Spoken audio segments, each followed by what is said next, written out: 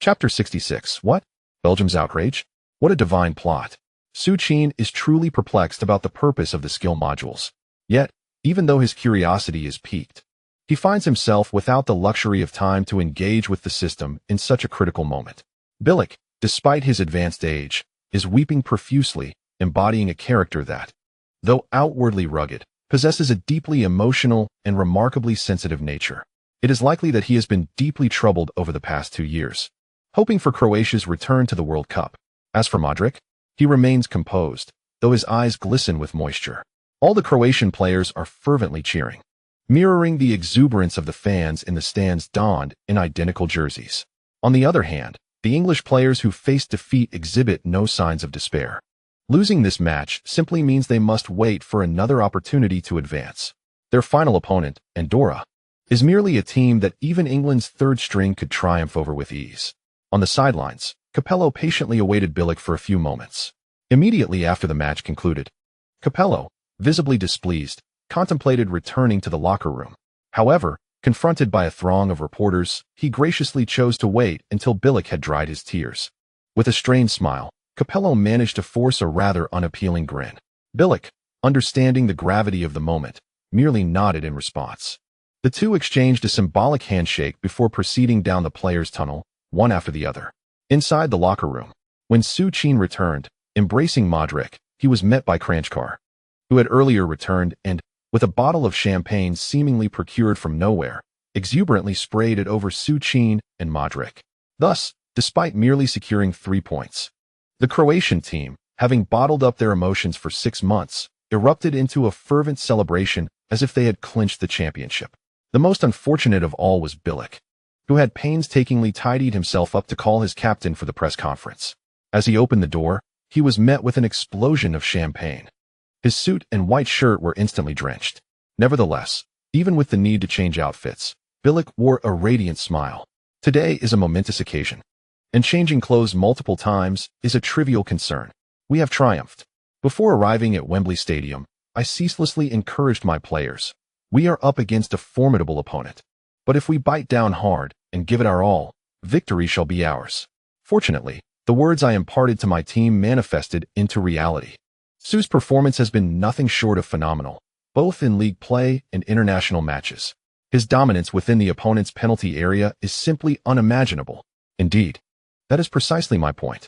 Although Su is merely 18 years old, he undoubtedly ranks among the most formidable strikers in the contemporary world of football. Haha. I am sincerely grateful for your commendation. Understanding and arranging tactics is the responsibility of the head coach. Fortune smiled upon me as I successfully opened the manual of Subratic. As for the arrangement of the Twin Towers, it was conceived through meticulous study of England's existing lineup. Indeed, as everyone is aware, England boasts the strongest center-back pairing in the world. While watching footage of England's matches, I pondered how to dismantle such a formidable defense. Though it was exhausting, every effort was worthwhile. At the post-match press conference, the atmosphere was buzzing. Journalists, akin to explorers who had discovered a new land, relentlessly questioned Bilic. Following the victory over Ukraine, numerous media outlets began to suggest that Bilic should be placed alongside Guardiola and Mourinho among the ranks of elite young coaches. However, a single resounding victory over Ukraine did not seem sufficient to warrant such a claim. Yet now, the narrative had shifted. With a remarkable triumph at Wembley against the heavily favored Three Lions, the tide had turned. Journalists were invigorated by this achievement.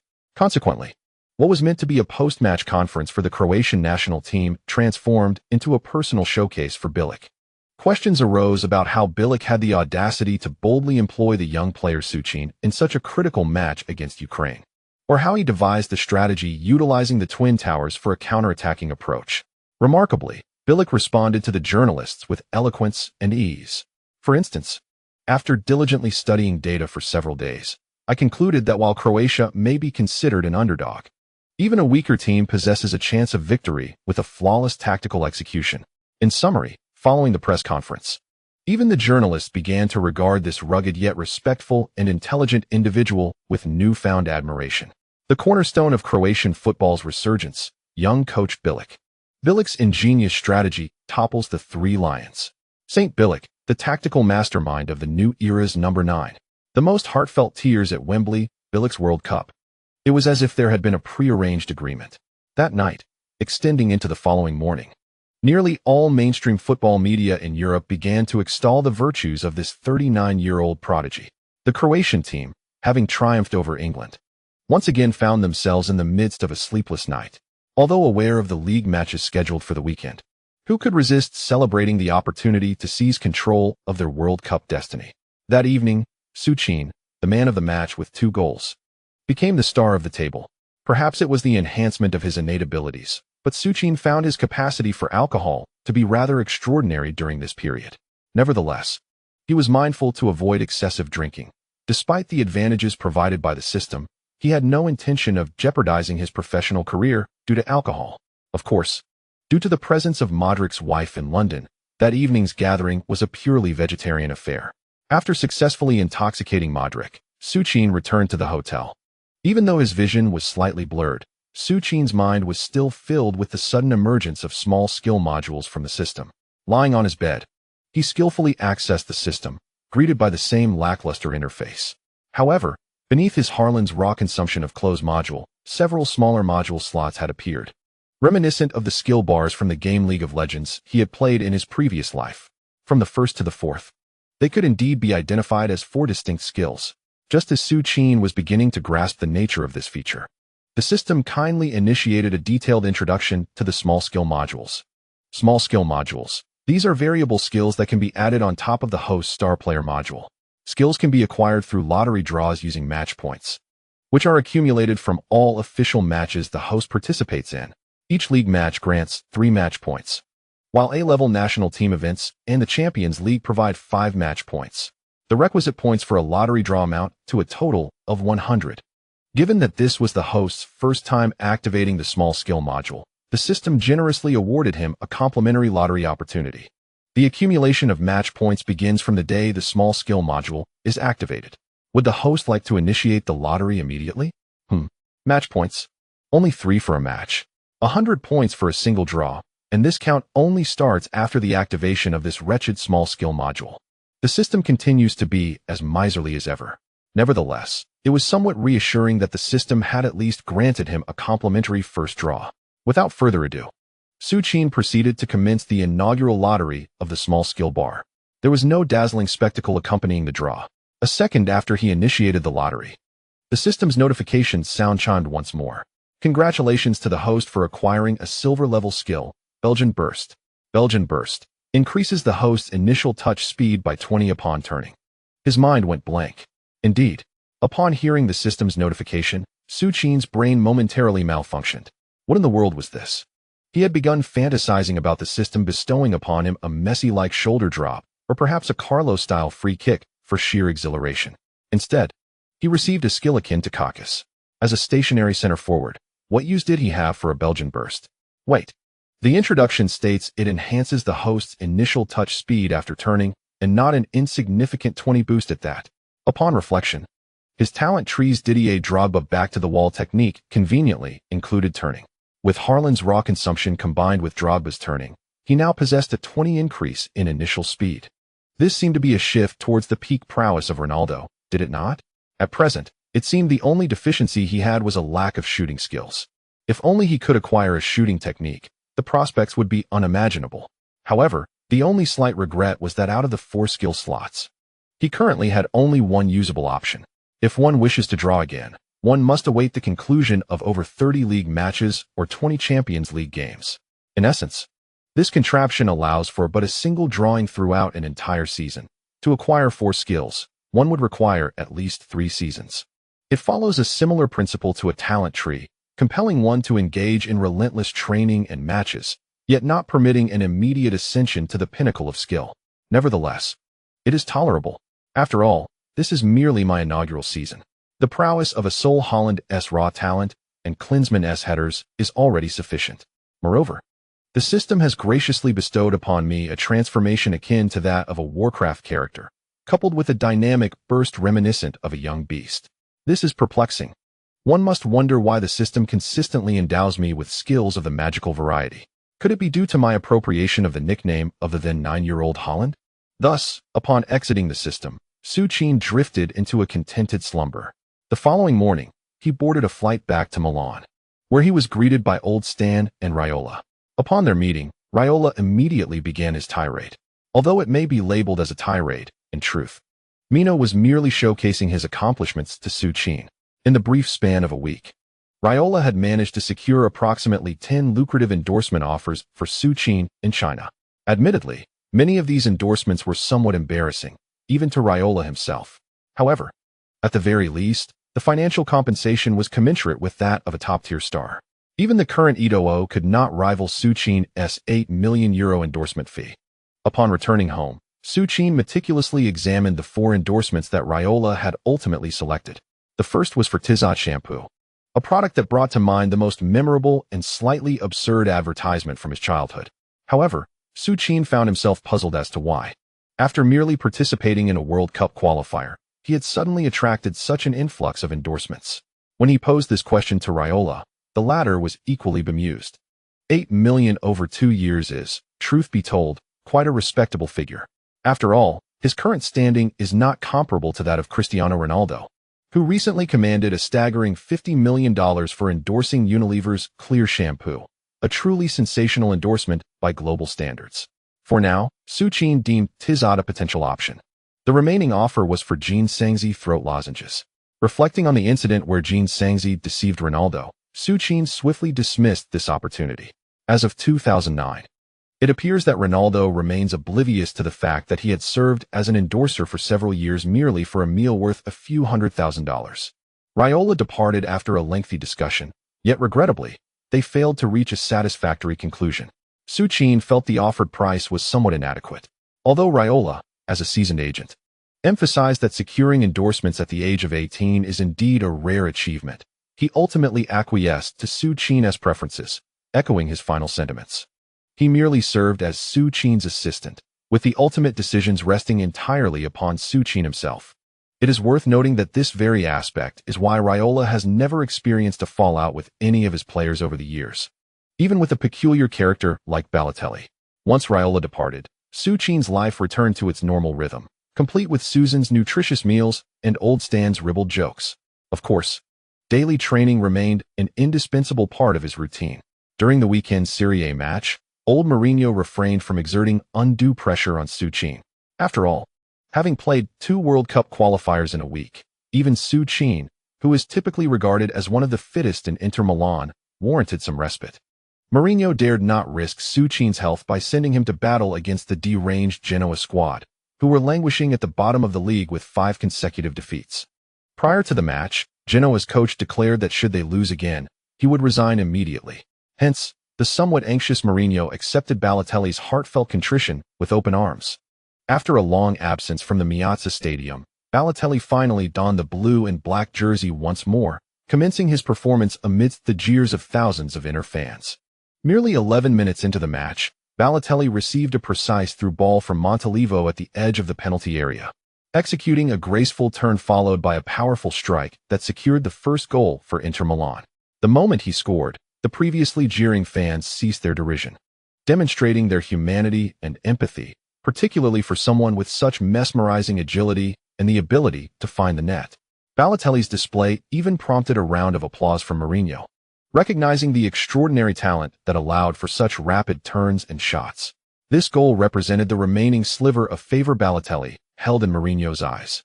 However, just 2 minutes into the second half, Mourinho's wavering heart froze once more. Yes, Balotelli had caused another spectacle. As the first half drew to a close, Balotelli, in an increasingly spirited performance, was unceremoniously brought down outside the Genoa penalty area. Infuriated, he retaliated by bumping chests with the opposing player. This confrontation led the referee, initially intent on issuing a single yellow card, to brandish a second one, thus handing Balotelli a yellow card. Upon witnessing the bulging eyes of Balotelli, Mourinho recognized that his emotions had spiraled out of control. Consequently, during halftime, Mourinho patiently implored Balotelli to maintain his composure, urging him to avoid fouls and to endure just 15 more minutes before being substituted. Mario, remember, controlling your emotions is the fundamental behavior of a mature player. I believe you are no longer the person you once were. In this match, you have already scored once, showcasing to all the jeering fans that you are Mario Balotelli. the most formidable young talent of Italy. In a somewhat begrudging manner, Mourinho even praised Balotelli. It seemed that Balotelli sensed the admiration from the enigmatic coach and responded with the most genuine smile, creating an illusion in Mourinho's mind that the prodigal Balotelli had indeed changed and was listening to advice. Just 2 minutes into the second half, while dribbling the ball in midfield, Balotelli intended to execute a stylish Marseille turn to evade the Genoa midfielder before him. However, before he could perform his trick, he was abruptly thwarted by a reckless sliding tackle from the Genoa player. Not only was Balotelli's display interrupted, but the player quickly rose, eager to launch a counterattack. Could Balotelli endure this provocation? Without a word, he retaliated with a sliding tackle from behind. The referee's whistle pierced the air, and with a swift motion, he reached into his pocket, brandishing a yellow card first, followed by a dazzling red card. Mourinho, stationed just 3 meters from the scene of Balotelli's foul, stood in shock, blinking at the player who was animatedly complaining about the referee's decision. The image of Balotelli's obedient smile from halftime was still vivid in his mind. Mourinho felt tears welling up. Meanwhile, the Genoa coach, Pierluigi Casiraghi, who had resigned himself to the inevitability of his dismissal, gazed at Balotelli with the adoration reserved for a long-lost father. A divine intervention. Thank heavens, thank the earth, and thank the delightful Balotelli. His job now seemed to hold a glimmer of hope. In the VIP section of Inter Milan, Součin sat alongside Eto'o, Sneijder, and others who had returned to their national teams for the World Cup qualifiers. Eto'o couldn't contain his laughter, while Součin helplessly cradled his head in his hands. Balotelli's red card was a historical inevitability. Součin had thought that, after being relegated to the bench for so long due to this little butterfly's emergence, Balotelli would undoubtedly seize his one chance. But who could have anticipated this? In the realm of the divine, logic cannot be applied. Balotelli's red card, no force could prevent it. With one fewer player, and still a substitute, those in the stands knew that Inter Milan would face a daunting challenge. Indeed, though they had initially dominated Genoa with a substitute lineup, Balotelli's extraordinary antics turned the tide. With Genoa, now a man up, launching their offensive, Inter was left scrambling. Without Součin, Milito, Sneijder, and Lucio, the seasoned veterans like Vieira were hardly a match for the fervent Genoa side eager for victory. Thus, in this promising scenario, Inter Milan capsized in the second half. In the 64th minute of the match, Genoa seized an opportunity from a corner kick to equalize the score. By the 81st minute, as the Inter players were drained of energy, Genoa capitalized on a gap in the Inter midfield, with their forward executing a stunning long-range shot into the far corner of the net. As the final whistle blew, the often volatile Mourinho could not restrain himself and let out an expletive in front of the media. During the post-match press conference, the reporters appeared more exhilarated than Mourinho himself. For Italian journalists, nothing brings greater joy than witnessing Mourinho face defeat. Mr. Mourinho, did you anticipate this loss when you decided to field an entirely substitute squad against Genoa? This question from Tuttosport garnered silent approval from many of the Italian peers present, clearly aimed at provoking Mourinho. However, to their disappointment, the Maverick displayed no signs of anger. On the contrary, after such a sardonic inquiry, he even smirked. First of all, despite this defeat, we still lead Juventus by 3 points, even with a squad of substitutes. My team dominated Genoa for a full half. As for the final outcome, I can only say I should have made substitutions during halftime. At this juncture, even Mourinho couldn't help but let out a wry laugh. As he chuckled, the reporters could hardly contain their amusement. The defeat of Inter was evidently a result of Balotelli's resurgence. The 8th round of the league concluded, and Inter's loss was not entirely unexpected. Such league matches following international breaks typically affect all major teams worldwide. Just like Inter's city rivals, Milan, who also faced a draw against Udinese away from home. Juventus, however, were somewhat fortunate, narrowly defeating Palermo, thereby reducing the point gap with Inter. Consequently, after 8 rounds in Serie A, Inter remains at the top of the standings with 19 points from 6 wins, 1 draw, and 1 loss. Juventus follows closely in second place with 16 points from 5 wins, 1 draw, and 1 loss. This point differential sets the stage for the highly anticipated showdown between Inter and Juventus in 2 weeks, which is viewed as a potential decisive battle for the title of halfway champions. Prior to that, Inter must first complete their 3rd round of the Champions League group stage at Meazza against Kazan Rubin, the weakest opponent in Group F, often referred to by the media as Inter's mascot for boosting goal difference. However, it would be more accurate to describe them as Suchin's mascot for leading the Champions League scoring chart. After the second match of the group stage against Kiev, Suchin found himself at the top of the scoring list with 4 goals, leaving behind the once equally ranked Cristiano Ronaldo, an 18-year-old prodigy leading the scoring chart ahead of superstars like Ronaldo and Messi. Even if only temporary, this is enough to astonish. The lead in the scoring chart has brought Suchin considerable fame, yet it has also led to challenges in subsequent matches. Indeed, Suchin possesses remarkable impact and aerial prowess. However, his force is not invincible, particularly when faced with a team like Catania, which is solely focused on survival. In the 9th round of the league, the Maverick coach still placed the well-rested Suchin in the starting lineup. Yet, this match presented Suchin with one of the most formidable challenges of his career. Catania, seeking merely a point on their home turf, essentially abandoned their offensive efforts. The 5-4-1 formation, so familiar to Suchin, finally appeared on the opposing side. For a full 70 minutes, Suchin felt as if he were not participating in a football match at all. Every moment was a relentless physical struggle. Standing at 190 meters, Catania's center-back Trichy, along with his 191-meter partner Augustine, shadowed him throughout the match. Whether it was Sneijder's diagonal passes or Macon's precise crosses, Suchin found himself completely deprived of heading opportunities, thwarted by the trio of defenders, including the defensive midfielder Caboni. Yes, they were triple-teaming Suchin, while the other inner players, like Eto'o, should have had opportunities. However, that scenario pertains to teams that would stretch their formation to engage in counterattacks. Catania was unequivocally intent on securing a single point. Even their forwards remained entrenched in their midfield defense. This defensive bus was distinctly a creation of the Italians. Inter truly struggled to breach their defensive shell. As for Suchin's back-to-goal skills, and even the newly arrived Belgians' explosive dribbling, they were rendered ineffective in the face of such a resolute 5-defender formation, helplessly witnessing Suchin being thoroughly constrained. Old Mourinho substituted Milito for Suchin in the 70th minute. Then, from the bench, Suchin bore witness to why the years 2002 and 2010 were monumental for the extraordinary Diego Milito. Within just 8 minutes on the field, Milito broke the deadlock for Inter. Catania remained in their 5-defender setup, and the oppressive environment that had enveloped Suchin was directly replicated for Milito. Yet, this godlike Milito, under the pressure of 3 defenders, managed to exploit a minuscule gap in an incredibly brief moment. With a shot that no one anticipated, he deftly poked the ball through the legs of 2 Catania defenders. The Catania goalkeeper, obstructed in his view, could only helplessly watch as the ball nestled into the net. 1 o'clock. Following the goal, Milito exuberantly tore off his shirt and charged towards the corner flag. His fervent celebration unmistakably expressed his frustrations. Indeed, although Milito typically remained composed, as last season's Serie A Silver Boot winner, how could he willingly accept being a substitute to a young talent like Suchin?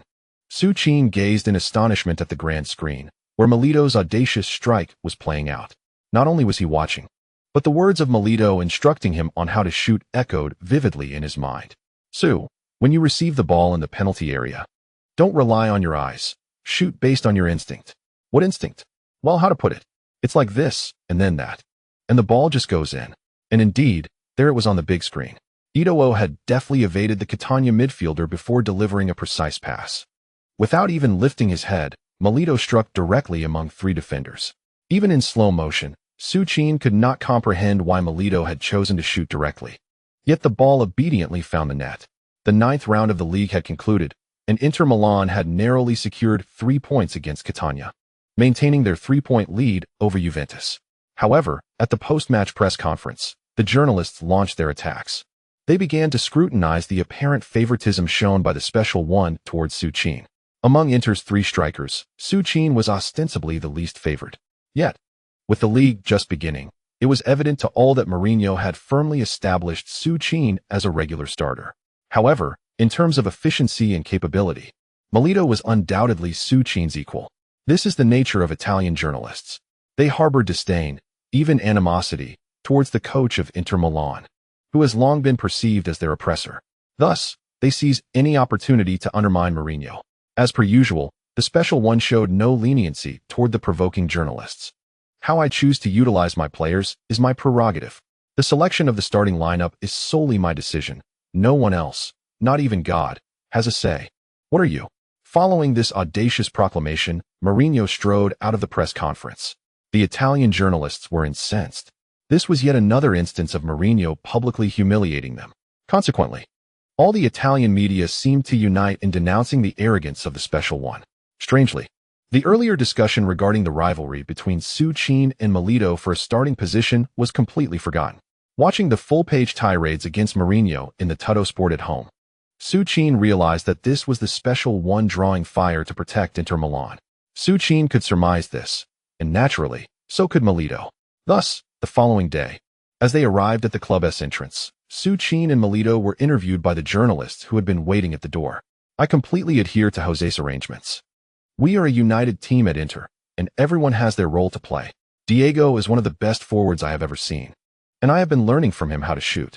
He has generously guided me on how to score goals as spectacular as the one from the previous round. Indeed, as Součin spoke these words, he was utterly sincere. Although Milito is the greatest coach I have ever encountered, as you can see, we managed to draw against Barcelona at Camp Nou, and we are currently leading the league ahead of Juventus and Milan. This Inter Milan team is the most united I have ever seen. There is no discord between Sue and me. You have witnessed his headers, his almost invincible impact, and remarkable goal-scoring efficiency. Huh, really? He claims I am teaching him how to shoot? Well, indeed. But I certainly am not doing it for free. He is also instructing me on headers. Yes, he teaches me headers, while I teach him shooting. In any case, our Inter remains the most cohesive team. After finishing the interview, Milito drove into the training ground. In the locker room, all the Inter players continued their usual banter, especially Eto'o. In the previous round, it was Milito's strike that Eto'o assisted. To the Cheetah, it doesn't matter who plays between Milito and Sue. He can adapt to either. The only difference is that when Sue plays, he tends to score a bit more. Unfortunately, soon after, during the training match, a perplexing situation arose that left Eto'o with a darkened expression.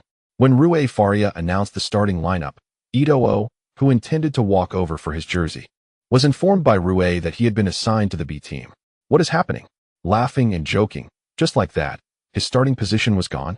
Meanwhile, the two protagonists caught in the whirlwind of public opinion, Sue and Milito, received their yellow vests one after the other. Before long, Mourinho entered the training ground. Clutching his notebook, although slightly embarrassed, he announced before everyone the new tactical approach for the 10th round of the league, the Twin Tower strategy. Far away in Croatia, Bilic, who was meticulously studying Mourinho's tactical adjustments following Sue's freezing out in the previous round, subconsciously sneezed. Has it gotten this cold already in October? Thinking he might be catching a cold, Bilic stood up to close the window beside him. No, I must study a bit more in future matches. If Subrachi encounters a 5-defender formation, where will I find Milito? Sometimes, fate is truly remarkable. Around the same time, within the Lazio club building in Rome, head coach Ballardini was also analyzing Inter's tactical layout. After Sue's last-minute goal against Lazio, Ballardini had been closely monitoring him.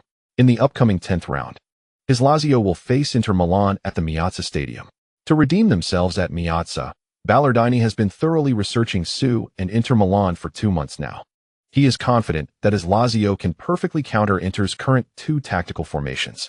Regardless of whether it is the intricate midfield control led by Milito or the aerial bombardment initiated by Součin, one thing is certain: Berrettini is not a failure. Especially not under the arrogant hand of Mourinho. It is inconceivable that he could suffer consecutive defeats.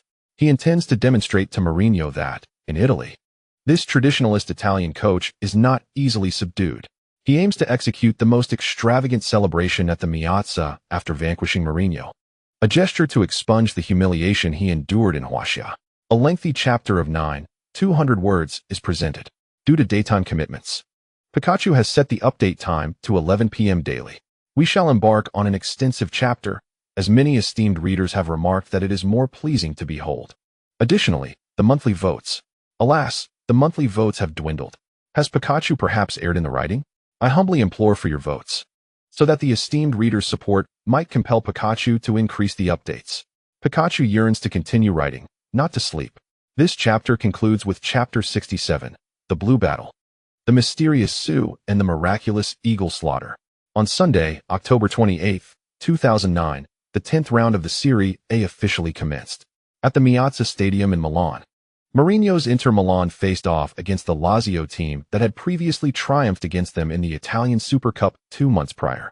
Over the past 5 days, amidst the rivalry between Součin and Milito for the starting position, Mourinho has seemingly transformed into a figure devoid of refinement or morality in the eyes of Italian journalists. Scandalous reports lacking factual basis have proliferated. Yet, despite this, both Inter fans and players remain steadfast in their belief that Mourinho, who has never offered a kind glance to reporters, is the sole individual capable of leading Inter back to the throne. As the match approached, fans in the northern stands of Inter's stadium spontaneously crafted a colossal tifo depicting Mourinho in Inter training attire, left hand bearing a shield and right hand gripping a chain with all his might. Behind the chain was a grand sail adorned with the Inter emblem. The significance of this tifo was clear to the enigmatic Mourinho. Thus, upon entering the stadium after the pre-match press conference, he was profoundly moved. A rebellious spirit. Yet beneath his defiant exterior lies a heart of remarkable tenderness. In the locker room moments prior, he had reiterated the tactics he planned to employ for this match numerous times. However, despite this repetition, a slight unease lingered in Mourinho's heart. To be frank, this dual tower strategy was a sudden inspiration that struck him while watching Součin's national team play. Indeed, it was merely a spark of inspiration. Originally, Mourinho intended to take some time to thoroughly explore this inspiration, but unexpectedly, the reporters muddled the issue of Součin and Milito's appearances, sensationalizing it as a scandal for Inter Milan. Mourinho understood that the current Inter Milan could not afford to be without either Součin or Milito. Consequently, he had no choice but to implement the somewhat immature twin tower strategy ahead of schedule. Fortunately, during the recent closed training sessions, his twin tower tactic proved to possess significantly more strength than he had anticipated. Welcome to the live broadcast of the 10th round of the Italian Serie A. Inter Milan is hosting Lazio. After the coin toss, both teams have lined up in their respective halves. The referee is checking the time. Beep. With the sound of the referee's whistle, the match officially begins. First, let us look at the starting lineups. Dressed in their traditional blue and black jerseys, the starting goalkeeper for Inter Milan is number 12, Caesar. The twin forwards are number 39, Součin, and number 22, Diego Milito. On the other side, dressed in their traditional light blue away jerseys, Lazio's starting goalkeeper is number 1, Muslera. Right back, number 2, Lichtsteiner. The central defenders are number 13, Silvegria, and number 24, Djukite. Left back, number 11, Alexander Kolarov. In midfield, number 32, Brocchi on the right, number 33, Baronio in the center, number 5, Mari on the left, and number 8, Mettusalem pushing forward. Also featuring twin forwards, number 9, Rocky, and number 10, Zarate. The match begins with Inter Milan in possession. It is well known among many fans of Inter Milan that the past week has not been particularly tranquil. In the previous round of the league, Součin's lack of goals and Milito's heroic efforts had sparked considerable scrutiny from local Italian media regarding Mourinho's tactical arrangements. Ah, what a splendid play. Součin heads the ball to Milito. Milito shoots with a flick. What a near miss. Seated beside Duan Xian, commentator Huang began to gossip about off-field matters after introducing the starting lineups. However, just as he was getting into it, he was interrupted by Inter's first attack on the pitch. Watching such a promising opportunity fail to convert into a goal, Mourinho naturally covered his head in frustration. Meanwhile, on the other side, Lazio's coach, his old friend Ballardini, seemed unable to comprehend Mourinho's unexpected starting lineup. Milito's midfield control and Součin's aerial bombardment. He had prepared for this for so long. Why did Mourinho suddenly change his tactics? How could Součin and Milito coexist? What was Mourinho thinking? Hey, are you alright? We almost lost the ball just now. The assistant coach, noticing Ballardini's dazed expression, gently nudged him with an elbow and covered his mouth in concern. Damn it. At that moment, Ballardini finally turned his gaze toward the large screen at the sidelines. The replay showed that as soon as the match commenced, Součin passed the ball back to Sneijder. Faced with his own forward, Roki's pressing, Sneijder skillfully redirected the ball to the right flank where Mata awaited. Without hesitation, Mata sent a powerful strike toward Lazio's penalty area upon seeing Součin making a run into the box. Součin, the extraordinary player who had previously triumphed over the formidable English duo in the World Cup qualifiers, had already prompted Ballardini to issue stern orders to his central defenders. As long as the ball was airborne, their full concentration must be directed toward the dreaded number 39. However, this left Milito unmarked.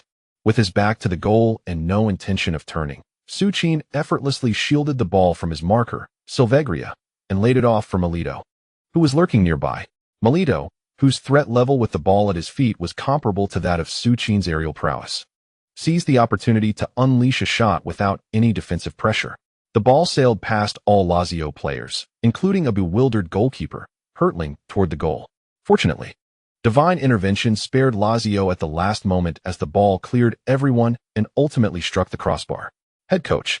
It seems our earlier discussions in the locker room were prophetic, Ballartini thought, turning with a look of frustration toward Mourinho, who was nearby and appeared equally bewildered. On the pitch, Lazio, currently ranked 7th in the league, found themselves caught off guard by Mourinho's lightning-fast tactics and immediately resorted to a defensive stance. After contemplating for a while, Ballartini realized that given the severity of the situation, securing a victory seemed highly unlikely. Thus, he decisively ordered the team to abandon their recently devised aggressive tactics and retreat to their half. In the 20 minutes that followed the match's commencement, Lazio resembled a second-string team practicing the Twin Tower strategy under Mourinho's guidance. Součin, a stationary striker who posed the greatest threat whenever positioned in the penalty area, stood almost motionless for over 20 minutes, expending minimal energy. Meanwhile, Milito worked tirelessly in tandem with Sneijder, Mata, and Montalivo, constantly seeking opportunities to combine. Occasionally, Milito would take shots on goal in situations that left Součin puzzled. It was perplexing to him why Milito would aim for the defender's legs, especially when that defender happened to lift his leg just as Milito struck. As he stood resolutely before the defense like a human shield, Součin meticulously observed the unfolding scene. It became evident to him that Milito, in moments of chaotic shooting, adeptly capitalized on the presence of players obstructing the goalkeeper's line of sight, simultaneously anticipating the next move of the intervening player to unleash a strike. This fellow truly demonstrated an extraordinary level of cunning, with his ability to predict and analyze the goalkeeper's blind spots. It was in the 24th minute of the match that Milito's shot ultimately shattered the deadlock for Inter Milan. In the face of Lazio's defensive wall, Součin charged into the densely populated heart of the Lazio penalty area like a tank drawing fire in an online game, while Milito elegantly maneuvered in his wake. Akin to an ADC, upon receiving the ball, Maicon surged down the right flank. Upon witnessing Maicon's advance, Lazio anticipated that the forthcoming attack from Inter Milan would undoubtedly target the formidable Součin. However, to their astonishment, Maicon, rather than delivering a cross, executed a graceful Cruyff turn and pulled the ball back. The Lazio defenders, bewildered by Maicon's deftness, found themselves at the mercy of the world's premier right-back as he sliced into the penalty area. In a state of panic, the defenders converging on Součin were compelled to disperse towards Maicon. Yet, before the Lazio defenders could react, Maicon swiftly delivered a backward pass into the arc of the penalty area. There, Milito, having seemingly premeditated the angle, struck the ball without even pausing to control it. The football seamlessly glided past the Lazio center-back Djukite, who had just rushed to cover Maicon, and nestled into the lower left corner of Lazio's net. The referee's whistle pierced the air, and simultaneously, the Meazza Stadium erupted into a frenzy. On the sidelines, all media outlets swiftly directed their cameras to Součin's face, eager to discern from his expression whether the camaraderie between him and Milito was genuine. Indeed, the footage revealed that Součin was not elated. Instead, he bore a toothy grin as he dashed towards the jubilant Milito, who had raised his arms in triumph. Journalists sensed an impending sensational story. Unexpectedly, upon reaching Milito, Součin playfully wedged his shoulder against the Argentine's head. "Diego, you claim to be teaching me seriously, yet I never saw you demonstrate that shot just now." Milito chuckled in response. "Well, Sue, how can I put it? That was sheer talent. Even if I told you, you couldn't replicate it." At that moment, Sneijder also joined the celebration, embracing Milito. While the players on the field reveled in their triumph, Mourinho remained detached, showing no inclination to celebrate. Instead, he hastily scribbled notes in his notebook, with Rui Faria at his side. "Boss, after Maicon penetrated the penalty area, there were 3 passing options, and Sneijder was on the left flank. Perhaps we could augment the Twin Tower strategy with some long-range shots from midfield." Upon hearing those words, It became evident that this formidable duo had not harbored any concerns regarding unexpected developments for Inter Milan since the outset of the match. Their sole focus rested on the efficacy of the newly employed dual tower tactic. Mourinho was diligently refining his strategy, while not far off, Lazio's coach, Ballardini, was so incensed that he forcefully hurled the water bottle in his grasp to the ground. Ironically, due to the excessive force, the bottle rebounded off the grass and struck the nearby fourth official. The slightly pained fourth official, undeterred by Ballardini's assistant's pleas, promptly reported the incident involving the water bottle to the on-field referee via his radio. And lo and behold, after confirming the goal was valid and waiting idly for Inter's players to celebrate, the referee hastened to confront Ballardini. A bright yellow card was swiftly brandished in front of him. Cough, cough, cough. The unfortunate Ballardini nearly sputtered blood in disbelief. Whatever happened to the promise of redemption at Miazza? What of Ballardini's anticipated comeback? What of the jubilant celebrations of the veteran coach? The script was entirely askew. In Rome, the North Macedonian star Pandev, completely ostracized by Lazio, sat on his sofa, watching the match that local media had sensationalized as a revenge battle. His clandestine meetings with Rui Faria had irreparably soured his relationship with Lazio's upper management. According to them, Pandev had two options: either wholeheartedly commit to playing for Lazio or await the conclusion of his 3-year contract in solitude before departing the club. Pandev was not one to acquiesce easily. Over 2 weeks ago, he had taken Lazio to the professional football arbitration court. Now, all he could do was await the court's verdict. Once the decision was rendered, he would leave this city that had left him utterly disillusioned. As he gazed at the familiar blue and black jerseys on the television, Pandev reminisced about 8 years past. It was then that his journey in Serie A began with Inter Milan. At that time, as a teenager, he eagerly anticipated Thursday mornings. For on those days he could train alongside Ronaldo, Vieri, and Zanetti. That was the one and only Ronaldo. In those moments, it felt as though the sky was within reach. Inter needed him, and Mourinho needed him. Rui Faria's words echoed faintly in his ears. Coincidentally, following Inter's goal, the camera shifted to Rui Faria, who was engaged in a detailed discussion with Mourinho at the sidelines. In that instant, Pandev longed to don that blue and black jersey once more. If he were to return to Inter, perhaps it would be he, Pandev, who was being captured by the media's flashing cameras on the field at this very moment. The match continued, and trailing by a single goal, left the already bewildered Lazio players in even greater disarray. Despite the head coach's explicit instruction to concentrate defensive efforts on the formidable number 39 within the penalty area, Inter Milan, for a span of 30 minutes, exhibited a remarkable reluctance to execute long passes. Instead, they engaged in a series of intricate short passes around the Argentine player, who was not too distant from them. As they continued their passing routine, they would suddenly unleash a strike at goal. After enduring more than 30 minutes of torment at the hands of Milito, the onlooking Ballardini could no longer contain himself. With a sweeping gesture, he signaled for Lazio to advance in their attack. Meanwhile, Mourinho, witnessing Ballardini's desperate move, gleefully gestured for his players to retreat. It was an excellent opportunity for practice. As 30 minutes elapsed, he had only managed to deploy one facet of his versatile dual tower strategy, with the other yet to unfold. In the 36th minute of the match, Lazio's full-throttle assault culminated in a harmless long-range shot, after which they began to withdraw. However, upon receiving the ball thrown by a nearby ball boy, the goalkeeper, Caesar, wasted no time in launching a powerful clearance towards Lazio's defensive half. The ball landed squarely where Suchin had been hovering near the center circle.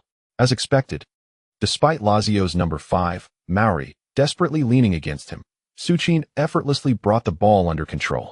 With a deft push of his right foot, he fed the ball to the advancing Mata on the right flank, who immediately took off towards Lazio's defensive territory. At that moment, Milito, who had surged past Suchin as he received the ball, seamlessly swapped positions with him at the forefront. Mata, with the ball, raced down the wing, while the isolated Alexander Kolarov gritted his teeth and charged forward alone. Yet, Mata offered him no opportunity. Just as Kolarov closed in, Mata skillfully sidestepped and sent the ball forward.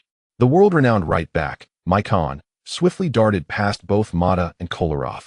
Before Kolarov could react, Maicon reached the ball and delivered a precise cross with his right foot.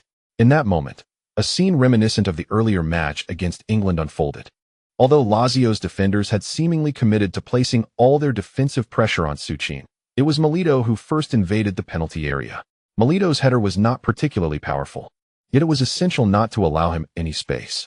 Thus, the intended double-marking strategy for Suchin crumbled, as Milito, accompanied by Silvagni, surged towards the near post. Macon's long pass soared perfectly over the heads of the two. At the far post, as if rehearsed countless times in training, Macon's delivery found Suchin, who had cleverly timed his run to evade Milito. Diakite, closely following Suchin, had leaped with all his might, but one man alone was truly at a disadvantage. Overpowered by the formidable Milito, Suchin's mere collision sent Diakite spiraling off course in midair, as Suchin, propelled by sheer momentum, delivered a fierce header that sent the ball crashing into the net. The referee's whistle sounded, signaling the goal's validity. What a stunning display! The ball found its mark. Suchin, once again showcasing his signature header, forcefully struck the ball past Lazio defender Diakite, securing a goal for Inter Milan. Amidst the cacophony of Italian media criticizing Mourinho, the eccentric coach silenced his detractors in a mere 30 minutes, who claimed that Suchin and Milito could not coexist, who alleged that Mourinho favored Suchin, relegating Milito to the bench. In my view, all skepticism stemmed from the insufferable Italian media's incessant chatter about Mourinho. Suddenly, the live audio feed encountered a glitch. Meanwhile, Duan Xian awkwardly pulled at the exuberant Lao Huang, who was still critiquing the Italian media. Although Lao Huang was indeed an Italian fan, he harbored an inexplicable disdain for his compatriots. It seemed he was not fond of his fellow countrymen or even his peers across Europe. At the Miazza Stadium, as Suchin netted Inter's second goal, thousands of ecstatic Inter fans erupted in celebration once more. Following a spirited sprint, Suchin executed a graceful slide kneel in the corner area to commemorate his achievement. Suchin. 2 months had elapsed, and this once unknown young talent had delivered over a dozen goals for Inter, earning the adoration of the fans. They would chant SU in unison as Suchin executed his signature spins and would roar his name as he slid to celebrate. Milito, having dashed over from the penalty area, knelt beside Suchin, wrapping him in an embrace while playfully teasing him. "Hey, you claim I never taught you how to shoot. Didn't you just score a header without my guidance? How did you judge the ball's trajectory so accurately at the last moment?" Laughing, Diego added, "It's all about talent. Do you understand that? I may have taught you, but you wouldn't grasp it." With that, Diego laughed heartily, pulling Suchin and the newly arrived Sneijder into a warm embrace. On the substitutes bench, the eccentric coach continued his discussion with Rui Faria. Behind them, a solitary dark figure sat in the corner, gazing at the jubilant embrace shared by Suchin and Milito on the field. It seemed that a melody he had never heard before echoed in Xiao Tuo's ears, accompanied by the narration, "Love will fade, right?" As snowflakes drifted down from the heavens. The northern winds howled. Where was the promised golden boot? Where was Inter's star player? Watching those two beasts revel in their joy in his absence left him feeling even more despondent. As the first half concluded, Mourinho, struck by an unexpected whim, decided to make yet another substitution. The madman substituted Ito'o for Mata, simultaneously altering the formation to a 4-3-2-1. Suchin took the forefront, flanked by Ito'o and Milito, who concealed themselves behind him. Montari and Cambiasso held back slightly, while Sneijder occupied the central axis. A Christmas tree formation. This was quite the audacious move. As Mourinho explained this untested formation in the locker room, even Zanetti began to break into a cold sweat. Meanwhile, in the visitors' locker room, Lazio's coach Ballardini was racing against time to devise the necessary tactics for the second half. Do not cling blindly to a single point. Implement zone defense. However, when high balls arise, keep an eye on that number 39. His footwork is rather rough, lacking in shooting ability. Moreover, both he and his partner are not particularly swift. Midfielders, retreat actively. If necessary, Silvagni and Diakite, you two can press from outside the box without fearing gaps in the backline. Upon successfully defending against Inter's attack, launch an immediate counterattack. Speed. That is what Inter currently lacks. If we can deliver a sudden strike in terms of speed, then a 2-goal deficit is entirely surmountable. After all, he is an experienced Serie A coach. Although, in the first half, old Ballardini found himself somewhat flustered by Mourinho's dual tower formation, he nevertheless identified the one weakness in Mourinho's strategy: speed. Both center forwards lack notable quickness, allowing him to expand his defenders' coverage area to contain them effectively. Ballardini confidently observed each player exiting the locker room. Yes, he could see admiration and belief in his players' eyes. Only 45 minutes had elapsed in the match. He still had a chance. Lazio still had an opportunity. Welcome, everyone, to continue watching this Serie A Round 10 match, narrated by me and Professor Huang Jinxiang. In the first 45 minutes, Inter maintained a temporary lead of 2 goals, thanks to strikes from Suchin and Melito. The data from the live feed indicated that Mourinho played his first card during halftime, substituting Mata for Eto'o. The simultaneous appearance of Suchin, Melito, and Eto'o marked the first instance of such a trio this season. Clearly, Mourinho was well prepared. Moreover, the positioning was evident to anyone familiar with Serie A. One could easily discern the formation Inter was employing. As the second half commenced, both Lao Huang and Duan Xian immediately noticed the difference in Inter's setup. If these 2 Chinese commentators could see it, then surely Ballardini could not be oblivious. Upon exiting the player tunnel and glimpsing the substitution announcement on the stadium's big screen, Ballardini could no longer suppress the tightening in his chest. Eto'o was on the field, with Suchin holding position up front. The combination of Eto'o's speed and Melito's shooting prowess was formidable. The formidable trident of Inter has finally been realized. Moreover, it is not merely this. That insufferable Mourinho has evidently chosen to use Lazio as his experimental subject. In the grand arena of Miazza, to treat the illustrious Lazio as a mere test case is nothing short of a profound disgrace. The match has commenced. Under the Christmas tree formation, Inter's offense has seemingly undergone a qualitative leap, much to the concern of the legendary Barisi. Although the midfield appears somewhat fragile, it is of little consequence in their attacking play. Inter seems to require no transitional support from the midfield at all. It is all about the offense. Sneijder or Cambiasso initiate long passes, bypassing Lazio's midfield to directly deliver the ball into the heart of Lazio's penalty area. The stalwart Suchin deftly cushions the ball, allowing Melito to seize the opportunity to either head or push the ball towards himself for a shot. With space to sprint, Eto'o receives the ball from Suchin. Naturally, whenever Sneijder has the chance for a long-range shot, Suchin is quick to supply him with the ball. In the 51st minute of the match, Suchin leaps high at the edge of the penalty area, directing the ball towards the freshly substituted Eto'o amidst the clutches of Lazio's towering defenders. After languishing in the corner for over 40 minutes, Eto'o, unmarked, merely changes direction and accelerates, evading Lazio's 33rd midfielder, Baroni, to carry the ball into the box. He affords no opportunity for the other Lazio players to sacrifice themselves. With a powerful strike, the ball rockets towards the corner of the net. Despite the valiant effort of Lazio's goalkeeper, Muslera, to make a desperate dive, he is unable to thwart the ball's entry. Goal. Following the goal, an elated Eto'o leaps on his Suchin's back, raising his arms in jubilation. Each member of the Trident has scored. This terrifying offensive prowess has instilled a sense of dread in all Serie A teams, both present in the stadium and watching from afar, as they feel the pressure emanating from the maniacal figure celebrating with one hand raised. In the 64th minute, after successfully repelling Lazio's last desperate counterattack, Inter strikes again. Once more, a high ball crosses the midfield. Suchin leaps to secure the first touch, directing the ball to Eto'o. Receiving the pass, Eto'o deftly maneuvers past Lichtsteiner and discreetly lays the ball off to Melito. At this moment, Melito finds himself only guarded by Alexander Kolarov. He raises his right leg, feigning a shot, which causes Kolarov to instinctively dive to block. However, Melito's raised foot is merely a ruse. As Kolarov falls, Melito swiftly withdraws his right leg and uses his left foot to deftly redirect the ball towards the center. Unmarked from the back line, Sneijder strides forward and delivers a precise shot. The ball finds its way into Muslera's net for the 4th time. Beep. The referee's whistle pierces the air, and simultaneously, the jubilant cheers of Miazza resonate into the heavens.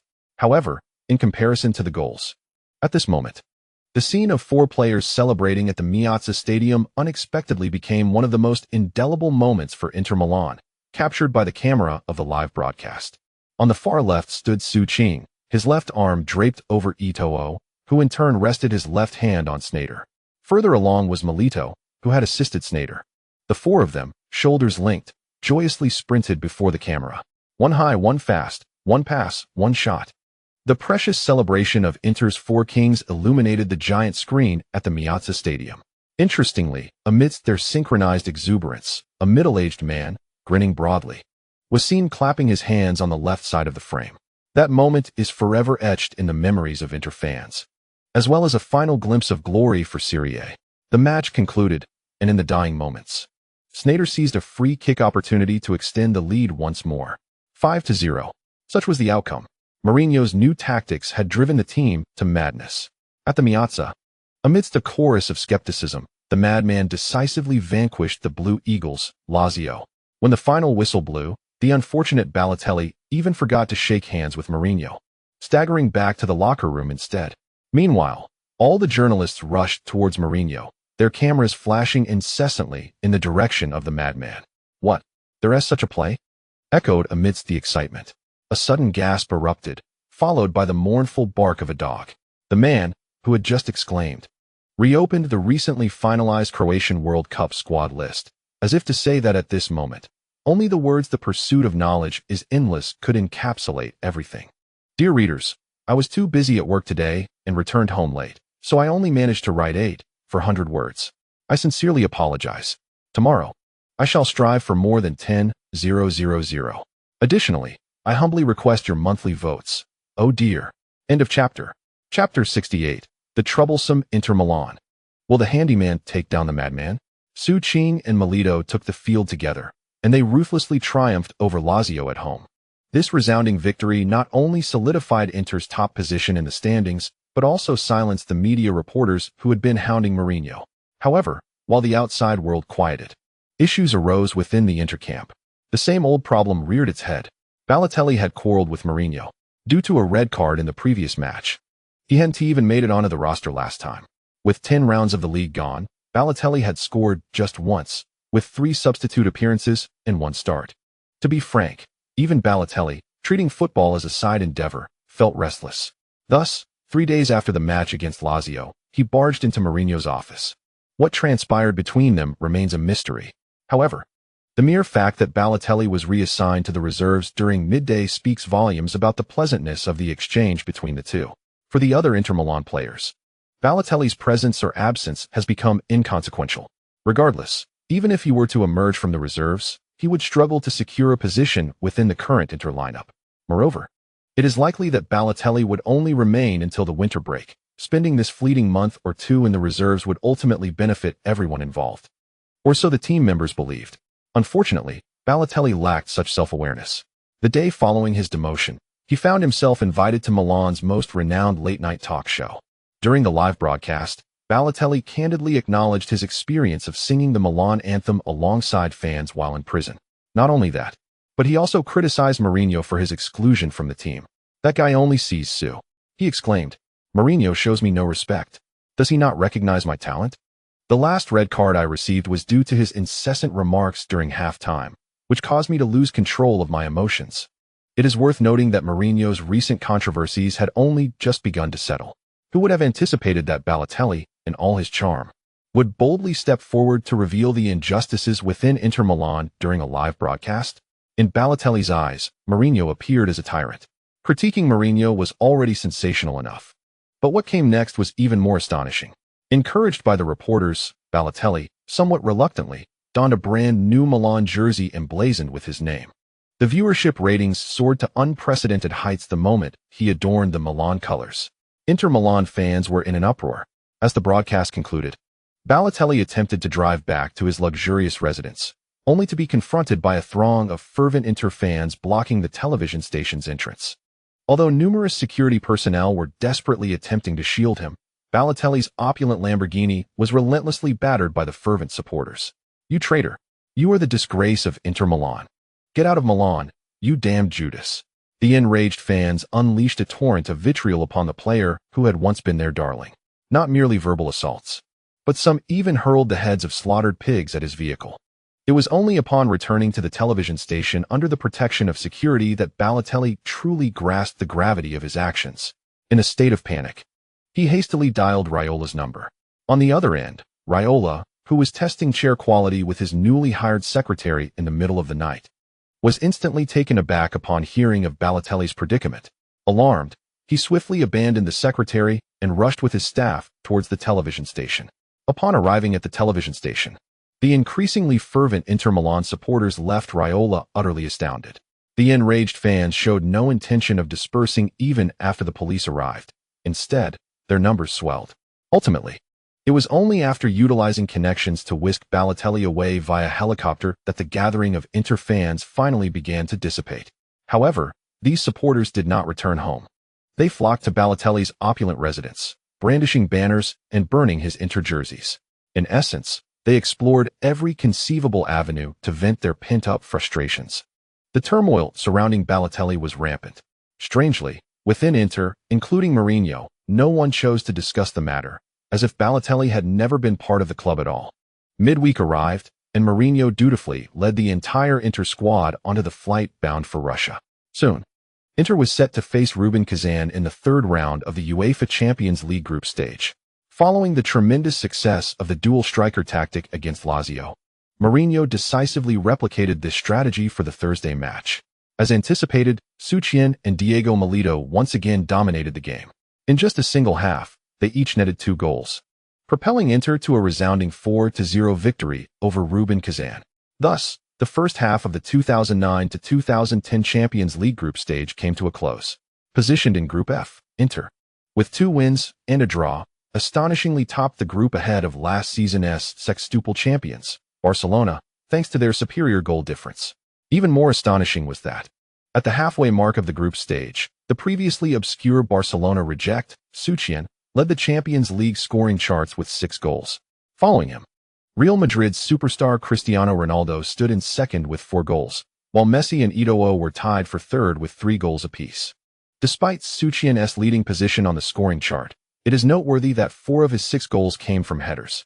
This has led many media outlets to criticize Součin for having a rather one-dimensional skill set, suggesting his ceiling does not reach the heights of Messi or Ronaldo.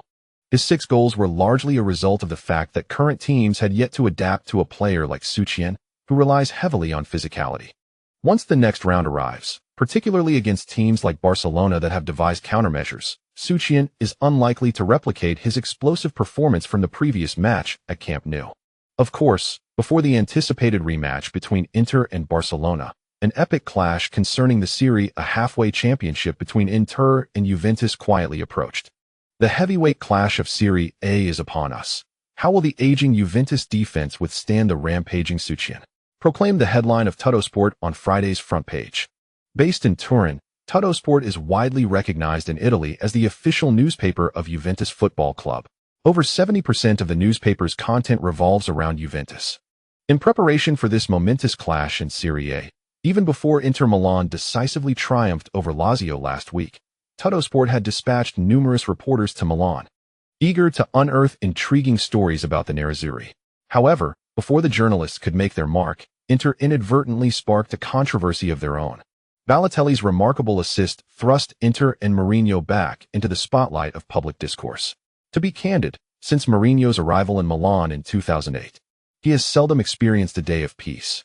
Upon his entry into Serie A, he made a grand and audacious statement, offending all his peers and journalist allies. Nevertheless, he effortlessly guided Inter to the Serie A title. Even now, despite Mourinho's restructured Inter advancing with an invincible demeanor into the 11th round, the media remains relentless in its scrutiny of the enigmatic coach. As Inter's team bus approached the QUSS Grand Hotel in Turin, a throng of eager journalists surged forward to confront the Maverick. Jose, what is your response to Balotelli's claim that you exhibit serious personal bias in your lineup decisions? The fervent reporters pressed on. Observing their excitement, the seasoned Mourinho furrowed his brow and pushed past them. Truth be told, he harbored no desire to squander his words on these insufferable journalists. Any statement he made would be twisted into arrogance. Thus, he resolved to avoid any further engagement with them. Once the hotel arrangements were settled, Mourinho finally had the opportunity to organize the hasty tactical notes he had jotted down earlier. During the hours of travel from Russia to Turin, he had begun to outline a preliminary strategy against Juventus. He envisioned deploying the Christmas tree formation with Součin, Milito, and Eto'o on the field simultaneously. Surprisingly, the seemingly chaotic arrangement he concocted perfectly integrated Eto'o, Součin, and Milito. as long as these three could perform well at the Juventus stadium. The aging defensive duo of Chiellini and Cannavaro would pose no significant threat to Inter, should there be any issues. Součin could certainly engage the aging Cannavaro in a contest of physical prowess. Mourinho's ambitions were commendable, however, reality dealt him a harsh blow. A tragic turn of events unfolded the following day during training. For reasons unknown, Sneijder suffered a thigh strain while executing a simple ball control exercise. With Sneijder unable to participate, Inter faced an immense loss. The absence of Sneijder's orchestration in midfield rendered the so-called attacking trident utterly devoid of its essential lubricant. In this context, it is indeed quite challenging for Inter Milan's midfield to triumph over the new generation of Juventus midfielders, spearheaded by the Brazilian Diego, at the Juventus stadium. The news of Sneijder's injury swiftly reached the ears of Juventus coach Ranieri, renowned globally as the most distinguished troubleshooter. In the new season, his reimagined Juventus, centered around Diego, has undeniably showcased formidable prowess. Not only has the team fiercely contested the league, firmly securing the second position behind Inter Milan, but in the Champions League, they have also claimed the top spot in their group with 2 victories and a draw. Without Sneijder? I am curious to see how Mourinho will orchestrate the midfield now. Let us settle on having Del Piero and Iaquinta leading the front line. As for Su's heading ability, I am eager to observe how Inter will score without support from the flanks and without midfield orchestration. Can they rely on that striker who struggles with shooting to control the game? As he pondered, Ranieri began sketching strategies on the tactical board before him. In no time, he finalized the starting lineup for the monumental clash against Inter Milan on November 3, 2009 Sunday. The 11th round of Serie A officially commenced at 7 o'clock in the evening. The blue bus, laden with Inter players, finally glided into the underground parking lot of Juventus Stadium. Once the vehicle came to a halt, Mourinho hastily made his way to the pre-match press conference. Meanwhile, Součin, with his backpack slung over his shoulder and headphones on, leisurely followed behind Eto'o. Earlier at the hotel, the special one had adjusted the tactical arrangements. Initially, he had assumed that without Sneijder's control, his singularly styled center forward would be relegated to the bench. However, to his surprise, Mourinho ultimately decided at the last moment to retain him in the forefront as the lone striker, while Milito took a seat on the bench. According to Mourinho, the worst-case scenario he envisioned for this match was to secure a point through a robust defensive performance. Naturally, if they could manage to net 1 or 2 goals through counterattacks while preserving that point, he would harbor no objections. Thus, Eto'o was positioned on the left flank, and Mata returned to the right. The 2 wingers, complemented by the fullbacks, would execute long passes during rapid counterattacks. As the flanks faced intense scrutiny, Inter opted to bypass the midfield, delivering the ball directly to Součin, who would endeavor to seize the first touch near the penalty area before attempting to pass the ball to Eto'o. This was the culmination of Mourinho's careful deliberation. To engage in an open contest against Juventus on their home turf?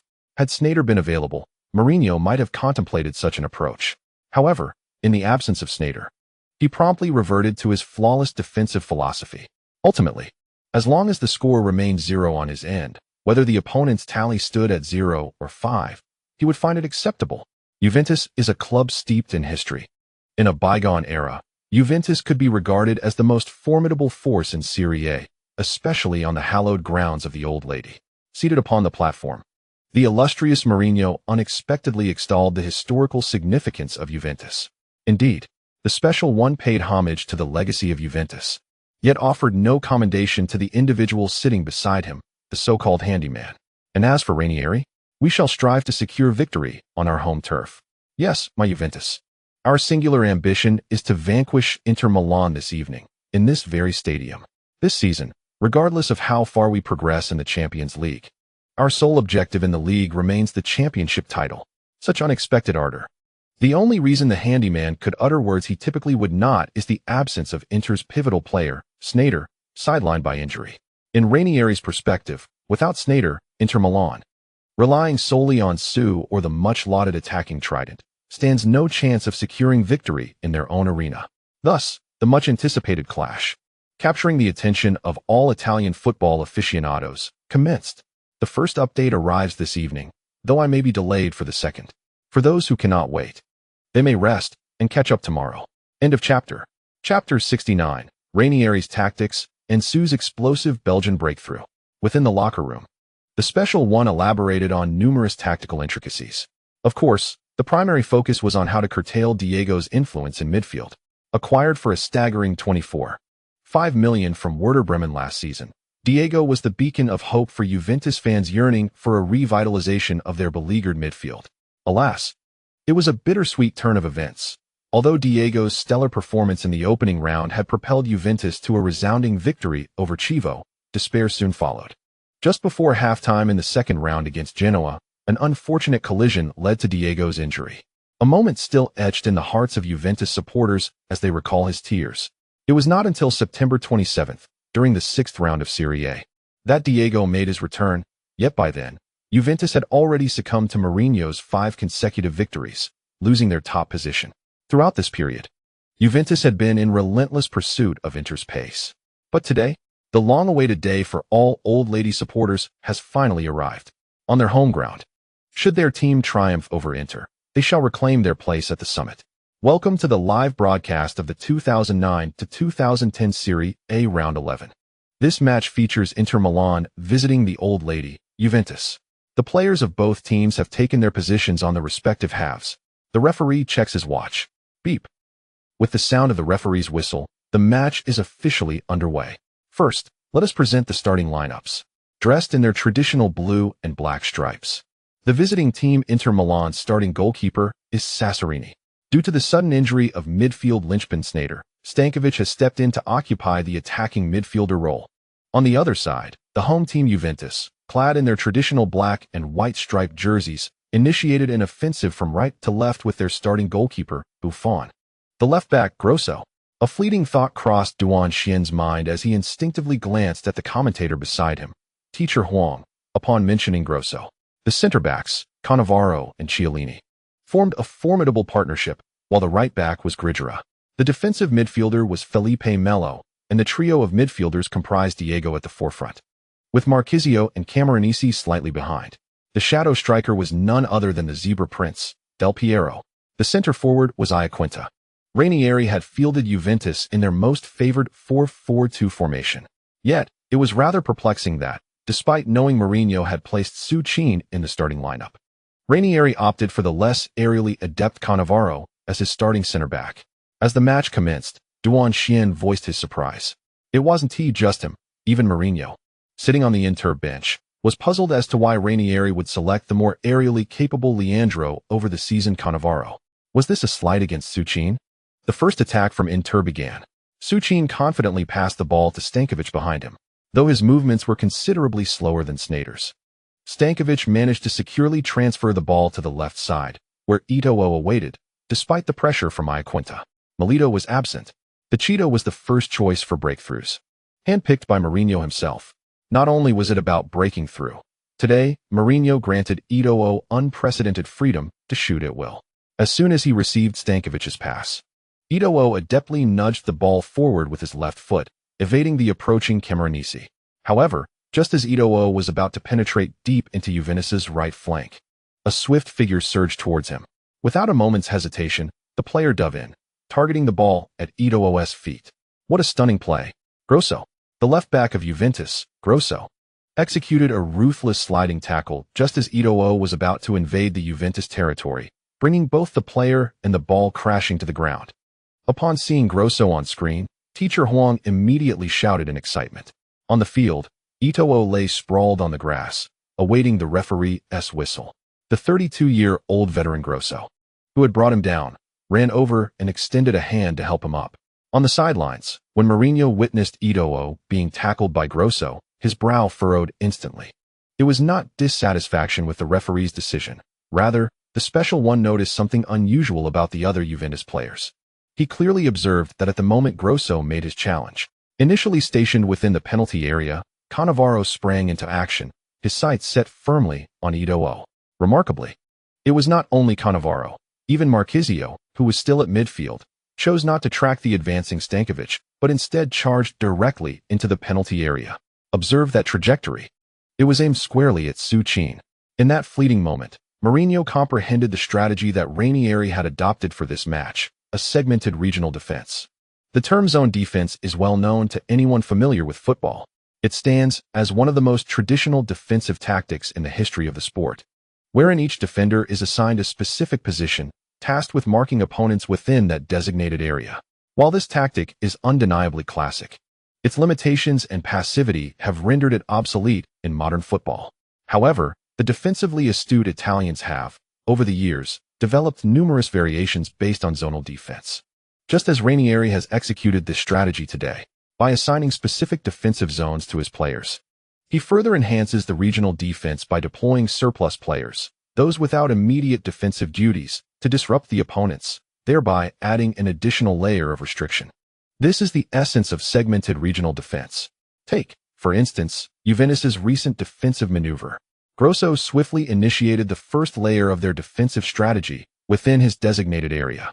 His tackle was resolute. Yet, what if Grosso failed to make contact? Then the backup plan of the segmented tactic would come into play. Cannavaro, arriving in time, would serve as the second layer of defense. And as for the third, that would be Marchisio, who had ventured into the penalty area. Should Cannavaro also fail to seize the ball, allowing Eto'o to flick it directly into the box, Součin would then find himself confronted by the dual pressure of Chiellini and Marchisio, the handyman. This is the segmented regional defense that Ranieri excels at. True to his moniker, he fortifies Juventus's backline layer by layer, ensuring it remains impervious even to the fiercest of flames, akin to a pot forged from steel. Mourinho cast a wary glance at Ranieri. Indeed, the man who has led Juventus to second place in the league and ascended to the top of their Champions League group is no ordinary figure. Alas, to Mourinho, these defensive strategies do not seem insurmountable. With Sneijder in the lineup, a moment of brilliance from him could easily unravel these so-called top-tier defensive tactics. However, it is lamentable that Sneijder sustained an injury just a day before the match. Deprived of his incisive passes, it becomes quite challenging for Součin and Eto'o to connect in the attacking front. Before the Juventus bench, witnessing his defensive tactics flawlessly thwart Inter's initial foray, Ranieri generously offered applause to his players. Tactics, the true determinant of everything on the football pitch, in the proud eyes of Ranieri. The so-called football stars, aside from extraterrestrial beings like Ronaldo, who perhaps transcend tactical constraints, can all be contained by strategic approaches. Take for instance the player referred to as the beast on the field. His physique is indeed formidable, and his heading ability is exceptional. However, if the flanks are effectively shut down and there is a dearth of crosses, what significance does his heading prowess hold? Moreover, aside from his aerial skills, what else does he possess? His sluggish turns and back-to-goal techniques have been thoroughly analyzed by his team. It merely involves organizing play from a backward position. His snail-like turning and ball control speed renders him incapable of posing a threat to the goalkeeper post-turn. Thus, the brilliant tactician has devised a specialized strategy to segment the play around him. Součin stands as a mere piece of meat within the Juventus penalty area, sliced to pieces by the likes of Cannavaro, Chiellini, Marchisio, and Camoranesi, leaving nothing in his wake. The match resumes with a throw-in for Inter. Zanetti races up from the back to receive the throw. Upon seeing Zanetti lift the ball, the Juventus players promptly return to their designated defensive positions. Eto'o is tightly marked by Grosso, making it clear that he cannot receive the ball. In desperation, Zanetti tosses the ball back to Cambiasso, who then passes it laterally to Stankovic. Iaquinta presses again, a continuous cycle. In the face of Juventus's defense, Inter seems reduced to a series of ineffective passes to maintain their so-called possession. In the stands, Juventus fans enthusiastically sing their team anthem. They are aware that their prince is poised in the attack. As long as the prince can receive a pass as exquisite as Diego's, a goal for Juventus is imminent.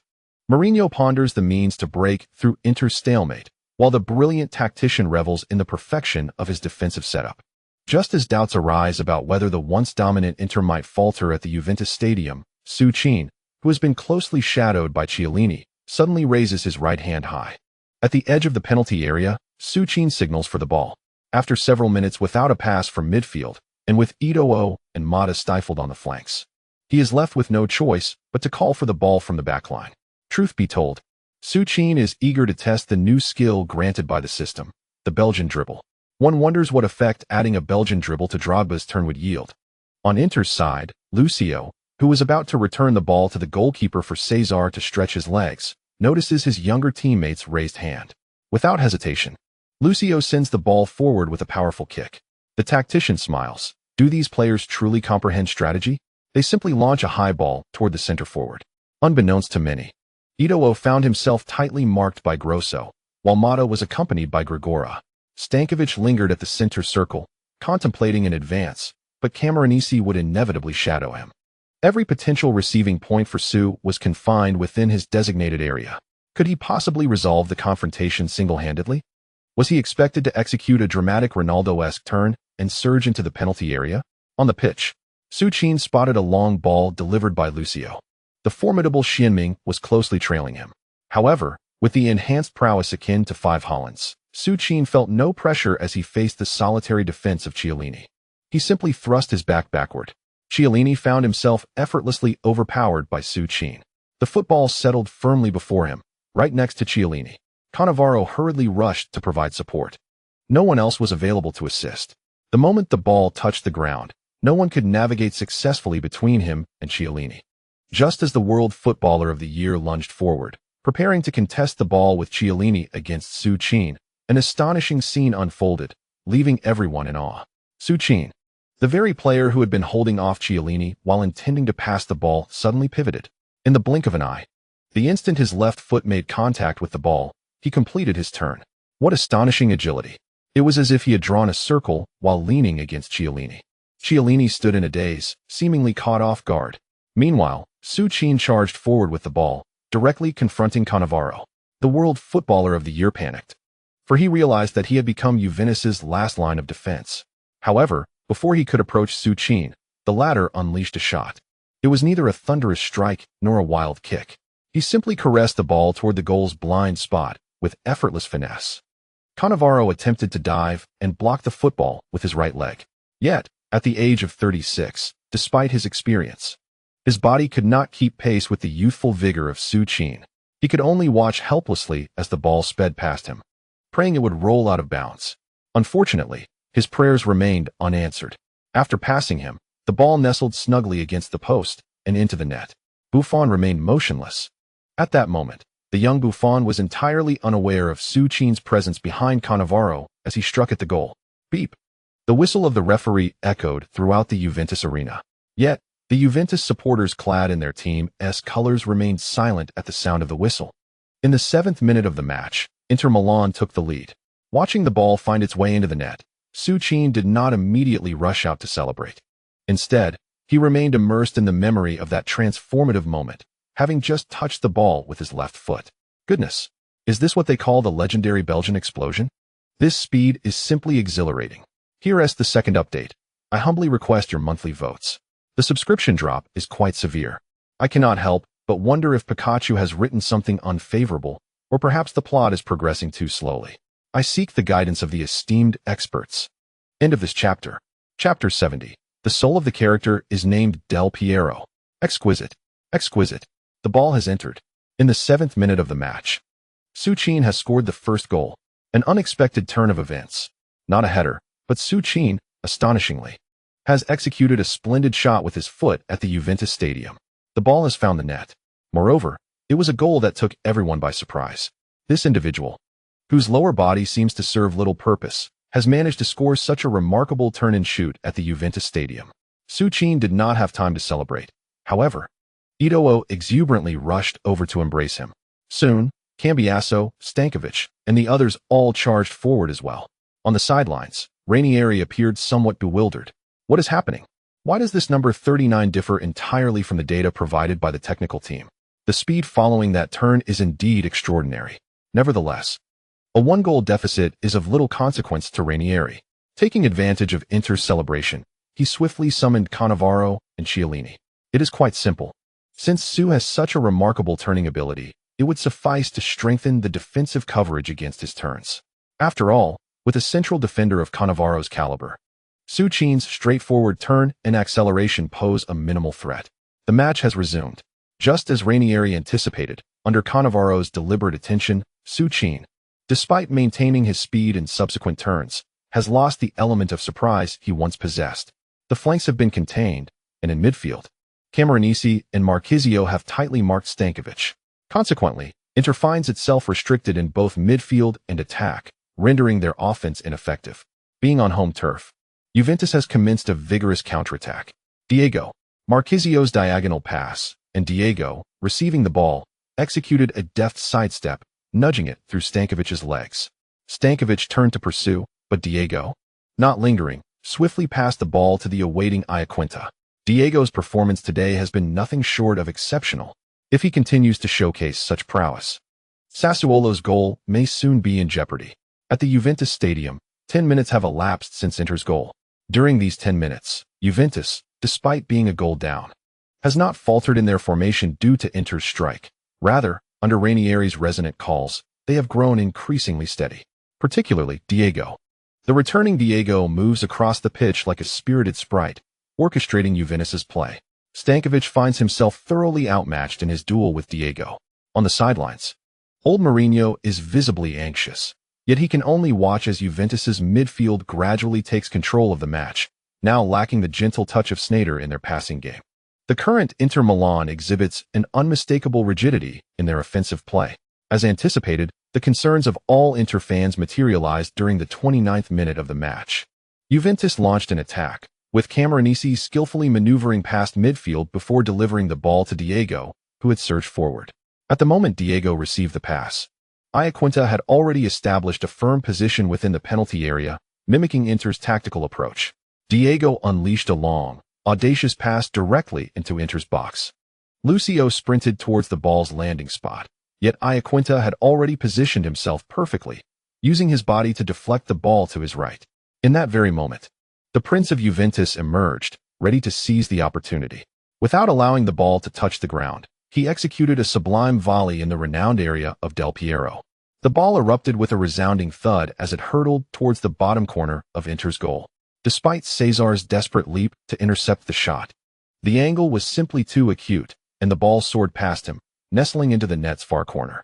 The referee's whistle pierced the air, and the already raucous Juventus stadium erupted in a chorus of jubilant shouts from countless fans. Del Piero! Del Piero! Del Piero! The supporters fervently chanted the name of their prince. Following his equalizing goal, Del Piero exuberantly raced towards the northern stand, where he raised his fists in triumph, roaring at the sea of Juventus fans before him. In the stands, every Juventus supporter reverently acknowledged the 35-year-old veteran with gestures of deep admiration. His name is Alessandro Del Piero. Though he is now 35, within the confines of the penalty area, he remains the beloved prince of Juventus, a figure in whom all fans place their unwavering trust. What did I say? Once possession was lost in midfield, it was merely a matter of time before Juventus found the net. In the 29th minute, Juventus capitalized on Inter's disjointed defense, with Del Piero scoring the equalizer. Now, the pressure has shifted to Mourinho. On the sidelines, witnessing Del Piero's explosive volley, Ranieri couldn't help but raise his fists in celebration. For Ranieri, Sneijder's sudden injury felt like a divine gift. Many claimed that Inter had risen after a month or two of adjustments. But Ranieri understood that the true strength of this Inter squad lay not with the aerial prowess of Su or the magical strikes of Diego Milito. The team's foremost asset was the Dutchman who had been cast aside by Real Madrid.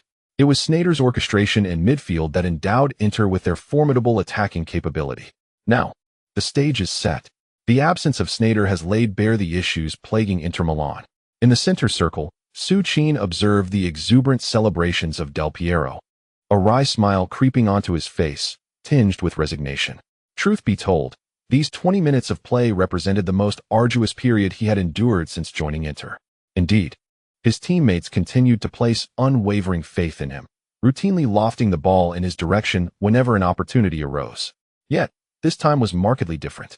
The combined force of Cannavaro and Chiellini proved overwhelmingly formidable. It was not merely their physical prowess that posed a challenge. It was Chiellini's refusal to engage in a physical contest. Instead, he relied on his wealth of experience. Whenever Su found himself in a position for a header, Chiellini would invariably position himself between Su and the goal. There was little physical contact. Yet Chiellini effectively utilized his body to create a barrier between Su and the net. As for Su's back-to-goal technique, while he could hold his ground against Chiellini, Cannavaro was a different story altogether. This man seemed to counter Su's every move as if he were his nemesis. The moment Su turned his back, Cannavaro would appear at his side, either attempting a tackle or positioning himself between Součin and his more advantageous teammates. Under the coordination of these two, Součin found himself contributing little to Inter during this 20-minute span, save for the one goal he scored 7 minutes in. In essence, Součin felt akin to Chung Yaojin's 3 axes being effortlessly countered. Under the dual pressure of Cannavaro and Chiellini, his effectiveness had been completely nullified. However, it would be an exaggeration to say he had lost all impact. At the very least, his presence managed to occupy the 2 central defenders. Yet, Eto'o was surprisingly stifled by Grosso and Felipe Melo, and Mata, lacking in pace, was easily contained by Grigera. There was a disconnection. Without Sneijder, Součin perceived that the entire Inter squad was reduced to a series of isolated battles, devoid of even the most fundamental teamwork. The perennial issue persisted. Stankovic was unable to penetrate the defenses of Marchisio and Camoranesi. At halftime, Mourinho ought to consider making substitutions. On the pitch, nearly 45 minutes had elapsed. Although the score remained 1-1, Juventus had launched at least 3 significant threats in the past 20 minutes. Meanwhile, Inter's forwards appeared ensnared in a quagmire, most notably Součin. During this first half, apart from the initial unexpected strike, he seemed to have lost the explosive brilliance that once defined him. Chiellini, Cannavaro, and the occasionally retreating Felipe Melo had effectively frozen Součin out of the game. At last, as the first half drew to a close, the referee's whistle signaled the end of play. Juventus's players entered the tunnel with expressions of relief, while the Inter squad wore faces etched with bitterness. In the locker room, Mourinho did not erupt in anger.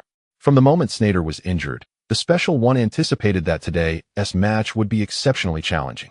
After offering some words of consolation to his players, he immediately initiated a tactical shift. The first substitution was Stankovic, who had been lackluster in the first half, replaced by Quaresma. Aware that no one could perform better than Stankovic, Mourinho chose to abandon the midfield transition altogether. He understood that without Sneijder, no matter how he played, he could not outmaneuver Ranieri's well-prepared side in midfield. Since the midfield was no longer viable, he decided to focus on the flanks. If Mata couldn't handle Grigera, then Quaresma would take on the task. Mourinho had but one instruction for Quaresma: to charge recklessly forward. He was confident that Quaresma could break through Grigera's defenses. Not only did Quaresma operate on the right flank, but Mourinho also altered Eto'o's approach on the left. He advised against seeking shots after cutting inside or engaging in intricate footwork with Součin. With the likes of Cannavaro, a defender of extraordinary caliber, on the field, playing with finesse would merely provide Cannavaro with opportunities for interceptions. As previously stated by Mourinho, the strategy was to break through all opposition, advance to the wing, and deliver the ball into the penalty area. Although Součin found himself in a precarious position, caught between the dual pressure of Chiellini and Cannavaro, it was essential to note that Cannavaro was already 36 years old. By the end of the first half, Mourinho had observed that the veteran had begun to labor for breath. Mark Součin, that 36-year-old Cannavaro can only hold out for another 10 minutes at most. Once he tires, I have faith that my Super Součin can elude that bald-headed defender. 4-3-3. This was the answer from the Special One. With 10 crosses, if Součin could seize just one opportunity, it would suffice. As the second half commenced, Mourinho had effectively infused his players with renewed vigor during the 15-minute halftime pep talk, successfully reviving Ranieri's confidence as he returned to the sidelines. However, upon seeing the changes made by Inter, he furrowed his brow. What was happening? Clearly, his midfield had been restricted to such an extent, yet the Special One opted to weaken it further by introducing the speedster Quaresma. Was he out of his mind? Did he not realize the multitude of tactical plans he had devised to dismantle Inter's entire defensive line? Mourinho's tactical adjustments had left him bewildered. Though Inter had been thoroughly placed on the back foot in midfield, Mourinho had replaced Stankovic. Here came Diego, intending to slip past Mata. On the field, Diego, receiving a back pass from Iaquinta, confidently surged towards Mata. The echoes of Ranieri's words lingered in his ears during halftime. Diego, you are the key to our victory over Inter Milan and our return to the top of the league. Do you see how overwhelmed those veterans from Inter appear before you? Keep going. Keep going. Indeed, from Bremen to Juventus. He is not merely here to bask in the glory of a prestigious club. He has come to assist Juventus in reclaiming its rightful place at the pinnacle of the football world. With unwavering confidence, Diego deftly pulled the ball back, intending to evade Mata and surge forward through the center. However, on this occasion, he forgot that he was no longer up against the languid Stankovic, but rather Mata. True, Mata may not have been able to contend with Grigera, but with his formidable physique and speed, could Diego's seemingly simple feint withstand the pent-up fury of Mata? In an instant, Mata lunged forward, toppling Diego onto the grass. Astonishingly, the referee, positioned nearby, offered no sign of intervention. On the ground, Mata spotted Quaresma on the right flank. Using his hands to support himself, Mata swiftly swept the ball to Quaresma with his right leg. Upon receiving the ball, Quaresma unleashed a rapid surge forward, darting towards Juventus's backline with unrelenting determination. As a standout winger of Portugal's golden generation, Quaresma swiftly approached Grigera, the 29-year-old Czech defender, who remained unfazed by the approaching whirlwind. Sinking his weight and positioning himself sideways, Grigera intended to keep pace with Quaresma and block his cross. Moreover, Camoranesi had also arrived to provide support. Yet, to Grigera's surprise, Quaresma, who had seemingly prepared to advance to the byline, suddenly halted after feigning a run. What was this? Just as Grigera pondered, Maicon, sprinting from the back line, swiftly maneuvered past Quaresma. Almost simultaneously, Quaresma released the ball with precision. With Camoranesi and Grigera left behind, Maicon surged down the right wing as if executing a routine practice, striking the ball fiercely with his right foot, sending it into Juventus's penalty area. Inside the box, Suchin raced towards the dropping ball. However, he found himself surrounded by Chiellini, Felipe Melo, and Cannavaro, who all converged on the spot at the same moment. In the clutches of the three defenders, Suchin, much like in the first half, failed to connect with the ball. Nevertheless, on the sidelines, Mourinho exhibited no signs of regret. Including Suchin, Maicon, and Quaresma, all Inter players swiftly retreated without a hint of hesitation. 2 minutes later, the action resumed on the wings. This time, it was Eto'o delivering the long pass. Once again, Suchin found himself unable to reach the ball under the pressure of three defenders.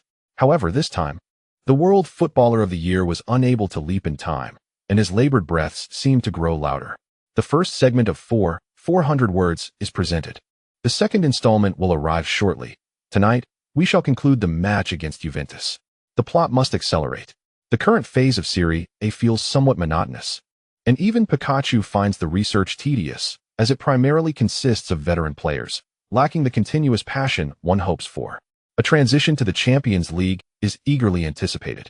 Furthermore, in light of Pikachu's diligent efforts in writing, a plea for monthly votes is made. The chapter concludes with the establishment of a reader group. Those interested are encouraged to join. Chapter 71, A Mutual Wounding? The hat-trick sorcerer ends up in the hospital?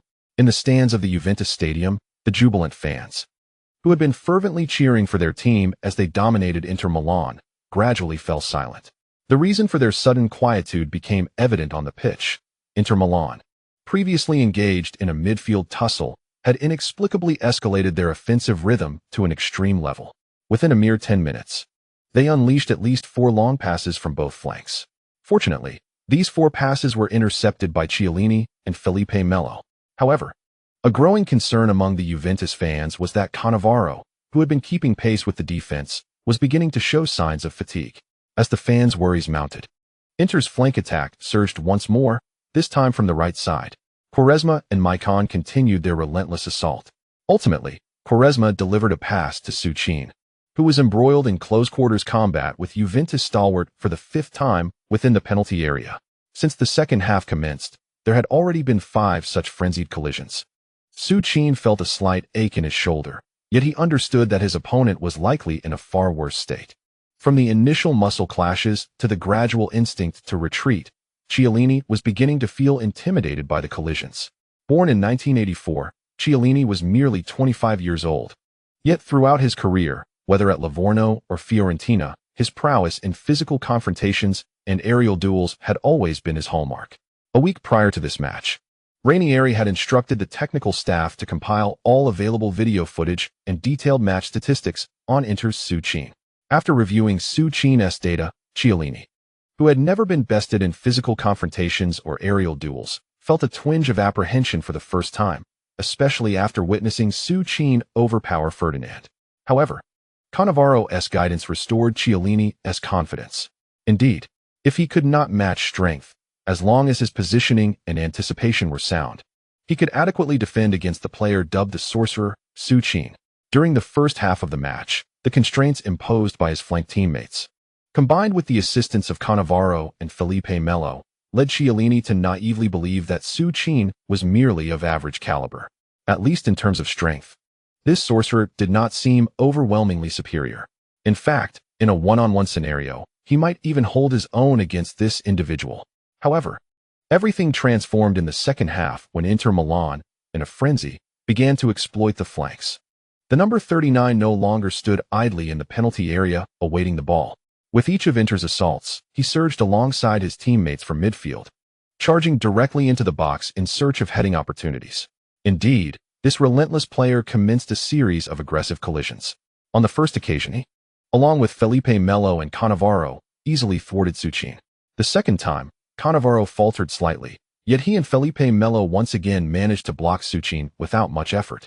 However, this time, Součin's shoulder collided painfully with his chest. To be honest, it hurt. But I am Chiellini, one of Italy's most talented central defenders, a mainstay of the national team, and a symbol of Italian football. How could I possibly show any sign of discomfort in front of Součin? I endured. Regrettably, Inter's relentless onslaught continued. Quaresma, Maicon, Eto'o, and even the veteran Zanetti began to surge forward to assist. It seemed as though Inter knew no other strategy. Whenever an offensive opportunity arose, they invariably ventured down the flanks. On the third attempt, Cannavaro fell behind. With Felipe Melo poorly positioned, I found myself alone. Gritting my teeth, I threw myself in front of Součin's header. Once again, I felt the impact against my chest.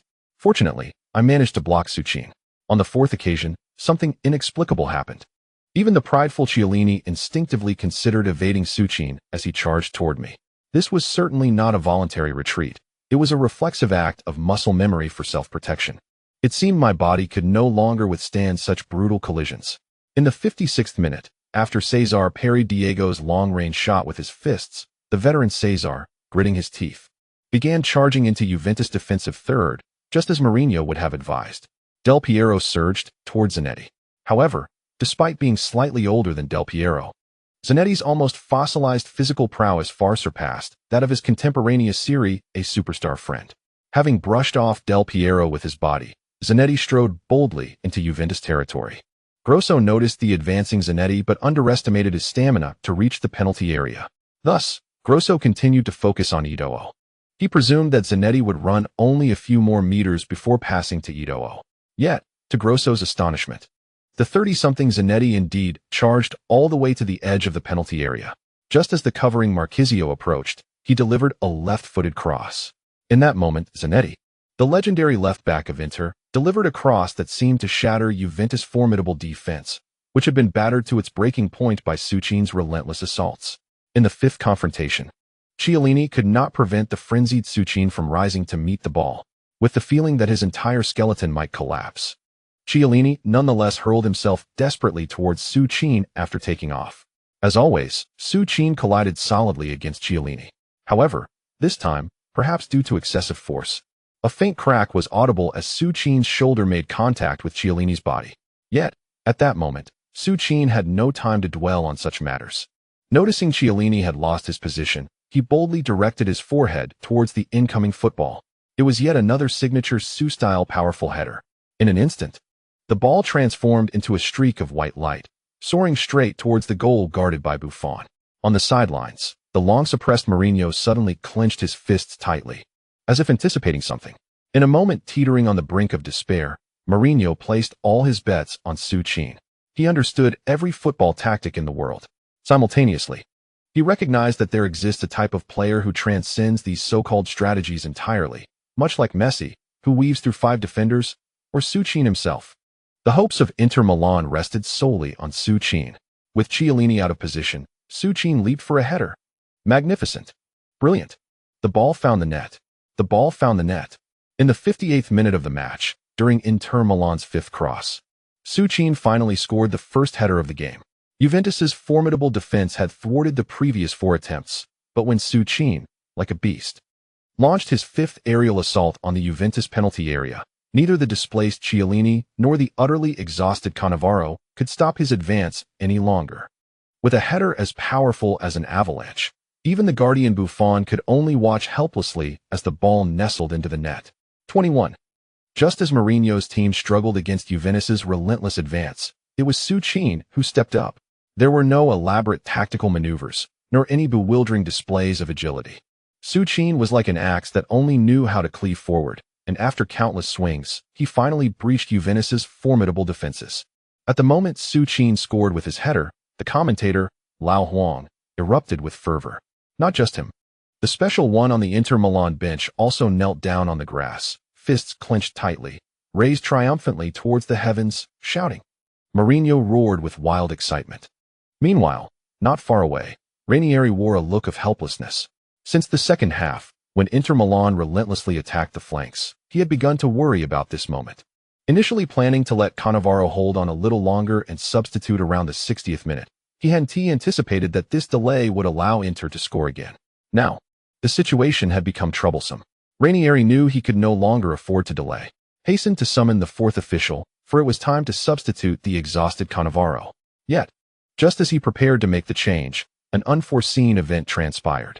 Chiellini, the stalwart defender of Juventus, who moments ago had been watching Součin's goal on the big screen, suddenly crouched down upon the grass, clutching his shoulder and furrowing his brow. Chiellini attempted to twist his body a few times before signaling to Ranieri for a substitution. This gesture sent Ranieri into a flurry. What was happening? Was his defensive linchpin injured? He knew Chiellini well. The latter would never suggest leaving the field unless absolutely necessary. Thus, in the 59th minute of the match, Ranieri was compelled to utilize both of his substitution opportunities, pulling off both starting center-backs. Caceres and Leriter were brought on as replacements. An unexpected scenario unfolded. In slow motion, it became evident that Chiellini's injury occurred during his last defensive effort when his shoulder collided forcefully with Součin. Ouch! That impact seemed to suggest a significant issue with Chiellini's shoulder. In the commentary booth, the veteran analyst was taken aback as he remarked while watching the replay. Meanwhile, at the Juventus stadium, countless fans gasped in disbelief upon witnessing the replay on the big screen. This was simply outrageous. Prior to the match, nearly all media outlets had been speculating that the wizard, Su, would overpower Juventus' defense. However, many had dismissed it as mere sensationalism. How could anyone possibly dismantle the formidable Juventus defense with sheer physicality? Yet, this absurd narrative had indeed manifested before their eyes. Everyone. As the replay of Součin's goal concluded on the big screen, all attention shifted to the Inter Milan number 39, who relentlessly continued to assault Juventus' newly formed defense. The exit of the two center-backs signaled the demise of the meticulously crafted zonal defense that Ranieri had labored to establish. Juventus' defense was in disarray. Yet, Inter's flanking attacks grew increasingly ferocious. Chiellini had been taken down by Součin. The substitutes, naturally, could not significantly impact Součin's relentless onslaught. The reckless, muscular collisions persisted. Leriter found himself outmatched against the swiftly approaching Součin. A long pass from Maicon on the right side broke through Leriter, leading to a powerful header from Součin. However, to the astonishment of all Inter fans, despite Součin's impeccable execution of the header, the young goalkeeper Buffon managed to deflect the ball onto the crossbar at the last moment. Juventus narrowly escaped disaster. The frenzy was palpable, whether it was Quaresma, Eto'o, or even Maicon and Zanetti. Witnessing Součin's dominion over Juventus' penalty area, the entire Inter team seemed to have gone mad, sending long passes in Součin's direction.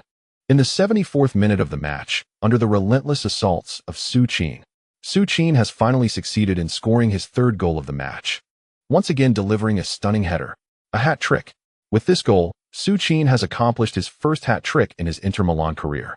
As the referee's whistle echoed, Součin exuberantly removed his jersey and sprinted towards Mourinho.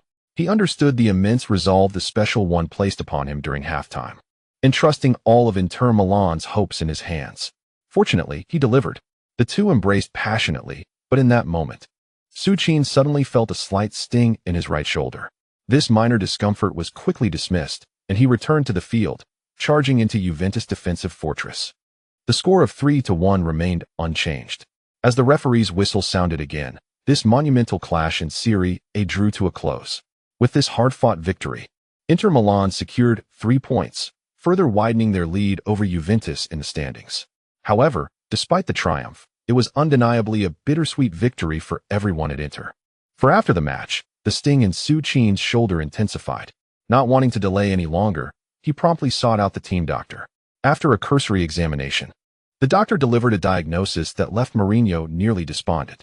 Součin, much like Chiellini, who had been sent to the hospital prior to the match's conclusion, was found to have a tendency towards a hairline fracture in his right shoulder. Upon hearing this, the special one was so disheartened that he skipped the press conference, opting instead to have the Inter staff escort him and Součin to a local hospital in Turin. Shortly thereafter, news of Součin's injury spread like wildfire. At the very hospital where Chiellini and he were situated, a multitude of reporters gathered outside. Meanwhile, as Součin lay in the hospital's MRI room, he closed his eyes and heard the familiar sound of the system notification. Could the protagonist's injury serve as a pivotal plot point? Even Haaland frequently faced injuries during his tenure at Dortmund. Perhaps a minor injury for the protagonist could result in a small setback from the system. With no monthly votes remaining, he sighed, earnestly requesting monthly support. The chapter concludes with the title, Chapter 72, The Resolute Challenger, Major System Update Patch 20, Essential Plot. Must read. Is Součin going to be okay? Mourinho anxiously inquired of the doctor who had just emerged from the examination room at the Turin Molinette Hospital. Regrettably, the doctor reported that Součin's right shoulder had a subtle crack measuring approximately 14 centimeters. Although Mourinho had prepared himself for the worst on their way to the hospital, he still let out a deep sigh of disappointment upon hearing the final results. Jose, it's nothing serious with this injury. Sou will likely return to the pitch in just 2 to 3 months. Beside him, Rui Faria could only pat the madman on the shoulder in a gesture of consolation. Observing his disappointment, although Rui spoke lightly, he was acutely aware of how much Inter Milan depended on Součin at this moment. Over the past 2 months, Inter had not only to contend with the league, but also faced the crucial challenge of the remaining 3 group matches in the Champions League. While the matches against Kiev and the Red Rubies seemed manageable, the encounter with Barcelona posed a significant uncertainty. Without Součin, it was truly debatable whether Inter could prevail. Should they falter at home, Inter would have to face the other group leaders as runners-up. As the madman pondered anxiously at the door of the examination room, Součin, lying within, was startled by the sudden notification from the system. Ding dong. Congratulations, host, on completing your first hat trick in a top league. Coupled with your first career injury, the system shall bestow upon you a limited edition title reward. Ding dong. Acquiring limited edition title. 1-5 buffering 100. Congratulations, host, on obtaining the exclusive title Resilient Striker. Buff of the title. 1. You are the most resilient warrior on the field and the foremost striker of your team. When surrounded by opponents, you may randomly trigger the Striker Moment. Striker Moment enhances the host's shooting accuracy by 20 and shooting power by 20 for 10 seconds. Current shooting attribute of the host is 77, 2. As a resilient striker, the host's endurance under any circumstances will increase by 100, and in the event of injury, recovery time will be reduced by 50. Součin was momentarily taken aback. How could this outdated system of his unexpectedly grant him such a juvenile title? However, more than the title itself, Součin was intrigued by the detail accompanying the Striker Moment. The current shooting attribute of the host is 77. Finally, this antiquated system had provided him with a concrete numerical value akin to others. He recalled that in previous games, Milito boasted a shooting attribute of 92. Eto'o was at 90, and even Balotelli reached an impressive 88. It was no wonder his shooting had always languished at the bottom among the strikers of Inter. With a shooting score of 77, which barely scraped below 80, what quality of shots could one expect? Yet, beyond shooting, Součin was now more eager to uncover his other attributes. He wondered if revealing his shooting attribute would also unveil the rest. Just as he contemplated how to access his overall attributes, the system abruptly ejected him as if shutting down. Indeed, since Součin had activated this cumbersome system over a year ago, it had rarely functioned effectively, and now it seemed to malfunction for the first time. Fortunately, alongside his ejection, the system notification chimed again. Data module appearing. Amidst chaotic data streams, the system initiated an automatic update of 20 templates. Duration, 72 hours. Well, 72 hours, which equates to 3 days. Regardless of the injury that has befallen him, training is now out of the question. Thus, It is best to take a well-deserved rest for 3 days. Upon opening his eyes and exiting the examination room, Součin immediately spotted the concerned face of Mourinho. "Sue, how do you feel?" As soon as Součin emerged, Mourinho hurried over, cautiously touching Součin's injured right shoulder, expressing his concern. "Boss, it still hurts a bit, but it's not too serious. The fracture isn't severe. I've spoken with the doctor, and there is no need for a cast. However, for the next month or two, you must refrain from any vigorous activities." At the outset of his remarks, Mourinho maintained a serious demeanor, but as he continued, he grew slightly embarrassed. Understanding the implications behind Mourinho's words, Součin could easily infer their meaning. Meanwhile, Rui Faria, witnessing the usually austere Mourinho cracking a somewhat light-hearted joke, couldn't help but make a playful face at Součin, utterly astonished. Thus, after the doctor secured Součin's injury, the three of them intended to leave the hospital and return to the hotel. However, upon descending the stairs, they were met with a throng of reporters at the hospital entrance. Mourinho led the way, and as soon as the reporters spotted him, they swarmed like fish drawn to bait. "Mr. Mourinho, Juventus has just announced the specifics of Chiellini's injury on their official website. According to Juventus, Chiellini has sustained varying degrees of fractures to his shoulder blade and a portion of his sternum, effectively ruling him out for the season. Do you have any comments on this? Sue, what would you like to say about your opponent?" "Sue, according to official statistics, there were 7 direct confrontations between you and Chiellini in the recently concluded match, and in each instance, you collided directly with Chiellini's sternum without taking any protective measures. Is your conduct not a bit lacking in sportsmanship?" Mourinho was taken aback, and not just him. Součin was equally stunned by the audacious questions posed by the reporters. What was going on? Chiellini had defended his position and collided with him, and now, because Chiellini suffered a more severe injury, it was Součin who was accused of lacking sportsmanship? Moreover, Chiellini himself had yet to make a statement, yet the reporters were already casting aspersions. Having long been disinclined to engage with the press, Součin was genuinely infuriated this time. Turning to the reporters, he was about to retort and vent his frustration when, unexpectedly, Mourinho beat him to it. He turned to the reporter who had just questioned Součin and replied, "Indeed, I instructed Sue to do so intentionally. Not only did I advise Sue to injure Chiellini on purpose, but I have also encouraged him to harm every defender he has encountered. Is this the question you have posed? Is this the level of professionalism exhibited by you Italian journalists? Your inquiries are truly laughable. Do you see Sue's arm? His injury is no less severe than Chiellini's. Forget it. Discussing football matters with an amateur journalist from a mediocre newspaper is a sheer waste of my time. I shall only entertain interviews when I encounter journalists in Italy who possess a modicum of understanding." With a fervent outburst, Mourinho unleashed his ire upon the overzealous reporter, whose flushed cheeks and clenched fists conveyed a palpable tension, leaving Součin to ponder whether this individual might resort to an outright confrontation. Thus, Součin accompanied Mourinho back to the hotel. Upon their return, Součin discovered that nearly all his teammates, including Zanetti, were awaiting him in their rooms. The atmosphere within the team grew somber upon learning that Součin's injury would necessitate a minimum recovery period of 2 months. It is undeniable that the current Inter Milan squad had grown accustomed to the presence of Součin, a veritable beacon of hope. Without him, a sense of apprehension began to permeate their ranks. Mourinho's Turin night. Is Italy the most amateurish place? Unrestricted use. Croatian star forward injured, at least 2 months out. Bilic. This is an incredibly sorrowful night for me, yet I understand Mr. Mourinho. No one can resist deploying Sue. The injuries sustained by Součin and Chiellini scarcely stirred a ripple in Italy, as the derision directed at Mourinho's arrogance appeared to hold greater significance for the paparazzi. Upon returning to Milan, Součin bid a temporary farewell to the team that very day. When he departed, Milito expressed profound sorrow and sympathy for Součin, reminiscent of his own experience returning from a month-long injury only to find his starting position lost. However, unlike Milito, who was reinstated as a starter, Balotelli, relegated to the reserves, gleefully trained in his Lamborghini on the inter-training grounds. 2 months lay ahead.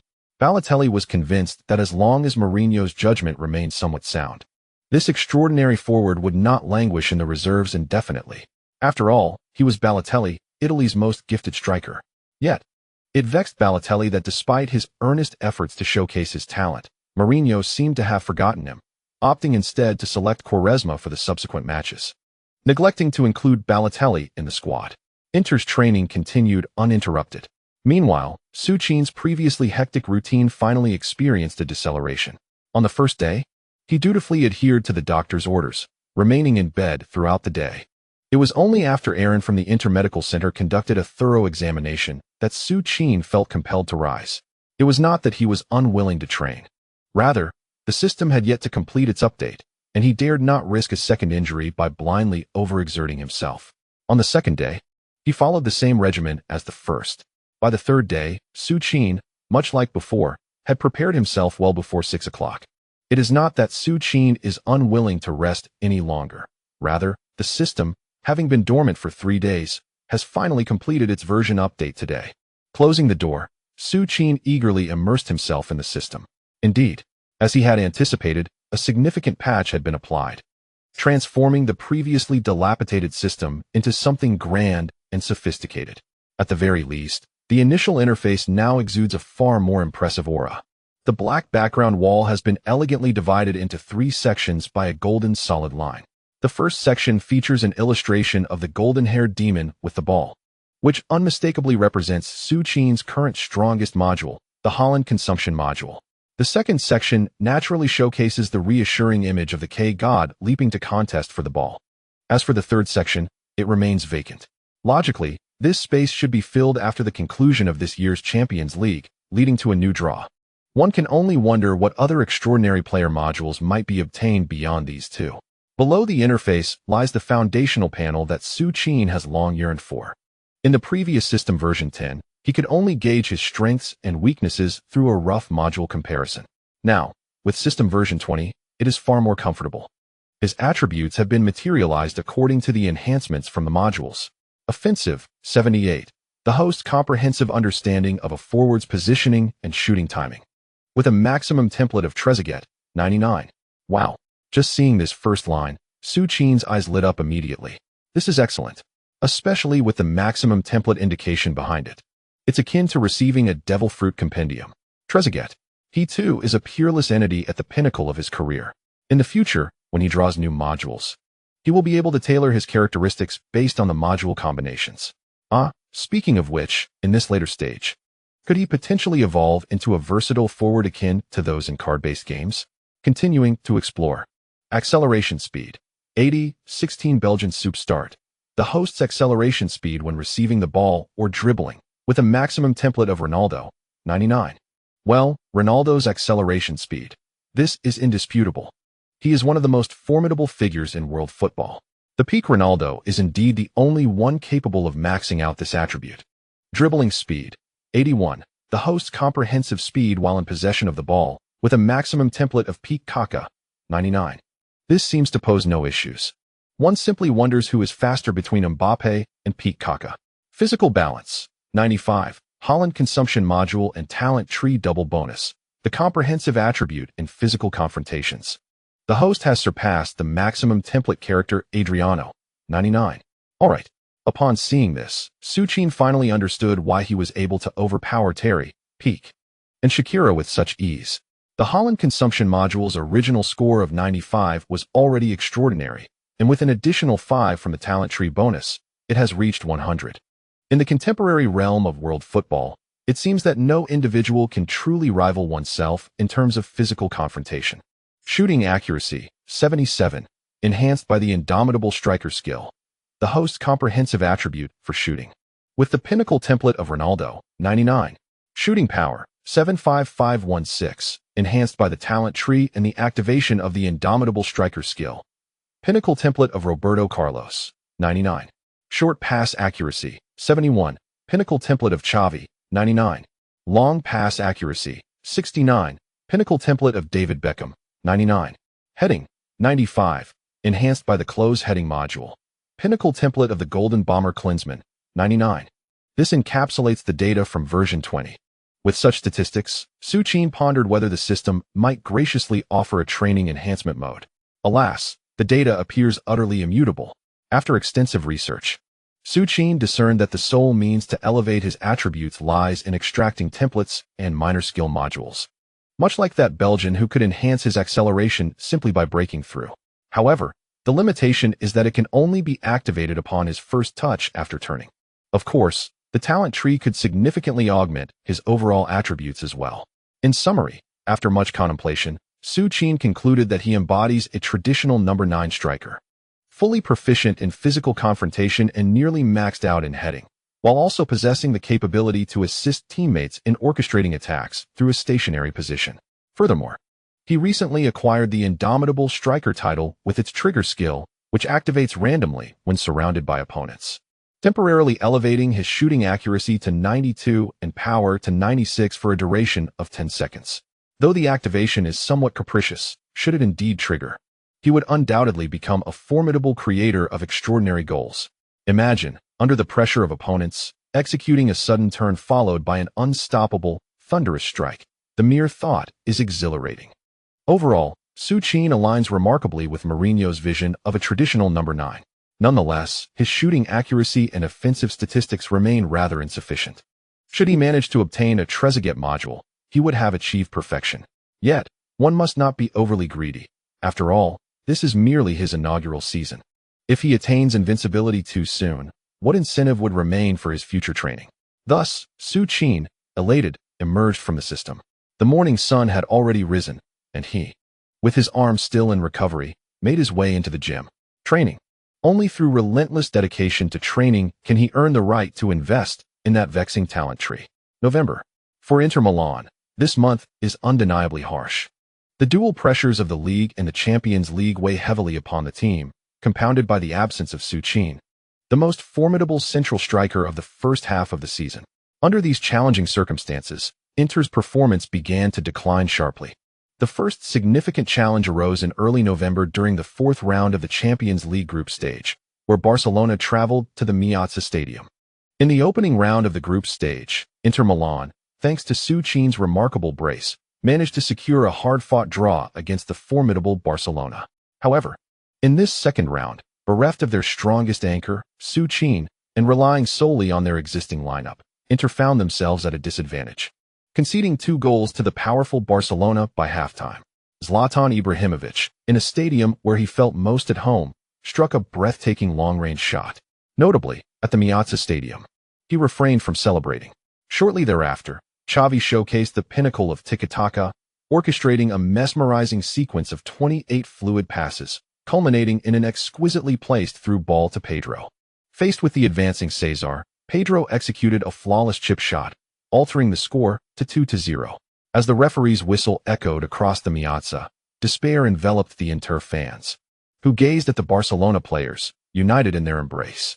Coincidentally, the broadcast camera clumsily captured Su-Chin in the VIP section, his arm in a sling and a somber expression on his face.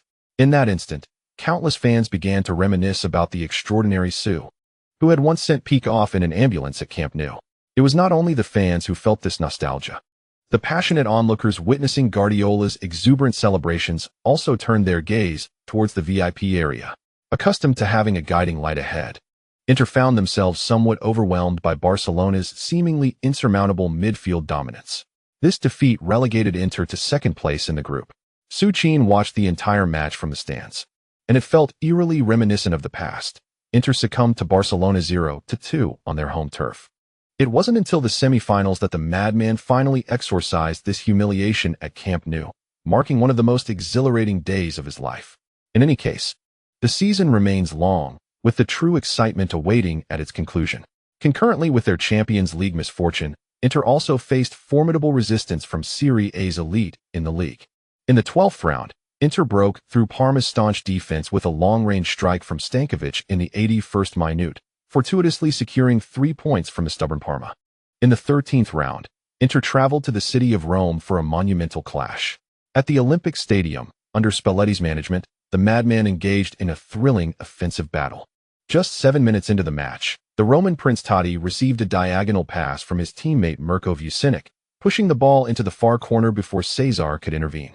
However, less than 5 minutes later, Eto'o, in a similar position, leveled the score for Inter with an almost identical shot. Within the first 12 minutes, both teams had found the net, unleashing a full-throttle contest. Thus began the exhilarating encounter. In the midst of both teams unleashing a fervent offensive display, an exhilarating goal fest commenced. In the 24th minute, the Prince of Rome, assisted by Mirko Vucinic, elegantly maneuvered past Cambiasso at the edge of the penalty area and deftly passed the ball to the advancing Vucinic. In a delightful exchange of assists, Vucinic unleashed a powerful shot, once again nudging the score ahead. By the 35th minute, Inter also found the net, courtesy of Milito. In a manner that left even Suchin astounded, Milito equalized with a stylish backheel amidst a crowd of Roma players. Watching from home, Suchin couldn't help but feel a pang of envy as he marveled at Milito's audacious skill, wishing he could employ Milito's shooting module without hesitation. With the score at 2-2, both teams momentarily tempered their fervor in the final 10 minutes of the first half. However, upon resumption, the fierce exchanges resumed. Totti, the Prince of Rome, was in a frenzy at his home ground. At 33, Totti showed no signs of aging. With a variety of dribbles and shots, he kept the roars of over 60,000 Roma fans alive. In the 65th minute, Totti capitalized on a free kick opportunity, scoring his second goal of the match, igniting a fervent celebration in the Stadio Olimpico as the fans chanted for their prince, who had chosen to spend his days in Rome. Nevertheless, it was evident that Roma currently lacked players of Totti's caliber. After Mourinho substituted in the returning Sneijder, Inter swiftly commandeered the midfield. Eto'o showcased his prowess as Inter's star player, deftly escaping a triple mark from Roma and, in a flash, surged into the penalty area, equalizing once more with a clever poke shot. As the score held at 3-3 into the final moments of added time, it seemed a draw was inevitable. Yet, the freshly returned Sneijder emerged as a hero. After weaving past Roma's De Rossi, he unleashed a powerful strike that crashed into the post and ricocheted into the net. A last-minute triumph. Sneijder's stunning shot not only sent Mourinho into a euphoric slide on the pitch, but also had Suchin, miles away in Milan, inadvertently shattering the water cup of his companion's stand in excitement. With 3 points secured, Inter maintained a commanding 6-point lead over Juventus at the top of the league. In the post-match conference, Mourinho appeared still invigorated by Sneijder's dramatic winner, facing the clamorous Italian media with palpable enthusiasm. The proud madman extended 5 fingers towards the reporters, proclaiming that Inter Milan had secured their 4th consecutive title in Serie A, and this year, it would be their 5th. He declared, "The only thing we need to focus on now is the Champions League. Yes, my Inter's sole objective is the Champions League, not the incessant chatter about the Serie A title." Unsurprisingly, Mourinho's candid remarks once again drew the ire of Italian journalists. Truth be told, this barrage of criticism had become so routine that even Suchin found it lacking in novelty. As long as the media in Italy mentioned Mourinho, it was certain that no outlet would come forward to praise him. After the conclusion of the 13th round of the league, Suchin removed the bandages from his arm, revealing an astonishing twist in the narrative as Richard, the head of the Inter Medical Center, marveled at the situation. Suchin, who had only recently joined Inter and had his extraordinary physical data explained by Richard due to a system error, received yet another shocking revelation. The fissure in Suchin's arm, which typically required at least 2 months to heal, had mended in less than 20 days. Under the X-ray, the fracture had completely vanished. Not only did Richard find Suchin's recovery extraordinary, but even his charming assistant, Eileen, who had been closely following Suchin's progress, was taken aback by his remarkable healing ability. Nevertheless, in a cautious approach, Richard advised Mourinho that Suchin should rest for another 10 days to ensure he would not suffer any lingering effects from the injury. Thus, the player who had anticipated a swift return to the pitch to accumulate his match points was left to return home once more.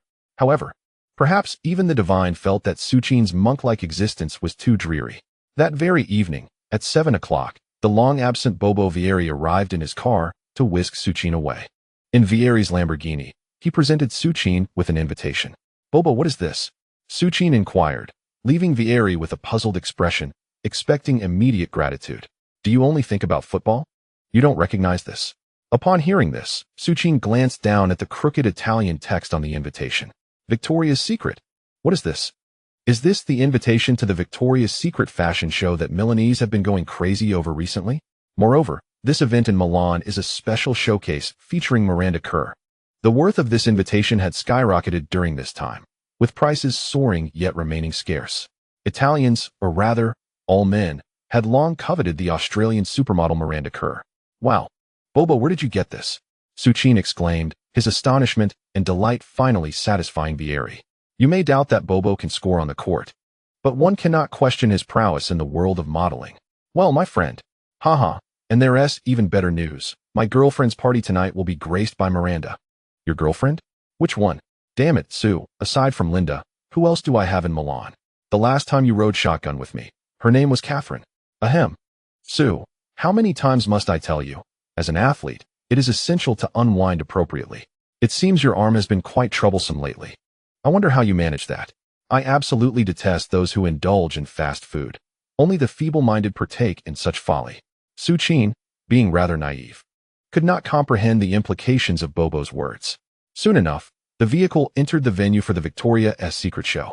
Upon disembarking, Suchin, in his bewilderment, followed the ever-skillful Vieri to a front-row seat. Once settled, he realized that many familiar faces graced the Milan runway that evening. Not far across, Ronaldinho, with his hair tied back, appeared to be adjusting the angle of his phone. Beside him, Pato was assisting with the adjustments. Well, how could Milan's nightlife duo miss such an event? Indeed, it was 2009. What sort of photography could a phone from that year possibly achieve? Not only these two, but also behind them, David Beckham, having returned to Major League Soccer, inexplicably reappeared in Milan. To his left sat the authentic Victoria. Perhaps only Beckham knows the secrets of this illustrious figure. The atmosphere was vibrant, so lively that this rising young star of Milan, Suchin, found himself largely overlooked. Just as the audience began to glance at their watches in anticipation of the grand show, the lights in the venue suddenly dimmed. A tight and fervent drumbeat resonated. At the climax of the percussion, a brilliant spotlight illuminated the scene. Under its glow, a stunning black supermodel, adorned in a dazzling diamond-studded ensemble, gracefully stepped forth, marking the commencement of the Victoria's Secret show. The black supermodel possessed an exquisite figure, yet Suchin's gaze was fixated on the magnificent diamond-studded lingerie. Estimated to be worth millions, his aesthetic tastes were quite traditional. Not only did he admire the first black supermodel, but he also found himself captivated by the subsequent typical tall and slender European and American models, particularly the exquisite ensembles they donned. This episode of Victoria's Secret. Truth be told, Suchin, in his previous life as an underdog, had watched online numerous times. To this day, he remained enchanted by the finale featuring the top supermodel Miranda Kerr, born on April 20th, 1983, who was merely 26 years old this year. Dear esteemed ones, here comes the update from Little Pikachu. Little Pikachu has been working diligently. In light of their efforts, how about a few monthly votes? The chapter concludes here. Chapter 73. Victoria Beckham takes the initiative to ask for a phone number in front of David Beckham. The demon slaughters the purple lily. The sequence mirrors the video that Suchin viewed in her previous life. After the other supermodels had finished their runway walks, the star of the moment, Miranda Kerr, adorned in a celestial angelic attire that barely concealed her radiant beauty, finally made her entrance before the audience. The air was filled with screams. The sound of camera shutters echoed. Miranda's appearance ignited the atmosphere entirely. Even the seasoned Vieri could not help but fix his gaze upon Miranda, illuminated by the spotlight. In her youth, it was at this age that Miranda encountered her first husband in Hollywood, the princely Orlando Bloom from The Lord of the Rings. The fact that she captured the heart of this elf prince, admired by countless women, attests to Miranda's unparalleled allure. From the moment she stepped onto the scene, all the men's eyes were irresistibly drawn to her. Each stride on the runway showcased her stunning figure to perfection. However, as is often the case, the climax was fleeting. Following Miranda's runway walk, the highly anticipated Victoria's Secret show reached its conclusion. Hi, Bobo. Just as they were preparing to change venues, someone called out to Vieri and Suchin. Turning around, they found it was the charming David Beckham, accompanied by Victoria. David, long time no see. Suchin was genuinely puzzled about when Vieri and Beckham had become acquainted. Although they were contemporaneous players, it seemed they had never appeared in the same league at the same time. When Vieri was at Atletico Madrid, Beckham was still at Manchester United. By the time Beckham arrived in Madrid, Vieri had returned to Inter Milan. The two embraced briefly in front of Suchin. Vieri even greeted the stunning Victoria with a kiss on the cheek. Oh, I almost forgot to introduce you. The next king of Inter Milan, Su. Believe me, it won't be long before he achieves greatness akin to Messi. Vieri must have just been inspired by seeing Ronaldinho. as he employed a similar introduction technique that Kobe used for Messi. Feeling somewhat awkward, Su Qin extended her hand with a smile. After all, the charming one had initiated the handshake. No need for introductions. Bobo, we've met before. Don't you remember how he dealt with us English at Wembley? Beckham's smile remained as enchanting as ever. Not only was his smile captivating, but his words were equally delightful. However, Su Qin found herself at a loss for a response, considering she was the one responsible for the upheaval in London. After shaking hands with Beckham, his wife Victoria approached. At 35, even after having several children, the Spice Girl still radiated brilliance. Hello, nice to meet you. After exchanging simple greetings, Su Qin stepped back behind Bobo once more. Su Qin was aware that Bobo was eager to attend the party he had mentioned. However, Su Qin had no intention of parting ways with Bobo just yet. Yet, the charming one had no intention of letting Su Qin and Bobo slip away so easily. I am genuinely curious about how you have honed that header of yours, and I truly wish to understand the sensation of your long passes. Xiao Bei was quite the conversationalist. Upon noticing that Su Qin was not particularly sociable, he quickly introduced the shared topic of football. David, you know, sometimes football cannot be adequately expressed through words. Do you recall at the start of the season when that fellow, Zanetti, had me guide this lad? He resembled someone clutching a treasure chest, utterly unsure of how to utilize it. Xiao Bei's words appeared to ignite a conversation within Vieri as well. Grabbing Xiao Bei, Vieri began to recount the inspiring journey of Su Qin's development under his tutelage. Observing the enthusiastic Bobo, Su Qin could only shrug at Victoria, who was similarly left on the sidelines. Meanwhile, Mrs. Beckham began to scrutinize the young man she was encountering for the first time. Standing at 188 meters tall, with a well-proportioned and explosively muscular physique, he possessed a visage that could rival, if not surpass, that of her husband in his youth. As a top-tier figure in the world of football, it was undeniable that Victoria felt a stir of excitement. She envisioned the potential of crafting a second Beckham. Moreover, with the addition of Miranda, her fashion brand seemed poised for a remarkable ascent. Without further ado, Victoria requested Su Qin's contact information under the pretext of a business collaboration, mentioning she would engage in further discussions with Raiola. Observing his wife's maneuver, Beckham recognized that Victoria was succumbing to her professional inclinations. A year prior, she had launched her fashion brand, Victoria Beckham. Today, she was at the Victoria's Secret show, seeking inspiration while simultaneously negotiating a contract with Miranda Kerr. However, while the female lead had been secured, Victoria had been contemplating the male lead selection for some time. To her surprise, before finalizing a deal with Miranda, she had already found her male counterpart. Sue, perhaps next month we shall grace the same pitch. As their conversation drew to a close, out of the blue, Xiao Bei remarked to Su Qin, "Next month, is England planning to arrange a friendly match with Croatia?" After chatting with the Beckhams for nearly half an hour, Vieri hurriedly ushered Su Qin away from the Victoria's Secret show. They swiftly drove to the so-called party location that Bobo had mentioned. Ah, the Italian party. Su Qin remained as unaccustomed as ever. Nonetheless, despite his discomfort, he accompanied the animated Vieri, greeting people as they mingled. On this evening, Su Qin accompanied Vieri and became acquainted with several so-called upper-class individuals from Milan, as well as numerous elegantly clad socialites adorned in opulent evening gowns. The highlight of the night was the grand appearance of Miranda Kerr, the most celebrated star of Victoria's Secret, who graced the event at the last moment. However, given Miranda's immense fame, she was immediately encircled by throngs of admirers. Vieri, eager to introduce Su Qin to Miranda, found no opportunity to do so. Su Qin, on the other hand, was indifferent. To him, such supermodels were merely a feast for the eyes. The thought of shamelessly pursuing a renowned model was far from his character. Moreover, in just a year, Miranda would ascend to the role of Queen of the Elves, a notion that both intrigued and repelled him.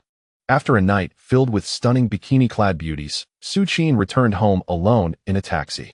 The reason for his solitary ride? Vieri, in his typical mischievous fashion, had brazenly whisked away a newfound acquaintance from the party, a friend of a friend. Caught up in the excitement, Vieri even invited Su Qin to join, which left him quite startled. The Victoria's Secret show passed without any particularly sensational news, aside from a few tidbits about Ronaldo and Pato spending the night at the club. Subsequently, Su Qin returned to his monotonous and solitary existence. Fortunately for Mourinho, 7 days later, precisely 1 month after Su Qin's injury sidelined him, His dream striker made a triumphant return to the squad. In the previous Serie A match, Inter Milan had triumphed over Chievo with a score of 10-0, thanks to Milito's goal. Moreover, in the midweek Champions League encounter, Inter decisively defeated Dynamo Kiev with a score of 2-0.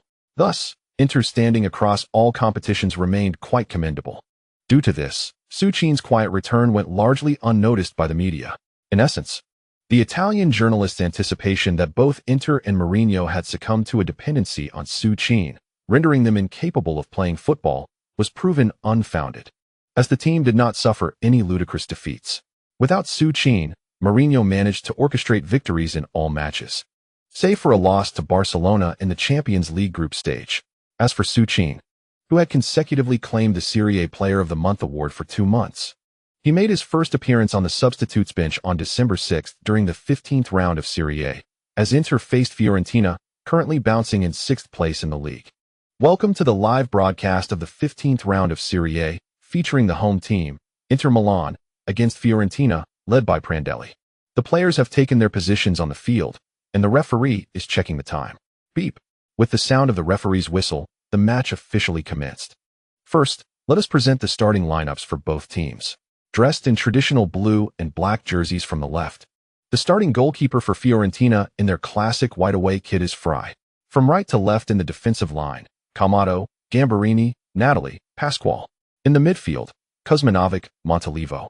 3 midfielders, Marchioni, Mutu Vargas. The lone striker, Gilardino. Inter Milan's offensive play. The Viola has always been a team that champions attacking football. Even in the hostile environment of Inter's home ground, Fiorentina's coach Prandelli remains unwavering in his commitment to engage in an offensive duel with the madman. In Prandelli's eyes, his Viola boasts Gilardino, who scored an impressive 25 goals across all competitions last season, and the formidable Romanian striker Mutu.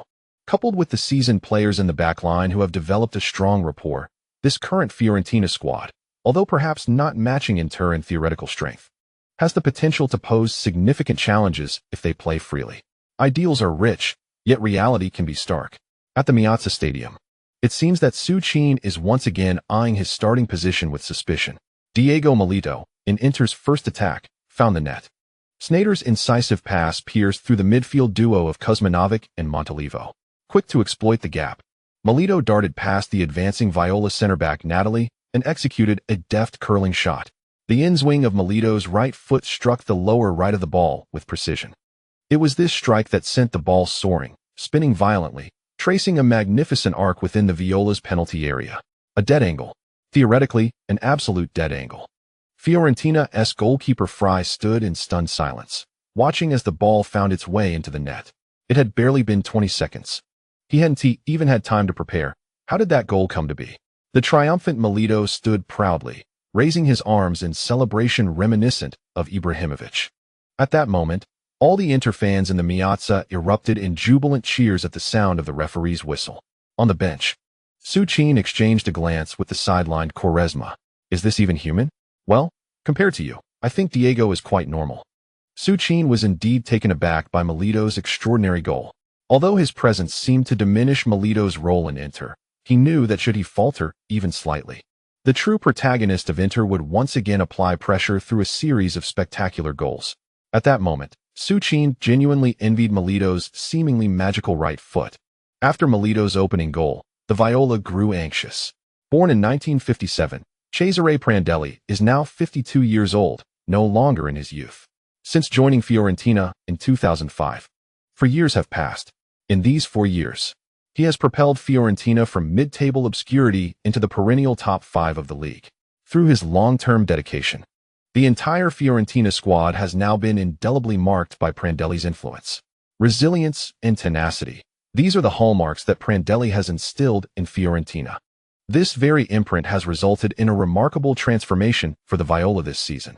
In the UEFA Champions League, Prandelli's team has advanced to the knockout stage a round early, marking Fiorentina's first successful progression from the group stage since the 1999-2000 season. Furthermore, their advancement is not merely a stroke of luck. The Viola triumphed over the English giants Liverpool and surpassed Lyon to secure the top position in their group. Recently, the Gazzetta dello Sport published a feature titled The Blooming Viola, celebrating Fiorentina's resurgence, with Prandelli recognized as the very soul of this revitalized team.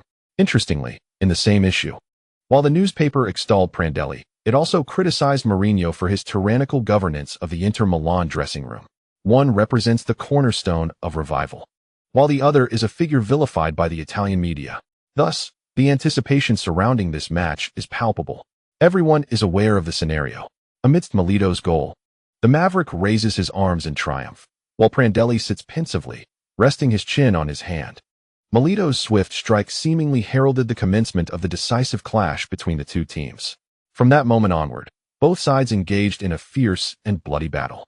In the 7th minute of the match, Fiorentina surged forward aggressively.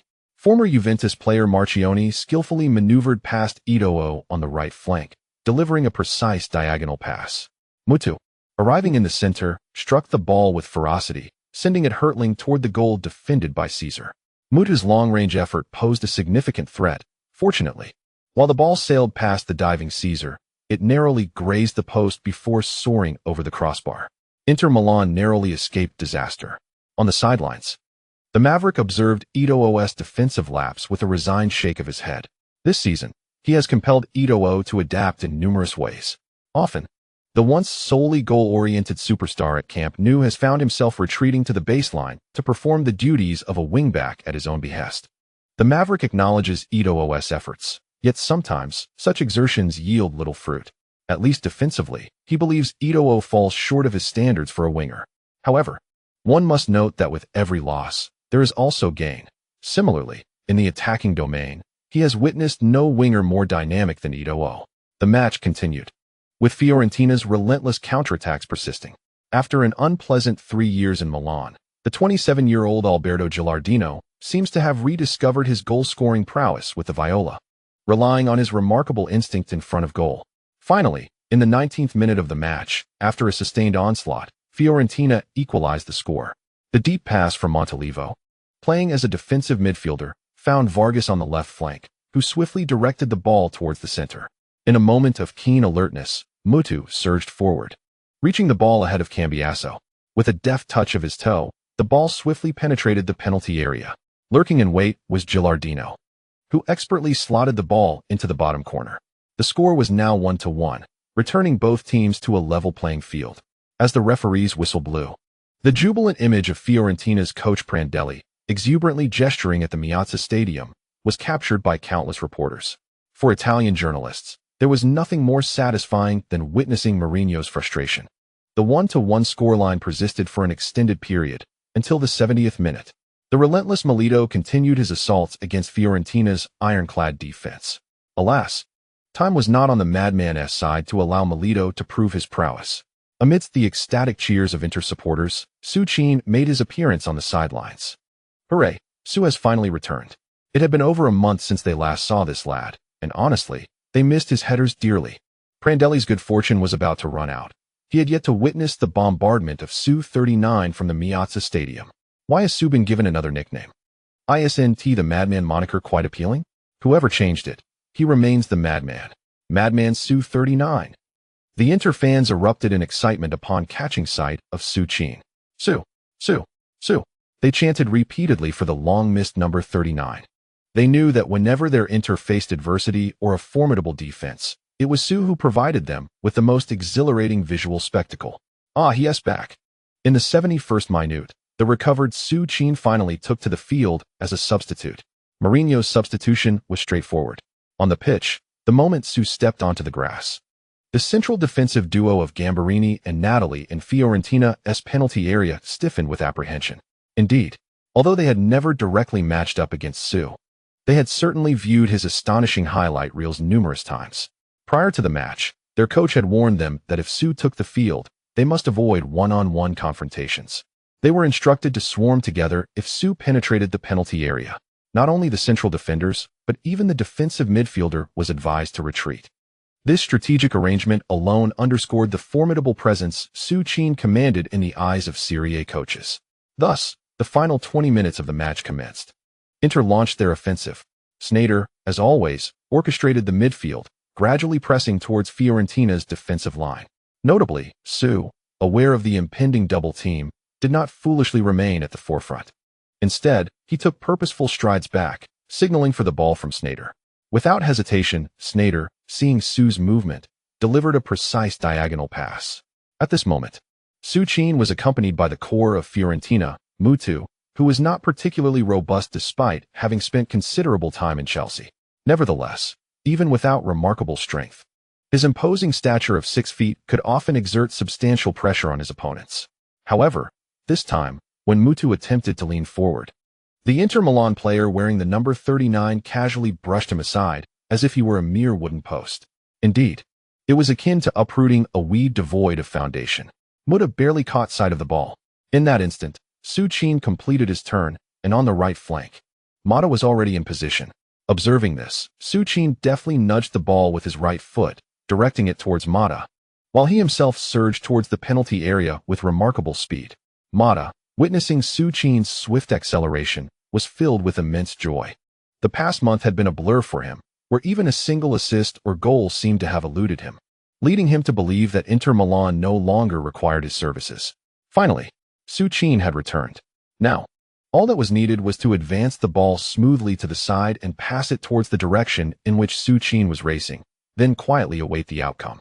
Gritting his teeth, even after sprinting for over 70 minutes, Mata decisively nudged the ball to the right and instantly launched himself towards the Fiorentina's flank. Not just Mata, but upon seeing Součin's burst of speed, the previously subdued Old Ma appeared to be invigorated, racing forward as if electrified. At the Meazza Stadium, without Mourinho's directives, the entire Inter Milan team, for reasons unknown, commenced their most ferocious assault as if a battle horn had been sounded. In front of Mata, Montalivo rushed in to support. Here, Sneijder came to receive the ball. Upon hearing Sneijder's call, Mata unhesitatingly delivered a diagonal pass. However, at Sneijder's receiving position, another Fiorentina midfielder, Kuzmanovic, had already anticipated the play. Yet, Kuzmanovic was up against Sneijder, who possessed the caliber of a Ballon d'Or winner this season. With just a slight nudge to the left, Sneijder deftly maneuvered the ball through Kuzmanovic's legs, executing a nutmeg. And it was this very maneuver that opened up Fiorentina's central defense entirely. Without pausing, Sneijder charged forward with the ball, relentlessly advancing towards the heart of Fiorentina's defense. At this moment, realizing that Sneijder faced no pressing defender, the center-back Gambarini, who had been lingering near Součin, was compelled to abandon him and stride decisively towards Sneijder. He could no longer afford to concern himself with Součin. However, just as Gambarini burst out of the penalty area, a scene of despair unfolded before him. Without the slightest hesitation, Sneijder, before Gambarini could close in, deftly shifted his body and sent the ball to the right flank. There, unmarked, stood Make, already poised and ready. Without a moment's hesitation, Oldmai, akin to the countless kicks he executed during training, delivered the ball into the penalty area.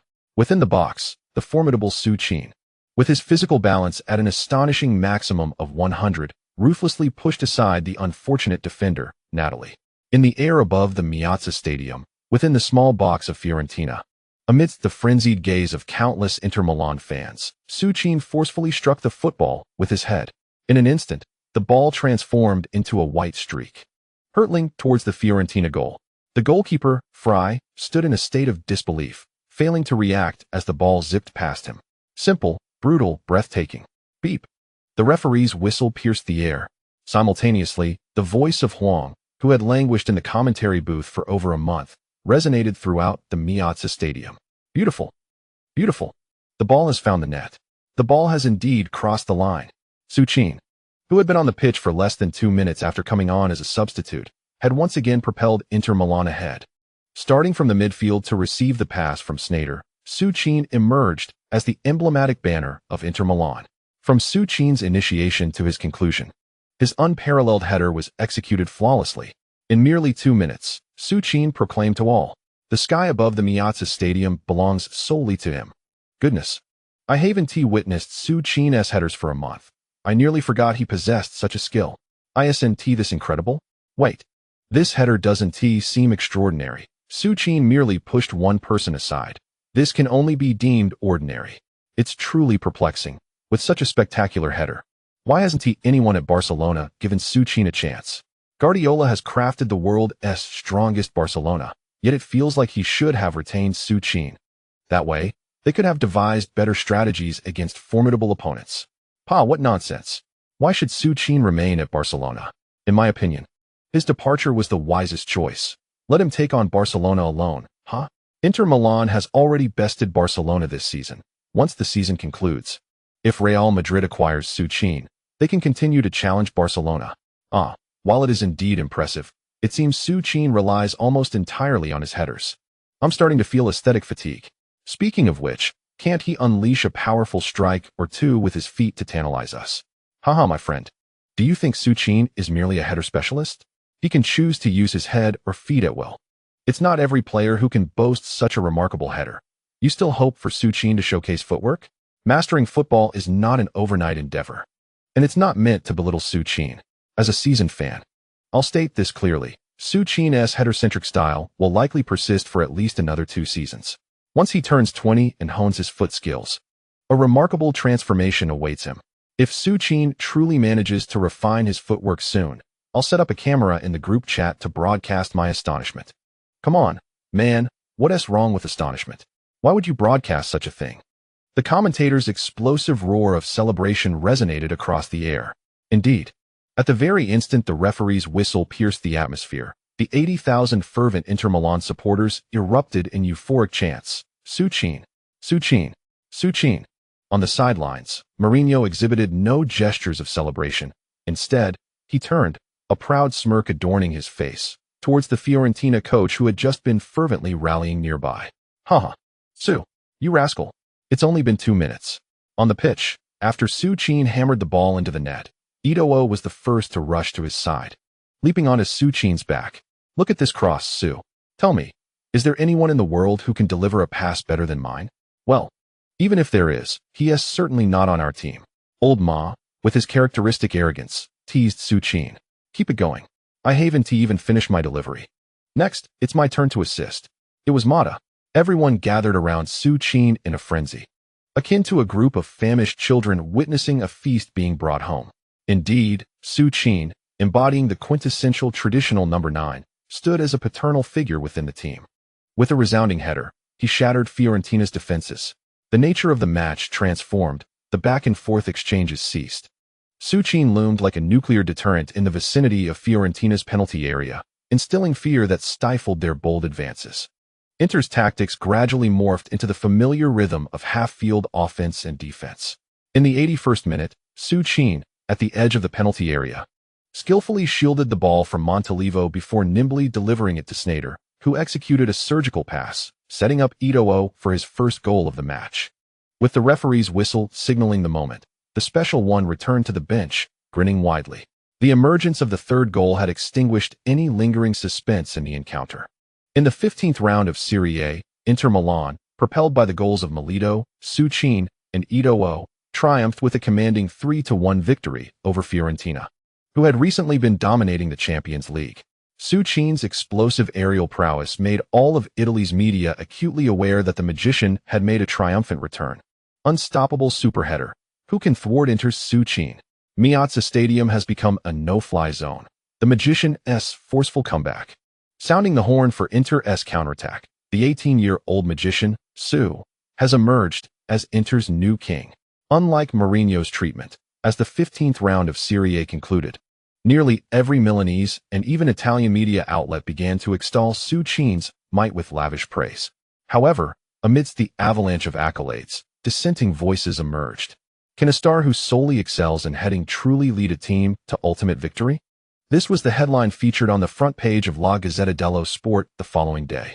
The journalists were eager to learn how Suchin, the individual involved, would respond. However, it was only upon their arrival near Suchin's residence that they realized he had already boarded a flight to Belarus early that morning. Indeed, the final battle of the World Cup qualifiers was about to commence. Croatia's chance to secure a spot in the 2010 World Cup hinged on this last match. Good evening. Esteemed readers, I present you with an update. Alas, Pikachu yearns for more updates. Why are the esteemed patrons not casting their monthly votes for Pi? Use your votes to humiliate Pi. This chapter concludes here. Chapter 74. The national team and the club progressing in unison. The battle at Stamford Bridge approaches. The European qualifiers for the 2010 South Africa World Cup were divided into 9 groups. According to the tournament structure, only the top team from each group could advance directly to the World Cup, while the best 8 runners-up from the remaining groups would be determined through a draw to fill the last 4 spots. In Group 6, England currently leads with 8 victories out of 9 matches, accumulating 24 points. Croatia, having lost to Ukraine and England earlier in the year, stands second with 7 victories and 21 points from 9 matches.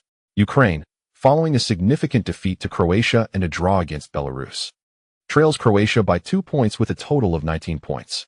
Overall, in the final round of matches, if Croatia secures a victory against Belarus, they will ensure a top 2 finish in the group, regardless of the outcome between Ukraine and Kazakhstan. Of course, there exists the possibility of England losing at home to Andorra, which would enable Croatia to advance as group leaders based on goal difference. However, whether others believe this scenario is plausible, Oldby harbored no such faith. Though the decisive match was set for Wednesday, Oldby flew directly to Belarus on Saturday. He meticulously inspected every hotel room prepared for the team, fully aware of the significance of this final encounter, particularly during the preceding period, when news of Součin's injury had caused him great distress. Oldby contemplated recalling veterans he had previously set aside. Unexpectedly, just as he was losing sleep over the situation, Součin appeared on the Inter Milan bench. Oldby, notebook in hand and ready to take notes, leaped from his seat in excitement upon seeing Součin on screen, only to stub his toe against the leg of the table. On Monday afternoon, Součin arrived at the hotel where the Croatian team was staying in Minsk, the capital of Belarus. When Součin arrived, Modric and his fellow Croatian teammates were already gathered. The group breathed a sigh of relief upon Součin's timely arrival. Although the Belarusian team was not particularly formidable, the absence of Součin, who had become accustomed to leading the charge, left both the veteran players and the seasoned Modric feeling somewhat uneasy. However, all was well now, as Součin had managed to make it just in time. Taking down a relatively minor team like Belarus was undoubtedly within their capabilities. No surprises ensued. Just 2 days later, Croatia successfully secured 3 points against Belarus with a score of 3-1. Součin netted a brace, while Modric and Rakitic each contributed a goal. Meanwhile, Ukraine faced a disheartening fate, ending up in a draw against Kazakhstan, thus eliminating them from contention for the 2010 South Africa World Cup. Of course, the most dramatic moment unfolded in another high-stakes match at Wembley Stadium. Despite boasting a star-studded lineup, England found themselves stunned as Andorra scored an unexpected goal, leading 1-0 for the first 80 minutes. Indeed, this match, which many assumed would be a mere showcase of England's prowess, nearly culminated in one of the biggest upsets of the qualifying rounds. Had the scoreline persisted, England would have faced the prospect of being overtaken by Croatia due to goal difference and would have had to compete in a fiercely contested playoff. The more than 70,000 England fans remained on edge, silent with trepidation until the 82nd minute. Faced with Andorra's defense, which had all 11 players clustered near their goal, Capello was compelled to substitute in Beckham, a player he had previously been reluctant to use. This pivotal change revitalized England. Just 3 minutes after Beckham's introduction, in the 85th minute, he received a diagonal pass from Gerrard on the right flank and unleashed his signature Beckham curler. The ball traced a magnificent arc through the air above Wembley, landing perfectly at the back post of Andorra's goal. There, Rooney, who had struggled throughout the match, made his presence felt with a powerful header. Little Rooney saved England. The jubilant Rooney, having scored, exuberantly shed his jersey and sprinted across the pitch. On the sidelines, Capello exhaled in relief as the ball finally found its way into Andorra's net. They had narrowly avoided disaster at the last moment. This draw allowed England to maintain their position ahead of Croatia, who were now relegated to second place, and ensured England's smooth passage into the World Cup finals. Thus concluded the European qualifying rounds, with the top 2 teams from each of the 9 groups determined. In Group 1, Denmark surprisingly clinched victory, edging out Cristiano Ronaldo's Portugal by a single point to secure their place in the finals. In the second group, Switzerland and Greece ranked first and second, respectively. In the third group, Slovakia emerged victorious in the end, while the unfortunate Czech Republic and Poland were eliminated, with Slovenia advancing to the playoffs through a fortunate goal difference. In the fourth group, Germany unsurprisingly qualified with an impeccable record, while Russia entered the playoffs. The fifth group saw Spain also achieving a perfect 10 victories. and Bosnia and Herzegovina secured 19 points to reach the playoffs. In the sixth group, England and Croatia finished in 12th place. The seventh group delivered a shocking outcome, as France lost to Serbia by a mere point and was relegated to the playoffs. In the eighth group, Italy advanced confidently, with Ireland entering the playoffs. The ninth group witnessed the Netherlands achieving a clean sweep, while Norway, with a mere 10 points, became the weakest second-place team among the 9 groups and was eliminated. Thus, the 8 teams participating in the playoffs were determined: Portugal, Greece, Slovenia, Russia, Bosnia and Herzegovina, Croatia, France, and Ireland. Among these 8 teams, Portugal, France, and Croatia were designated as seeded teams by UEFA due to their historical performances, ensuring they would not face each other in the playoff draw. They will draw their opponents from the remaining teams. The draw ceremony is scheduled to take place in mid-December at UEFA's headquarters. Of course, none of this concerns Suchin. With the status of a seeded team, Croatia found itself relieved as the 2 teams it was wary of had been eliminated, leading not only Suchin to feel a lack of pressure regarding advancement, but also Old Bai, who began to confidently strategize for the upcoming World Cup. Although he claimed to be preparing, Old Bai felt time was dragging, especially with only one tutorial session for Subao per week. December in Italy was already quite chilly, though this was relative to the usual average temperature above 20 degrees. After concluding the World Cup qualifiers, Suchin hurried back to Milan. Old Stan was waiting at the airport as usual. Upon seeing Suchin at the exit, he swiftly approached to take the suitcase from Suchin's hands. Not only did he take the suitcase, but Old Stan also led the way, muttering to shoo away the Italian reporters loitering at the airport, poised to interview Suchin. Once the suitcase was placed in the trunk and the car door was closed, Old Stan finally took his seat in the driver's position and started the car. The vehicle roared to life, and Old Stan, seemingly lost in thought, glanced back at the airport exit. "Hey, Sue, do you remember the first time I picked you up here?" As one ages, nostalgia tends to flourish. It was evident that Old Stan was reminiscing. Just a few months prior, Suchin had stood there foolishly, alone with a backpack. Yet, who would have imagined that less than 3 months could pass so swiftly? When Suchin arrived, he had to don sunglasses and spruce himself up a bit. Despite his efforts, the ever-watchful Italian paparazzi would still manage to catch him. "Humph. I distinctly recall that the first time I met you, you were eager to introduce me to the most entertaining spots in Milan. Ahem. Sue, am I really that frivolous? Come now, don't think I am oblivious to the fact that Mino has been incessantly berating you for finding someone for Mario, yet you persist in this endeavor. Damn it. Sue, you seem to know everything." The two of them chatted and laughed as they made their way towards Suchin's home, still a distance from the airport. The national team's matches steadily progressed to the next phase, and similarly, on the club front, Suchin's return significantly bolstered Mourinho's arsenal.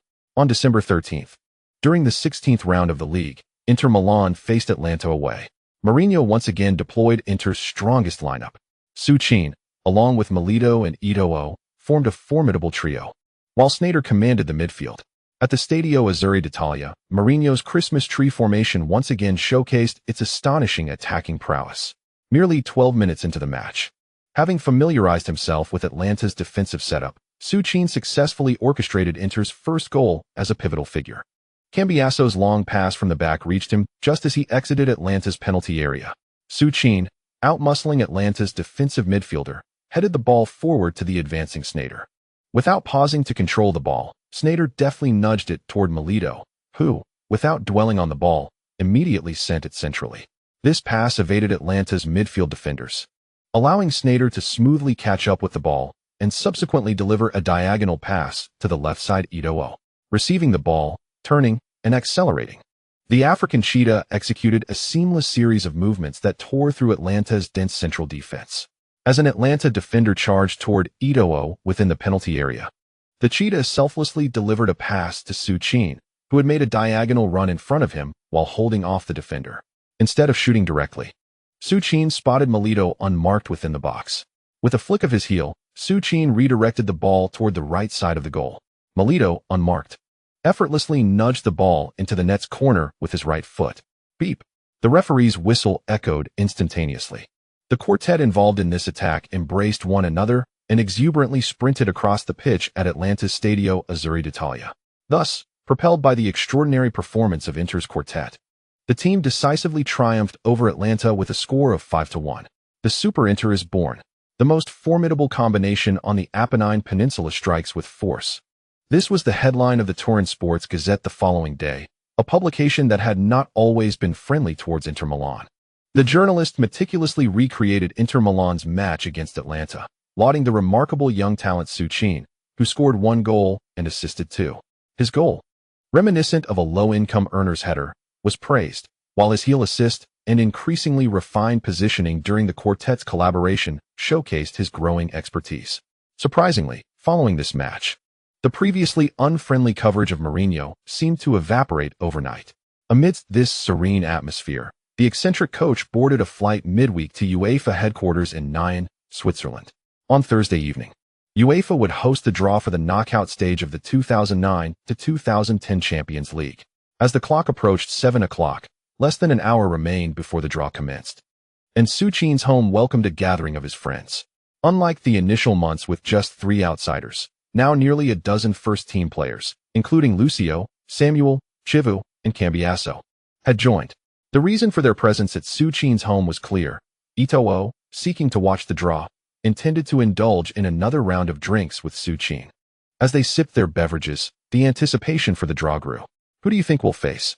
Eto'o, ever the gambler, observed the group's ennui and initiated a betting game. Following their loss to Barcelona at home, Inter had qualified for the knockout stage as the second in their group, leaving them to contend with the group winners, Bordeaux, Manchester United, Real Madrid, Chelsea, Fiorentina, Barcelona, Sevilla, and Arsenal. Among these 8 teams, Fiorentina and Bordeaux appeared manageable, but the remaining 6 posed a formidable challenge, making victory uncertain regardless of the opponent. I believe it will be Chelsea. I bet €1,000. With the stakes rising, Součin couldn't bear to let money slip away. He had meticulously tracked Inter's Champions League journey, down to the minute. How could he forget the tears Mourinho shed at Stamford Bridge? Haha, no way, Sue. That €1,000 is as good as a gift to me.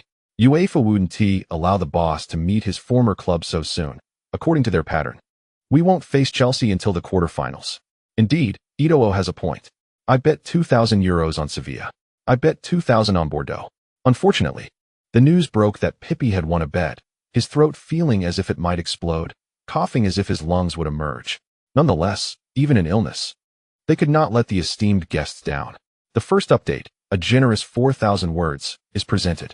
The second update comes as Pai has taken some medicine and stayed up late to produce it. The plot is accelerating, and the less significant matches are swiftly brushed aside, for the epic clash in the Champions League against Inter Milan is imminent. Moreover, the winter transfer window is approaching, heralding the beginning of the prelude to the climax. Pai demands your votes. This chapter concludes. Chapter 75, the draw ceremony concludes. And it's time for the old Mourinho to showcase his wares before the winter transfer window. At 8 o'clock in the evening, the long-anticipated Champions League knockout stage draw finally commenced. Součin, alongside his teammates, raised their beers, awaiting the final outcome. In the betting odds for Eto'o, only the reticent Melito joined Součin in placing a wager of €2,000 on Chelsea. As the draw guessed, the French star Zidane placed the ball inscribed with Inter Milan's name beside Chelsea. The previously chatty crowd fell silent. Chelsea, as new contenders in European football, the Inter squad was well aware of Chelsea's prowess. At the start of this season, the Blues, after parting ways with last season's interim coach Hiddink, welcomed another world-class manager. Ancelotti, this Milanese king, having amicably separated from Milan, accepted Abramovich's invitation to join the Premier League new powerhouse Chelsea for a 3-year contract worth $20 million. Upon his arrival at Chelsea, Ancelotti decisively began to overhaul the squad. The front line featured the formidable trio of Drogba, Anelka, and Maluda, forming the Premier League's first French attacking trio. This seemingly ferocious combination showcased to the world what true strength entailed through 6 matches in both the League and Champions League group stages. Not merely a dazzling front line, Chelsea boasted a midfield with superstars like Lampard, Bilic, Essien, Deco, and Mikel, any of whom could easily secure a starting position in any elite club across the top 5 leagues. Furthermore, in defense, Chelsea's backline, consisting of Terry, Ivanovic, Ashley Cole, and Bozingwa, formed the Premier League's finest defense. In summary, drawing the current Chelsea undoubtedly ranks as one of the least favorable outcomes for Inter Milan. The laughter ceased, Not only did the mirth fade, but even the conversations among the crowd dwindled into disinterest. Ito'o shook his head, feeling dejected, and contemplated heading home. Fortunately, just as he was about to leave, Melito had an epiphany. "Hey, Sue and I bet 3,000 euros on Chelsea." Upon hearing the earnest Melito's words, Suchin quickly grasped Ito'o, who was attempting to flee. Thus, old Ito was held back by Melito, who extracted over 10,000 euros from him at odds of 4-1. Anticipation builds for a return to Stamford Bridge. I cannot fathom the emotions I will experience appearing there as an adversary. I spent a truly delightful period at that stadium. And the players and fans there are memories I shall cherish forever.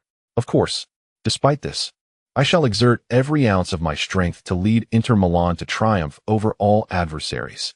These were the words spoken by the Special One during his interview with reporters following the draw ceremony. This sentiment starkly contrasts with his usual demeanor. Of course, this might be attributed to the fact that the interviewer was a Portuguese journalist. However, more significantly, it appears that he has not forgotten the place that once brought him immense joy, at least from Mourinho's perspective. Should the day arise when the fans of Chelsea require him once again, he would return without hesitation. Mourinho accepted the interview with a rather composed demeanor. Similarly, Carlo Ancelotti, who is currently guiding Chelsea to the pinnacle of the Premier League standings with an overwhelming force, also modestly shared his thoughts on the draw. It was indeed surprising that facing Inter Milan was the least favorable outcome. As you may have observed, Inter Milan currently stands at the summit of Serie A. I have been following this Inter Milan team. Unlike last season, this year's squad exhibits greater aggression. Particularly noteworthy is the young talent, Subasic. For some reason, whenever I watch him play, I am reminded of Drogba, especially with his back-to-goal skills. I even jokingly asked Drogba if Mourinho had called him to impart his back-to-goal techniques to the number 39. Overall, I am truly reluctant to encounter Jose in the round of 16. However, since the draw is confirmed, I can only prepare. Ancelotti, as always, concluded the interview with his endearing smile. Both Mourinho and Ancelotti were not in high spirits. Naturally, Sir Alex Ferguson, who also drew Milan, wore a troubled expression. The Sir truly did not wish to face a team like Milan. In contrast, the others were different. Guardiola, having drawn the weakest team Stuttgart, cautiously praised their strength during his interview. The six-time champion's commendation of Stuttgart's prowess elicited laughter from many reporters present. Bayern Munich also secured a favorable draw against Fiorentina. The poor Viola, after being eliminated by Inter, suffered another defeat in the final round of the Champions League, resulting in their fall to second place in the group.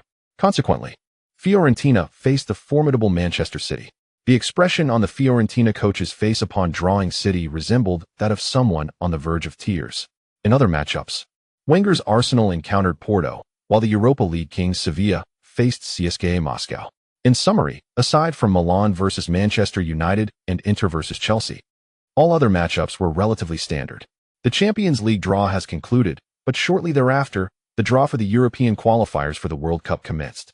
After praying 5 times in the church, Croatia was fortunate to draw the not-so-mighty Bosnia. Upon realizing their opponent was Bosnia, the old coach's expression was one of relief. The anxiety that had long weighed on my heart has finally dissipated. Now, all that remains is to await the official matches at the end of December.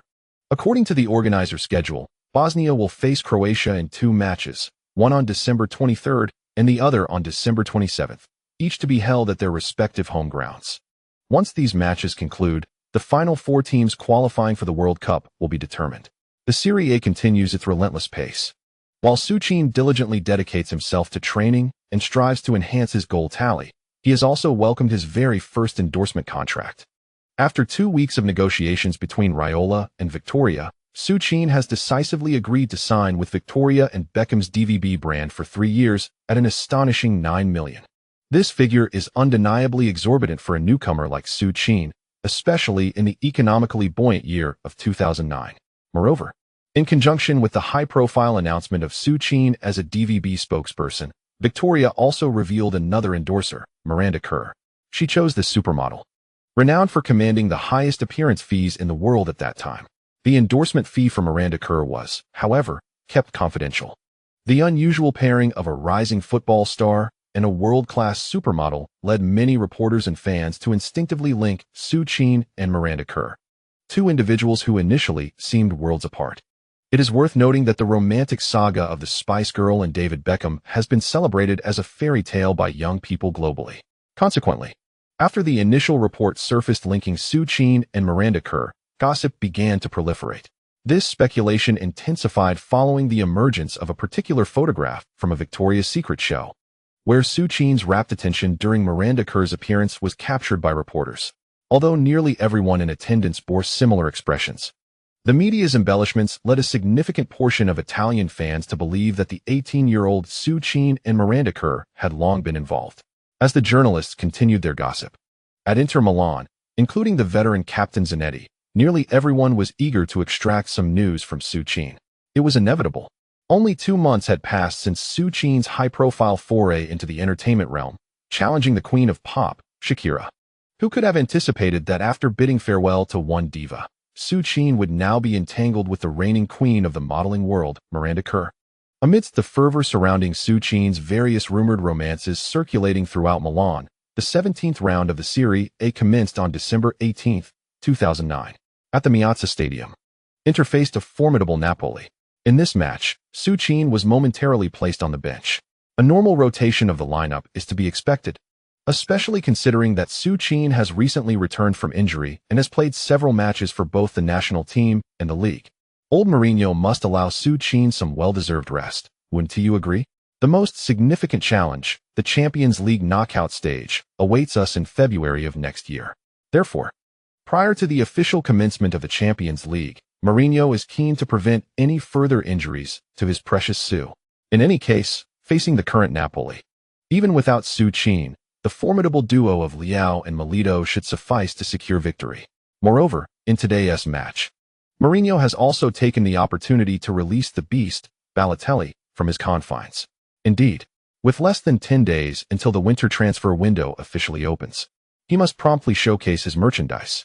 However, what Mourinho did not anticipate was that once seated on the bench, Balotelli showed little interest in the match unfolding before him. Instead, he was entirely engrossed in gossiping with Suchin about Miranda. Su, what does Miranda look like without makeup? Mario, I truly do not know that Miranda. Su, do not deceive me. I have read the newspapers. They all claim that the tickets you had for the last Victoria's Secret show were gifted by Miranda. And I have seen that photo of you gazing at Miranda. Your expression was just like mine when I stood in the yard watching old Stan's car door open. Fuck. Mario, I shall say this one last time. I do not know that Miranda. Su, I believe that Miranda once had a rumor with the Elven Prince from The Lord of the Rings. Have you seen it? The Elven Prince's archery skills in the movie were remarkable. What struck me the most was when he shot the elephant. Do you remember? The elephant was enormous. Quite an ordeal. Sitting on the bench is already a test of patience, and having Balotelli beside him, who operates on an entirely different wavelength, only exacerbates the situation. Fortunately, during halftime, with Inter already leading by 2 goals, Mourinho generously granted Balotelli a full 45 minutes to showcase his talents. At last, when they returned to the pitch, Suchin found himself alongside the more sensible Milito. However, to Suchin's utter astonishment, the seemingly composed Milito also activated his gossip mode. Su, could you help me get a signed photo of that Miranda, preferably in a bikini? Good heavens. I could almost deliver a punch to Milito upon hearing that. On the field, Balotelli, entering what seemed to be a product showcase mode, made his move in the 49th minute. Positioned just outside the penalty area, he received a through ball from Sneijder and, with an audacious turn, evaded Napoli's midfielder Gargano. With no hesitation, he unleashed a powerful shot from 30 meters out, sending the ball soaring towards Napoli's goal like a cannonball. The goalkeeper of Napoli, De Sanctis, despite his utmost efforts to make a save, could not prevent the ball from piercing the net. The referee's whistle echoed through the air. Meanwhile, Balotelli, amidst the exuberant shouts of the DJ celebrating the goal, dashed towards the sidelines to revel in his triumph. Although the Inter Milan fans had not forgotten that this traitor donned the Milan jersey, they adhered to the principle of not discriminating against individuals with disabilities, and thus, they graciously applauded Balotelli. With a commanding performance, Mourinho concluded the match with a resounding victory of 3 goals, highlighting the stark disparity in team strength.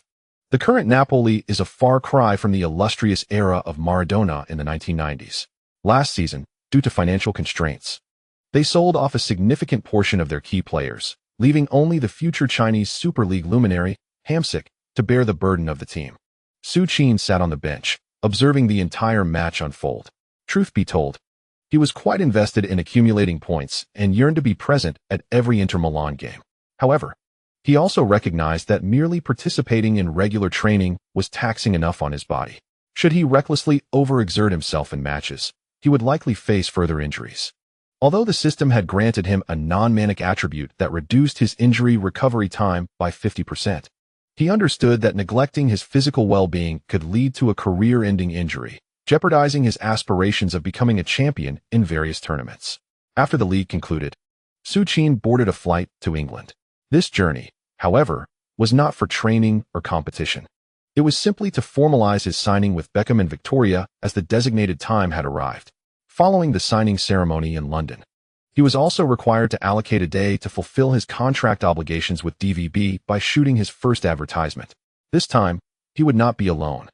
The much-publicized model Miranda Kerr, who had been the subject of media speculation regarding her relationship with Su Qin, would also be present on set. The reporters eagerly anticipated Su Qin's debut performance in the advertisement, while Su Qin himself was primarily intrigued by the script that the director had sent in advance.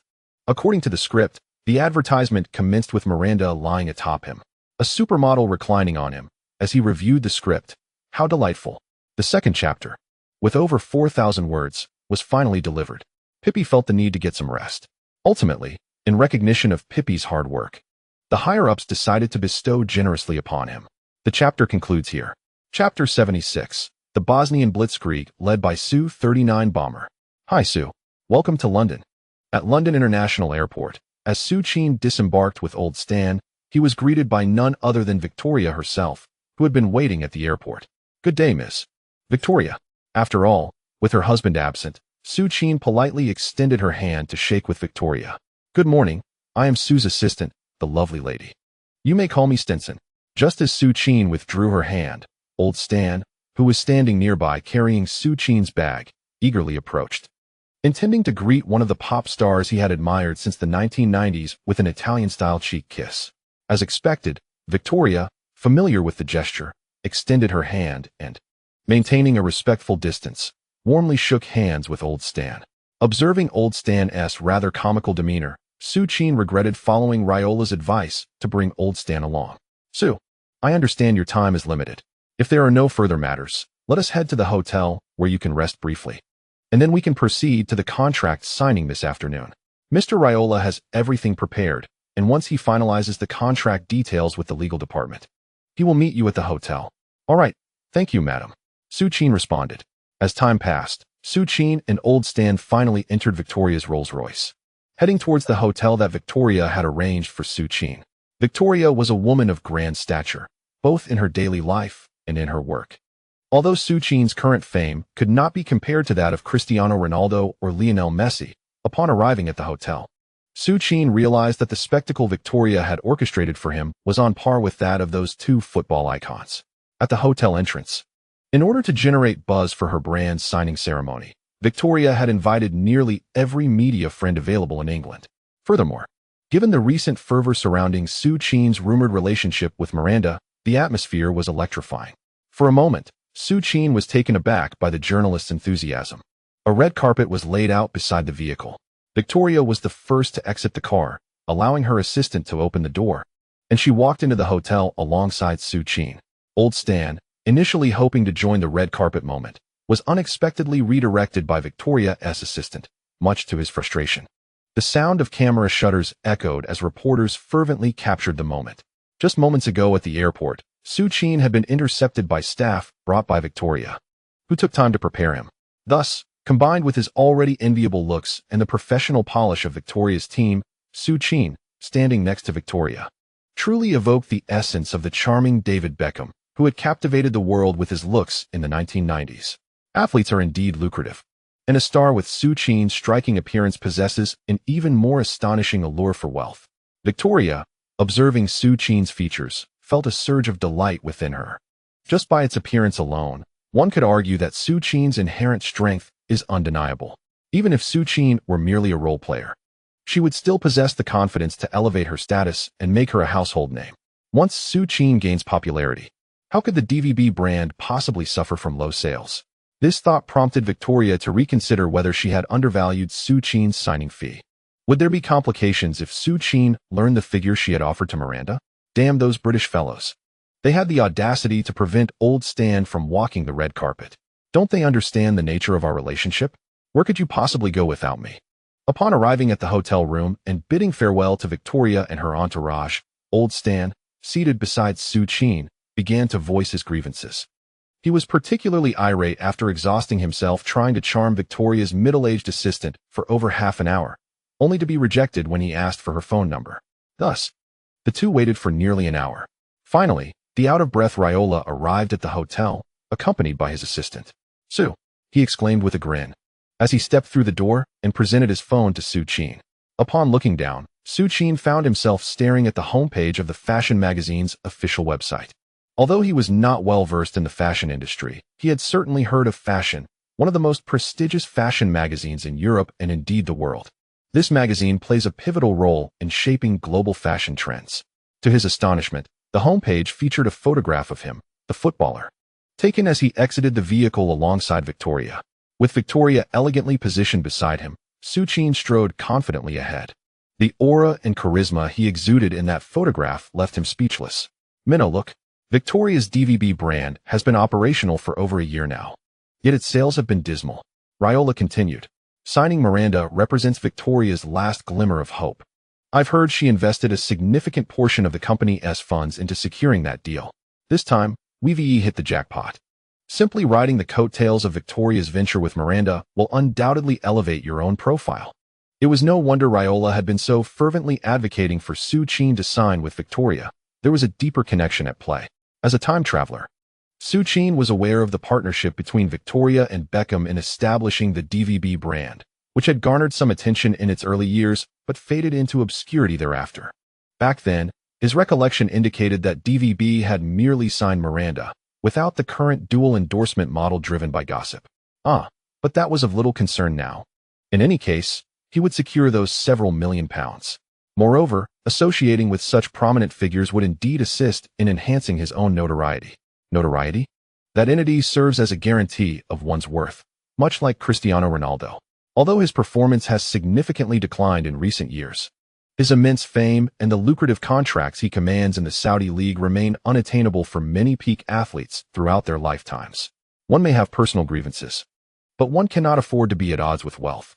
At 3 o'clock in the afternoon, within the grand hall meticulously prepared by Victoria at the hotel, Su Qin, along with Victoria and another leading lady, Miranda Kerr, signed an endorsement contract amidst a flurry of flashing cameras. From the moment Su Qin inscribed his name, his daily wardrobe would henceforth be entirely managed by Victoria. According to her, even down to the undergarments. Victoria would have designers take precise measurements to create custom pieces for Su Qin. Of course, the terms of Su Qin's agreement with Victoria pertained solely to casual wear. Since it did not encompass sports-related endorsements, Su Qin's opportunities on the athletic field remained open, allowing him to pursue contracts with Nike or Adidas without conflict with his agreement with DVB. That evening, considering Su Qin needed to prepare for an upcoming match and had limited time, Victoria suggested that Miranda Kerr sacrifice a moment to expedite the advertising shoot. As if scripted, the initial scenes featured Miranda clad in DCB attire. DVB encompasses a wide array of apparel, and recognizing the pressure on Su Qin, he quickly sat up to apologize to the director on set. Su, don't be too anxious. We only need 1 or 2 shots.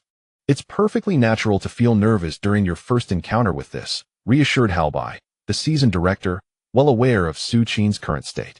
Unfortunately, the script dictated the process, leaving Su Qin to endure the discomfort.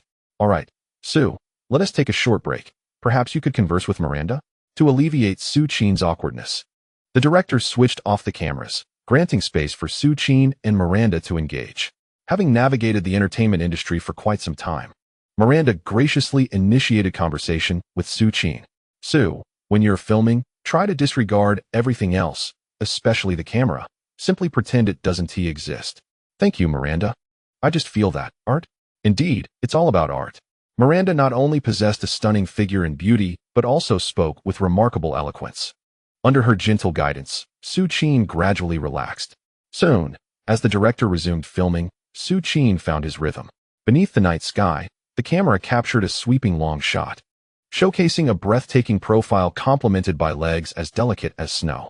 The director expressed profound satisfaction with the results of the shoot, recognizing that the two individuals on the bed had been graced by the finest attributes bestowed by the divine. After the intimate scenes on the bed concluded, Su-Chin seized the opportunity to film several additional shots of tender embraces with Miranda Kerr by the window. Ultimately, by the time all shooting wrapped up, it was already 3 in the morning.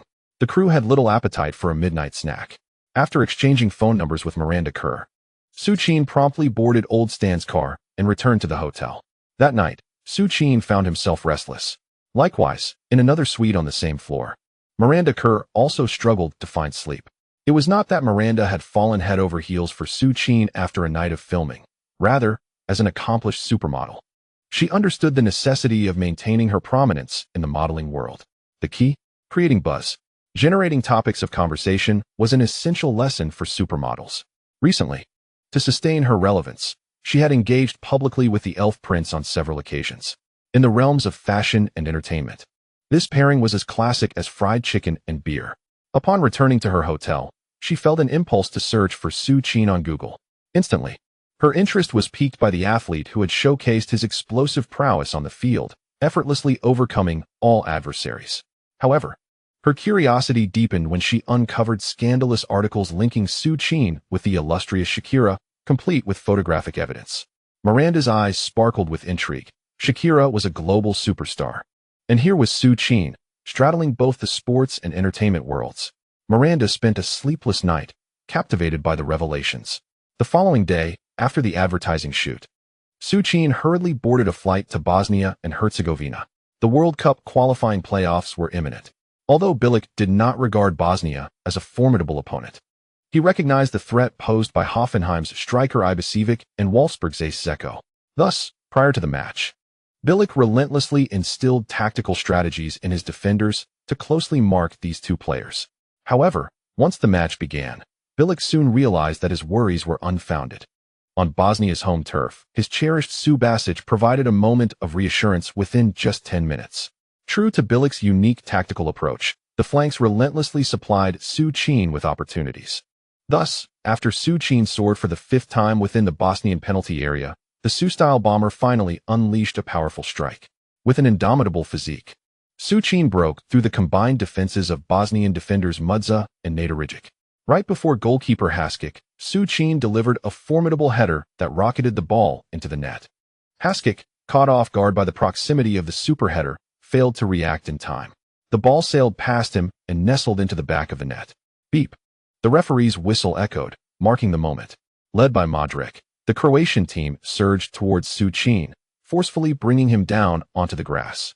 As the ball nestled into the net, the veteran on the sidelines watched in elation, celebrating wildly before the eyes of the Bosnians. Trailing by a goal, the Bosnians hastily plotted a counterattack.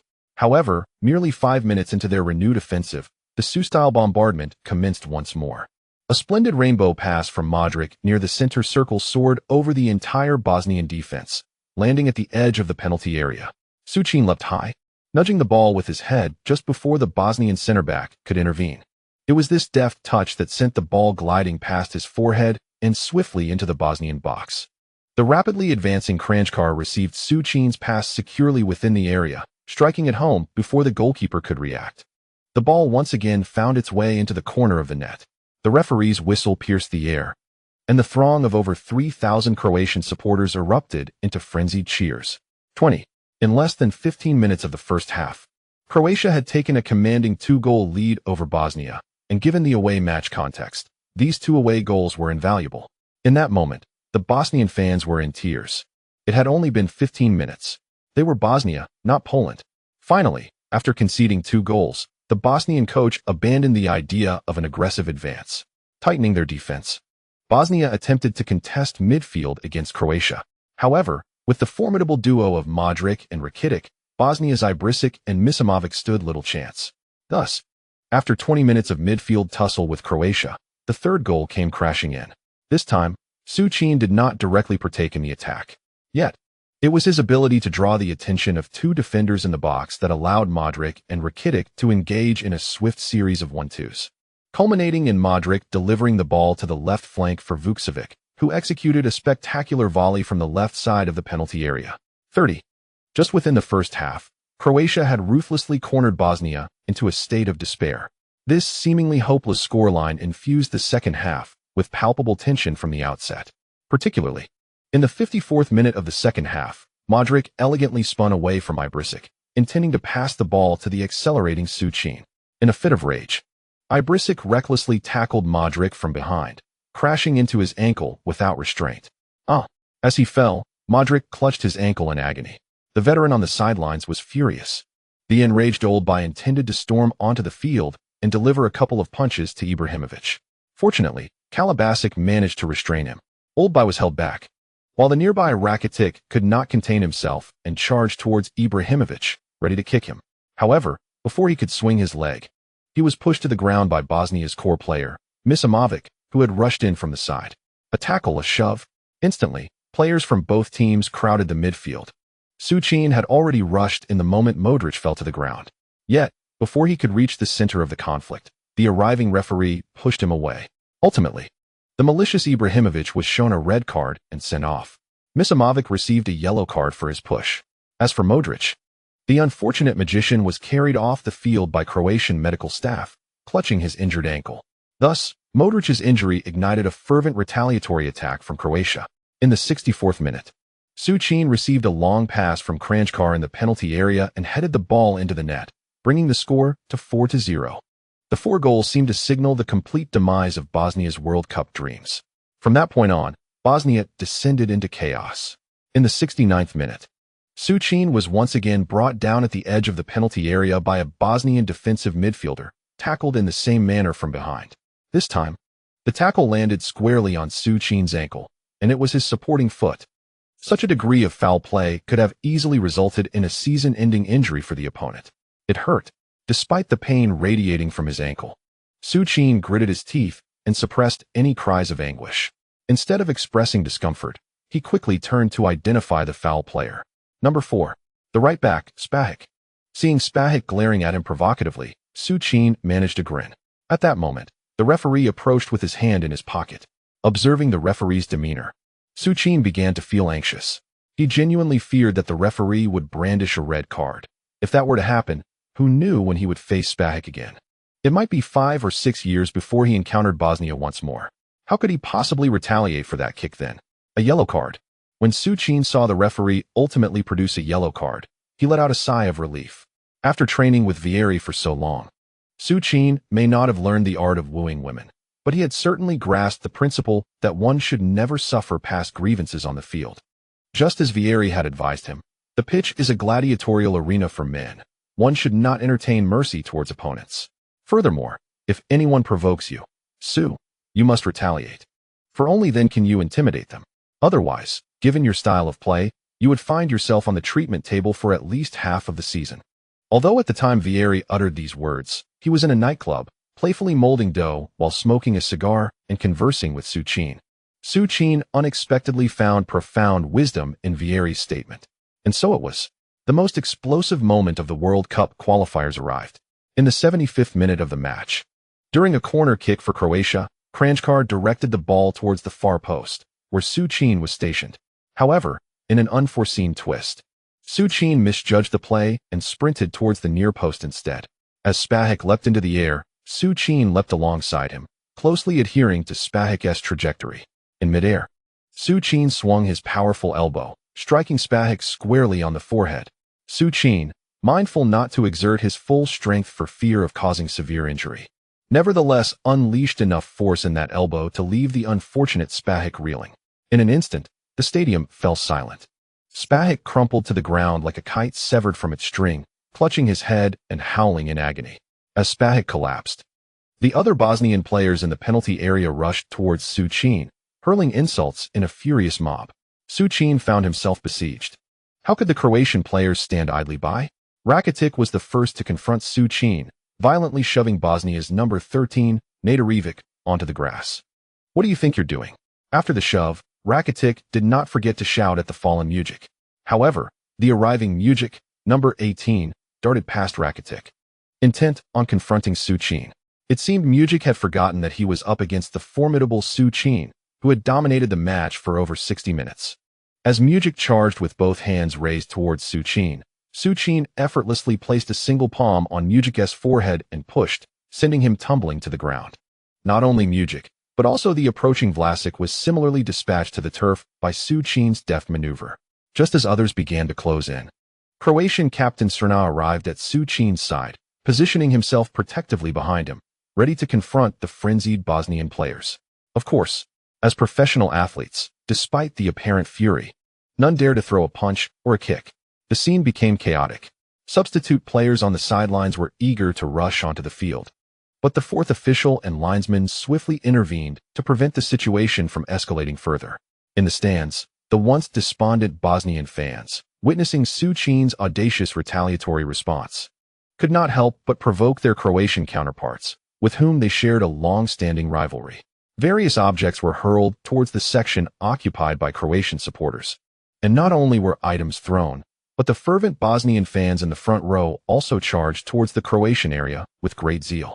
Fortunately, the organizers had anticipated that this match would not conclude without incident, so they had stationed a substantial number of security personnel in the Croatian supporters' vicinity. Under the enforcement of security, the tumult was swiftly quelled.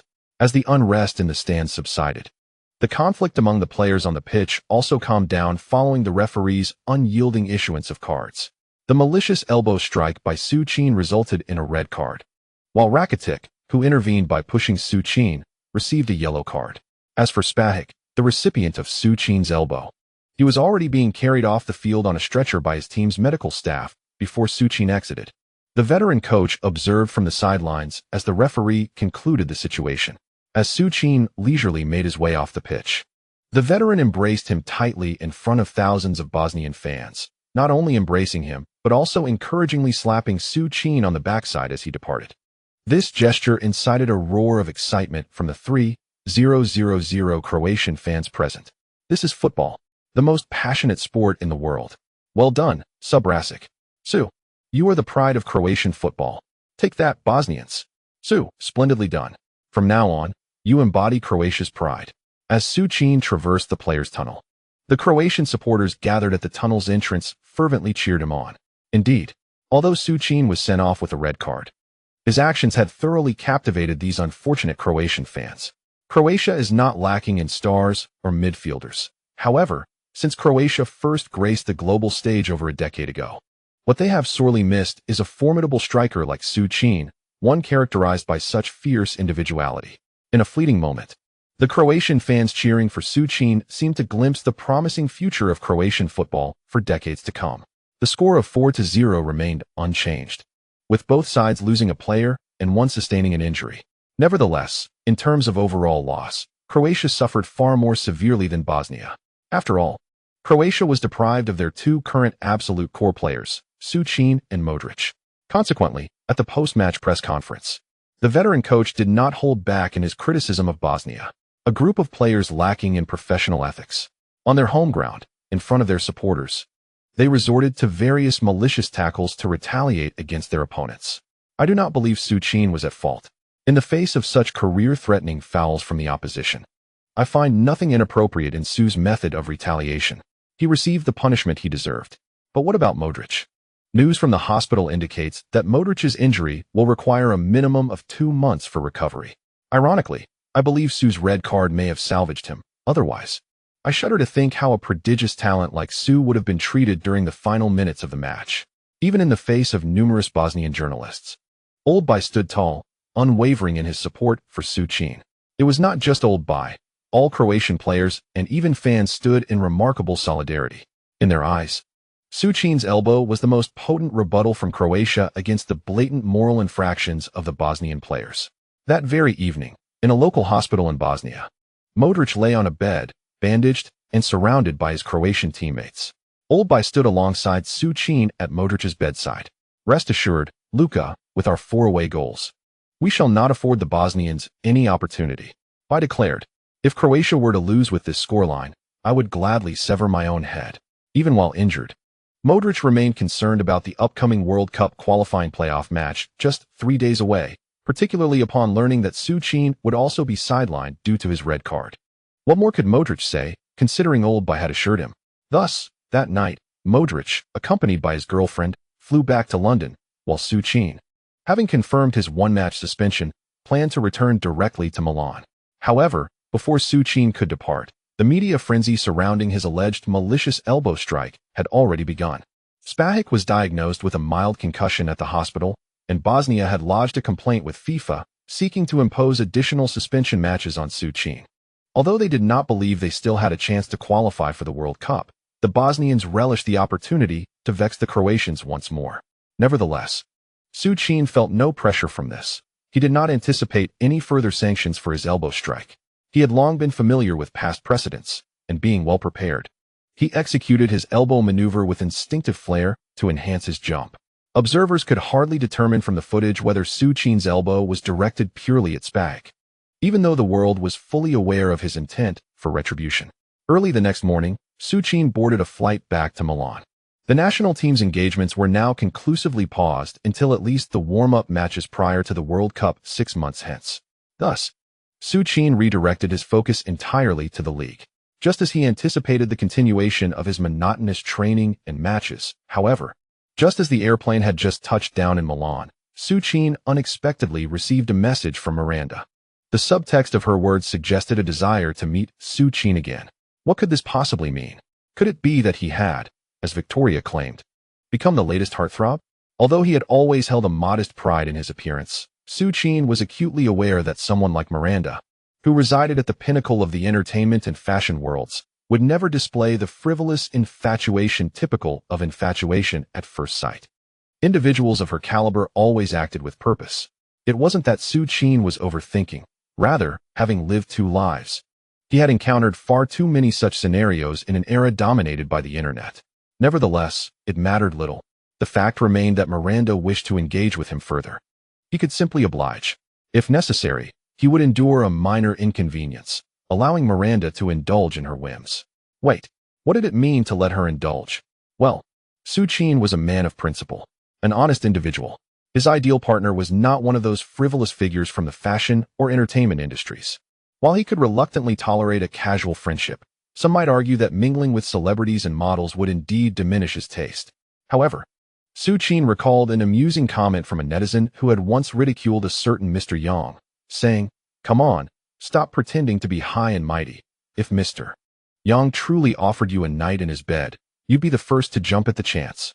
Furthermore, these days, Shakira had been preoccupied with her new album, leaving little room for communication with him. As a man, he recognized that Miranda had taken the initiative to express her interest in a deeper connection. Naturally, Součin extended an invitation for her to come to Milan to watch him play. Initially, he merely intended to gauge her response. To his surprise, she readily accepted, planning to attend his match that very weekend. Upon receiving Miranda's reply, Součin swiftly turned his attention to Stinson, who had been incessantly lamenting the monotony of their trip to England. It was clear that Stinson needed some engagement this weekend. December 26, 2009. The 18th round of Serie A was about to commence. Following this match, Serie A would enter a winter break of approximately 2 weeks. Thus, the coach had no intentions of resting or rotating his key players, especially Součin, who had recently made headlines for his powerful header in the World Cup qualifiers. The incident involving Součin and Spahic had already been the subject of media inquiries upon his return to Milan. However, the coach's response had left the reporters utterly baffled. "I watched the live broadcast of the match. Sou's actions were indeed questionable. If I were in his position, I would have responded to Spahic in the same manner. That fellow nearly obliterated a phenomenally gifted young prodigy." Initially, the reporters believed the madman had lost his senses, standing alongside them. Yet, upon hearing the latter part of his statement, their anger ignited. "Damn that lunatic. What kind of response is that? What does it mean to use the same maneuver? Are we to infer that Spahic's tackle on Součin warranted an elbow strike in retaliation? Or should Součin have directly reciprocated with a similar tackle aimed at Spahic's legs? Indeed, Mourinho and that Croatian madman Bilic are birds of a feather. Their blatant favoritism towards Součin, this emerging brute on the pitch, is unmistakable. Thus, In the 18th round of Serie A, Milito, Suchin, Eto'o, and Sneijder all made it into the starting lineup for Inter Milan. Observing the formidable lineup of Inter, Siena's coach Gianpaolo wore a grim expression. There was little he could do. Prior to arriving at the Piazza Stadium, his Siena had already suffered 6 consecutive defeats in the league. This dismal performance firmly anchored Siena at the bottom of the standings. From the lineup to the team's morale, Gianpaolo was at a loss as to how his Siena could possibly compete with Inter. Despair loomed large. Similarly, the players of Siena, standing on the pitch, mirrored his hopelessness. There was no escape. Just 3 minutes into the match, Inter scored. And it was none other than Suchin, the 18-year-old prodigy dubbed the Magic Man by the Italian media. In a crowded penalty area, he leaped high above Siena's 2 center-backs, directing the ball into the far corner of the net. Brutal and insurmountable. Such was the initial impression of Suchin among the Siena players. As the referee's whistle blew, the Piazza Stadium erupted in euphoric cheers. Su! Su! Su! However, the fans' chants for Suchin soon shifted. The reason was simple. The live broadcast unexpectedly panned to a woman in the VIP section of the Inter stands. With striking blonde hair and an angelic visage that even her sunglasses could not conceal, she was truly unforgettable. Most notably, her form-fitting jeans accentuated her extraordinarily long legs. The Milanese men instantly recognized her as Miranda Kerr, the world-renowned supermodel and Suchin's rumored girlfriend during this period. Roars erupted from the crowd. While Suchin celebrated with Eto'o and others on the field, the Inter fans in the stands clamored towards the VIP section. Damn, Su! You actually managed to win over Miranda. Eto'o, nestled in Suchin's embrace, was the first to utter a furious exclamation. For heaven's sake. Don't score today, pass the ball to me. The envy was palpable, as even the usually composed Milito couldn't help but feel aggrieved. Soon, the match resumed. The perplexing nature of the body allowed Suchin to fully experience the essence of taking what one desires against a weaker opponent, like Siena. Following an initial header goal, he swiftly found the net again in the 19th minute of the match. This time, however, Suchin employed a different technique, a swift strike amidst a melee in front of the goal. Originally, he had directed Macon's cross to his side, where Milito stood ready. Unexpectedly, Milito hesitated, failing to capitalize on a clear opportunity to shoot. This momentary lapse granted Siena's defenders the chance to dive in and block the ball. Fortuitously, the ball ricocheted off a Siena center-back and returned to Suchin. Elated at this unexpected turn, he seized the moment and unleashed a decisive shot, sending the ball into the net with a resounding thud. 2 goals. Suchin was overjoyed, for with this strike, he could finally enhance his shooting power, marking the first step towards strengthening his skills post-match. Though a modest improvement, it was indeed a step forward. Suchin beamed with delight, while the Siena players faced the brink of despair. Suffering their 6th consecutive defeat, they were poised to set a new record for 7 straight losses at the Piazza Stadium. A disheartening milestone in the club's history. In the stands, Miranda Kerr, fervently photographed by numerous fans, joined in the jubilation, enthusiastically chanting Suchin's name. Surrounded by the flashing cameras of the media, Miranda smiled radiantly. It seemed that the intersection of fashion and sports proved to be quite beneficial, as the following day's newspapers and websites would undoubtedly feature her presence at the Piazza, celebrating Suchin's performance. On the Inter Milan bench, Balotelli sat in a state of discontent, observing Suchin, who was embraced by all. Prior to the match, Mourinho had informed Balotelli that this would be his farewell game with Inter, granting him 45 minutes to bid farewell to the fans. The prospect of leaving Inter brought Balotelli a sense of relief. Yet, he could not shake the sudden pang of envy he felt towards Suchin, who, despite being a mere addition to the team, had ascended to a starting position. How was it that in just half a season, this supplementary player had eclipsed his status as the second striker, while he, the Italian prodigy, was set to depart? In moments of confusion, one must pause to reflect deeply. Thus, Balotelli sat on the bench, embarking on his first contemplation of life. And years later, as Balotelli surged into the penalty area during an extraordinarily significant cup match, he was abruptly reminded of a moment spent on the bench earlier that day.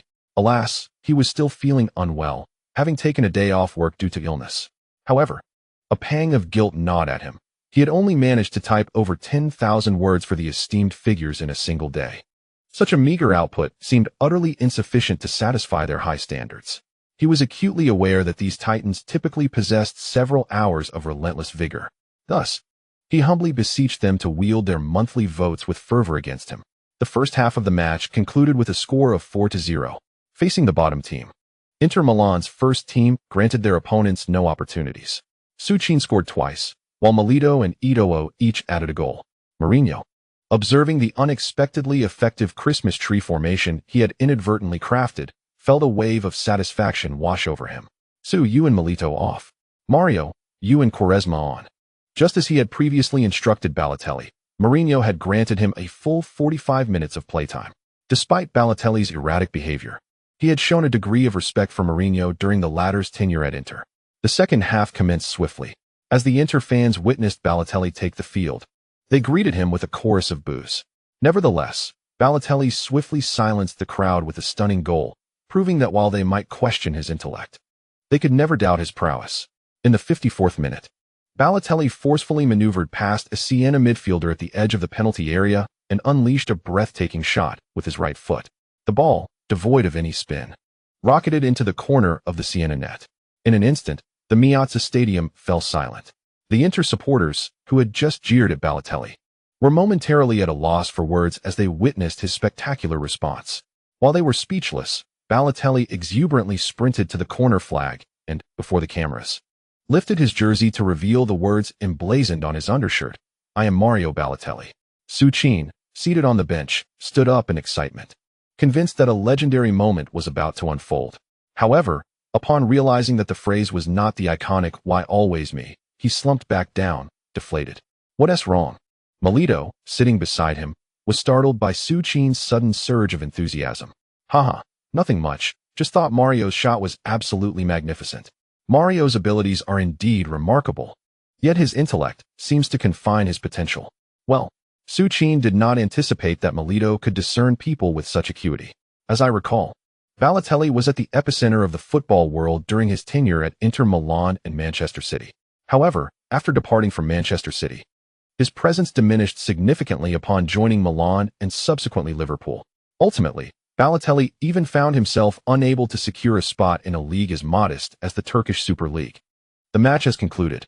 Inter Milan has effortlessly triumphed over the hapless bottom team, Siena, at the Meazza Stadium, marking Siena's 7th consecutive defeat. A new record in their league history, while Inter continues to lead the Serie A standings. With the conclusion of the 18th round, Serie A will now enter a 14-day winter break, though the news surrounding Serie A may pause for a while. The headlines are suddenly dominated by the enigmatic Součin of Inter Milan. There is no other reason. Just 2 months ago, he was flamboyantly arriving at hotels in Barcelona in Shakira's Lamborghini, and it seems he has found a new romantic interest. Following the match against Siena, Součin departed the Meazza Stadium in Eto'o's luxurious Mercedes, accompanied by the previously rumored Miranda Kerr. It was already past 10 when the match concluded. Upon returning to the locker room, Součin promptly requested leave from Mourinho, taking a quick shower before hastily exiting. After his departure, he left behind a group of bewildered Inter veterans, particularly Eto'o, having just seen Miranda Kerr appear on the big screen during the match. Eto'o realized why Součin had his assistant drive the car to the stadium. Clearly, this was a well-orchestrated plan. In the underground parking lot, Součin encountered Miranda Kerr, who was dressed casually. The two had already engaged in numerous phone conversations over the past few days. Given their first meeting had led to a more intimate encounter, there was no trace of awkwardness between them. As soon as Miranda saw Součin drive up, she opened the car door and hopped in. With a swift press of the accelerator, they sped out of the parking lot.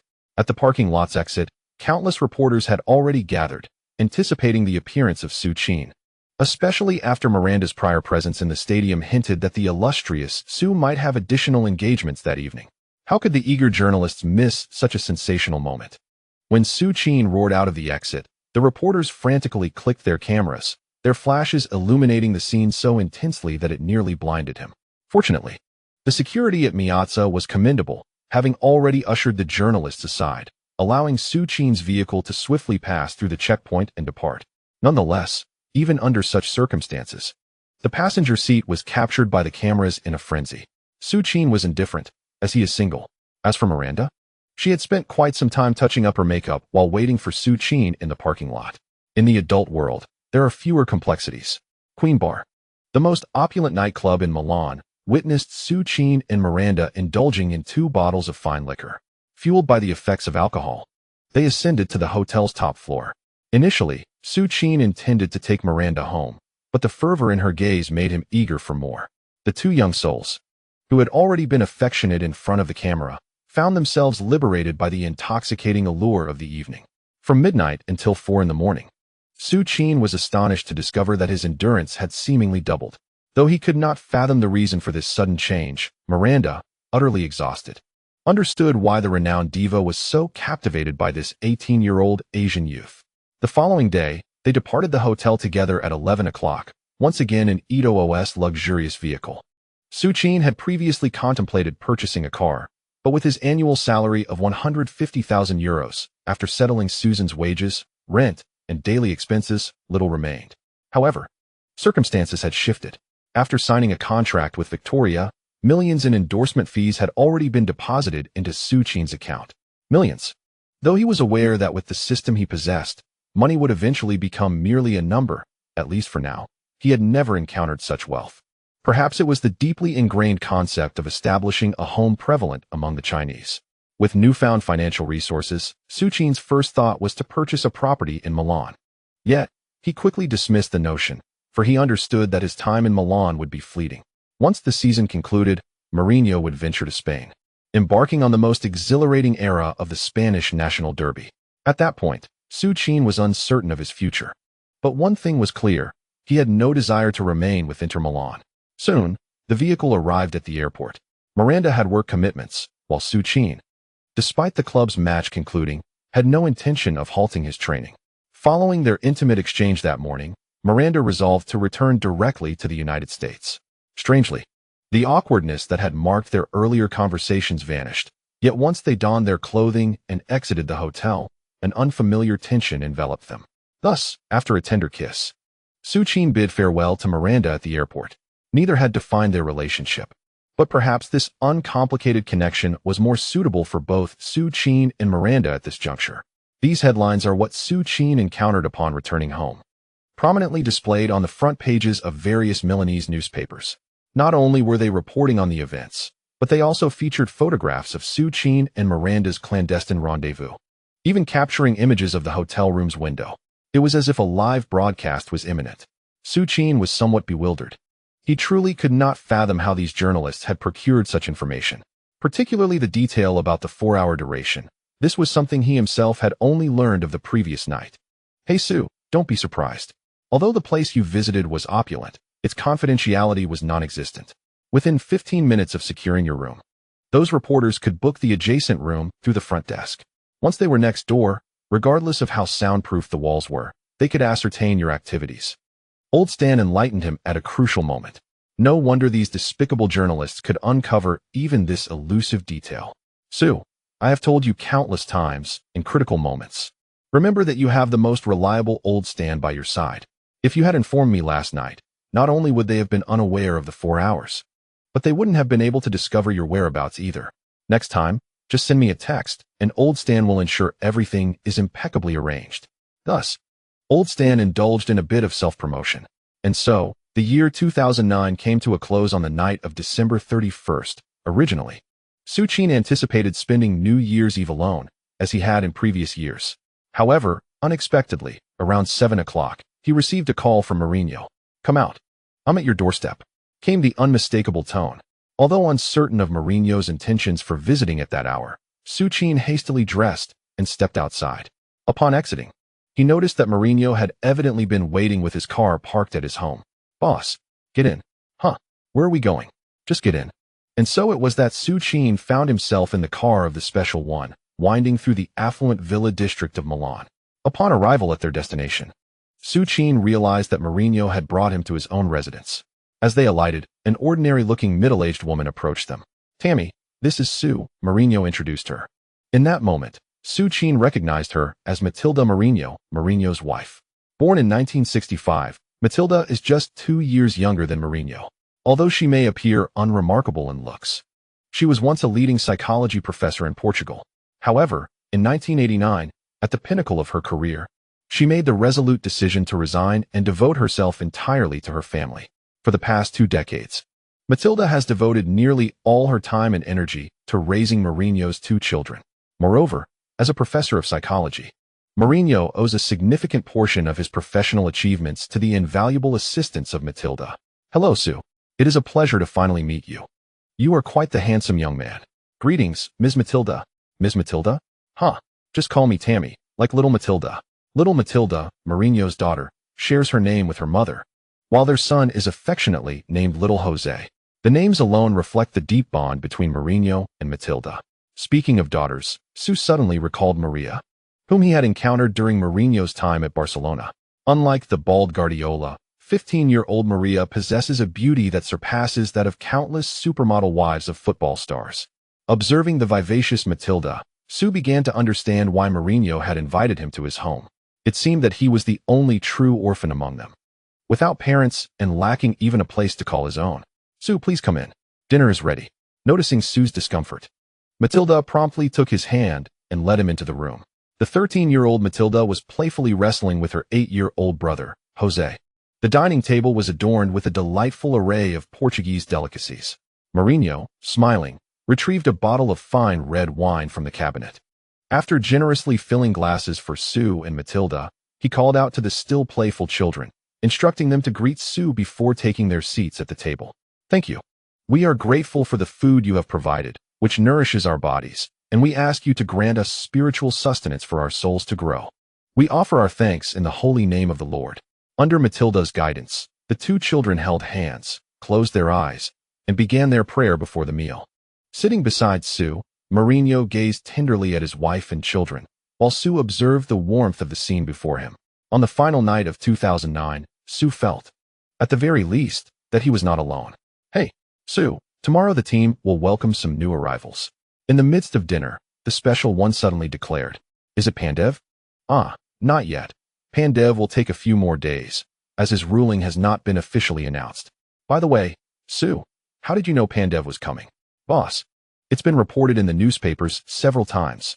Haha, I hardly pay attention to those Italian newspapers. So it's not Pandev. Who is it then? You will absolutely love this person. Really? I will like them. Who could it possibly be, boss? Dear leaders, I sincerely apologize.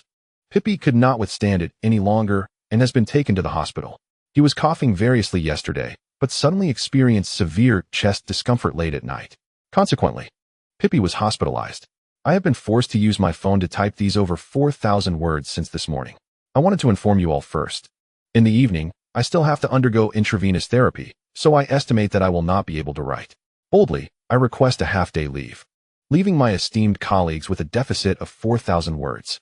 If inspiration strikes later in the night, I shall endeavor to fulfill my commitment. Regretful Pi. The chapter concludes here. Chapter 78, The Arrival of the Beckham Arc. What? There is also a goal reminiscent of the Flying Dutchman? January 1st, 2010. 9 o'clock in the morning. Despite the early hour, the entrance of the Inter Milan club building is already crowded with reporters. Has David not arrived yet? They say he has departed from the airport. What is going on with Inter? Why have they suddenly signed David? Wasn't he supposed to retire? Retire? David still harbors aspirations of playing in another World Cup. However, to be frank, David's competitive form has remained commendable. And had it not been for his passes during the England World Cup qualifiers, England might have truly faced an upset against Andorra. Yet, Capello has never been fond of David. One fears that come World Cup time, Capello may not select him. That seems unlikely. Should Capello exclude David, the English public would certainly protest. Indeed, not only would the English fans object, but the financial magnates of England would also not stand for it. The gathered reporters chattered animatedly about Beckham. However, soon they would have little energy left for gossip. When the car carrying Beckham appeared at the club's entrance, the reporters surged towards the vehicle with frenzied excitement. David, why did you choose Inter? Reports indicate that Milan had also extended an invitation to you. David, did Mourinho assure you of a starting position? David, you are truly the heartthrob. Even at the age of 34, he retains his customary smile. Amidst the throng of journalists, Beckham approached the Inter Milan club building. At the entrance, Moratti and Mourinho, upon seeing Beckham disembark, moved towards him as well. Good morning, David. Good morning, Mr. Moratti. And you too, Mr. Mourinho. Under the incessant flashes of cameras, Beckham's hand was firmly clasped in Mourinho's. How peculiar. In Suchin's home, having just completed training, Suchin sat before the television, watching the live broadcast of Beckham's joining ceremony on Milan Sports Channel, utterly perplexed. Beckham actually joined Inter on loan. This is outrageous. According to the original historical trajectory, to maintain his form for the World Cup, Beckham would have returned to Milan during the winter break, rejuvenating his career in its final glorious chapter. Yet, at this pinnacle, fate played a cruel joke on Beckham. A severe ligament injury caused him to regrettably miss what would have been his last World Cup. What a strange turn of events. Old Stan, seated at the dining table, inquired curiously upon hearing Suchin's lament. "Oh, it's nothing. And Stan, could you refrain from pilfering my breakfast?" Joining Inter, does this not suggest that Beckham's tragic conclusion might also be rewritten? Never mind. Aside from the incident involving Beckham, everything else seemed relatively normal. However, just as Suchin finished his breakfast and prepared to resume training, another bombshell hit the headlines. Mario Balotelli had transferred to Atletico Madrid for a staggering $22 million. Upon reading this news, Suchin could hardly contain his astonishment. This is utterly chaotic. Balotelli is heading to La Liga? And to Atletico, no less? Wasn't he supposed to move to Manchester City at the end of the season for $28 million? How did he end up aligning with Simeone? It is worth noting that Balotelli's assist to Aguero was pivotal in Manchester City's miraculous triumph. Without Balotelli, who knows if City could still lift the trophy at the final moment? Not only Balotelli, but Atletico also secured the loan of Vieira, who had seen limited playing time at Inter during the first half of the season. Since the first, Inter's transactions had been relentless. Yet, Suchin had no time to ponder these matters. The reason was simple. He had moved houses. Not purchased, but rather, Moratti personally arranged for Suchin to find a residence near Eto'o's home. Although there wasn't much to move, Suchin and Old Stan had been busy for several days. Surprisingly, the one most pleased was Old Stan. Upon arriving at the new home, he immediately chose the sunniest room. This new house not only brought Suchin closer to the club, but most importantly, it was equipped similarly to Eto'o's abode, complete with a swimming pool, gym, and a small training ground. Everything Eto'o had, Suchin had in equal measure. Gazing at the spacious living room and the splendid decor, Suchin felt a wave of nostalgia. In just 4 months, from Barcelona to Inter, so much had transpired in his life. At last, he could somewhat grasp the sensation of being a time traveler. On the afternoon of the day he moved into his new home, Suchin accompanied Raiola to Inter to sign his new contract, a 3-year deal with an annual salary of $4.5 million. Although this figure fell significantly short of the $7 million Raiola had mentioned, for someone of Suchin's age, earning $4.5 million annually was indeed an unprecedented achievement in Serie A. Moreover, beyond the salary, it was the $7 million in image rights that constituted the substantial portion of his earnings. According to Raiola, the income from these image rights alone would surpass multiple annual salaries. However, Suchin had little interest in monetary matters at present. He was solely focused on swiftly concluding the season and discovering what rewards awaited him for Inter's treble achievement. Given his full involvement in the treble, the system surely wouldn't grant him a module akin to Wu Lei's solitary chance. On January 5, 2010, Inter's official website announced once again that Goran Pandev, the Macedonian prodigy born on July 27, 1983, had officially joined Inter Milan as a free agent after winning his lawsuit. Thus began a new chapter. The winter transfer window for Inter Milan has finally concluded. On January 8, with merely 6 days left until the commencement of the 19th round of Serie A, the team's first training session of the decade officially began. Early in the morning, Suchin arrived at the club driving his newly purchased Volvo. Indeed, with newfound wealth, Suchin had long contemplated acquiring a new vehicle for himself. After all, relying on Eto'o's car for everything had become somewhat embarrassing. However, Suchin often found himself grappling with indecision when it came to making purchases. The choices ranged from the luxurious Mercedes G-Class and BMW X7 to the Volvo XC90. After much deliberation, Suchin ultimately struggled to determine which vehicle he truly desired. The first two options were decidedly more upscale than the Volvo, yet the latter boasted the reputation of being the safest car in the world. According to the salesperson, the Volvo XC90 had never witnessed a fatality in its over a decade on the market. Its slogan even proclaimed, "If you must die, don't do it in my car." Thus, Suchin made the final decision to purchase the somewhat less prestigious Volvo XC90, which, in the eyes of the stars, lacked a certain flair. In the parking lot, as Suchin admired his new car, Eto'o playfully patted him on the shoulder, exuding a mix of disappointment and encouragement. Clearly, Eto'o believed that Suchin's choice of a Volvo stemmed from a reluctance to spend money. How can you attract attention in a car like that? He mused. At Suchin's age, he should be driving a luxury vehicle to impress the ladies, not a Volvo. Yet, just as Eto'o was about to voice his thoughts, he recalled that Suchin had already managed to attract a pop diva and a top model within a mere 6 months. Who was he to lecture Suchin on matters of romance? Forget I said anything. Haha, what were you going to say? The two shared a light-hearted banter as they made their way into the locker room. Inside the locker room, two new faces sat quietly in the corner, already changed into their jerseys. One was the not yet middle-aged but already sporting a middle-aged hairstyle, Pandev. The other was the dashing Beckham, whose looks could rival Suchin's. Hi, David. You're here early. Suchin greeted Beckham, with whom he had met before. Naturally, after exchanging pleasantries with Beckham, Suchin extended his hand to Pandev. However, after their handshake, Suchin suddenly realized that both Pandev and Beckham were right-wing players. It remained to be seen how Mourinho would arrange their positions on the field. Before long, the designated time of 8:30 arrived. As Mourinho strode into the training ground with his hands clasped behind his back, all the Inter players had already completed their warm-up and stood in orderly fashion along the sidelines.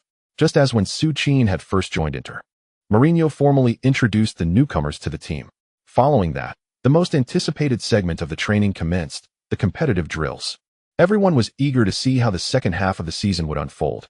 In the mind of old Mu, who would be the starting 11, Rui Faria, as usual, took out his notebook and began to recite the names of Team A: Caesar, Zanetti, Samuel, Lucio.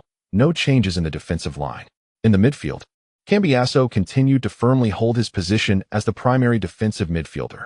What surprised everyone was old Mu's decision to place Beckham and Sneijder ahead of Cambiasso. Up front, the trio consisted of Suchin centrally positioned, Eto'o on the left, and Pandev on the right. Milito was notably absent from the lineup. Not only Milito, but also Mata and Stankovic, who had been key players in the first half of the season, were relegated to Team B. It was merely an experiment. There was no need for excessive contemplation. Sensing the disappointment of Milito and the others, old Mu promptly reassured them with these words. Upon hearing this, the initially disheartened players quickly regained their spirits. Indeed, in the second half of the season, Inter Milan would truly embark on a campaign across 3 fronts. With the commencement of the cup matches, coupled with the League and Champions League fixtures, a single lineup would undoubtedly be insufficient for Inter to endure. The presence of Pandev and Beckham in Team A today clearly indicated old Mu's intent to evaluate Pandev's attacking prowess and Beckham's ability to deliver in midfield. With this realization, those in Team B also felt invigorated. The training match commenced. After 2 months of anticipation, Pandev finally showcased his unparalleled ability to surge down the flanks in front of Inter's seasoned squad. Compared to Mata, Pandev not only exhibited a qualitative leap in speed and agility, but his crosses significantly enhanced Suchin's threat within the penalty area. Of course, when it came to crossing, old Mu was most pleasantly surprised by Beckham, whom he had loaned with the hope of reaping rewards. Right before old Mu's eyes, Beckham delivered 3 assists to Suchin with his signature bending ball. One from the edge of the penalty area, another just beyond the center circle, and a third from a corner kick. Suchin's head seemed almost predestined to connect with Beckham's deliveries. The unanswerable curvature and spin meant that Suchin needed no adjustment. He merely had to outmuscle the defenders to convert Beckham's crosses into goals. In the brief span of 30 minutes, Materazzi, tasked with marking Suchin in Team B, found himself repeatedly outmaneuvered by him. As the training match concluded, Materazzi insisted that Suchin treat him to dinner that evening, or else he would end up in the hospital, requiring Suchin's attentive care for a while. However, before Suchin could respond, Zanetti stepped forward, patting his chest, and once again extending an invitation for the entire team to dine together. A party for the newcomers. This had been a tradition upheld by Zanetti for over a decade. That night, Beckham made a grand entrance at Zanetti's family party, accompanied by the elegantly dressed Victoria. Of course, Suchin remained a bachelor. On January 12, 2010, the Serie A winter break officially came to an end. Old Mu led the entire Inter Milan squad aboard a flight to Bologna. 2 days later, Inter Milan is set to face their league rivals Bologna at the Ronaldo Dollera Stadium. As the Inter players, led by the venerable Mourinho, made their way through the airport exit, the waiting journalists surged toward him like fish drawn to bait. Mr. Mourinho, will David feature in the starting lineup for the match in 2 days? Mr. Mourinho, how do you perceive Beckham's role? The fervor of the reporters astonished the Inter players.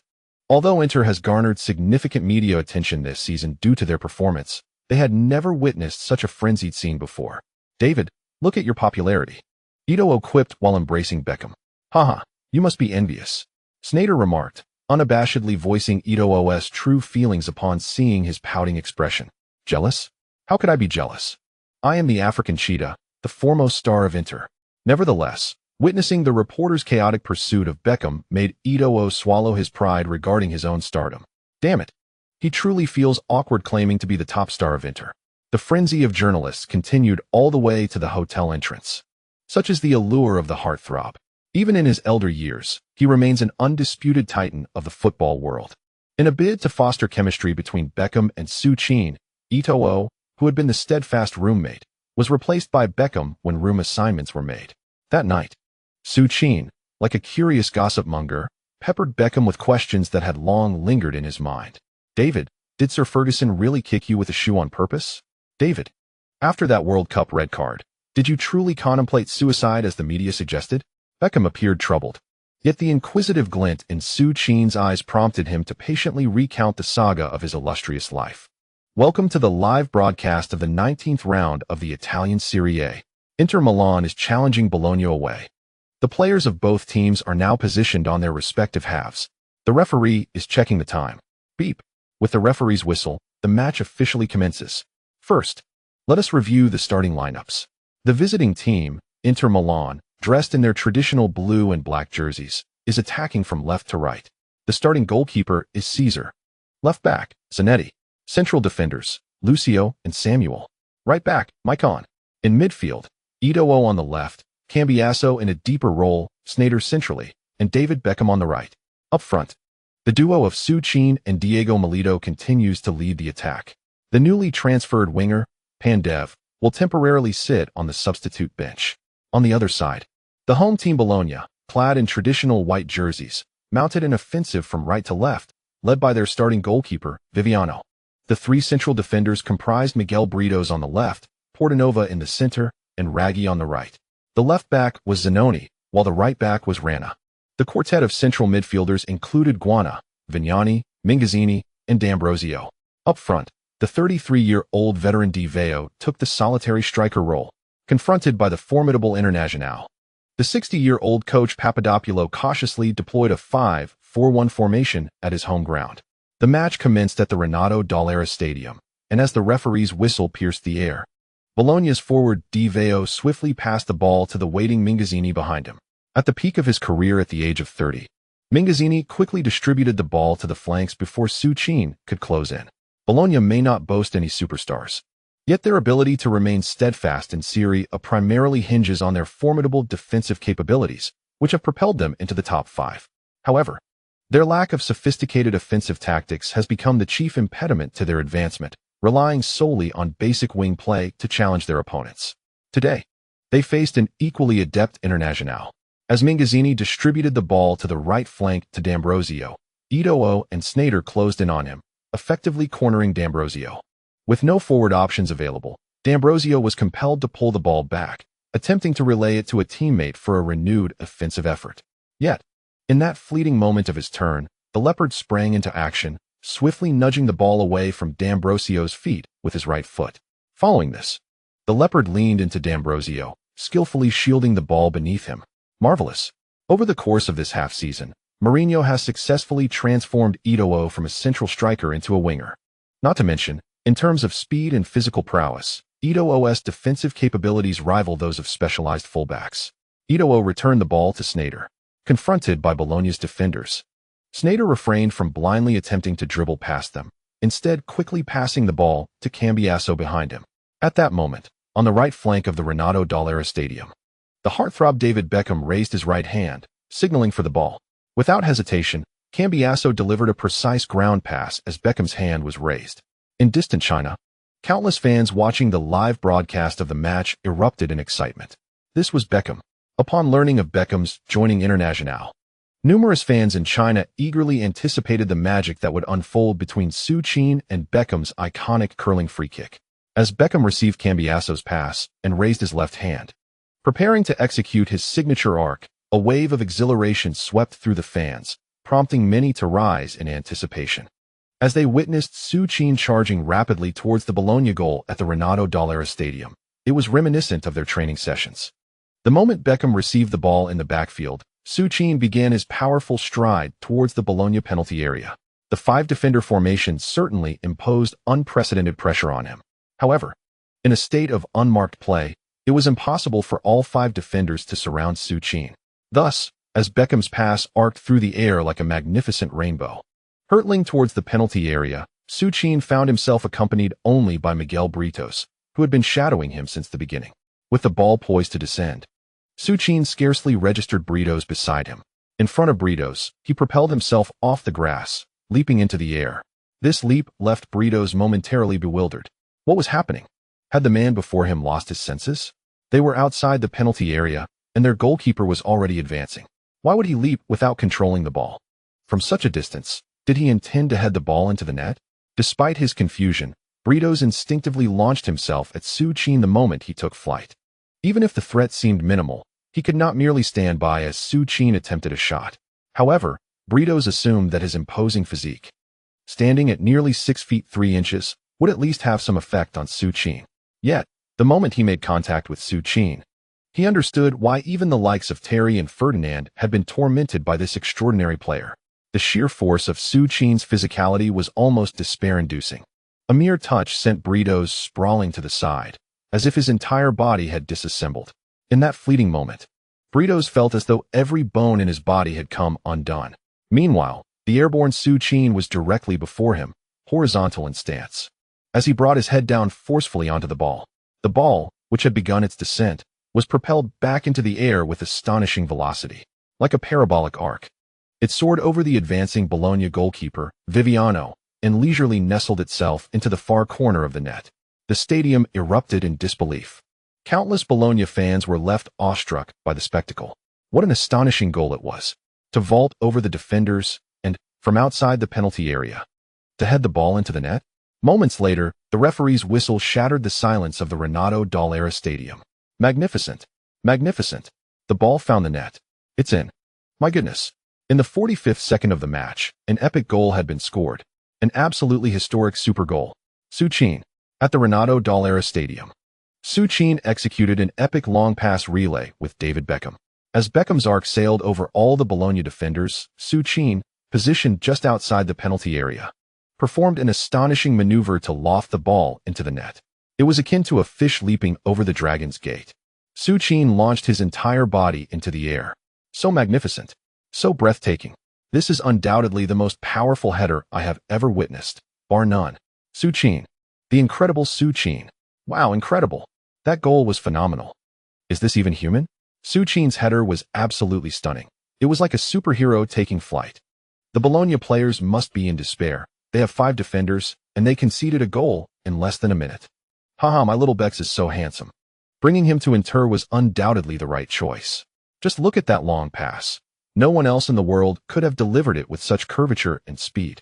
Simply brilliant. And this is just a long pass. I can hardly imagine the scenes when Beckham delivers free kicks or corners to Su Qin. Poor Bologna. Not only do they have to contend with Beckham's long passes, but did you see that there is also a beast on the bench? After Beckham's first half assists, in the second half, Pandev will also feed Su Qin. Unstoppable. Just look at the replay of that goal. Su Qin's impact doesn't seem human at all. It's like he's an extraterrestrial. Haha. Su Qin is indeed an alien from the mech star. Whoever suggested he was human? The moment Su Qin's header pierced the Bologna net, the commentator, Lao Huang, erupted into a frenzied roar. However, compared to Lao Huang, it was Mourinho, seated on the bench, who was the most exhilarated. After Su Qin scored that incredible super header, Old Mu clasped his head with both hands in disbelief before the myriad of media, his eyes wide and mouth agape, completely astonished. Old Mu was taken aback. Similarly, not far from him, The white-haired Bologna coach Papadopoulos displayed an almost identical expression. Papadopoulos was aware of Součin's prowess in heading. Thus, even in his own home ground, he had set aside his pride and fielded a formation with 5 defenders. The old coach was confident that his ironclad defense could withstand even the peak Ronaldo. Yet, who could have anticipated? In less than a minute, precisely 48 seconds, that player, dubbed the magician by all journalists, breached the fortress he had fortified with iron. With a deep sigh, the aged Papadopoulos returned to his bench. After that goal, the old coach had already foreseen the outcome of the match. I hope that Mourinho might exhibit a modicum of compassion and refrain from allowing that peculiar individual to remain on the pitch for too long. On the field, after scoring, Součin did not immediately rush to celebrate. Instead, he turned around and strode purposefully towards the impeccable playmaker, Beckham, who had assisted him so flawlessly. Before Beckham could react, Součin swept him up in a jubilant embrace. To be candid, that header was the most satisfying one Součin had executed since joining Inter Milan. It was as if it had been meticulously calculated. The ball delivered by Beckham required no adjustment, merely a gentle nod. At that moment, Součin realized the enviable fortune of a stationary striker like himself to have Beckham at his disposal. The match continued, and the score of 1-0 did not disrupt Bologna's tactical fortress. In truth, for Bologna's players, competing against a league leader like Inter Milan, whether in victory or a draw, was a yearning. They merely desired to display their mettle on home turf. Regrettably, it seemed as if the match was a test of the synergy between Součin and Beckham. From the very first minute, after that initial goal, Beckham, as if under some enchantment, fed Součin with delectable opportunities within the penalty area for a full 45 minutes. Indeed, although Bologna assigned 3 players to encircle Součin, it was impractical for them to maintain that pressure at all times. After all, Součin was flanked by the extraordinary Eto'o and Milito. On Beckham's part, the moment he noticed fewer than 3 defenders surrounding Součin, he would effortlessly adjust the ball's speed and deliver it to him. In the 22nd minute, after enduring more than 20 minutes of being tightly marked by Bologna's trio, Součin finally seized an opportunity through relentless movement. Poor Miguel Britos found himself at the mercy of Součin, who leaped high and powerfully headed the ball past him. 2-0. Součin was on fire, and Beckham was equally inspired. Beckham could scarcely believe that someone could so effectively convert every threatening pass into an assist. Reflecting on his World Cup teammate, the tall yet ineffective Crouch, Beckham thought to himself, how infuriating. In the 38th minute, Beckham's signature arc returned to the fray, but this time, he sought not Součin, but rather Diego Milito, who had long been absent from the limelight. Upon receiving Beckham's long pass, Milito, besieged by 2 defenders, opted not to attempt a direct header. Instead, he nudged the ball back slightly, allowing Sneijder to dart in ahead of Bologna's midfielder, Mingazzini, and with a deft poke, he pierced the net guarded by the beleaguered Bologna goalkeeper, Viviano. 3-0. Before the first half concluded, Inter had astonishingly struck 3 times. However, the spectacle of Inter's scoring was far from over. In the 44th minute, Inter was awarded a corner kick opportunity. Standing in the corner kick area, the illustrious Beckham raised his right hand high, signaling a covert cue before executing a masterful arc that sent the ball soaring towards Součin's head, who had deftly maneuvered away from the Bologna defenders. Once again, with an unstoppable header, the ball thundered into Bologna's net for the 4th time. Magnificent. 40. Součin achieves a hat-trick with his headers. Beckham has also secured his first hat-trick of assists in Serie A. Beckham and Součin. From tomorrow. No, to be precise, from this very moment, the world of football shall witness the emergence of an unparalleled super duo. One, a master of long passes, and the other, a virtuoso of headers. I can scarcely fathom how these two will transform the landscape of football in the matches to come. Alas, the only regret is that their time together on the same pitch may not be prolonged. In distant Barcelona, Guardiola, struck by an impulse to watch the Inter match, furrowed his brow as he observed Součin, who had taken on Beckham's role. His mind buzzed with confusion. How could it be that Součin had ascended to such heights in less than half a season? Just a few months. Even with performance-enhancing substances, such explosive growth seems implausible. If only Součin had displayed such prowess during his time in Barcelona, how could Guardiola have possibly let him go? After all, Barcelona was no stranger to long passes and aerial play. With a player like Součin, a formidable target man attracting the defense's attention for Messi, One can only speculate how dominant his Barcelona could have been. "Dad, are you watching the match?" Just as he was lost in thought, a petite and charming figure wrapped her arms around his, settling next to him. Maria, Guardiola's beloved eldest daughter. "Hey, Dad, who is that guy? He is so handsome." Suddenly, as if she had discovered a new world, she sprang up and rushed to the television screen. On it, a close-up of Su Qin, bearing Beckham's weight, was displayed. "Wow, Dad, this guy seems even more handsome than Beckham." Guardiola, well aware of his daughter's preferences, noted the sparkle in her eyes. Could it be? No way. Meanwhile, Pai's health had improved somewhat. Grateful for the concern shown by the esteemed individuals, he had initially intended to produce over 10,000 words to catch up on his assignments. However, the time-consuming nature of intravenous treatments curtailed his efforts, resulting in a mere 9,000 words. Pai felt a pang of guilt. Yet, despite his embarrassment, he humbly knelt and requested a few monthly tickets from the esteemed ones. The monthly tickets had dwindled. The chapter concludes here. Chapter 79, The Su Beckham Connection. Capello is enraged. "Have you even considered the quality of England's forwards? The first half of the match has concluded. 40. At the Renato Dall'Era Stadium. The madman had decisively ended the match in just 45 minutes. During the halftime break, both Su Qin and Beckham were substituted. One had achieved a hat trick, while the other provided 3 assists. Mourinho, feeling a sense of decorum, refrained from allowing these two exceptional talents to further torment the hapless Bologna. However, to his astonishment, the substitutes, Pandev and Stankovic, who had been waiting impatiently for 45 minutes, quickly added 2 more goals to Bologna's woes upon entering the pitch. Ultimately, when the referee's whistle signaled the end of the match, the score displayed on the large screen had ballooned to 6-0. The journalists were in a frenzy, particularly when they observed Beckham embracing Su Qin as they rose from the substitutes bench. They promptly abandoned Mourinho to swarm around Su Qin and Beckham. "Su, as the first player to score a headed hat-trick in Serie A, do you have any words for the fans? David, having achieved a hat-trick of assists in your debut for Inter, what are your feelings at this moment?" The reporters buzzed around Su Qin and Beckham, showing no intention of letting them go.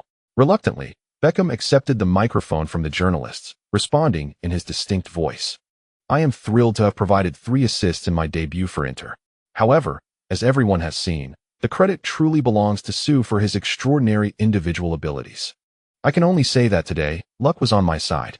Despite genuinely having secured a hat-trick of assists, Beckham remained characteristically humble, attributing all the accolades to Su Qin. "Hey, David, can you please stop focusing solely on that extraordinary player Su?" At that moment, Eto'o, who had failed to score from 6 opportunities, approached, followed by Melito. Observing his seasoned players reveling in their camaraderie, Mourinho couldn't help but smile. In that instant, he sensed that what once seemed an unattainable dream was now within reach. "This is a remarkable Inter Milan. We are treading a path toward championship glory. In this Inter Milan, I see not just individual brilliance, but a profound spirit of teamwork. I must express my gratitude to Zanetti for his selfless support of every player, and to Lucio for his sacrifices in defense. Of course, I also acknowledge Samuel, who has stood steadfast alongside Lucio." At the post-match press conference, Mourinho passionately praised each member of the Inter squad, regardless of their starting status or participation in the game. Following a resounding victory, his spirits soared, a buoyancy that continued into the locker room. Addressing the players who were animatedly discussing their nightlife plans, he delivered the momentous news of a 2-day holiday. At the instant those words left his lips, the visiting team's locker room at Renato Dall'Era Stadium erupted with jubilation. The remarkable battle of Beckham. Once the world's number 1, he has returned. The Subi connection ruthlessly dismantled Bologna, giving birth to the world's strongest duo. Who can thwart the Subi alliance? Inter's most perplexing match. This was the headline news on the front pages of prestigious football publications such as Marca and Gazzetta dello Sport the following day.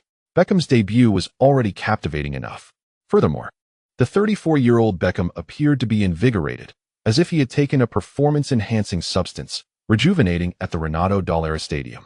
As the chief promoter of Beckham, Mrs. Victoria Beckham witnessed the enthusiastic support from Marca and Gazzetta. She swiftly leveraged her connections in England, igniting a resurgence for her husband.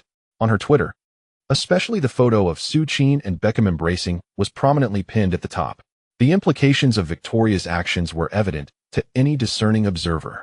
Of course, apart from Mrs. Beckham, Players like Gerrard, Lampard, Rooney, Ashley Cole, and Terry, all English internationals with Twitter accounts, shared her tweet. Within a week, Beckham had surpassed the so-called Messi and Ronaldo, regaining the spotlight in global football discourse. Riding this wave of popularity, the Subi connection once again showcased their prowess in the second week of Serie A's 20th round. At the San Siro, Součin received 2 exquisite crosses from Beckham, scoring twice, as Součin declared his dominance in the Serie A scoring chart with 19 goals. Beckham quietly surged into the top 10 of the assist leaderboard with 5 assists in just 2 matches. Observing Beckham's current efficiency, no one would doubt his ascent to the pinnacle of Serie A assist king by the season's end. Mourinho cleverly positioned the 34-year-old veteran David Beckham just behind Sneijder. With commendable ball control, Sneijder effectively utilized his tireless movement to clear the path for Beckham. In this environment of minimal pressure, Beckham successfully delivered 5 assists to Součin in a mere 2 matches. This tactic, seemingly designed exclusively for Součin, allowed his formidable heading ability to shine brilliantly. Indeed, one might deploy sufficient strength in the midfield to combat Beckham's long passes. However, one must not forget that within this Inter Milan squad, there are many capable of delivering lethal long balls to Součin. Sneijder, Maicon, Pandev, and even the transformed Eto'o, a top-tier stationary center forward, particularly one possessing near-perfect heading skills and an indomitable physique. These attributes are what render this Inter Milan squad so terrifying. The preceding passage presents the renowned football commentator, Hulls from Sky Sports, offering his insights on the current Inter Milan. It is not solely Sky Sports. The sensationalism of the Subi connection has taken everyone by surprise. As Beckham's star rises once more, Fabio Capello, the England national team manager who has never been fond of Beckham, finds himself ensnared in the whirlwind of public opinion. During an interview with the London Sports Journal, a reporter inadvertently posed a question regarding Capello's assessment of Beckham's 5 assists in 2 matches for Inter Milan. Capello erupted, expressing disdain for what he deemed trivial inquiries. The dynamics between club and national team are entirely different. Beckham's passing has never been a concern. However, does the same Beckham possess the same potency in the national team? My selections are not influenced by your press. With that, the irate Capello stormed off. Yet, the London sports reporter, seemingly unfazed by the rebuke, returned to the office with laughter. That very evening, a significant article about Beckham graced the homepage of the London Sports Journal, titled Beckham's Varied Utilization, Capello's Disdain, and Mourinho's Elation. In an extensive 5,000-word piece, the journalist meticulously compared Beckham's performances under Mourinho with his role in the national team.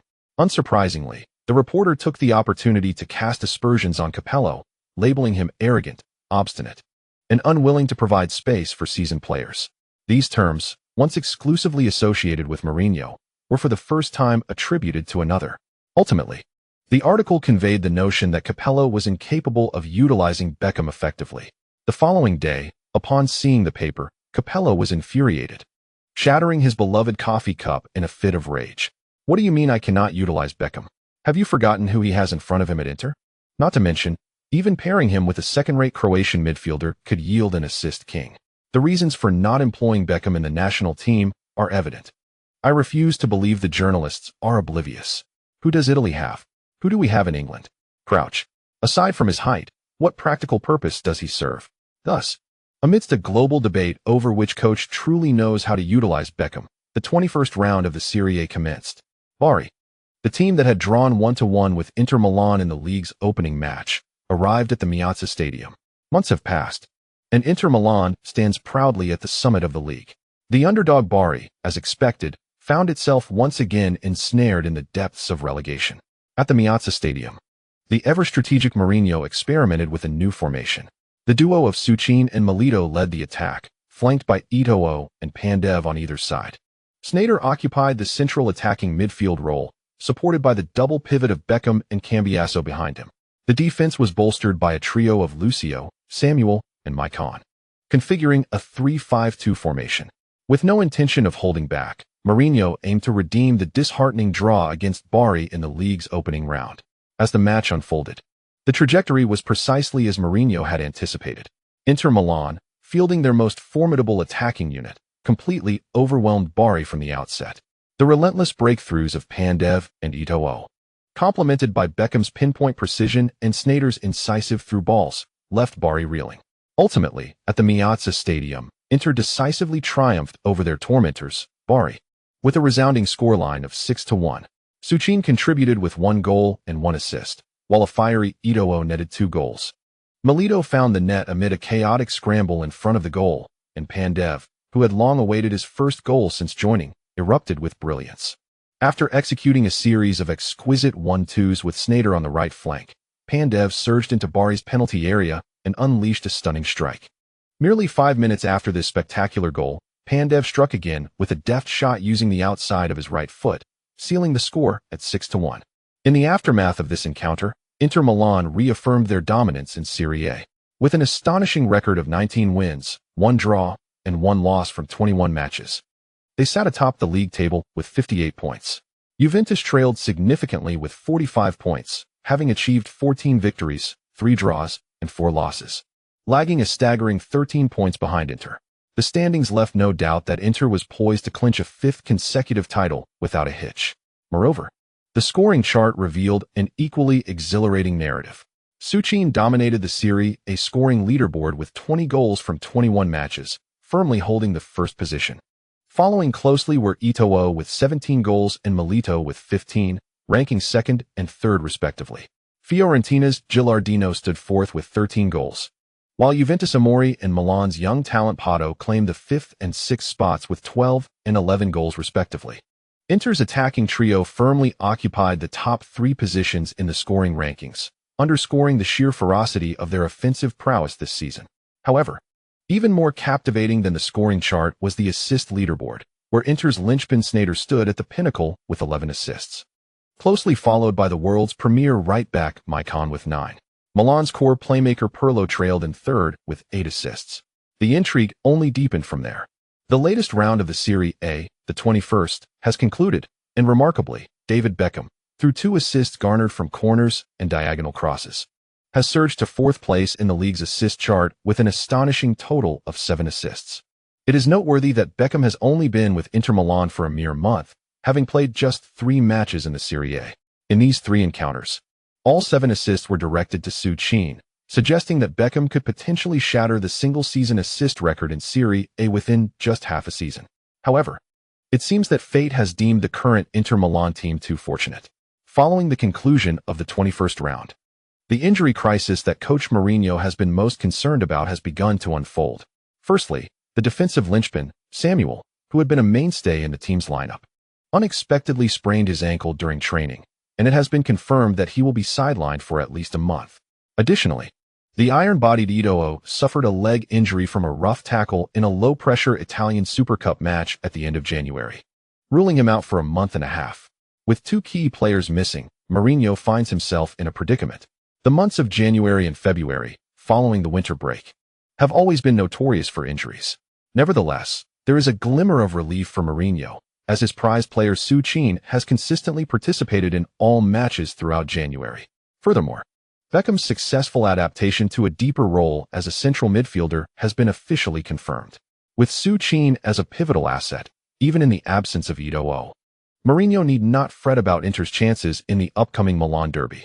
Ladies and gentlemen, I have just been discharged from the hospital and returned home quite late. Here is the first update. I will gradually prepare the second. End of this chapter. Chapter 80. Pato's swift strike. Is the crumbling Milan derby approaching? The Milan derby. If we trace back to the friendly match held in Switzerland on October 18, 1908, it has now amassed a history of 101 years. However, for the current Milan supporters, the once fervent Milan derby seems to have transformed. In the last encounter at the San Siro, their Milan was ruthlessly overwhelmed by Mourinho's Inter Milan, conceding 6 goals. The 6-0 scoreline thoroughly crushed the pride of the Milan fans. Now, half a season later, Inter Milan, which had so mercilessly triumphed over their home team, is now a staggering 16 points ahead on the league table. This is a remarkable 16-point gap in Serie A. One can only wonder why Inter Milan has exhibited such overwhelming strength. Nonetheless, the sole silver lining for the Milan supporters is that the dreaded Cheetah and the key defender Samuel are both injured, with 2 principal players sidelined. It seems that Milan may once again have the confidence to challenge Inter Milan. On January 31, 2010, The 22nd round of the Serie A officially commenced, and during the pre-match press conference, after having tasted defeat at the hands of Inter Milan, the cautious Milan coach has astutely predicted that this match will prove to be a formidable challenge for his squad. Leonardo has been exceedingly gracious. However, his counterpart, the ever-volatile Jose Mourinho, has shown no inclination to reciprocate such civility. What can one expect when the man at the helm is none other than Mourinho? At the press conference, the eccentric coach boldly declared his intent to seize all 3 points, despite the absence of key players like Eto'o and Samuel. Even though the dreaded Gazzetta dello Sport suggested that Inter, weakened by the loss of 2 pivotal figures, would face a fierce onslaught from a fully equipped Milan at their home ground, Mourinho remained unfazed. In the locker room, time was of the essence as the seasoned coach meticulously addressed each starting player about the tactical nuances they needed to heed, while he exuded confidence before the journalists. Mourinho's attention to detail in the locker room bordered on obsession. His approach mirrored the wisdom of a certain ancient strategist who advocated for underestimating the enemy strategically but emphasizing their significance tactically. Expect tight marking from Nesta and Silva, he cautioned. Your primary objective is to create space for Diego. Do not expect to replicate the ease of your previous match. Nesta and Silva will focus their efforts on you. And you, Diego, Gattuso will certainly be honing in on you as well. Avoid entanglements and strike when the opportunity arises. On the defensive line, Marco, the first 70 minutes are entrusted to you. Indeed, following Samuel's injury, Mourinho brought veteran Materazzi from the bench. Although the seasoned defender is now 35 years old, under the nurturing care of Rui Faria, he remains in commendable form. Rest assured, boss, he confidently reassured Mourinho. That lad Pato won't find it easy to score against me unless I fall first. However, while Materazzi spoke with such self-assuredness, his teammate Součin felt an unsettling premonition. Materazzi's demeanor and gestures seemed all too reminiscent of someone setting themselves up for a fall. Here we are, broadcasting live from the 22nd round of the 2009 to 2010 Serie A season. Inter Milan faces their city rivals, AC Milan. The players have taken their positions on the field, and the referee is checking his watch. With a sharp whistle, the match is officially underway. First, the starting lineups. In the traditional blue and black of Inter Milan, the starting goalkeeper is Cesar. Meanwhile, donning the away white kit for AC Milan, the starting goalkeeper is number 30, Marco Storari. Left back, number 18, Jankulovski. Center backs, number 13 Nesta partnered with number 33 Thiago Silva. Right back, number 15 Zambrotta. In midfield, number 8 Gattuso, number 10 Seedorf, and number 21 Pirlo. At the sole attacking midfielder position, number 80 Ronaldinho. As strikers, number 7 Pato and number 22 Borriello. Unlike the starting lineup in the first round of the league, Leonardo replaced Flamini with Seedorf for this match. The game has commenced, and Milan has possession of the ball, facing the dual threat of Součin and Milito. The young Pato swiftly turned without hesitation, deftly tapping the ball back. Ronaldinho received the ball with poise. Observing Pato's pass, the determined Součin pressed forward, undeterred. Without missing a beat, Součin charged toward Ronaldinho once more. Despite having spent half a year enjoying nightlife with Pato, the footballing sprite still displayed 2/3 of his peak prowess, dazzling everyone with his ethereal footwork. Just as Součin lunged forward with outstretched feet, Ronaldinho suddenly pivoted, gently pulling the ball back with his right foot. This subtle maneuver caused Součin to miss entirely. Without waiting for Součin to recover, Ronaldinho deftly nudged the ball to his left with the tip of his foot. Thus, the cumbersome Součin was outwitted by Ronaldinho's playful nutmeg. Indeed, Součin had little room for frustration. After all, in the realm of world football, no one has yet managed to evade the antics of this toothy sprite. After maneuvering past Součin, Mourinho, standing on the sidelines, assumed that Ronaldinho would accelerate the attack with fervor. However, to his surprise, Ronaldinho calmly distributed the ball to the center. Pirlo had surged forward. Receiving the ball, Pirlo took his time, leisurely advancing the play while waiting for his Milan teammates to join in. It appeared that today, Leonardo had altered his tactics. Rui Faria, beside Mourinho, expressed his confusion. Acknowledging Faria's observation, Mourinho nodded. In that moment, he discerned Leonardo's intentions. Without hesitation, Mourinho retrieved his notebook and began jotting down notes. This is Mourinho. He never confines himself to a fixed strategy. 3 minutes elapsed, and Milan continued their possession play. It must be said that with Ronaldinho, Pirlo, and Seedorf, Milan's midfield certainly outshone Inter's old guard of Baggio and Sneijder by a slight margin. Moreover, it was evident that the defensive capabilities of the aging Baggio had significantly declined. Thus, under Milan's deliberate control, the match gradually fell into their rhythm. Milan, Milan, Milan, Milan. Solo Conti. Milan, Milan, always for you. On the stands, though there were fewer than 6,000 away fans, these ardent Milan supporters fervently sang the Milan anthem with their most exuberant voices. Amidst this fervent chorus, Milan abruptly quickened their pace. Ronaldinho. With a signature flick of the ball, he passed it to Pirlo in front of Sneijder and Milito. The moment Pirlo received the ball, he executed a magnificent long pass that tore through Inter's right flank. Maicon, the world's finest right-back, found himself out of position as Milan surged forward. Pato, who had been hovering in Maicon's vicinity, skillfully brought the ball down with his right foot while sprinting at full speed.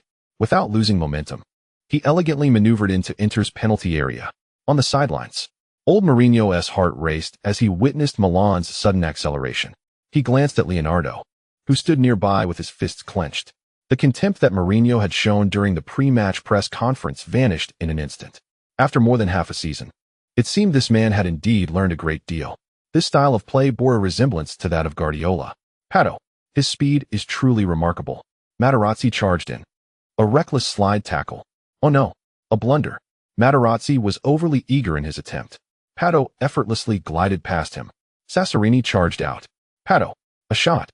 Oh dear, it's in. In the 4th minute of the match, AC Milan, playing away, breached the home side Inter's defenses with a successful long pass from the flanks. Undoubtedly, the essence of this goal lay in Pirlo's lethal long pass and Pato's impeccable control while sprinting. At the Miazza Stadium, the Inter fans, who had been fervently singing their team's anthem, fell silent after Pato found the back of the net. Something felt amiss. This was not the usual rhythm of an Inter match. While the Inter supporters were quiet, the Milan fans in the away section erupted into ecstatic roars. And on the field, Pato, who had helped his team take the lead with the first attack of the match, dashed towards the corner flag as the referee's whistle blew. He leaped high and triumphantly raised his right fist. Pato celebrated brazenly before the eyes of all the Inter fans. Not only Pato, just a short distance from Mourinho, the Milan substitutes, witnessing the fruits of half a season's tactical endeavors come to fruition in under 3 minutes, saw Leonardo drop to the grass in exhilaration, raising his arms in triumph. In Leonardo's eyes, the absence of Eto'o and Samuel seemed to have opened a path for his complete Milan to avenge their past failures. Marco, are you all right? At this moment within the Inter Milan penalty area, Lucio approached, suppressing a laugh as he observed Materazzi still sprawled on the grass. A goal conceded? For the current Inter players, conceding a goal held no weight whatsoever. With those few wild beasts in the front line, as long as they could defend their goal, there would undoubtedly be someone to rise and turn the tide in Inter's favor. Lucio chuckled, reminiscing about the scene in the dressing room where the old man had pounded his chest, assuring everyone in front of so many witnesses. Indeed, when Lucio helped Materazzi to his feet, the old man was also stifling laughter. Goodness, are the youth of today truly so outrageous? What on earth was that speed just now? Yes, the old man was indeed unprepared. He had slightly underestimated Pato's pace. Near the center circle, just as he had anticipated before the match, the old man gave a wry smile at the flag he had set for himself. It was as if the saying "what you speak comes to pass" was ringing true. 0-1. Although they fell behind right from the start, Inter proceeded methodically, adhering to Mourinho's directives to exploit the flanks. On the left, Mata, and on the right, Pandev. These two commenced their relentless sprints, disregarding their stamina after Inter conceded. Yes, Leonardo had brought Seedorf onto the pitch, clearly intending to contest the midfield with Inter. Yet, Mourinho would not take the bait. Without Eto'o, Inter still had Mata. Coupled with Pandev, their momentum was still beyond the reach of seasoned veterans like Seedorf and Gattuso. On the first attempt, as Mata maneuvered past Borriello and aimed for a powerful sprint, Gattuso dashed over and halted Inter's advance with a sliding tackle. On the second attempt, once again Gattuso's tireless efforts thwarted Pandev's surge. However, by the third attempt, Beckham, receiving a back pass from Sneijder, raised his left hand high once more at the San Siro. With a signature Beckham arc, the ball sailed over Milan's midfield. landing squarely at Motta's feet on the left flank. Before veteran Zambrotta could close in, Motta launched a cross. Inside the penalty area, he spotted Součin, nestled between Silva and Nesta. To Motta's mind, with Součin's formidable physique, if he could deliver the ball, Součin would undoubtedly bulldoze through Nesta and Silva to head it into the net. Yet, what transpired next left Motta utterly astonished. Inside the penalty area, under the double pressure from Nesta and Silva, Součin, who had already gathered his strength to leap, was unexpectedly pinned down by the duo. Meanwhile, Nesta, airborne, expertly directed a header that sent the ball out of bounds. Motta was momentarily bewildered. Součin in the penalty area was equally perplexed. What was happening? Was there an issue with his 100 physical attributes? However, upon turning to observe Nesta and Thiago Silva appearing rather composed, Součin began to comprehend the situation. It seemed that his attributes, totaling 100, still resided within the realm of humanity. Without the enhancement of speed to bolster his impact, Silva and Nesta, in concert, were easily able to contain him. Well, after all, these two were indeed superlative center-backs with composite ratings exceeding 95. No wonder Mourinho had advised him not to entertain thoughts of scoring in this match. Given the circumstances in the penalty area, opportunities for him to score were scant. Hence, it was prudent to withdraw. After all, Mourinho's strategy involved a dual tower formation. Seeing that he could not serve as a support for Milito, he decided to exit the penalty area and seek engagement elsewhere. Diego, let us swap positions. Milito, on the verge of tears from Gattuso's relentless pressure, suggested. All right. Hearing Součin's proposal to switch, Milito beamed as he darted towards the penalty area. Compared to being besieged by the civilized duo, enduring the butcher's scrutiny was indeed quite challenging. Thus, Součin vacated the penalty area and took on the role of a shadow striker. On the sidelines, Mourinho, witnessing the positional change between Součin and Milito, couldn't he help but smirk, subsequently tearing up the note he had just pinned and stashing it in his pocket. This lad, how uncanny it was that he seemed to possess an almost instinctual understanding of Mourinho's thoughts, requiring no verbal communication to grasp them. Indeed, Leonardo had crafted the most luxurious dual press for Součin. However, what if he withdrew Součin from the penalty area? It is essential to remember that Součin's initial designation was not that of a striker. In Mourinho's strategic framework, Součin was merely a transitional player stationed at the number 9 position. Scoring was not necessarily his primary objective. Rather, facilitating and orchestrating the team's offensive maneuvers constituted the true essence of a number 9 that could unsettle opponents. Moreover, fortuitously, this number 39 stationary center forward, while possessing exceptional heading prowess, also boasted the world's finest back-to-goal playmaking skills. The match was only just beginning. Here comes the second update of 4,600 words. Today's minimum target of 8,000 words will be fulfilled. To be candid, Pai is still unwell, coughing up blood-streaked phlegm. Nevertheless, I am a person of integrity. The minimum of 8,000 will not diminish regardless of the circumstances. Given Pai's earnest efforts, I humbly beseech for monthly votes. End of chapter. Chapter 81. The Super Berserker at Miazza. Su's frenzied goals lead to a double triumph over Milan. Součin's positioning appeared to have retreated somewhat. It must be said that during the opening 10 minutes, the combined pressure from Nesta and Thiago Silva indeed posed considerable challenges for Součin. Here we go again. Sneijder. With a deft pivot, he evaded Pirlo. Pirlo trailed behind, yet Sneijder, not dwelling on the ball, passed it to the retreating Součin. Gattuso advanced. At Miazza, the score of 10 caused countless Milan fans to launch into their fervent chants. Amidst the fervent anthem of Milan, the entire team seemed to be invigorated as if fueled by an unseen force. Gattuso, gritting his teeth, took his position behind Součin. Born in 1978, Gattuso was not particularly old within this Milan squad. At 31, both his physical condition and competitive spirit remained remarkably intact. Therefore, prior to this match, Leonardo entrusted him with nearly all defensive responsibilities in the central area. He was not only tasked with sweeping around Pirlo, but also with being the indispensable support for Ronaldinho. Although it was exhausting, Gattuso persevered with unwavering determination throughout the initial minutes of the match. However, a sense of despair began to creep in as the once manageable Diego Milito had been replaced by the nightmarish presence of Součin in the minds of all Milan players. In the previous encounter, it was this very Součin who had sent Nesta flying. that had shattered Milan's pride beneath his feet. During that period, every media outlet showcased the image of Součin colliding with Nesta. Frankly, Gattuso was uncertain if Nesta suffered from any psychological afflictions. Yet he himself had not enjoyed a good night's sleep for an extended time. Since then, Gattuso had been anticipating the rematch of the Milan derby, yearning to reclaim Milan's lost dignity at the San Siro from Součin, thus gritting his teeth and rallying every muscle in his body.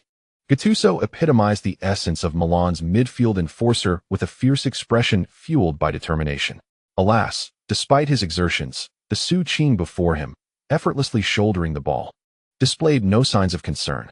Not only did Součin withstand Gattuso's efforts with ease, but he also took a few steps back before executing a swift turn, followed by an elegant Belgian flick. Indeed, in a decisive display, Součin glided past Gattuso as if he were mere air. Gattuso found himself momentarily bewildered. What astonishing acceleration!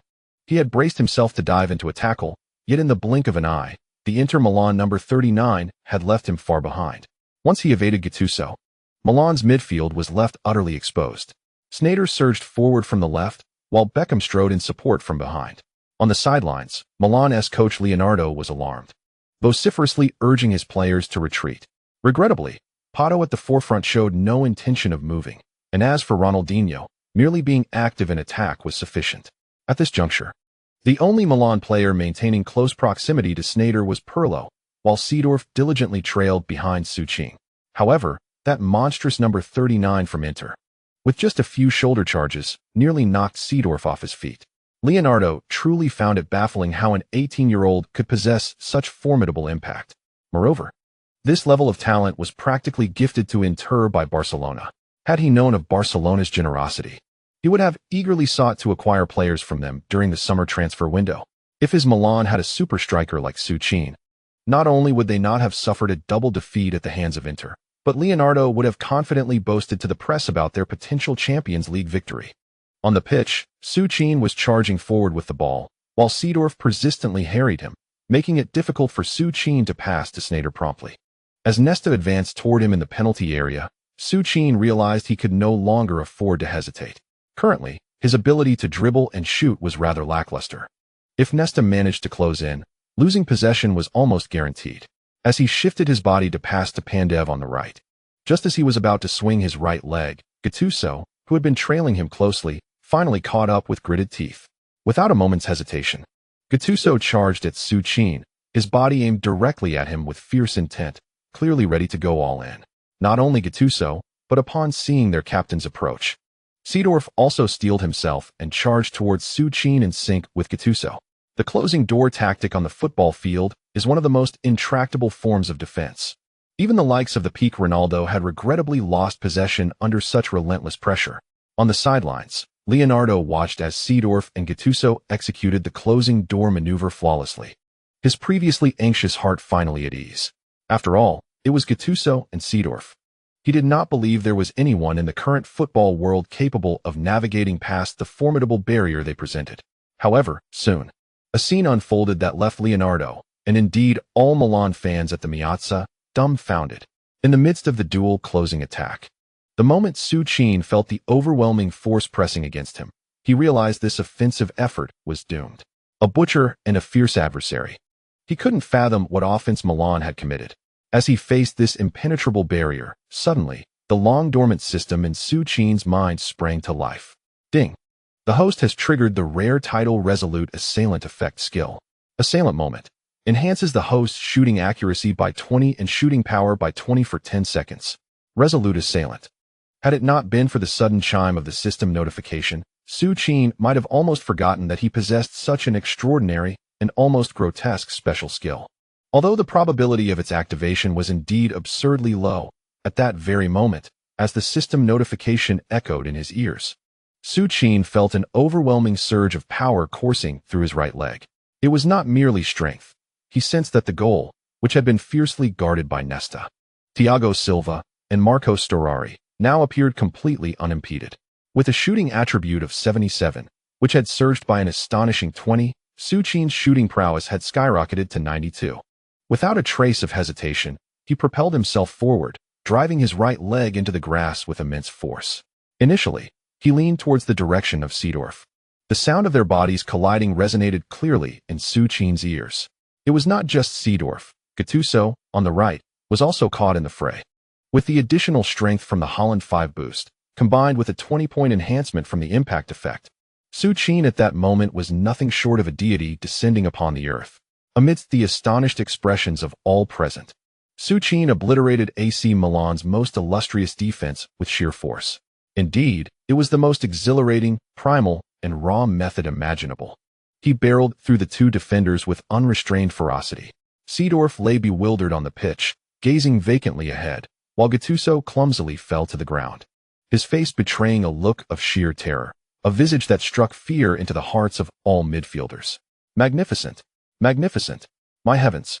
Su Qin, the commentator, Old Huang, erupted in ecstatic fervor, having witnessed Su Qin's audacious display. At the Miazza Stadium, with only 30 meters standing between him and the goal, Su Qin hesitated no longer.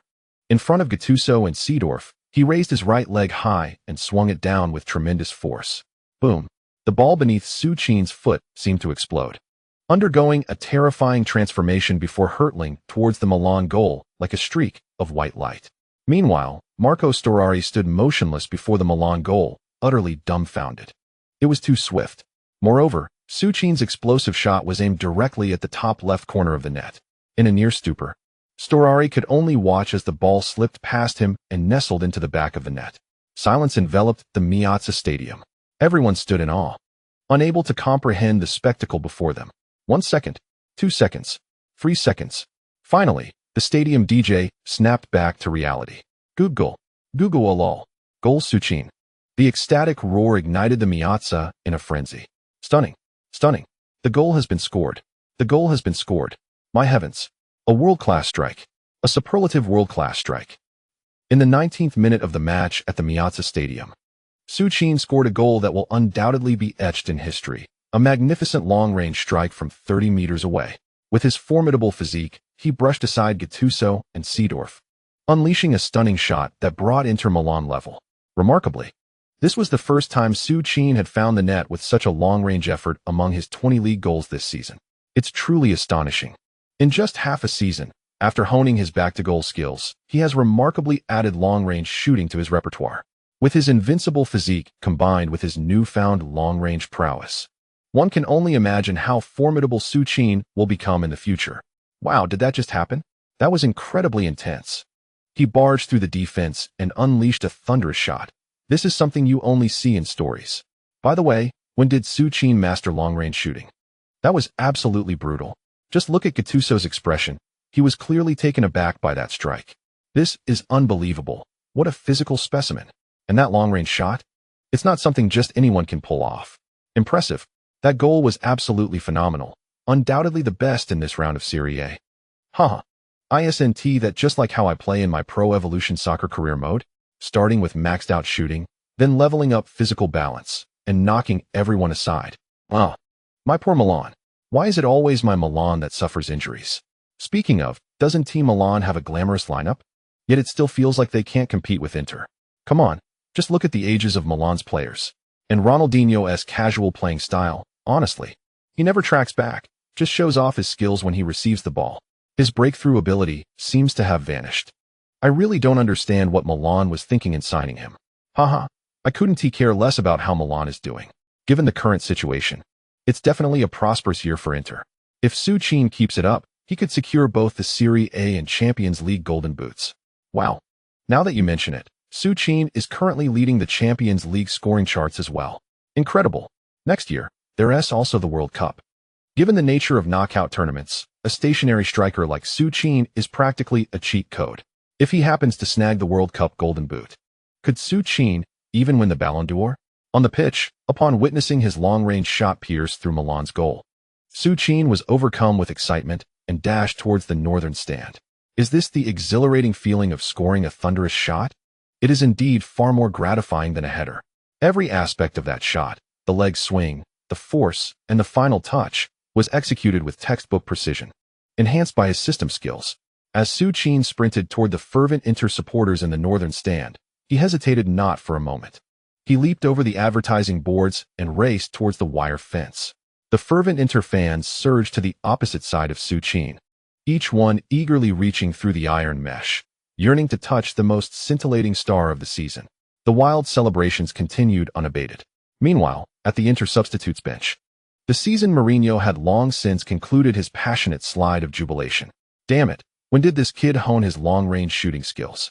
Despite his excitement, Mourinho turned to Rui Faria with a hint of puzzlement. It's all part of the daily training, which Rui meticulously manages.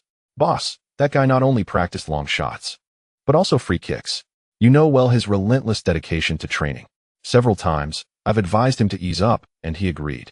Yet his feet never ceased their relentless dance. Nodding thoughtfully at Rui Faria's response, Mourinho reflected, indeed, this lad embodies my own stubbornness. Yet, it is that very stubbornness that endears him to us. As Mourinho reveled in the growth of his dream striker, not far away, the Milan substitutes watched in despair as Gattuso and Seedorf lay prostrate on the turf. Leonardo felt a surge of frustration. Why? After studying for half a season to curtail that extraordinary aerial threat, it turned out that the freak had abandoned headers to unleash long-range shots instead. What an explosive capability he exhibited. From 30 meters out, he unleashed a strike that was simply unfathomable, aimed at the most unreachable corners. Though the score remained level, Leonardo understood all too well what it meant to possess a towering center forward capable of unleashing direct long-range shots. Gattuso and Seedorf clearly struggled to contain such a phenomenon. Yet, in a bid to enhance their attacking prowess, Milan found themselves at an impasse. Surely, they could not simply substitute Ronaldinho and surrender in hopes of securing a draw? Far away in Croatia, the long-absent national coach, Bilic, erupted in jubilant laughter as he watched the match on television, kicking a dog that lay at his feet. Oh, how exhilarating! How thrilling! However, following Suchin's defensive response after scoring, Bilic hastily grabbed his notebook from the table, fervently jotting down notes. By introducing a primary long-passing playmaker akin to Beckham, Su's position could shift to a more advanced midfield role. The flanking attacks could serve as feints, while in the penalty area, they could seek another towering figure to draw defensive attention away from Su. The number 9 could drop back, allowing Su to function as a mobile artillery piece for long-range strikes. With pages filled with sketches and notes, Bilic finally settled back into his seat, thoroughly satisfied. The others are relatively easy to manage. However, finding Beckham proves to be quite a challenge. He has instructed his assistant coach, Kalbatzi, to scour the globe for a Croatian player with exceptional long-passing precision. Regrettably, up until this moment, Kalbatzi has yet to discover any player who possesses the remarkable passing ability akin to Beckham's. The situation leaves the old coach feeling rather despondent. Is he truly left with no choice but to have Rakitic focus solely on long passes? Or perhaps, if one Rakitic is insufficient, he should also enlist Modric? No. Modric's style is reminiscent of Sneijder. That simply won't do. One must not be too shameless. Let the Champions League commence. Chelsea must have thoroughly analyzed Suchin by now. Surely, old Mourinho will also adapt. Learning truly knows no bounds. The score of 11 seemed to douse Milan, who had previously been invigorated, with a bucket of cold water. Milan's once fluid midfield passing began to falter under the vigorous pressing of the rejuvenated Inter players. It was not that Milan faltered. Rather, Suchin appeared to be reveling in the game.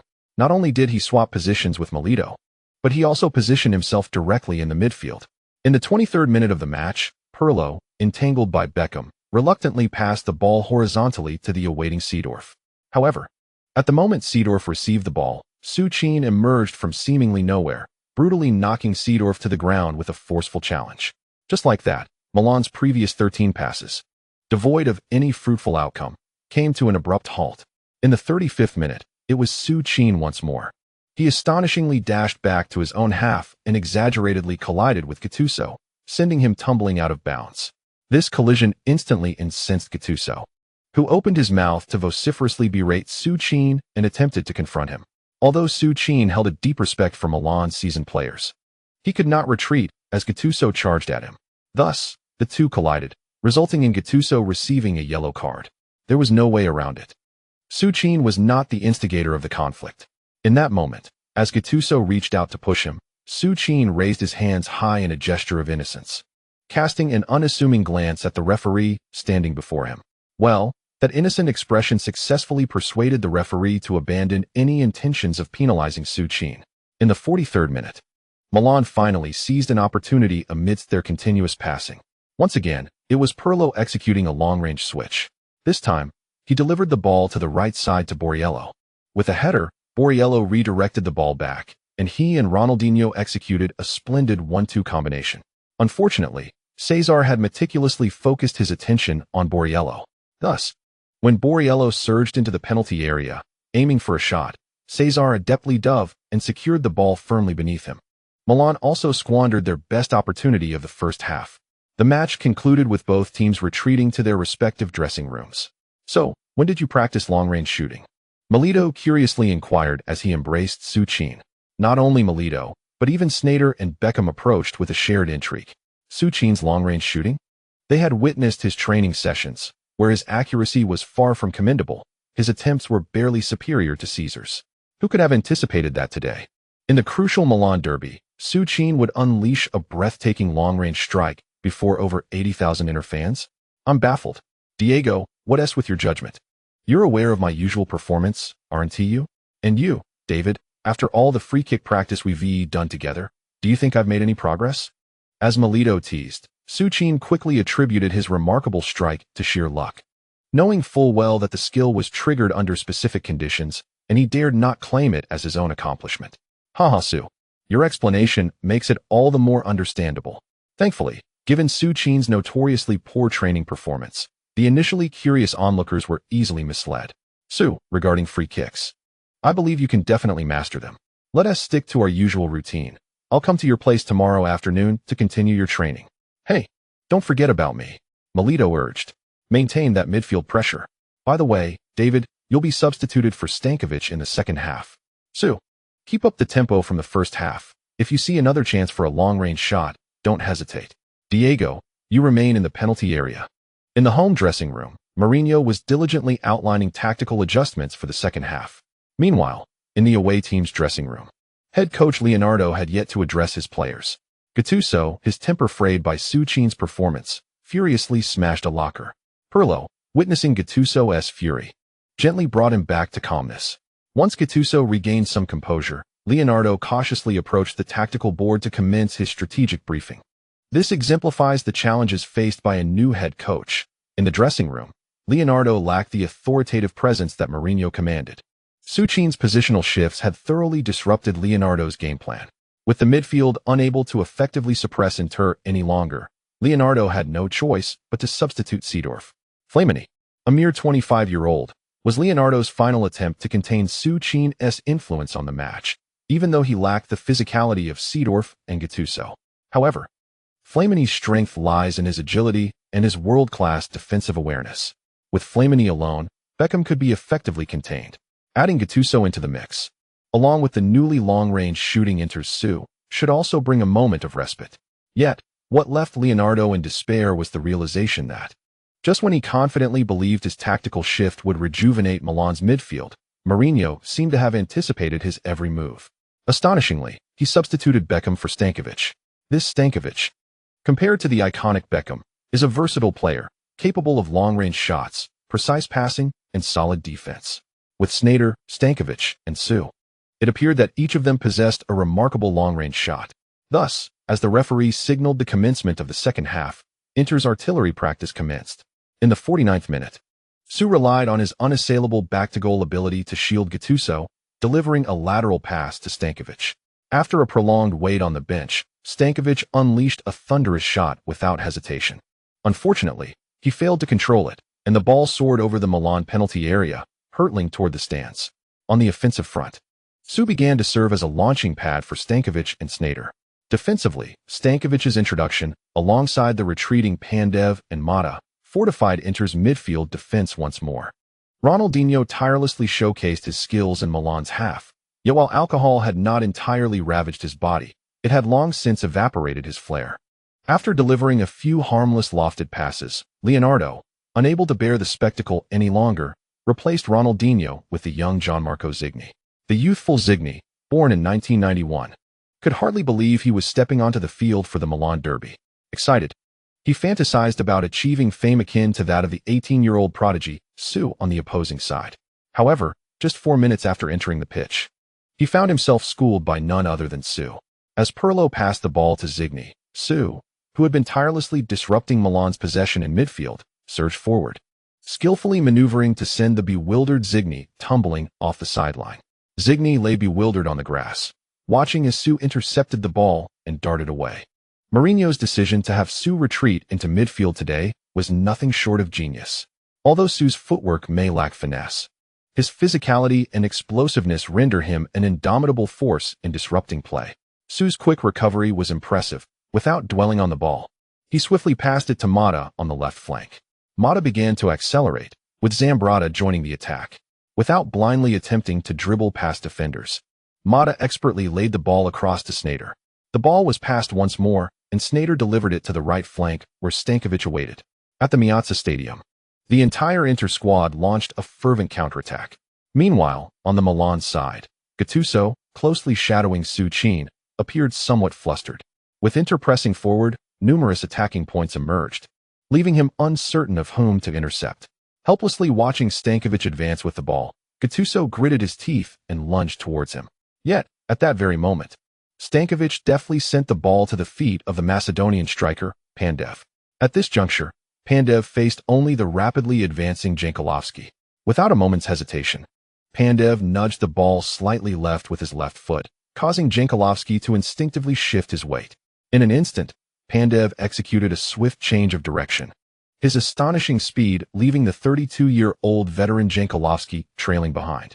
Time, indeed, resembles a relentless train, leaving behind those who once dominated Serie A.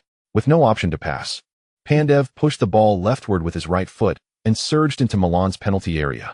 As he penetrated the box, Thiago Silva, who had been focusing on Su Chin, was compelled to abandon his mark and rushed towards Pandev. However, Pandev anticipated Silva's defensive maneuver. A flick of his right ankle allowed him to lay the ball at Su Chin's feet, who now stood face-to-face with the goal. Nesta, unwilling to delay any longer, swiftly dove towards Su Chin's feet to block, even if it meant conceding a penalty. Nesta was determined not to allow Su Chin another opportunity to score in front of him. Alas, at the moment Nesta fell, Su Chin, seemingly poised to shoot with his right leg raised, abruptly withdrew his foot, and the ball slipped through his legs. Oh, what a beautiful moment! Su Chin's deft maneuver was exquisite. Following closely, Sneijder took a calculated shot. Magnificent. Glorious. The ball found the net. It scored. In the 69th minute of the second half, Inter netted a goal, turning the tide of the match. From Su Chin's interception, the Inter players executed a dazzling series of combinations in Milan's half, culminating in Su Chin's brilliant feint that delivered the ball to the unmarked Sneijder. A swift strike.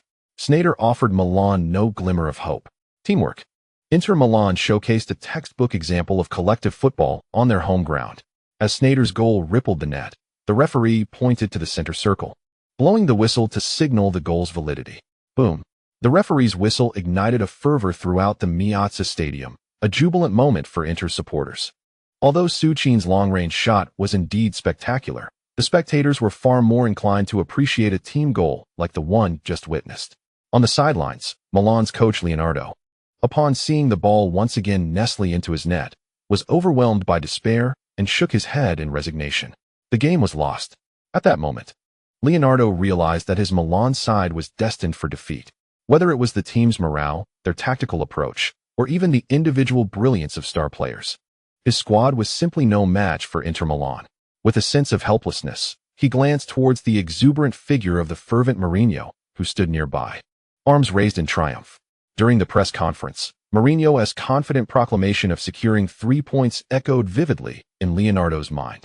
Back then, he had naively thought he would demonstrate to this maverick the fruits of his months of preparation. However, once on the pitch, the media's most reviled figure, with merely a shift in Su Chin's positioning, rendered all of Leonardo's strategies to mere dust. Such was the disparity in capability. As the match drew to a close, and after Inter scored their second goal, Leonardo urged his entire team to adopt a defensive counterattack strategy. Inter's offensive was relentless. In response, he substituted the nearly exhausted Pato with the seasoned Inzaghi. Yet, the miracle he yearned for never materialized. Shortly after bringing Inzaghi on, Mourinho also initiated his substitution strategy. replacing Suchin and Melito, and placing Pandev at the forefront, unashamedly opting for two defensive midfielders thereafter. This was Mourinho. To secure victory. He cared little for whether his team played aesthetically pleasing attacking football or employed a more pragmatic approach. Thus, as the 3 minutes of stoppage time elapsed, the referee blew the final whistle, coinciding with the resounding cheers of Inter fans. A league double over their city rivals. Even though the scoreline was not a staggering 6-0 this time, it was still sufficient for Inter supporters to roar in celebration. At the players' tunnel, Leonardo, dressed in a suit, offered a wry smile as he awaited Mourinho. "Jose, congratulations." "Thank you." Their exchange was brief, a handshake followed by their parting. With a league double defeat and a daunting Champions League knockout stage against the formidable Manchester United looming, Leonardo was left with a heavy heart, filled with bitterness. In the post-match press conference, as head coach, Leonardo solemnly apologized to all Milan supporters in front of the assembled media. His humble and courteous demeanor earned him considerable praise from various Italian media outlets. Conversely, at Inter's press conference, despite their victory, many Italian journalists openly criticized Mourinho, pointing out the issues arising from the absence of Eto'o and Samuel in both attacking and defensive phases, particularly highlighting the instance when Materazzi was caught off guard by Pato's early strike. The journalist from the Milan Sports Daily brazenly questioned Mourinho, asking whether the defensively challenged Materazzi could possibly contain the formidable French trio dominating the Premier League in the impending Champions League knockout stage. Mourinho was understandably incensed. To be candid, he harbored a desire to leave Italy at that very moment. During his 2-year tenure at Inter, he had squandered an excessive amount of time engaging in verbal sparring with the arrogant Milanese reporters. Inter's sorcerer scores a stunning goal, securing a double victory over Milan. With a breathtaking strike, the sorcerer silences the media's incessant doubts. Inter's remarkable transformation over 6 months makes the Golden Boy award a foregone conclusion. Florentino expresses keen interest in Inter's sorcerer during an interview. A sensational goal had thrust Suchin back into the spotlight of European football. In his new home, Suchin watched as old Stan cheerily retrieved the newspaper from the mailbox, leaving him momentarily speechless. He was witnessing the media's shamelessness firsthand. Had he really achieved such a claim with just a single goal? Suddenly, the Golden Boy Award and Florentino were all the rage. Particularly the Golden Boy Award. This accolade was not casually bestowed. Since its inception in 2003, the recipients of the Golden Boy Award have invariably been destined for the upper echelons of world football. Consider Rafael van der Vaart, who later became the captain of the Dutch national team. Following him were Wayne Rooney, Lionel Messi, Cesc Fabregas, and Sergio Aguero. Which of these did not ascend to superstardom? Well, perhaps Fabregas is an exception, yet he was still basking in the glow of being Arsenal's youngest captain. And what of Sue? He had played less than half a season, merely managing to score a few more goals than others. "Hey, Sue, why do you look so displeased?" Old Stan had been observing Suchin ever since he began reading the newspaper. According to Old Stan's analysis, a young man like Suchin would typically revel in such media praise. Yet, the more he read, the more furrowed Suchin's brow became. It's all nonsense. What is there to be happy about? Nonsense. Where's the nonsense? Look, the Turin Sports Daily claims they can practically confirm this year's Golden Boy Award. Damn it. Sue, how is that nonsense? This is the Turin Sports Daily. Don't you know they established the Golden Boy Award?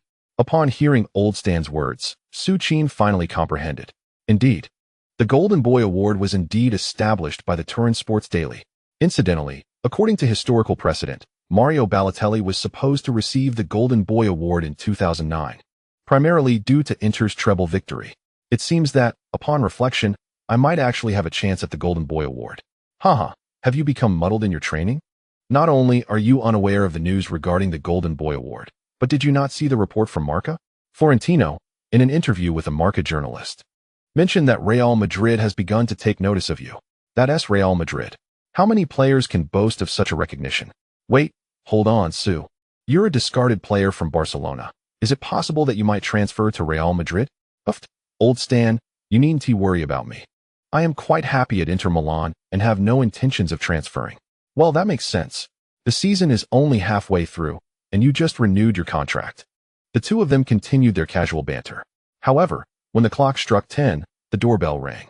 At this hour, when Old Stan opened the door, Suchin discovered that it was none other than Raiola. His chubby face broke into a wide smile upon seeing Su Qin. Haha, Su, I bring you great news. Undoubtedly monumental news. Can you guess what it is? Just by looking into Raiola's eyes, which seemed to glimmer like cash, Su Qin could surmise that a new endorsement deal had emerged. Sure enough, as Raiola placed the documents on the table, Su Qin immediately noticed the two different logos on the papers. One was a check mark, and the other 3 slanted stripes. Su, both sides are eager.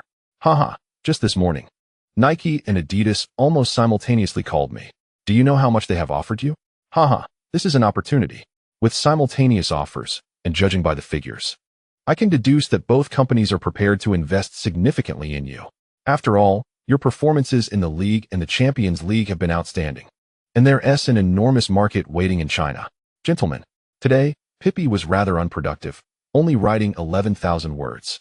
Let us all spur Pippi on, especially with that monthly ticket. Using that to motivate Pippi, he'll surely lament. The chapter concludes here. Chapter 82.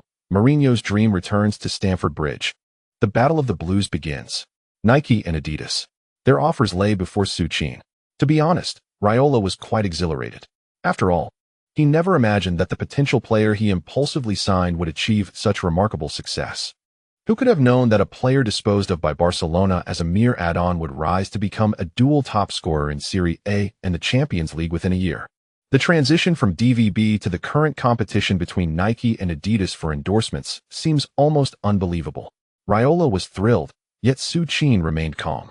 Hey Su, this is Nike and Adidas. Why the expression? Mino, isn't it a bit premature to sign now? Is it too early to sign now? Su, are you planning to wait until the season ends before making a decision? It was typical of Raiola. Upon hearing Su Qin's words, he immediately understood his intentions. Indeed, that is my current line of thought. Well, under the present circumstances, provided there are no significant fluctuations, it seems likely that the golden boot of this Serie A season will be well within reach. Once the golden boot is confirmed, its value may soar even further. As it stands, Su Qin has momentarily dismissed Raiola. Su Qin is not naive. Signing now would only place him at the level of a half-season golden boot contender. There is still half of the league to go, and moreover, Inter Milan is currently holding the title of treble champions. Coupled with the prospect of being the dual top scorer in both the league and the Champions League, discussions with these two clubs will become far more interesting. After all, neither of them is particularly appealing. If there is an opportunity to extract a little more, one should seize it. Regardless, even without acting as an agent, the profits that others are destined to earn will flow in like a stream. Following the conclusion of the Milan Derby, Mourinho has embarked on a new experimental lineup. In terms of innovation, Mourinho is indeed quite earnest. The potency of the Su-B combination has truly captivated him. However, given Beckham's age, he does lack the defensive utility of several other formidable interplayers. Previously, placing Beckham in a defensive midfield role left Mourinho with his defensive obsession, feeling that something was amiss. Yet, shifting him to the flanks leaves Pandev with nowhere to go. In the 22nd round of the league, during the match against Parma, Mourinho experimented with positioning both Beckham and Sneijder at the same level, engaging in a dual attacking midfield configuration. As for the outcome, it can only be described as mediocre. Beckham managed to provide a single assist, while Sneijder delivered 2 assists, one to Su Qin and another to Pandev. In the 19th minute of the match, Beckham suddenly switched places with Pandev on the right flank during Inter's attack. Receiving a diagonal pass from Sneijder at the edge of the penalty area, Beckham, without hesitation, executed his signature curling shot. The ball traced a deadly arc over Parma's penalty area before landing perfectly on Su Qin's head at the back post. With minimal adjustment, Su Qin, like a pillar suddenly elevated, firmly struck the ball into the corner of the Parma goal. 10. Inter took the lead. After scoring, Su Qin rushed over to Beckham, kneeling on one knee to perform a shoe-shining celebration on Beckham's right foot. To be frank, Su Qin has truly developed an affection for Beckham's right foot, ever since Beckham joined Inter during the winter transfer window. The tactics employed by other Serie A teams to double-mark him have become nearly futile against Beckham's precise missile-like passes. Beckham's ability to evade the defenders in front of Su Qin and deliver the ball directly to him is exceptional. With such passing skills combined with Su Qin's extraordinary physique, how can others defend against that? Block the front? Beckham's passes can easily bypass the front line. As for the back, Suchin's sheer force makes it nearly impossible for defenders to close in. Trailing by a goal, Parma's midfield defenders channeled their entire focus onto Beckham. However, while Beckham was effectively contained, Sneijder found himself in an unmarked position. Thus, in the 27th minute of the match, Cambiasso, advancing with the ball near the center circle, executed a deft pass aimed at Beckham, only to redirect it towards Sneijder on the left flank. Upon receiving the ball, Sneijder required no adjustment. With a deft flick of his outside foot, the ball spiraled violently towards the right side of the penalty area. Pandev, making a sudden incursion, unleashed a volley from the edge of the box. The sound of impact resonated as the ball thundered into the net's far corner without any spin. With a 2-goal deficit, Parma, initially contemplating counterattacks, retreated entirely and adopted a defensive posture. True to their reputation, Parma expertly maintained the 2-0 scoreline with their well-honed defensive setup until the 76th minute of the second half. Then, Suchin scored again, this time from nearly the same position as Beckham. Following a positional exchange with Sneijder, he delivered a beautifully crafted cross, and once more, Suchin's header found the back of Parma's net. As the referee's final whistle echoed, a significant portion of Parma's home supporters began to leave the stands, devoid of any suspense. Mourinho's Inter Milan convincingly triumphed over Parma with a score of 3-0. Following the conclusion of the league match, Mourinho swiftly led his team back to Milan. On Wednesday, Inter faced Livorno in the Italian Super Cup at the Miazza Stadium. Although Livorno was a weaker opponent, Mourinho refrained from deploying a purely substitute lineup, opting instead for Milito to replace Suchin at the central forward position. Milito did not disappoint, netting 2 goals in just 70 minutes, facilitating Inter's 2-0 victory over Parma and securing a place in the quarterfinals of the Italian Cup. While the victory was secured, Mourinho was disheartened by yet another injury to his squad. Zanetti, the venerable captain, at the age of 36, had persevered without rest until this point. However, after the match, he succumbed to fatigue, sustaining a ligament injury during a challenge in the 61st minute, necessitating at least a month of recovery. Observing Zanetti being assisted off the field by medical staff, Mourinho came to a realization. The pursuit of a treble paled in comparison to the current priority for Inter, the Champions League. Consequently, in the crucial 23rd round of the league against Napoli, Mourinho fielded an entirely substitute lineup. Even Cesar was rested and omitted from the matchday squad. A team composed mainly of substitutes faced Napoli, who were eager to secure a position in the European competition. The outcome was predictable. Inter suffered their second defeat of the league season, falling to a 0-3 loss. Inter lost. This has certainly stirred excitement among all Italian media. Mourinho's arrogant demeanor, Inter Milan facing a wave of injuries, and a disheartening defeat to Napoli.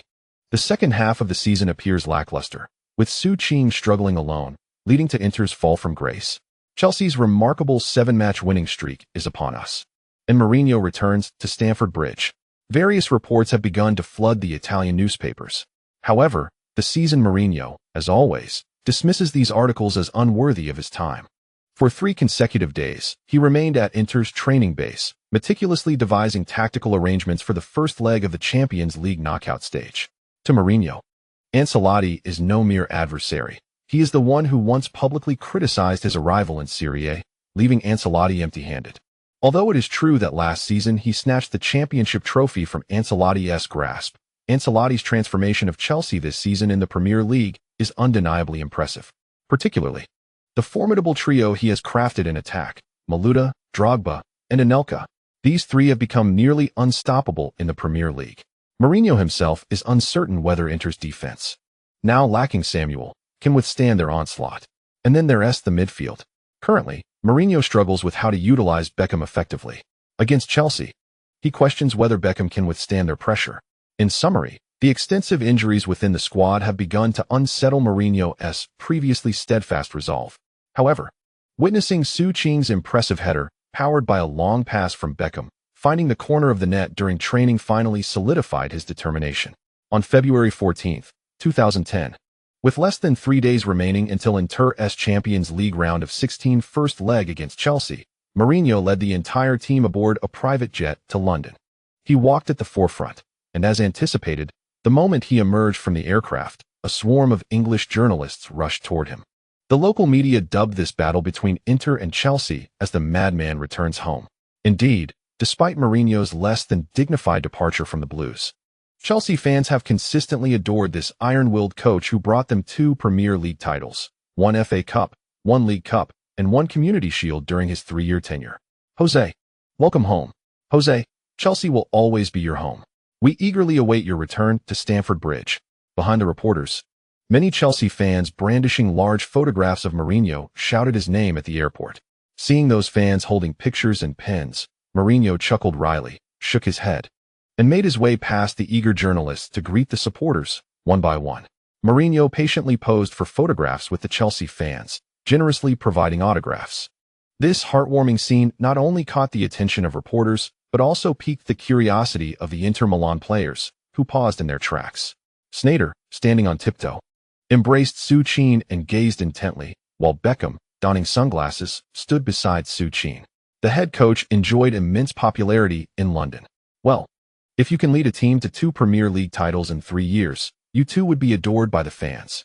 David, do you know why the head coach suddenly parted ways peacefully with Chelsea? I have a vague idea. Upon hearing this, the previously scattered Inter players quickly gathered around. It appears that the penchant for gossip is not solely a trait of the Chinese. Media reports suggested that Abramovich, disregarding Mourinho's objections, purchased Shevchenko and insisted that the head coach include him in the starting lineup. However, this was not the primary reason. To my knowledge, the main issue arose during the second round of the 2007 league when Grant, Chelsea's director, contravened team rules by occupying a spot on the substitutes bench during the match. Moreover, the team lost that game. Following the match, the head coach furiously reprimanded Grant in the locker room, accusing him of spying on him. As Beckham regaled a group of gossip enthusiasts with secrets known only to the top of English football, Mourinho abruptly concluded the autograph session and strode over. Beckham quickly fell silent, embracing Součin as they made their way toward the exit. As they walked, he whispered to Součin that he would share all the specific secrets later that night. Hearing this, Součin nodded in satisfaction, but Sneijder, who had been trailing beside Součin, was not pleased. Sue, I actually know a bit of insider information too. Outrage told me. He was also at Chelsea back then. Outrage, you mean Robin? That evening, while Mourinho furrowed his brow, deep in thought about Inter's tactical details in his hotel room, a small meeting convened in Součin's room. The content of the meeting, of course, revolved around the stories Beckham had not finished sharing during the day. Remarkably, with the insights from the all-knowing Beckham and some information Sneijder had gleaned through Robin, the true narrative of Mourinho's departure from Chelsea was almost entirely pieced together by this group of gossip aficionados. At 1 a.m., after finally concluding his work, Mourinho rubbed his aching back and slowly stood up. Standing by the window, he gazed out, unexpectedly spotting the outline of Stamford Bridge illuminated by moonlight. Over 2 years had passed. In midlife, one often tends to reminisce. Looking at that familiar stadium, Mourinho's thoughts seemed to drift back 4 years to a time when he was standing upon the hallowed turf of Stamford Bridge. He orchestrated a battalion of blue warriors willing to sacrifice everything in the fierce battleground of the Premier League. Check. Terry, Lampard, Eschen, Makelele, those familiar faces, ingrained in the very essence of Mourinho, continued their valiant struggle on the pitch. Yet, here he was, commanding a different team, reappearing as an adversary. The twists of fate are indeed remarkable.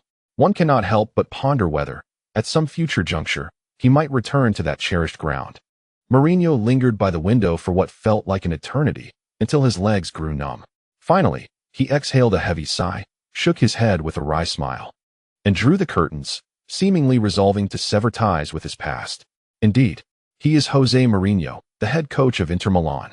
At Inter, he beheld a group of seasoned veterans, equally fervent in their thirst for victory and championships.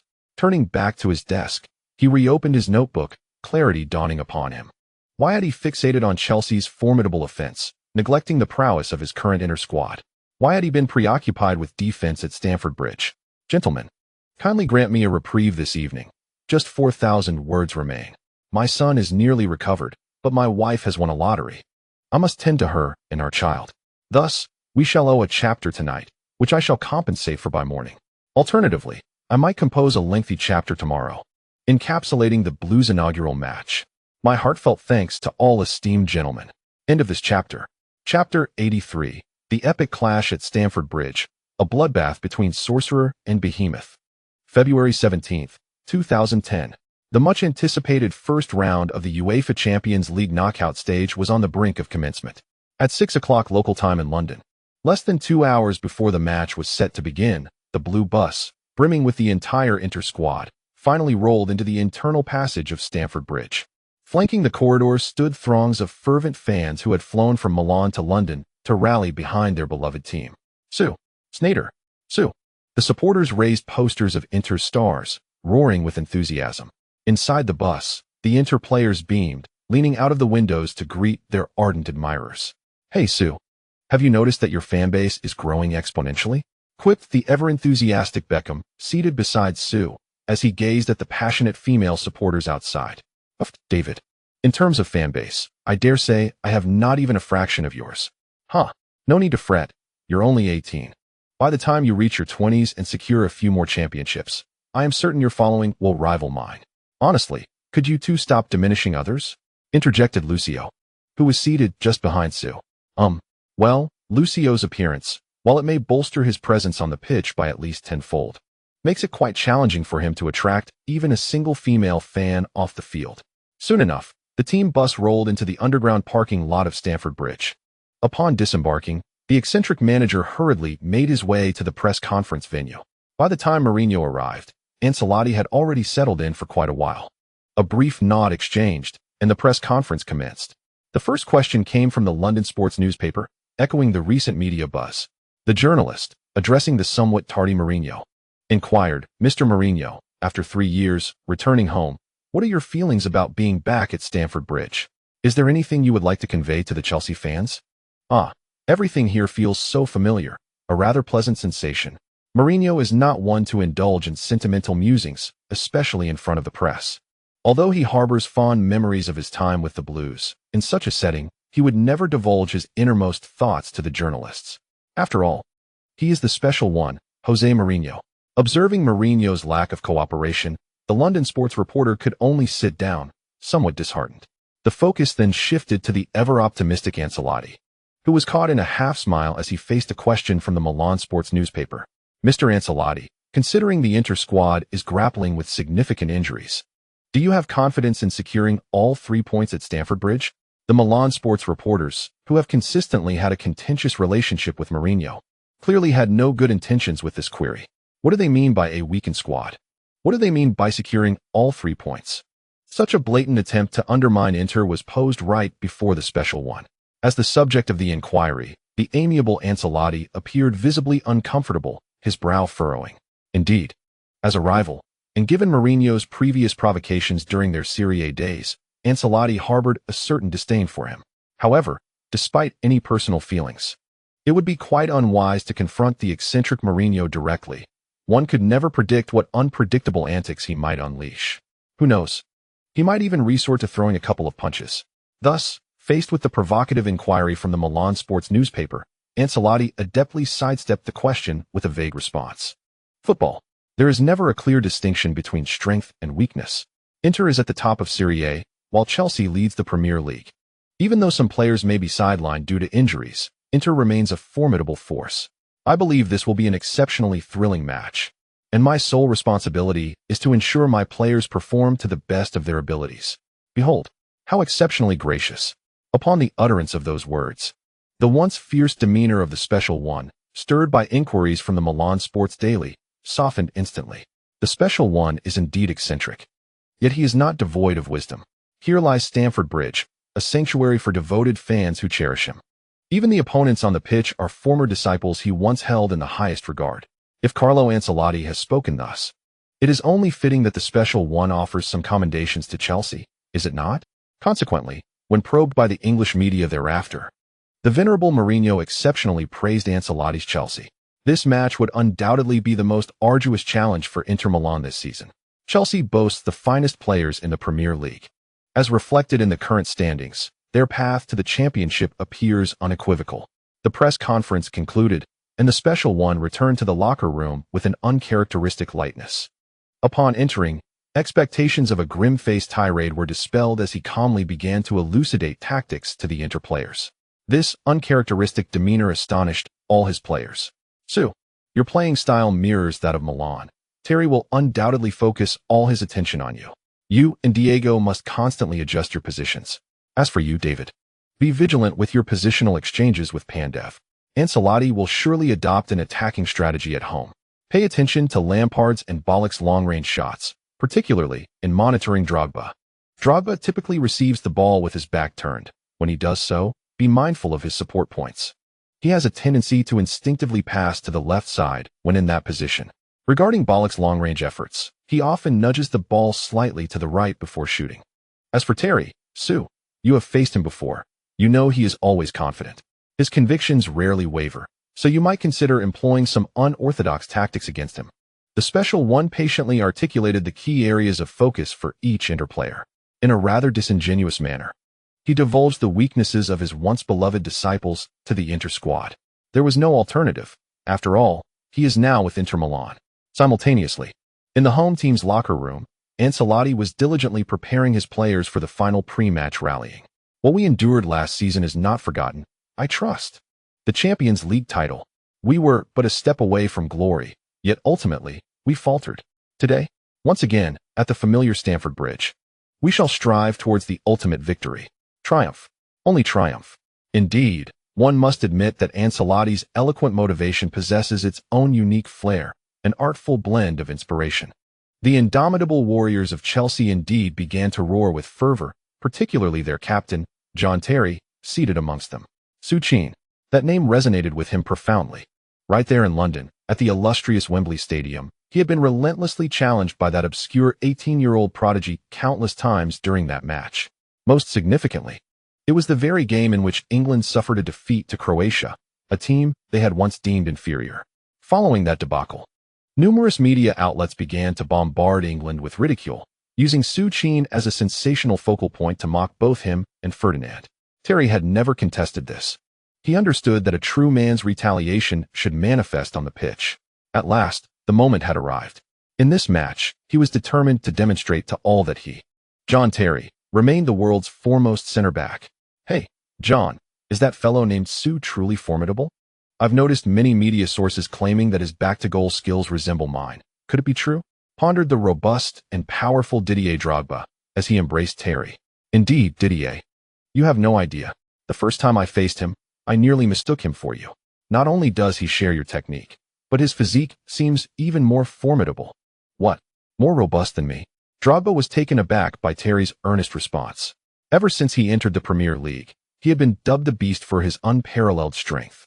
He had never conceded superiority in physical prowess to anyone. You're joking, John. That guy doesn't appear particularly muscular in his photos, does he? Ah, Didier. You haven't had the chance to contend with him. If you did, I assure you, your expression would be quite different. Terry, sensing Drogba's skepticism, chose not to elaborate further. In his view, there was little chance for a direct confrontation between Drogba and Součin. Truly, Didier. Haven't you noticed that our coach has been insisting I practice defensive drills with John lately? Drogba remained doubtful. However, Carvalho, another Chelsea defender seated nearby, had no doubts regarding Terry's assertions. Soon, under the staff's urging, both teams gathered at the players' tunnel. As Mourinho passed through, nearly all Chelsea personnel greeted the special one warmly. Naturally, as he approached the Chelsea players, starting with Cech, each member embraced Mourinho. It was a truly moving scene, observing the camaraderie between Mourinho and every Chelsea player. Součin finally comprehended why, years later, this man, once deemed the most arrogant of middle-aged men, would return to this very place. However, after the heartfelt moments, Součin realized, at Chelsea, starting from Terry, including Carvalho, Bilic, and Lampard, nearly all the players began to glance in this direction. Indeed, witnessing this situation, it seemed I was once again targeted by this band of Chelsea players. Welcome to the live broadcast of the first round of the 2009 to 2010 UEFA Champions League knockout stage. Chelsea at home versus Inter Milan. The players from both teams have taken their positions on the respective halves. The referee is also checking the time. Beep. With the sound of the referee's whistle, the match officially commenced. First, let us review the starting lineups. Dressed in their traditional away white kits, the visitors, Inter Milan, have their starting goalkeeper, Caesar. Due to injuries, Materazzi has replaced Samuel in the central defense. In midfield, Mourinho has deployed a formation with four midfielders, with Beckham appearing on the right, as Mourinho hopes the former star can use his passing to penetrate Chelsea's defense. On the opposing side, the home team Chelsea, clad in their traditional blue kits, has their starting goalkeeper, Cech, left back, Ashley Cole, center backs, Terry and Carvalho, right back, Ivanovic. For midfielders, Maluda, Lampard, Bilic, and Mikel. Twin strikers, Drogba and Anelka. Chelsea has the first possession. At Stamford Bridge, as the referee's whistle echoed, over 40,000 Chelsea fans erupted in fervent cheers. For Chelsea supporters, there was no better news than the injuries to key Inter players.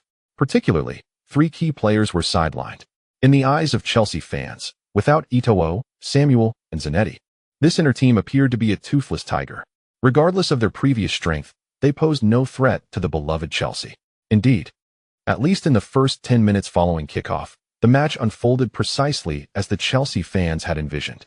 Playing at home, the Blues exhibited an invigorated offensive desire from the very start. Drogba, akin to a relentless force, remained stationed in Inter's penalty area, while Anelka lingered nearby, poised to seize any opportunity to strike. Midfielders Lampard and Bilic, both extraordinary talents, seized every chance to unleash long-range shots. In the span of mere minutes, the home team Chelsea offered Inter no respite whatsoever. Inter's attempts to attack barely crossed half the field before being intercepted by Chelsea. Indeed, Drogba might have been able to secure the first touch, but whether it was Sneijder, Beckham, or even Cambiasso, Chelsea players were closely marking every potential receiving point. After Součin relinquished possession of the ball, he soon succumbed to Chelsea's relentless pressure and lost control. Thus, a vicious cycle ensued. The Chelsea supporters in the stands began to chant their anthem repeatedly, while the unfortunate Inter Milan fans in the North Stand gazed vacantly, fully aware that their team, hampered by injuries, was outmatched by the dazzling Chelsea side. Yet, they continued to hold on to hope, yearning for someone to emerge and rescue their beloved Inter Milan. Here came Didier Drogba again. His formidable physique overshadowed Cambiasso, as he deftly passed the ball to the advancing Lampard. Beckham followed suit, showcasing a valiant effort. Lampard, with a swift turn, he evaded Beckham and pushed the ball forward to Bilic. A long-range shot. Danger. Fortunately, Bilic's attempt soared over the crossbar once more. From the commentary box, witnessing Inter Milan being overwhelmed by Chelsea for over 10 minutes, Huang Jinxiang gasped in apprehension. However, while everyone, including Huang, began to worry for Inter, Mourinho remained impassive, seated calmly on the bench as he had been at the start of the match. His right hand tightly gripped his notebook, and the usual small notes seemed to have vanished. While others were oblivious to Mourinho's thoughts, Rui Faria, standing beside him, understood that their head coach was awaiting a turning point, a moment of opportunity. He anticipated the instant when the home side, Chelsea, would falter after their relentless assault. Once that moment arrived, the strategy devised by their leader would strike like a deadly weapon, swiftly delivering the final blow.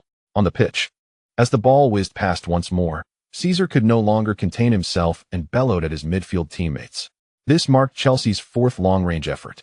2 shots had already been launched, one saved by himself and the other striking the post.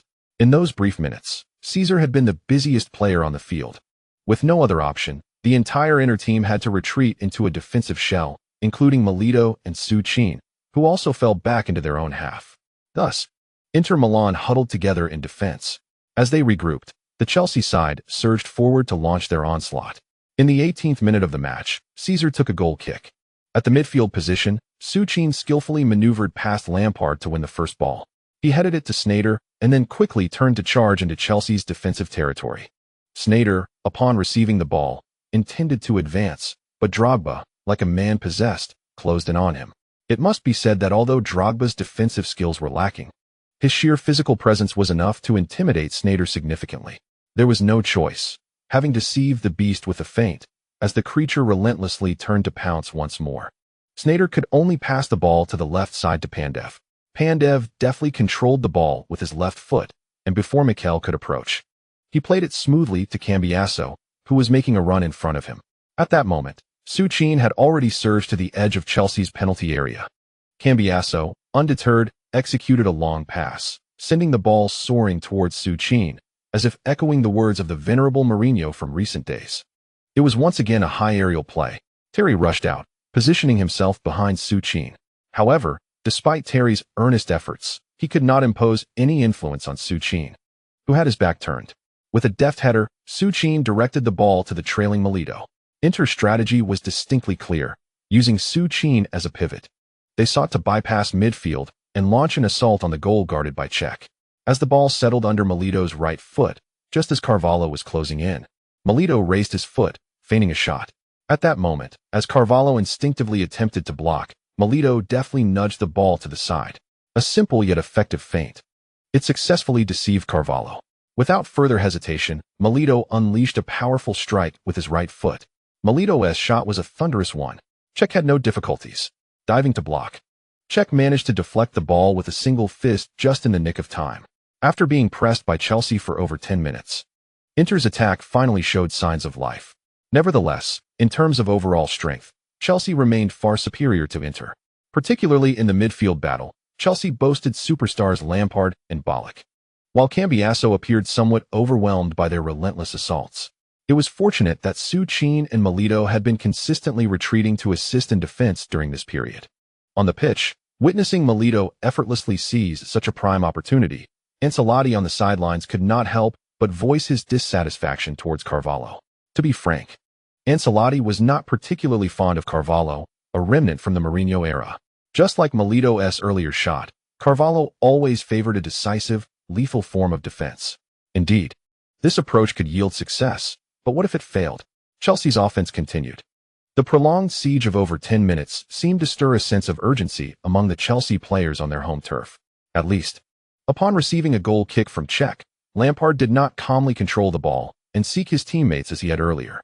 Instead, he swiftly turned and delivered a diagonal pass to Milito on the left flank. As teammates on the national team, Lampard was acutely aware that his elder comrade was no longer in the prime condition of 5 years ago. In the peak of his prowess, Milito could effortlessly outpace the approaching Beckham with sheer speed. Indeed, it was just as Lampard had envisioned. After receiving the ball, Milito executed a swift pull back to accelerate, creating a significant gap between himself and Beckham. However, at the very moment Lampard initiated his run toward the center to support Milito, the aging Beckham, having been left behind, suddenly dove to the ground, attempting to intercept the ball at Milito's feet with a desperate slide. His resolve was unwavering. Yet, as Milito advanced with purpose, he found himself sprawled on the ground. The referee, positioned nearby, made no indication, signaling for the game to continue. Beckham quickly regained his footing and deftly hooked the ball back with his right foot. He then delivered a lateral pass to Cambiasso, who was making a forward run into the center. Inter's counterattack commenced. Once again, it was a long pass. Cambiasso sent a powerful kick soaring into the attacking zone. Suchin skillfully positioned himself, managing to fend off Terry, and brought the ball down, protecting it in front of him while maintaining a back-to-goal stance. Although Terry felt somewhat helpless, he gritted his teeth and held his ground against Suchin, believing that as long as his teammates kept an eye on the other Inter players, Suchin's role would be rendered ineffective.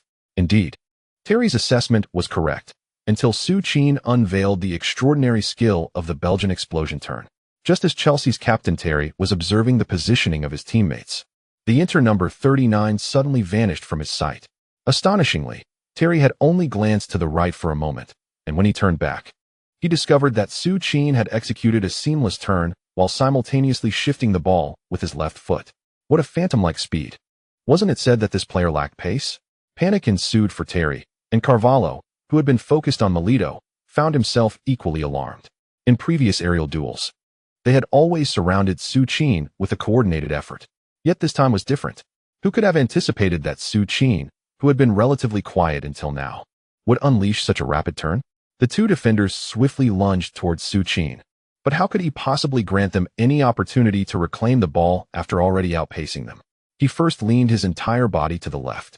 The moment Terry attempted to intercept Suchin, he was once again thrown off balance by Suchin's extraordinary physique. Then, just as Carvalho lunged in, Suchin shifted his weight, propelling his body toward Carvalho. No miracle occurred. If Terry couldn't contend with Suchin, then Carvalho stood no chance either, as Suchin effortlessly pushed him aside. At that moment, only the frantic Chelsea goalkeeper, Cech, remained in front of Suchin. Faced with Cech's advance, Suchin instinctively turned to the side and executed a precise shot. After all, having emerged from La Masia, Such one-on-one finishes into the far corner were ingrained in his very being. Ultimately, Cech's dive failed to stop the ball, which skimmed across the grass and found its way into the net. And thus, it was done. The football elegantly glided past Cech, ultimately nestling into the bottom left corner of the net. The referee, with both hands directed towards the center circle, signaled the validity of the goal. And at that very moment, over 4,000 loyal Inter Milan supporters, who had been silent since the match commenced, erupted into ecstatic cheers. Magnificent! Magnificent! The ball has found the net. It was the 21st minute of the match, and Inter Milan had scored. This was merely their second shot on goal. Součin received a long pass from Cambiasso at the edge of the penalty area, skillfully holding off Terry to execute an astonishing turn. Upon entering the box, Součin, having expertly shrugged off both Terry and Carvalho, confidently pushed the ball into the corner. Splendid. This is Součin.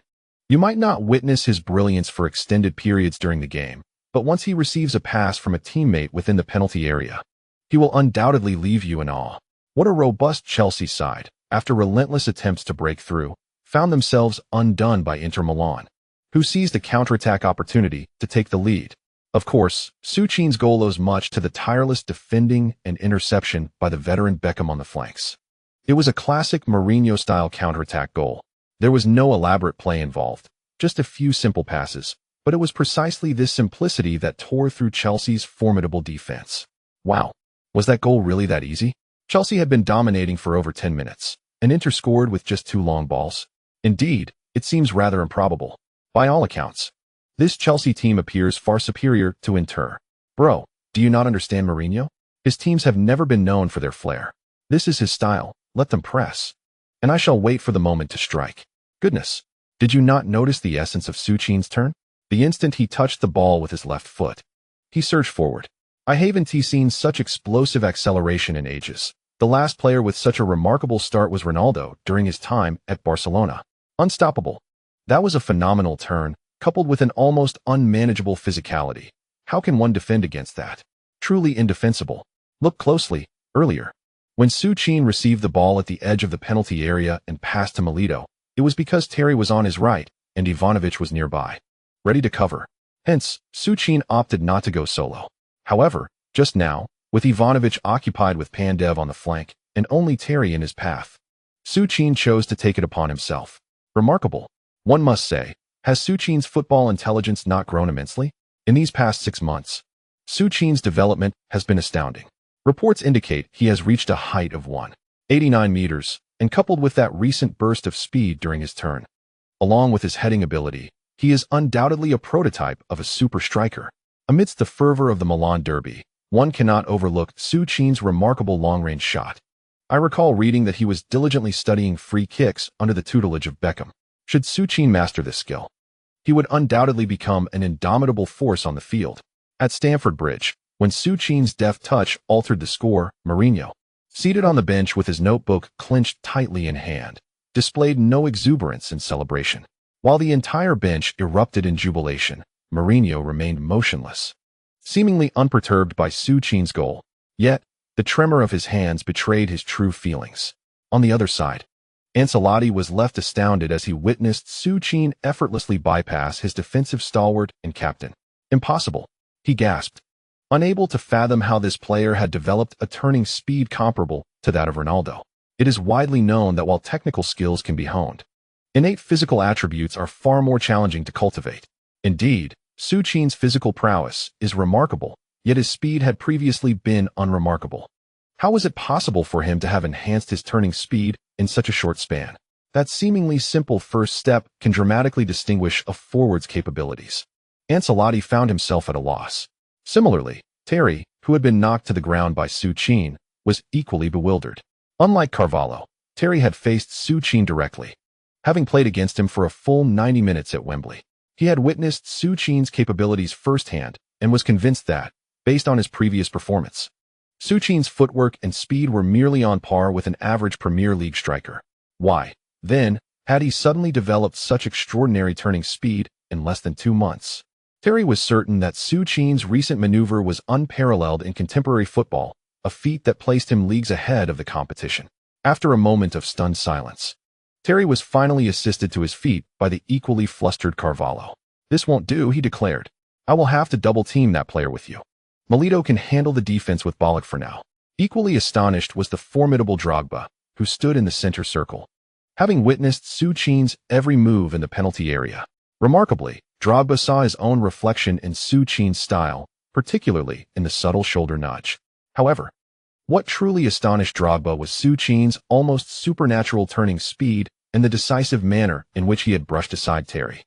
Indeed, Drogba was left in a state of profound shock. With a mere turn of his body, Drogba became acutely aware of a daunting reality. Terry and Carvalho were not mistaken. That young player, the number 39 named Sue, indeed possessed a fierceness that surpassed his own.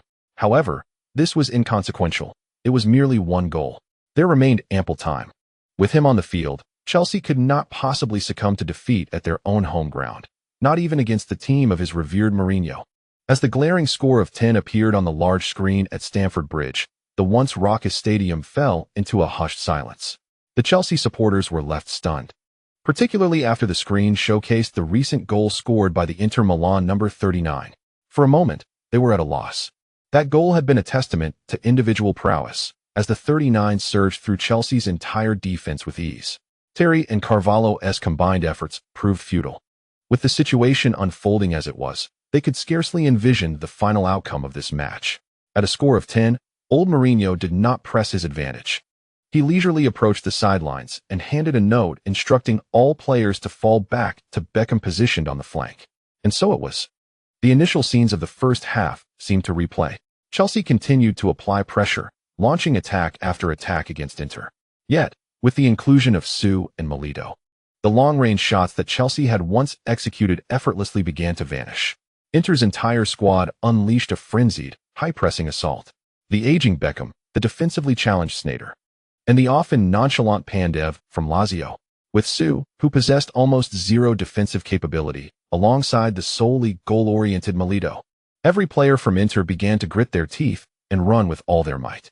The slight differences in individual skill began to fade under their relentless pursuit, disregarding their physical limitations.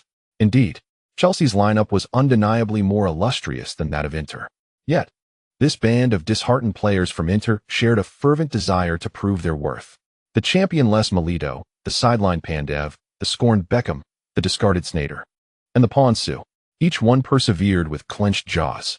In the 27th minute, Chelsea's formidable front line executed a dazzling series of combinations, penetrating deep into Inter's penalty area. After Materazzi was skillfully evaded by Drogba, Sneijder, in a desperate attempt, threw himself to the ground, blocking Drogba's powerful strike from entering the box. Drogba's fierce shot collided solidly with Sneijder's abdomen, leaving the latter crouching on the turf for an extended period before he could rise and return to his position. In the 36th minute, Lampard's long pass found Malouda, who surged down the left flank. Once again, it was Beckham. Just as Malouda planned to cross the ball after outmaneuvering Maicon, Beckham sprinted back with all his might, intercepting the ball just before Malouda could deliver it across the line. In the 44th minute, after receiving a backward pass from Drogba in the center, Lampard executed a deft lob, sending the ball into Inter's penalty area. Anelka surged forward, poised to strike with his right foot, but Materazzi timely threw himself to the ground, blocking Anelka's shot, which sailed out for a corner. Every Inter player was fiercely defending. While Chelsea finally earned their third corner of the match, under the direction of the seasoned Mourinho, Součin retreated into the penalty area, shifting his marking duty from Terry to Drogba. The much-anticipated duel between the magician and the beast commenced. This time, Drogba showed no mercy. The memory of Součin's recent goal burned fiercely within him. This was his Stamford Bridge. As the embodiment of the blue spirit, he could not allow anyone to trample on the dignity of Chelsea on this sacred turf. He was determined to reclaim that humiliating goal in his own way. Casting a glance at Součin beside him, Drogba gritted his teeth and sprang into action. He caught sight of Lampard's signal for the near post. Thus, before Lampard could deliver the ball, Drogba feigned a run backward. Indeed, the young Součin followed suit. However, the moment Lampard initiated the kick, Drogba abruptly halted and charged toward the near post. Součin had been trailing Drogba closely. From the moment Drogba pretended to retreat, Součin sensed his true intent was to attack the near post. This instinct stemmed from a feeling reminiscent of Klose's aerial prowess, an inexplicable intuition regarding the trajectory of a header. Consequently, when Drogba lunged toward the near post, Součin matched his pace. At the point of impact, both players leaped nearly in unison. Due to his earlier jump, Drogba held a significantly advantageous position. Nevertheless, Součin refused to relent, determined to thwart Drogba's direct shot. Gritting his teeth, he stretched his neck as far as he could toward the airborne football. Simultaneously, the beast in the air, Drogba, recklessly swung his head toward the ball with fervor. In the final moments, owing to his positioning, Drogba's forehead made contact with the ball first, redirecting it towards Inter's goal with his powerful header. Yet, an unexpected twist occurred. Drogba's head did not cease its motion after striking the ball, and Součin, suspended in the air, failed to retract his head in time. Crash! In midair, the magician collided forcefully with the beast. In an instant, both Součin and Drogba tumbled to the ground. Despite the jarring impact leaving them slightly dazed, both players sprang to their feet immediately after landing. Drogba aimed for a follow-up shot. However, Součin was intent on defense. In their eyes, at that moment, there was nothing else. Only the football that determined the fate of the match. Yet, when the two stood up, they realized that the ball had already found its way into the net. Drogba's header had finally equalized the score for Chelsea. Ecstasy, frenzy, hysteria. At that instant, Stamford Bridge erupted with joy. The goal scorer, Drogba, sprinted towards the south stand, eager to celebrate the equalizer with the devoted Chelsea supporters. However, just a few steps into his run, Anelka abruptly grabbed Drogba. At that moment, Drogba felt a chilling sensation on his left eyebrow. Lowering his head, he discovered that blood had already stained the vibrant blue of his jersey. Similarly, Součin, standing in the penalty area, was encircled by his teammates. His resolute face was now marred with blood. The large screen at the edge of the pitch began to replay Drogba's goal, capturing Součin's chase and the two players' fearless leap towards the airborne football. Everything appeared so unreserved. 11. The score had been equalized. The beast, Drogba, had leveled the score at Stamford Bridge in the wildest manner. Součin had exerted every ounce of effort in his defense. Perhaps the score had changed. Yet I believe, at this moment, there were no losers at Stamford Bridge. Great players, the spirit of the Blues warrants many vivid descriptions. A heartfelt offering of 11,000. I beseech you not to dismiss my words lightly. Also, are the monthly votes too much of a chore to give? Oh dear. End of this chapter. Chapter 84. The unyielding spirit of the Blues. The indomitable Sue Bay connection. At the sidelines of Stamford Bridge, a scene unfolded that touched everyone's hearts. In one spot, Součin and Drogba sat side by side, their jerseys stained with blood. The medical staff of both teams crouched beside them, urgently tending to their wounds. For the sake of the match, both men simultaneously refused the use of anesthetics without a moment's hesitation. They allowed the medics to stitch their injuries directly. A throng of journalists surrounded the two, their flashbulbs incessantly illuminating the scene. Despite the pain, both men gritted their teeth, maintaining their composure. Hey, young man, are you all right? Finally, Drogba spoke. As a warrior, he greatly admired Součin, a young man who fought so fiercely alongside him on the pitch. I'm fine. It was merely a simple greeting. Once the medics had finished attending to their wounds, the two exchanged a handshake and stood at the sidelines, awaiting the referee's signal. History is wondrous. In this seemingly ordinary moment, a journalist standing behind Drogba and Součin unexpectedly captured a photograph that evokes nostalgia among countless Inter Milan and Chelsea supporters. Taken at the sidelines of Stamford Bridge. There, beside a player donned in the blue number 11, stood another in white, bearing the number 39. Both were adorned with white bandages. At that time, the player in number 11 was 31 years old, while the one in 39 was merely 18. It felt like a legacy, yet also the dawn of a new chapter in history. Soon, at the referee's signal, both players returned to the pitch. However, for the next 2 to 3 minutes, neither team made significant progress. The score held steadfast until the halftime whistle echoed. Blue is the color, football is the game. We're all together, and winning is our aim. So cheer us on through the sun and rain. Because Chelsea is our name. The players embraced as they exited the field, while over 40,000 Chelsea fans in the stands raised their voices in a resounding chorus of their beloved anthem. This was their Stamford Bridge, Chelsea's Stamford Bridge. In the locker room, Součin was asked by the concerned Mourinho, "How are you holding up? Can you continue?" Součin, with his bandaged arm, replied confidently, "No problem, boss. It's just a scratch." Although the team doctor had expressed grave concerns. How could Součin possibly leave the field at such a moment? Seeing the same stubborn determination reflected in Součin's eyes, Mourinho felt a warmth in his heart and chose not to press further. He pulled out the tactical board and began his strategic adjustments. "We played exceptionally well in the first half. I witnessed the efforts of each one of you, both in the attacking front and the defense. I am truly proud of you. I've seen your fighting spirit. However, only 45 minutes have elapsed. This is Chelsea's home ground, and they will not accept a score of 11. Thus, in the second half, their assault will be even more fervent." Ancelotti is a cautious strategist. He did not gamble on an all-out attack in the first half. "I can assure you that the first 20 minutes of the second half will witness Chelsea's most vigorous onslaught. They might presume we will retreat into a defensive shell at the onset of the second half. Yes, if it were any other coach, they would certainly command the team to fall back. But I shall not make that choice. I am Mourinho. I am far more acquainted with this stadium and those players than Ancelotti. David, aim to loft the ball into the penalty area as much as possible. I want you to collaborate with Sue. And you, Diego, unleash your shooting prowess at Stamford Bridge. Attack from the moment the second half commences. From the instant the referee's whistle sounds. Attack recklessly. This is Mourinho. Confident. And indeed, the words of the old Mourinho seemed to possess an enchanting power, causing the Inter Milan players, who had exerted themselves to the utmost in the first half, to breathe heavily. Defense. Yes, it is the most crucial element on the football pitch. However, no player relishes solely defending, especially on the opponent's home ground. Only the most fervent offense can genuinely ignite one's adrenaline. At that moment, the madman unleashed his ghostly tactical philosophy with unparalleled fervor. Sitting opposite Mourinho, Součin understood that not far away, in the active changing room, Ancelotti, who had just equalized, would surely be contemplating a swift offensive upon the resumption of play. After all, no one wishes to allow their opponent to depart from their home ground with a draw and a precious away goal. The 15-minute halftime came to an end.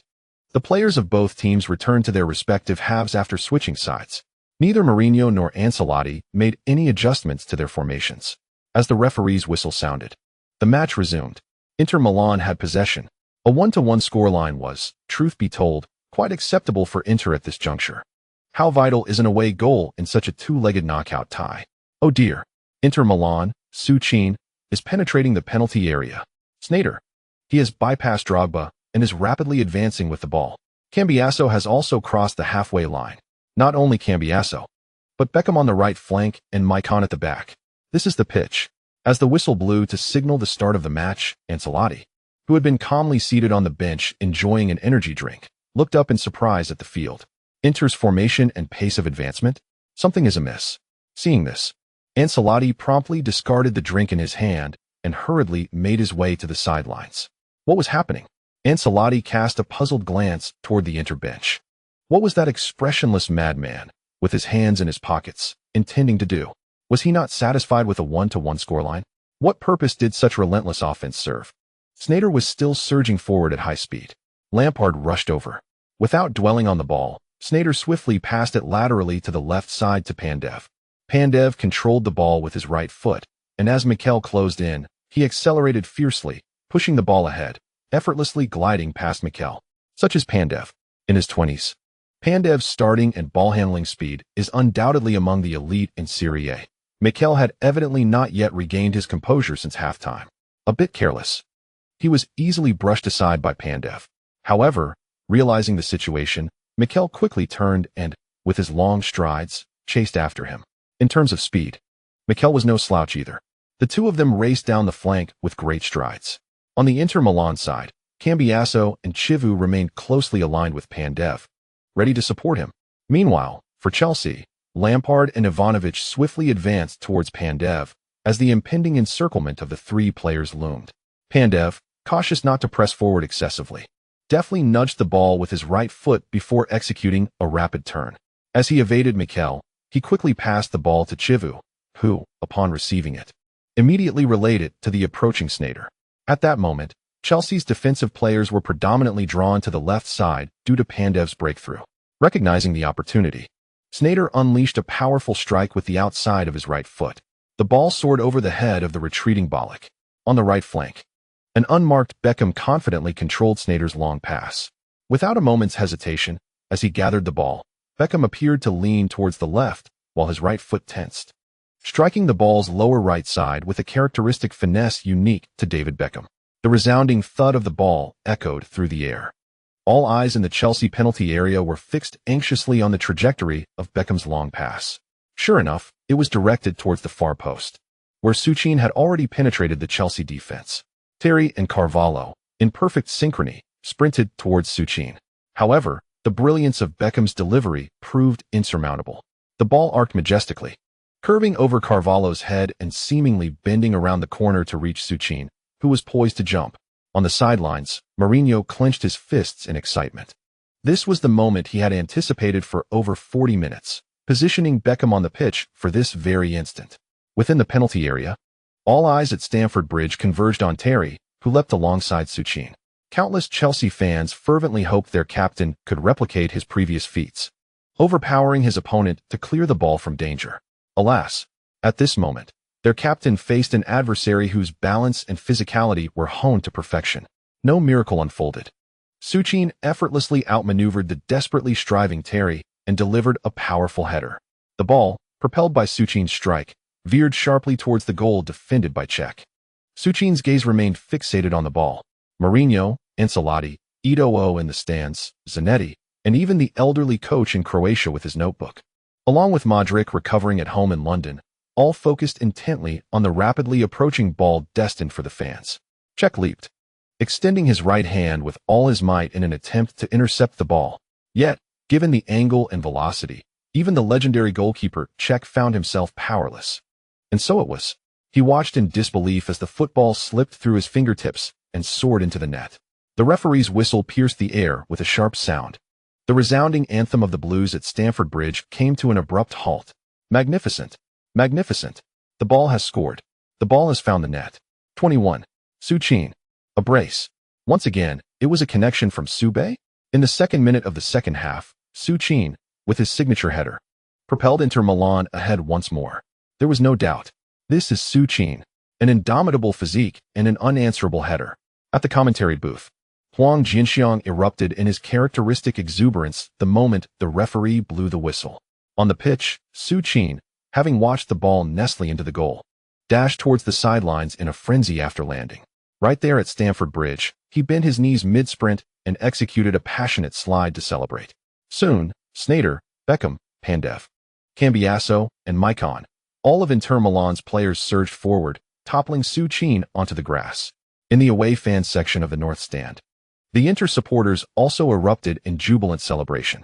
As for the sidelines, observing his tactics bear fruit with the first attack of the second half, even at Stamford Bridge, the seasoned Mourinho couldn't help but raise his arms in triumph.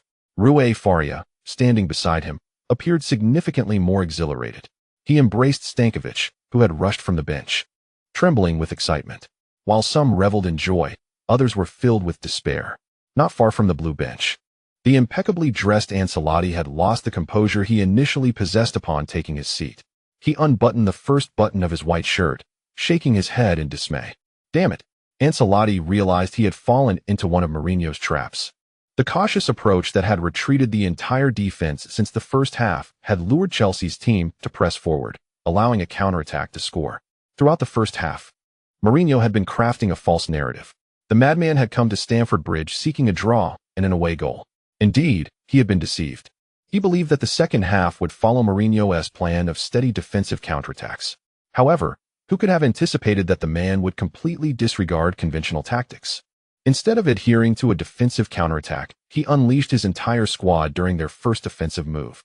From left-back Zivkovic to right-back Maicon, every Inter Milan player, save for Lucio, surged forward. This sudden shift in tempo caught Chelsea, who were preparing for a fierce onslaught, off guard. Damn! Even the composed Ancelotti felt the urge to curse at that moment. Simultaneously, not far away, the Inter players were celebrating fervently. Captain Terry of the Blues leaned on his waist, gritting his teeth as he fixed his gaze on Součin, surrounded by all the Inter Milan players. Once again, he found himself overpowered by that damned Součin. Despite exerting every ounce of strength, he was utterly helpless against the monstrous physique of that man. To make matters worse, his own captain's passes seemed to possess a will of their own, always evading the front position of Carvalho. In desperation, Terry called Carvalho over. He was not one to stubbornly persist in a fruitless endeavor. Since he could not single-handedly handle Součin, he would employ a tactic of overwhelming numbers to subdue him. The dynamics of the match shifted. With Inter Milan unleashing their full force, they scored a goal right at the beginning of the second half, igniting their most frenzied offensive. In the 54th minute, yet another lethal curve from Beckham found Součin in the penalty area. After using his indomitable body to push aside Terry, Součin was poised to head the ball. However, to his surprise, Bilic, who had just been in midfield, appeared in front of him. Exhausted from his earlier struggle with Terry, Součin could not reach the ball. Bilic deftly cleared it from the penalty area. Unexpectedly, outside the box, Sneijder swiftly seized the ball. With a flick of his right foot, he evaded Lampard's attempt to tackle, unleashing a powerful shot. Sneijder's strike was spectacular, but Cech's save was equally magnificent. Leaping forward, Cech punched the ball out of play. In the 62nd minute, Inter's offensive continued. This time, drawing the defensive attention of Terry and Carvalho, Součin allowed Milito, positioned at the edge of the penalty arc, to take a shot. Like Sneijder, Milito's attempt was masterfully thwarted by Cech. The ferocity of Inter's attacks was undeniable, yet Chelsea was not merely sitting idle. In the 69th minute, during an Inter counterattack, Bilic seized upon an error from Sneijder in the attacking third and swiftly initiated a counter of his own. With a long pass, Bilic delivered the ball to Milito on the right flank. Beckham, still lingering in the forward line, was near exhaustion after nearly 70 minutes of relentless running. Thus, Milito charged directly into Inter's penalty area. Lucio, in a frantic attempt to challenge, was sidestepped by a feint from Milito. On the sidelines, the veteran Mourinho stood up in shock as he witnessed Milito evade Lucio. Just as all Inter fans were closing their eyes in despair. Resigned to the loss of a goal, Materazzi, who had been marking Drogba in the penalty area, emerged. Without hesitation, he executed a sliding tackle at the last moment, deflecting the ball out of play. Old Marco, this veteran, who had nearly lost his confidence following Pato's swift strike in the Milan derby, redeemed Inter Milan in the final moments, watching in disbelief as such a golden opportunity was thwarted by Materazzi. Milito, filled with frustration, directly grasped his head.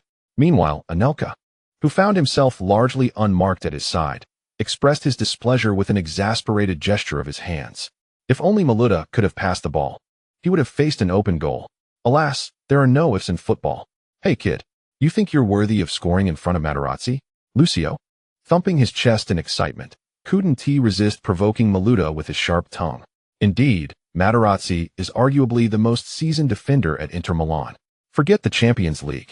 Back in the day, he played a pivotal role in securing the World Cup with his formidable banter. Though it may lack sportsmanship, one cannot deny that verbal jabs are among the most potent tactics in the arena of competition.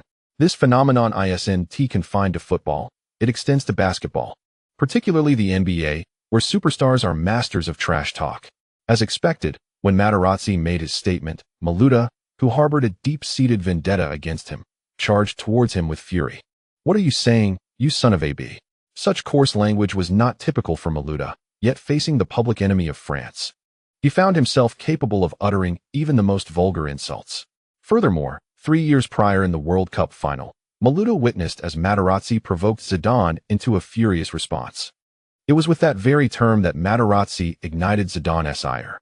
Beep, beep. Milito surged towards Materazzi, but before he could reach him, Anelka and Drogba hurried over to restrain him. Indeed, while Milito was held back, no one silenced Materazzi's tongue. What are you saying, you worthless player? Do you wish to taste something?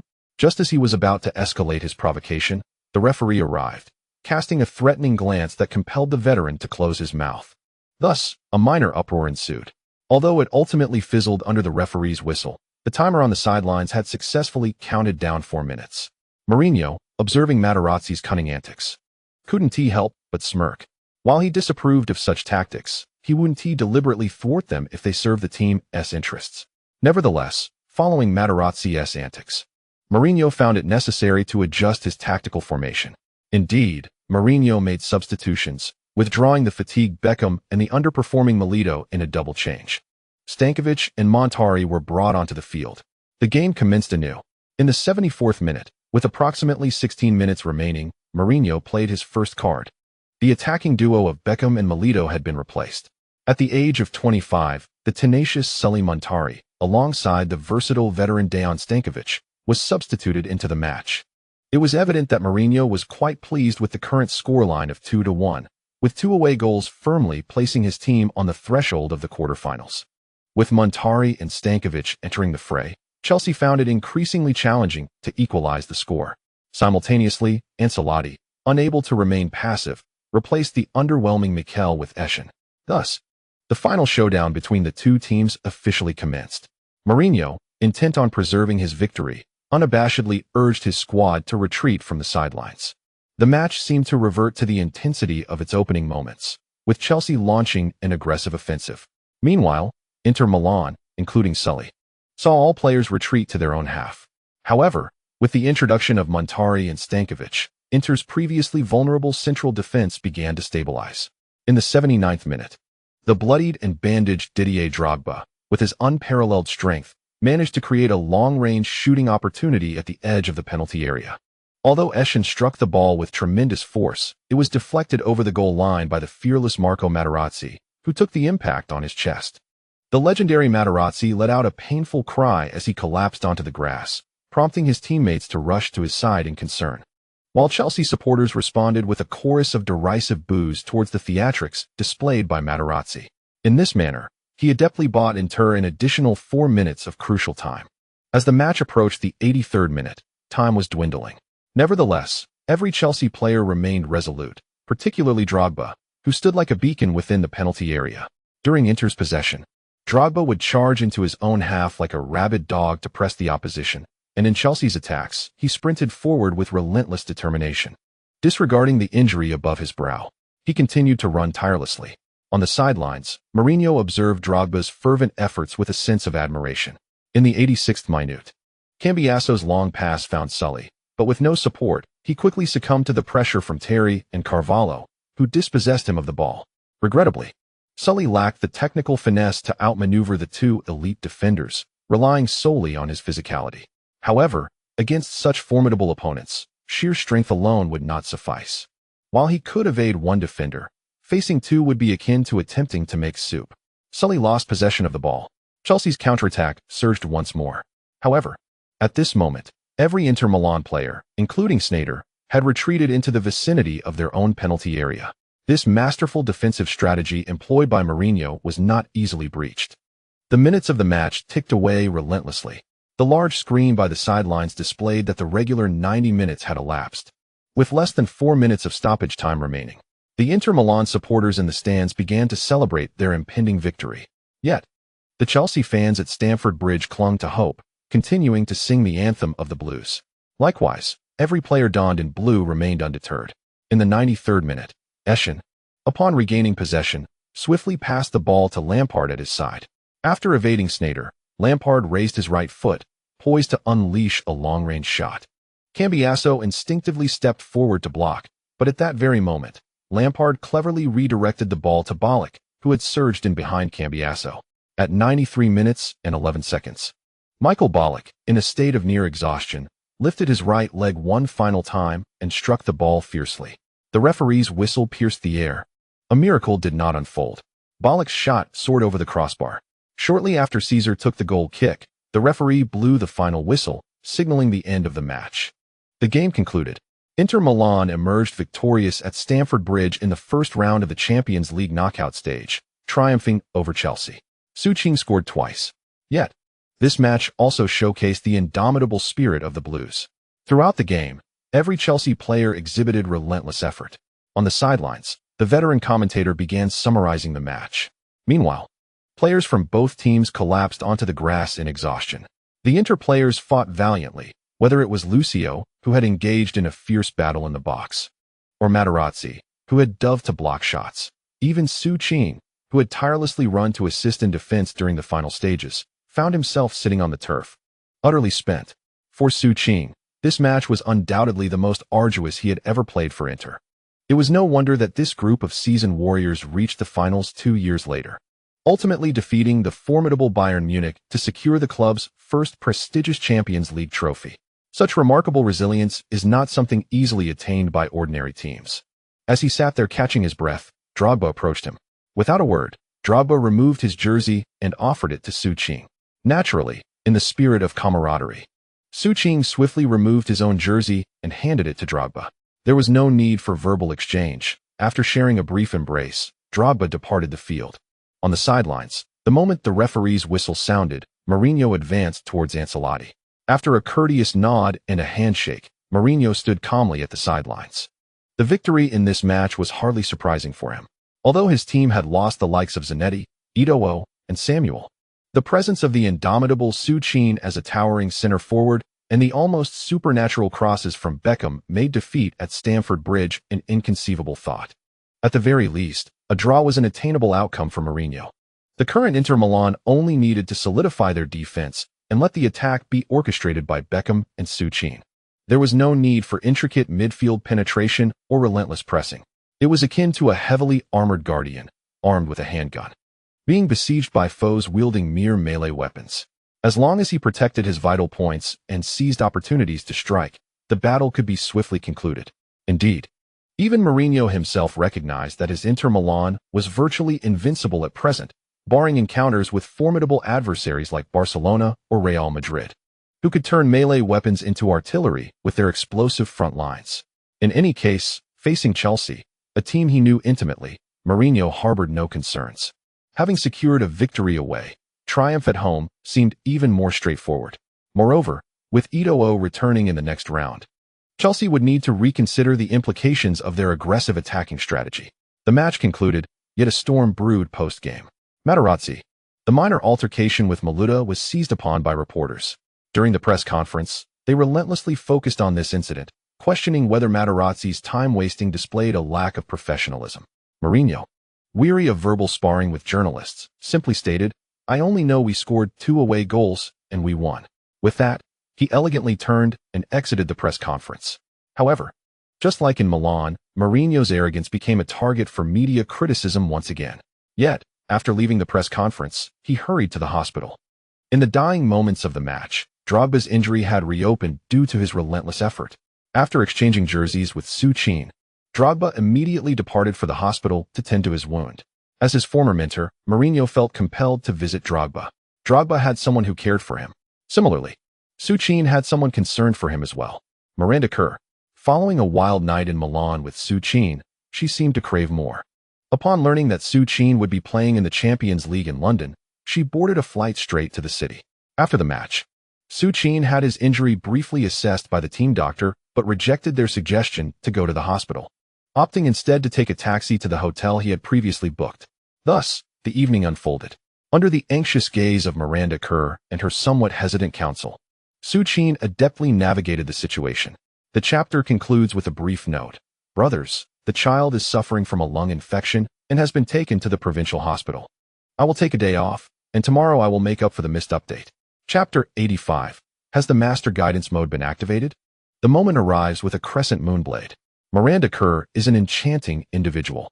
After a night of tender moments, before Součin could open his eyes, Miranda had already embarked in her manager's vehicle, leaving the hotel. This left Součin feeling rather peculiar upon waking. Součin, who considered his own prowess quite formidable, was taken aback by Miranda's early rise. This experience profoundly reminded him of the ancient adage he had heard since childhood: only the deadened oxen are truly exhausted. At 10 o'clock in the morning, Součin hurried back to the hotel where the entire Inter Milan team was staying. To his surprise, the victory in the knockout stage had rendered the team as if they were on an extended holiday. It was not until noon, the time mandated by Coach Mourinho for the team to regroup, that the players leisurely returned to the hotel. By 2 o'clock, once the entire squad had assembled, Coach Mourinho waved his hand grandly and led them onto the return flight. The triumph in the knockout stage did not stir much commotion in Milan. After all, Inter Milan had established itself as the most formidable force in Serie A. To the fans, winning against Chelsea was merely a demonstration of their normal capabilities. However, this victory did bring about some change. It appeared that Součin's fan base was subtly expanding. It must be noted that being the dual top scorer in both the Champions League and the league had undeniably positioned Součin as one of the most celebrated stars in Milan. Previously, He could stroll down the street without the need for sunglasses, unbothered by admirers. Yet, times had changed. During his morning runs, he often found himself incessantly interrupted. It was a common occurrence for fans to approach him for photographs and autographs, particularly in a city where encountering one's favorite star was far from uncommon. The influx of phone numbers and overtly flirtatious glances had become a regularity. Fortunately, since his interactions with the likes of Miranda and Shakira, Suchin had developed rather discerning tastes. He found himself dismissive of casual encounters with everyday fans. And even the esteemed individuals collected by Old Stan's top 10 in Italy failed to pique his interest. As Suchin remained indifferent, and with Balotelli having ventured to Spain, Old Stan found himself in a rather difficult position during this time. As the weekend approached, the 23rd round of the league quietly commenced, with Inter Milan facing Cagliari at home. Fearing the repercussions of injuries, Coach Mourinho refrained from fielding Suchin and other key players. However, unexpectedly, fortune seemed to favor Mourinho this time. In the 74th minute of the match, Arnautovic, who had rarely taken the field for Inter Milan, made a decisive contribution by scoring the only goal of the game during a counterattack. Thus, Inter secured a victory in a match they had initially considered conceding. The league concluded, and Suchin returned to the monotony of his training routine. However, with the arrival of Beckham, Suchin's training sessions were far less tedious than before. Beckham is a person of great seriousness. Previously, Suchin had jokingly expressed a desire to learn Beckham's signature free kick technique. It was merely a jest, as Suchin, despite increasing his training hours, had seen little improvement. Yet, upon hearing Suchin's words, Beckham took them to heart. Practicing free kicks against a tire hung in the goal had become one of Beckham's most renowned motivational stories. Encountering such a young talent whom he greatly admired, Beckham could hardly keep his knowledge to himself. Consequently, the very next day, Beckham appeared at Suchin's home, tire in hand, extracted from his collection. Indeed, it was the same tire that had been reported by journalists. Suchin, observing Beckham's earnest demeanor while clutching the tire, could only accept it with tears in his eyes, hanging it at the corner of his training goal. To strike a free kick effectively, the crucial aspect lies in the area of contact between your right foot's instep and the ball, Beckham explained with utmost seriousness. Do not focus solely on power. You must also maximize the ball's spin while exerting force. Beckham was not merely lecturing. He even crouched at Suchin's feet, adjusting Suchin's foot position to illustrate his point. With a resounding thud, Suchin struck the ball, but rather than achieving spin, even scoring into an empty net proved exceedingly challenging. Suchin felt a wave of embarrassment. Without activating the striker state, Suchin's abysmal shooting attributes were hard for him to bear. "David, I'm sorry," he said. "No need to apologize, Su. Before I mastered it, my skills were at a similar level to yours." Beckham continued. "The essence of free kick practice is perseverance, you know? There was a time when Ferguson's training regimen was so grueling that it left one unable to rise from bed. Yet, even when utterly exhausted, I would still practice at least 100 free kicks on top of Ferguson's training sessions. After 3 years of relentless dedication, I finally learned to execute the banana kick." With a face full of encouragement and anticipation, Beckham earnestly patted Suchin on the shoulder. What a wonderful person. Not only is he kind, but the opportunity for personal instruction from Beckham on free kicks is a privilege few could hope to enjoy. Yet, Suchin felt a pang of bitterness. Due to the existence of that flawed system, all his training merely extended his training time, which was then used to redeem points on the talent tree and draw skill modules. Even if he practiced diligently to the point of cramping, he would never master Beckham's famed curve. Nevertheless, with Beckham offering such encouragement, he could hardly undermine the man's efforts before him. And so it went. Under the personal guidance of the illustrious Beckham, Suchin diligently practiced the exclusive curved moon blade technique. Once. "Come on, Su." Twice. "Excellent progress. But your foot arch needs to angle out a bit more." Thrice. "Yes, that's the essence." 4 times. "Oh, Su, why did you kick it back again?" Suchin lost count of how many times he had practiced. The once enthusiastic Beckham had fallen silent. With a resounding thud, another high-flying kick emerged. "Let's take a break." Beckham, seemingly overwhelmed, called for a pause. "David, don't be disheartened. This is just the beginning, and you are doing wonderfully." Observing the encouraging look in Beckham's eyes, Suchin questioned the sincerity of his words. "All right, I'll practice a few more." Thud. This time Suchin kept track of the count. It must have been the 100th kick. Yet, Aside from a slight cramp threatening his right leg, he felt no sensation or experience whatsoever. The previously spirited expression on Beckham's face had long vanished. Under Beckham's scrutiny, he realized that his formidable prowess in heading the ball was utterly devoid of talent in free kicks. However, just as Součin was about to surrender, his aging device, which had been in a dormant state, suddenly chimed. Ding dong. Detected that the host has completed 100 free kick practice sessions. Activating master training mode. Legendary skill buffering. 1. 2. 99. Součin was taken aback. What on earth was happening? After mindlessly kicking free kicks for hours, he had inadvertently triggered a master guidance mode? Just from the name, Součin could surmise that this esteemed minter was none other than the charming figure beside him. On the balcony of Součin's home, the elderly Stan leisurely sipped his afternoon tea while observing the Inter Milan duo exerting themselves on the field. Of course, Stan wasn't merely indulging in tea. He had his own tasks to attend to. Recently, Raiola had set up a dedicated Twitter account for Součin. Daily engagements, such as liking posts or updating statuses, were entirely Stan's responsibility. Watching Beckham teach Součin with such earnestness, Stan casually snapped a couple of photos of the duo and simultaneously updated Součin's Twitter status on his Nokia via the Saipan system. One must admit, Součin, who had already amassed over 100,000 fans in Europe, saw his post inundated with likes almost instantly. Not only likes, but soon, a barrage of comments flooded in beneath his update. In this relatively innocent era of the internet, where the culture of trolls had yet to emerge, the comments primarily consisted of praises like Součin is so handsome, Beckham is so handsome, and both of them are so handsome. On the training ground, though slightly bewildered, Součin felt an exhilarating thrill upon hearing about the master training mode. Součin could not help but feel a surge of elation. Just hearing that name, he was aware that it was undoubtedly connected to his training. Sue, perhaps you should take a break before practicing further. There's a banquet over at Victoria that I must attend. Alas, just as he had triggered the system's new mode, the protagonist seemed to waver. Since the other party had matters to attend to, Součin did not insist. Thus, he saw Xiaobei out the door. After sending Xiaobei away, Součin hurried back to his room and delved into researching what this new mode entailed. Upon closer examination, he nearly leaped from his bed in excitement. It was astonishing.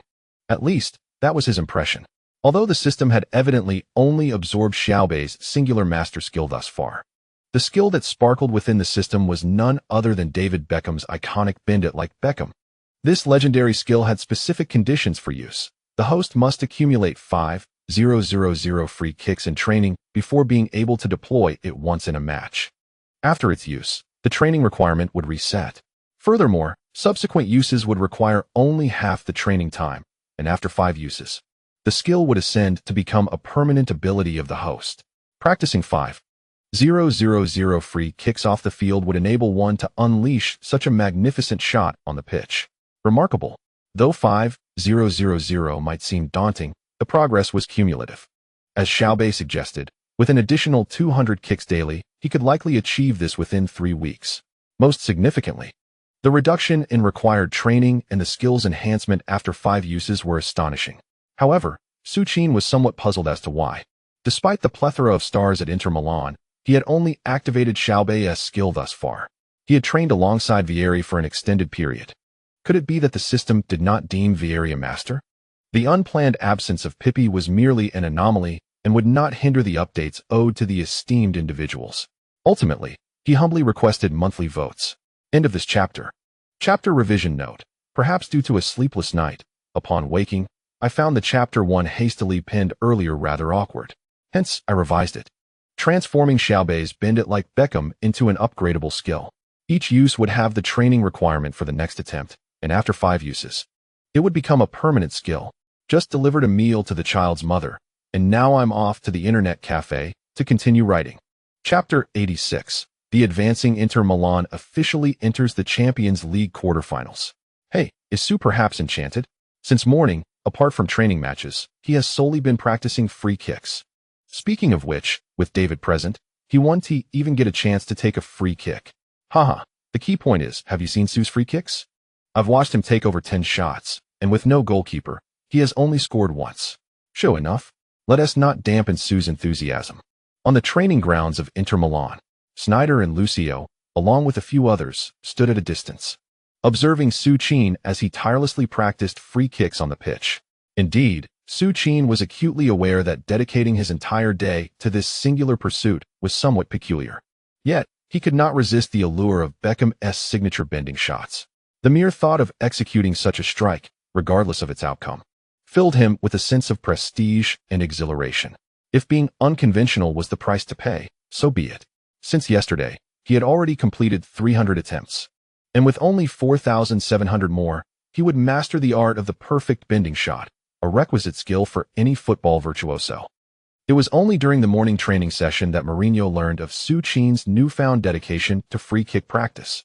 For the seasoned coach, this expansion of Suchin's skill set was a positive development. However, after scrutinizing Suchin's technique for half an hour, Mourinho found himself contemplating whether to advise Suchin to abandon his efforts. The young player's performance was exceedingly ordinary. Mourinho mused that even Caesar would outperform him at that level. Continuing in this manner seemed a sheer waste of time. Nevertheless, despite these thoughts, Mourinho refrained from voicing his true opinions. After all, the relentless determination of the youth, repeatedly striking the ball towards the goal, mirrored his own youthful fervor.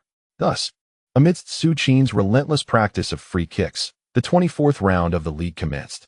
Inter faced Udinese, a team struggling in the relegation zone, and Mourinho harbored no sympathy for them. The formidable pairing of Suchin and Milito took to the field. Within just one half, Inter unleashed a torrent, scoring 3 goals against Udinese. Suchin netted one with a header, while Milito struck twice. With no hesitation, Mourinho decisively substituted both Suchin and Milito at halftime. The final score reflected no change. Inter triumphed with a 3-0 victory, maintaining a commanding 14-point lead atop the standings. In the subsequent rounds, the 25th, 26th, and 27th, Inter continued their formidable winning streak. Notably, in the 27th round against third-placed Roma, the Subi duo once again demonstrated the meaning of despair to their opponents. Throughout the match, Suchin received 3 exquisite long passes and scored 3 goals, 2 headers and a close-range finish after outmaneuvering a Roma defender. Coupled with Milito's opportunistic strike, Inter obliterated Roma with a 4-0 victory on home soil. Following this match, Inter could fully concentrate on the Champions League. Remarkably, after defeating Roma, Mourinho's side boasted an impressive record of 22 wins, 2 draws, and 3 losses, amassing a total of 68 points. In stark contrast, Juventus, trailing behind, had only managed 54 points, leaving a significant 14-point gap between the two teams.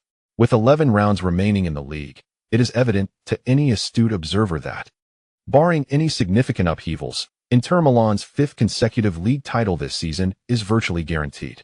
For days after the last league match, Inter finally welcomed Chelsea, led by Ancelotti, to their home ground, the San Siro, for the second leg of the Champions League knockout stage. Seemingly having learned from the previous encounter, the cautious Ancelotti abandoned the previously favored 4-4-2 formation in favor of a 4-3-3. The forward trio comprised Maluda, Anelka, and Drogba, while the midfield featured the combination of Lampard, Eschen, and Bilic. The defense, however, remained unchanged from the last match. Thus, Ancelotti resolved to engage in a direct confrontation with Mourinho at the San Siro. However, with the return of Eto'o, Mourinho had no hesitation in deploying Inter's strongest lineup. Indeed, Ancelotti had meticulously prepared to counter the formidable partnership of Suchin and Milito. Yet, while they were somewhat contained, the resurgent Eto'o proved to be an insurmountable challenge for Chelsea. After more than a month of anticipation, the Cheetah delivered one of his most exhilarating performances of the season in his comeback match at the San Siro. Just 12 minutes into the game, Eto'o received a deft pass from Sneijder, executing an astonishing solo run down Chelsea's right flank. Outpacing both Bilic and Ivanovic with his speed, he surged into Chelsea's penalty area and deftly finished past the vigilant Czech. The score was now 3-1 in favor of Inter. Mourinho on the sidelines raised his arms in exhilaration, while Eto'o celebrated with a passionate slide, heralding his triumphant return. In the 27th minute, a desperate Chelsea found a glimmer of hope when Lampard's long-range shot revitalized their spirits. After combining with Eschen, Lampard unleashed a powerful strike from 31 meters, finding the back corner of Inter's net. The score was now 3-1. Following his goal, Lampard showed no inclination to celebrate. Instead, retrieving the ball from the net, and promptly returning to the center circle. From that moment, buoyed by renewed confidence, Chelsea, under Lampard's leadership, produced a brief surge of momentum. Drogba's header narrowly missed the target. Maluta's attempt from the left grazed the post and crossed the goal line, while Anelka's curled shot, after clearing Caesar, was deflected by the timely intervention of Lucio. On the sidelines, Ancelotti watched in frustration as Inter's goal seemed cursed, repeatedly showing signs of exasperation. He knew that if this continued, it would bode ill for Chelsea. Indeed, as feared, calamity struck in the 44th minute. Just 1 minute before the end of the first half, when Eto'o struck once more. After receiving a header from Součin, the Cheetahs surged into Chelsea's penalty area with unparalleled speed. In the face of the advancing Czech, Eto'o displayed remarkable composure, delicately chipping the ball to extend the lead once more. 21. The aggregate score now stands at 42. Thus, the first half concluded. Ancelotti, with a furrowed brow, led all Chelsea players back to the locker room, while over 80,000 Inter Milan fans at the Piazza erupted into joyous song. For the Nerazzurri supporters, an aggregate score of 42 clearly indicated that their team was on the brink of advancing to the quarterfinals. Shortly thereafter, following a 15-minute halftime interval, the second half commenced. As Ancelotti had anticipated, the astute Mourinho, sensing the game was firmly in hand, substituted Milito off the field. The dynamic duo of Součin and Eto'o, one tall and the other swift, assumed the front line. In midfield, the trio of Cambiasso, Montari, and Stankovic effectively contained Ancelotti's midfield ensemble. Despite Ancelotti's fervent exhortations for his players to attack throughout the second half, a miracle did not materialize. The score remained 2-1 until the referee's whistle signaled the end. The aggregate score read 42. Inter Milan emerged victorious. In the post-match press conference, the seasoned Mourinho calmly fielded questions from reporters. For him, defeating Chelsea was hardly a surprise. After all, compared to Ancelotti, Mourinho possessed a far deeper familiarity with the Chelsea squad. Not only did he know the players well, but throughout the two matches, his astute analysis of the overall dynamics allowed him to account for every variable in his strategy. Each substitution and tactical adjustment seemed as if he were guiding Ancelotti by the hand. Inter Milan had the last laugh. Meanwhile, in other Champions League knockout matches, Inter's city rivals, AC Milan, unexpectedly suffered a humiliating defeat at the hands of Ferguson's Manchester United at the San Siro, with a staggering score of 40. At Old Trafford, despite Milan securing 2 away goals, they were unexpectedly trounced at home, leading to tears of disappointment among their fans, who unleashed their frustrations upon the beleaguered Leonardo. This season, whether in the Milan Derby or the Champions League knockout stage, Milan faced significant defeats, coupled with the fact that they had fallen 14 points behind Inter in the league. It wasn't too long after the match concluded that Milan's management announced the unilateral termination of their contract with Leonardo in an attempt to quell the fury of the fans. Milan had lost. Another Serie A team, Fiorentina, also faced defeat, having lost 12 to Bayern in the first leg away match. In this crucial home match, Fiorentina, under immense pressure, valiantly triumphed over Bayern Munich with a score of 3-2. However, it was a lamentable circumstance that, due to Bayern's advantage of 2 away goals, Fiorentina's victory ultimately led to their elimination. Following this match, only Inter Milan remained as the sole representative of Serie A in the competition. Moreover, the most astonishing outcome was witnessed in the match featuring Real Madrid, led by Cristiano Ronaldo. Prior to the 2009 season, the illustrious president invested a staggering $94 million to acquire one of the world's most formidable forwards, Cristiano Ronaldo, with the hope that his presence would propel Real Madrid beyond the quarterfinals, unlike the previous 2 seasons. Yet, unexpectedly, the star-studded lineup of Ronaldo and Kaká found themselves thwarted by the unheralded Lion, who kept them at bay from reaching the last 8. In the first leg of the knockout stage, Real Madrid, playing away at Lyon, suffered a humiliating 1-0 defeat, failing to score an away goal. This left them facing a daunting challenge at the Bernabeu for the second leg. As the match unfolded in the illustrious Bernabeu, the fans, filled with optimism, believed that their formidable squad would effortlessly dispatch Lyon and surge into the quarterfinals. However, a last-minute equalizer from Lyon brought tears of disappointment to countless Real Madrid supporters. Despite Ronaldo's timely equalizer just 8 minutes into the match, the subsequent 80 minutes saw Real Madrid, even after introducing Roll and Huntelaar, unable to penetrate Lyon's resolute defense. In a cruel twist, Lyon managed to score again on the counter, resulting in Real Madrid's elimination with a record of a draw and a defeat against a team they had overlooked.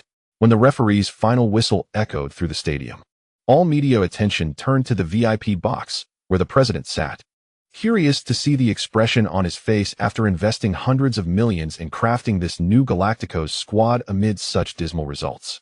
Unfortunately, before the multitude of cameras, the president's countenance bore a grim expression, devoid of any insightful emotions for reporters to interpret. Real Madrid was ousted, while their arch-rivals Barcelona advanced seamlessly to the quarterfinals, having eliminated the formidable Bundesliga team Stuttgart without any hindrance. Thus, the quarterfinal lineup was conclusively established: Lyon, Bordeaux, Bayern Munich, Manchester United, Arsenal, Barcelona, Inter Milan, and CSKA Moscow. Given that the quarterfinals required a draw, on the following Saturday, Jose Mourinho's team easily defeated their opponents in Siena with a score of 3-1. Old Mou directly brought Součin to Switzerland.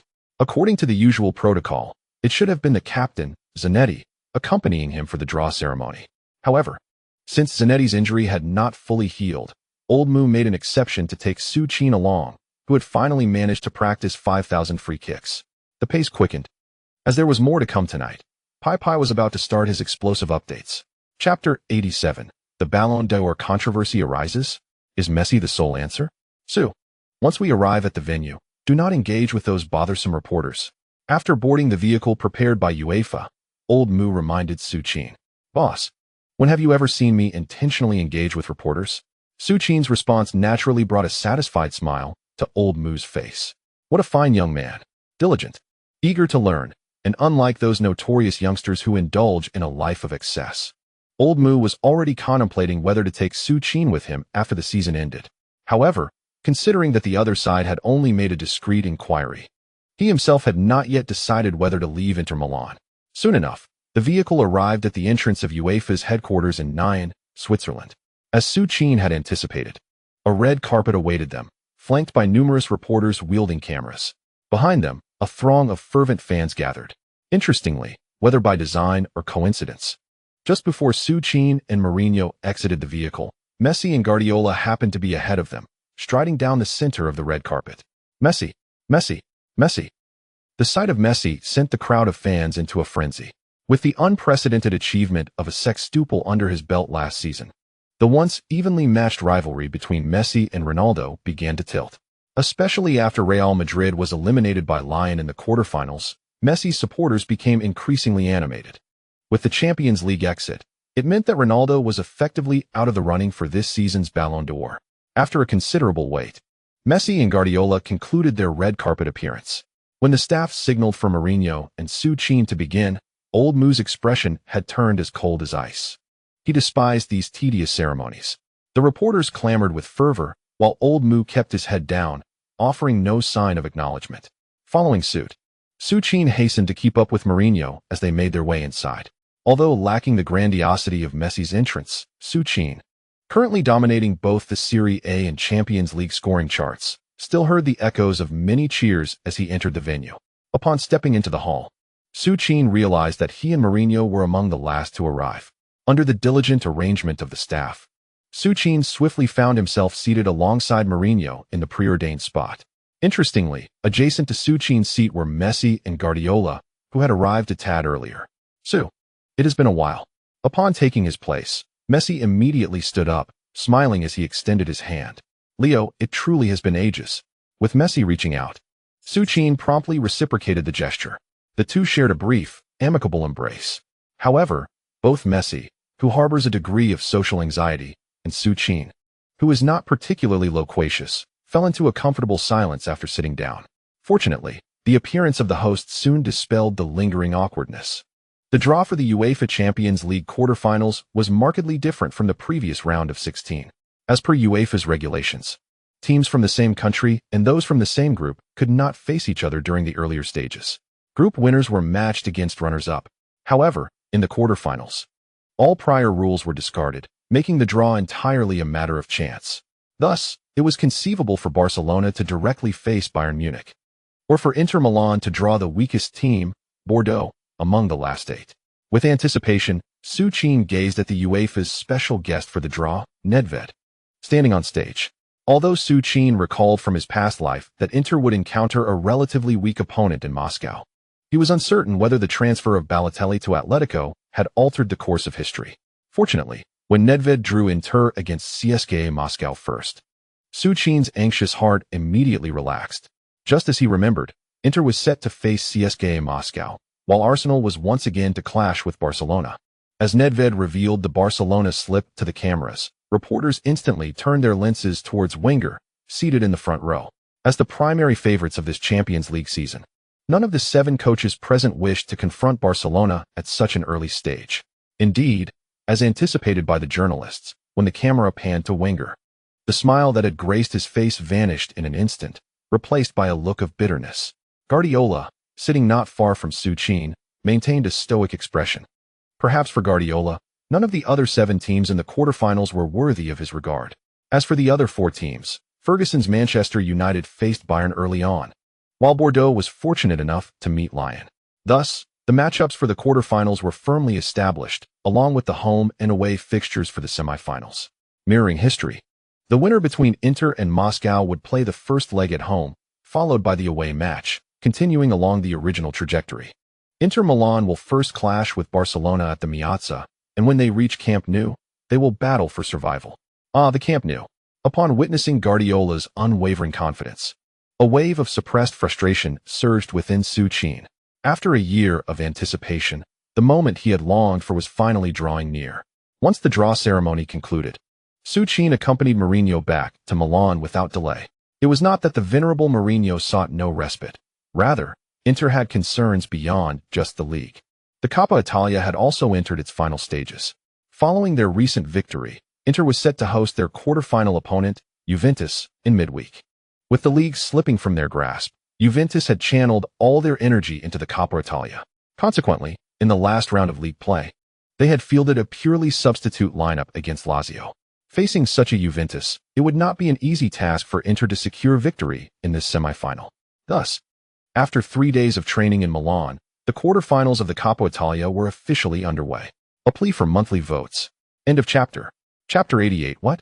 The modified Belgium is about to make Juventus weep. Ranieri was quite disheartened. When he signed with Juventus at the season's outset, he had assured the board, with a pat on his chest, that he would deliver at least 1 championship trophy to the club this season. Yet, with over 20 rounds of the league now behind them, his Juventus found themselves trailing Inter by a staggering 14 points. Moreover, the once hopeful Coppa Italia had cruelly pitted them against Inter Milan in an early encounter.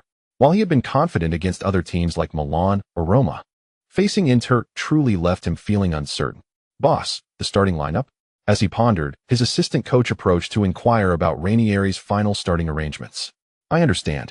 Though he hesitated over whether to field Cannavaro again, after scrutinizing recent match footage of Inter, Ranieri ultimately decided against relying on the veteran. In recent months, the young player who once merely occupied the penalty area waiting for headers had astonishingly developed into a formidable talent.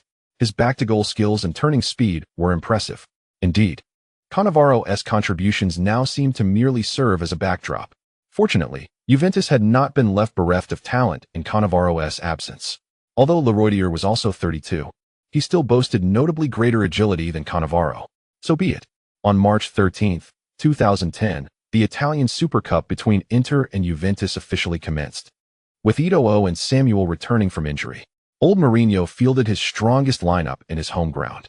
The formidable attacking quartet of Suchin, Eto'o, Milito, and Pandev, complemented by Sneijder's midfield orchestration, was a sight to behold.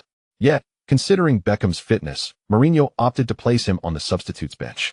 Otherwise, with Beckham's ability to assist Suchin, it would have been an even greater advantage.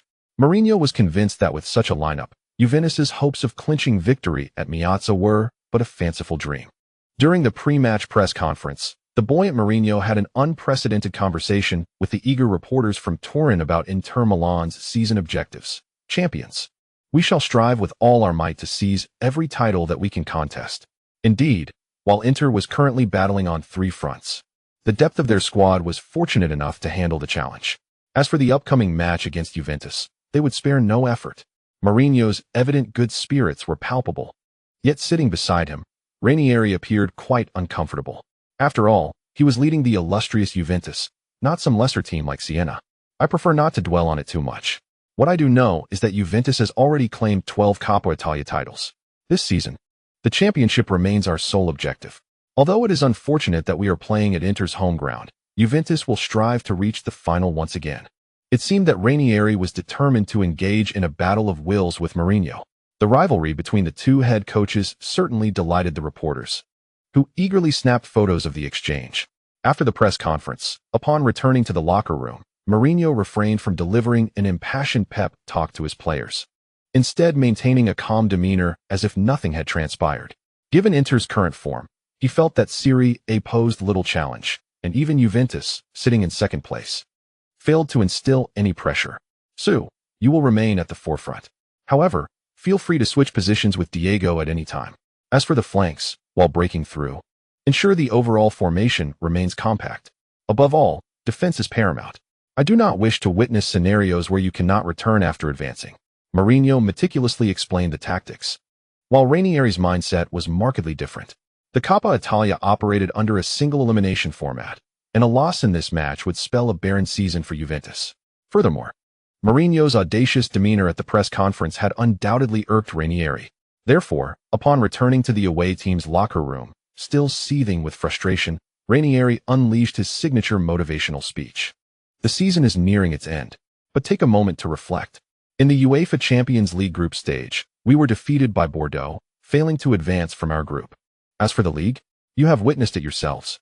That damn Mourinho has propelled Inter Milan to a staggering 14-point lead over us. What does a 14-point deficit signify? At this juncture, the sole objective we can fervently strive for is the Italian Cup, which we once dismissed as trivial. Should we lose this match, we will find ourselves in the most embarrassing predicament of the season. I refuse to witness such a scenario unfold. I am certain that you share this sentiment. Therefore, in the forthcoming 90 minutes, let us exert every ounce of effort for victory. Let those arrogant Inter supporters behold who truly embodies the essence and strength of Italian football. The reason the handyman is so aptly named is that Ranieri consistently resolves issues whenever the team falters. Just like now. At a time when the Juventus players are most lacking in motivation, Ranieri's invigorating pep talk has transformed the previously lackluster squad into ravenous wolves, their eyes gleaming with determination. Even as they made their way through the player tunnel, Juventus players glared defiantly at the Inter players who attempted to greet them. At 8 o'clock local time in Milan, the match finally commenced with the referee's whistle. Juventus's starting lineup featured Buffon in goal, Grosso at left back, the central defensive duo of Remarkably and Chiellini, and Grigera at right back. In midfield, Felipe Melo held the defensive position, with Diego centrally ahead, flanked by Marchisio and Camoranesi. The shadow striker was the Prince of Turin, Del Piero, and the center forward was Iaquinta. Apart from Cannavaro sitting on the bench, the rest of the lineup remained unchanged. With possession in their favor, Juventus, invigorated by Ranieri's motivational boost, launched an aggressive assault from the outset.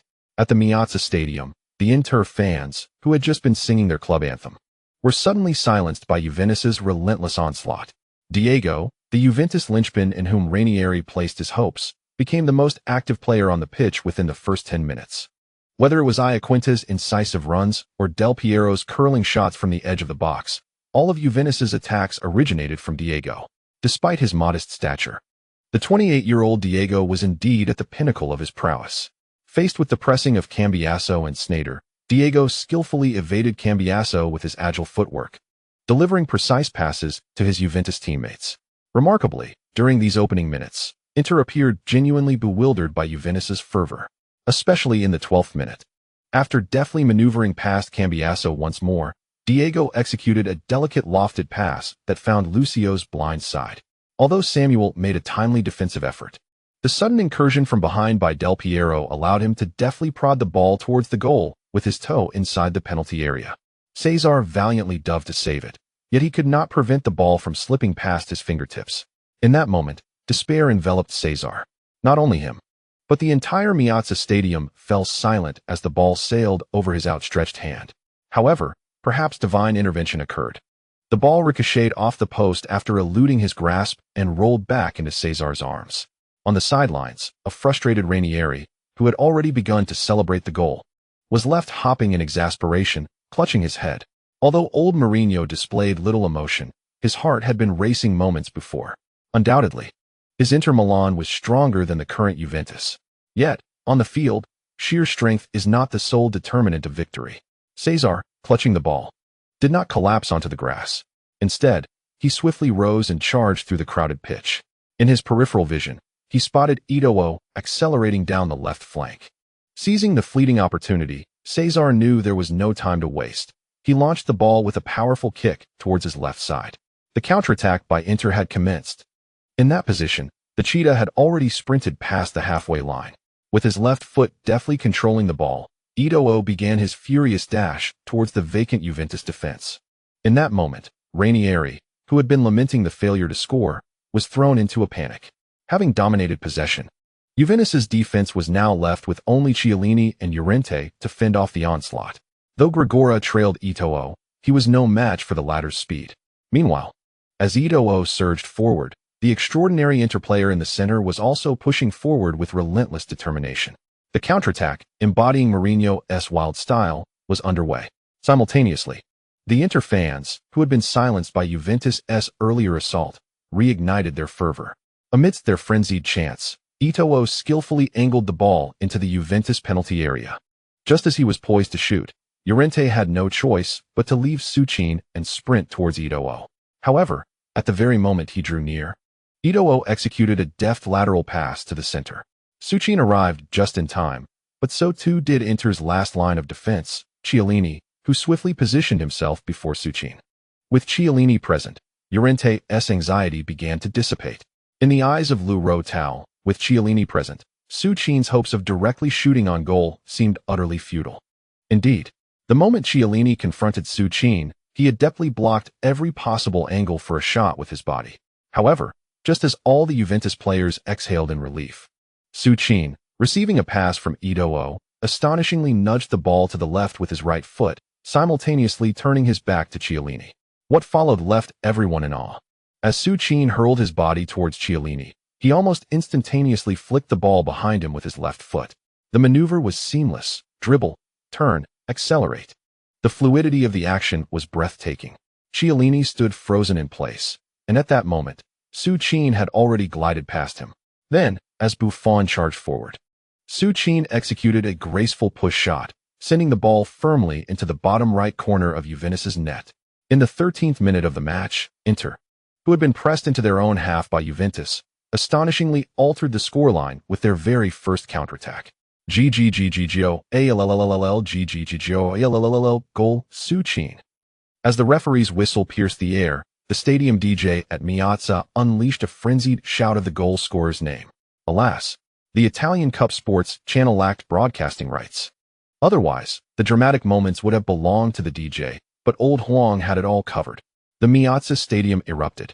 Over 80,000 Inter fans, fueled by the DJ's enthusiasm, began a wild celebration.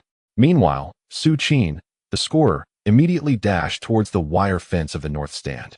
During this period, he had gradually grown fond of celebrating by running up to the stands. Without a moment's hesitation, Suchin vaulted over the advertising boards, grasped the wire fence, and joined in the jubilation with the die-hard Inter supporters. As Suchin sprinted towards them, the fervent fans surged forward, desperately reaching out in hopes of touching the superstar who had tirelessly led Inter to victory time and again.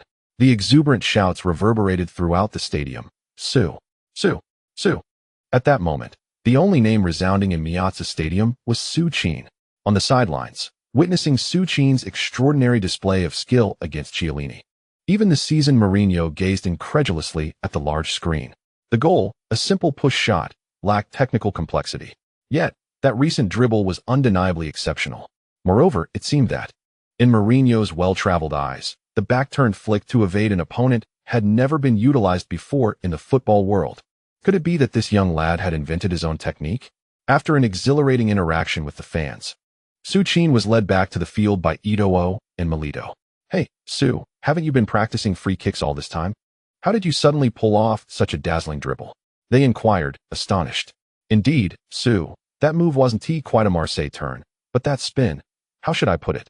It was astonishingly swift. so swift that Chiellini didn't even have a moment to react.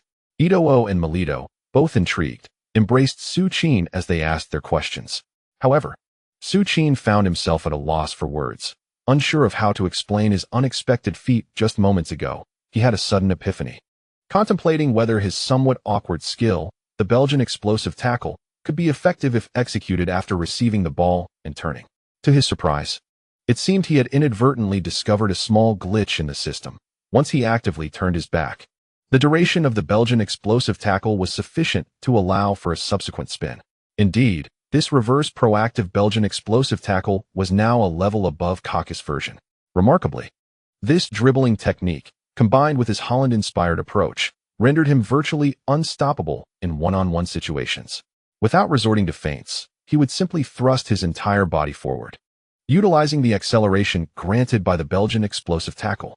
Even the peak form of Chiellini was left bewildered by his movements. How could anyone defend against that? Mourinho laughed.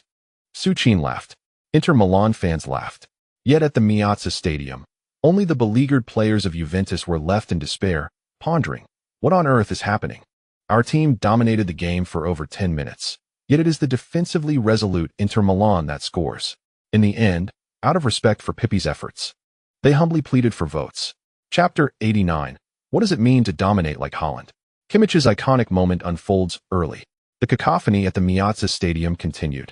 But the celebrations of Inter Milan's players were short-lived, coming to an abrupt halt at the referee's insistence. The match resumed with the sound of the referee's whistle. Caught off guard, Juventus was taken by surprise by a sudden counterattack from Inter. This left the Juventus bench, particularly Ranieri, uncertain whether to continue their aggressive onslaught. While Juventus's relentless assault had momentarily ceased, the astute Mourinho, ever watchful for opportunity, would not let such a chance slip away. With a grand gesture from the sidelines, Inter's offensive began anew. After a concentrated high-pressure effort in the center, Cambiasso successfully collaborated with Maicon to seize the ball from Camoranesi.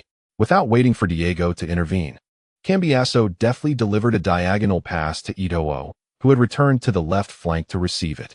With his right foot, he deftly controlled the ball, simultaneously nudging it forward with his left. The Cheeto once again unleashed his extraordinary speed to its fullest extent. In the days leading up to the match, Ranieri meticulously pondered how to effectively neutralize Eto'o's sheer speed along the right flank. Neither Marchisio nor Felipe Melo seemed capable of matching Eto'o's pace. Even adding Grigera to the mix offered little solace. Ultimately, Ranieri concluded that the entire Juventus team would have to focus primarily on containing Eto'o's inward runs. As for the wing play, Juventus simply lacked the manpower to specifically thwart him. After all, on the right flank, there was only Eto'o, while the left flank boasted not only Pandev, but also the formidable Maicon. As Ranieri had orchestrated, the moment Eto'o was poised to penetrate Juventus' penalty area, Felipe Melo and Grigera swiftly blocked his inward trajectory. This compelled Eto'o to deftly nudge the ball to his left and halt its progression. Yet, in a flash, the Cheetah relinquished the ball to the center. Sneijder, advancing rapidly, skillfully controlled the ball with his right foot, just as Marchisio lunged in from behind.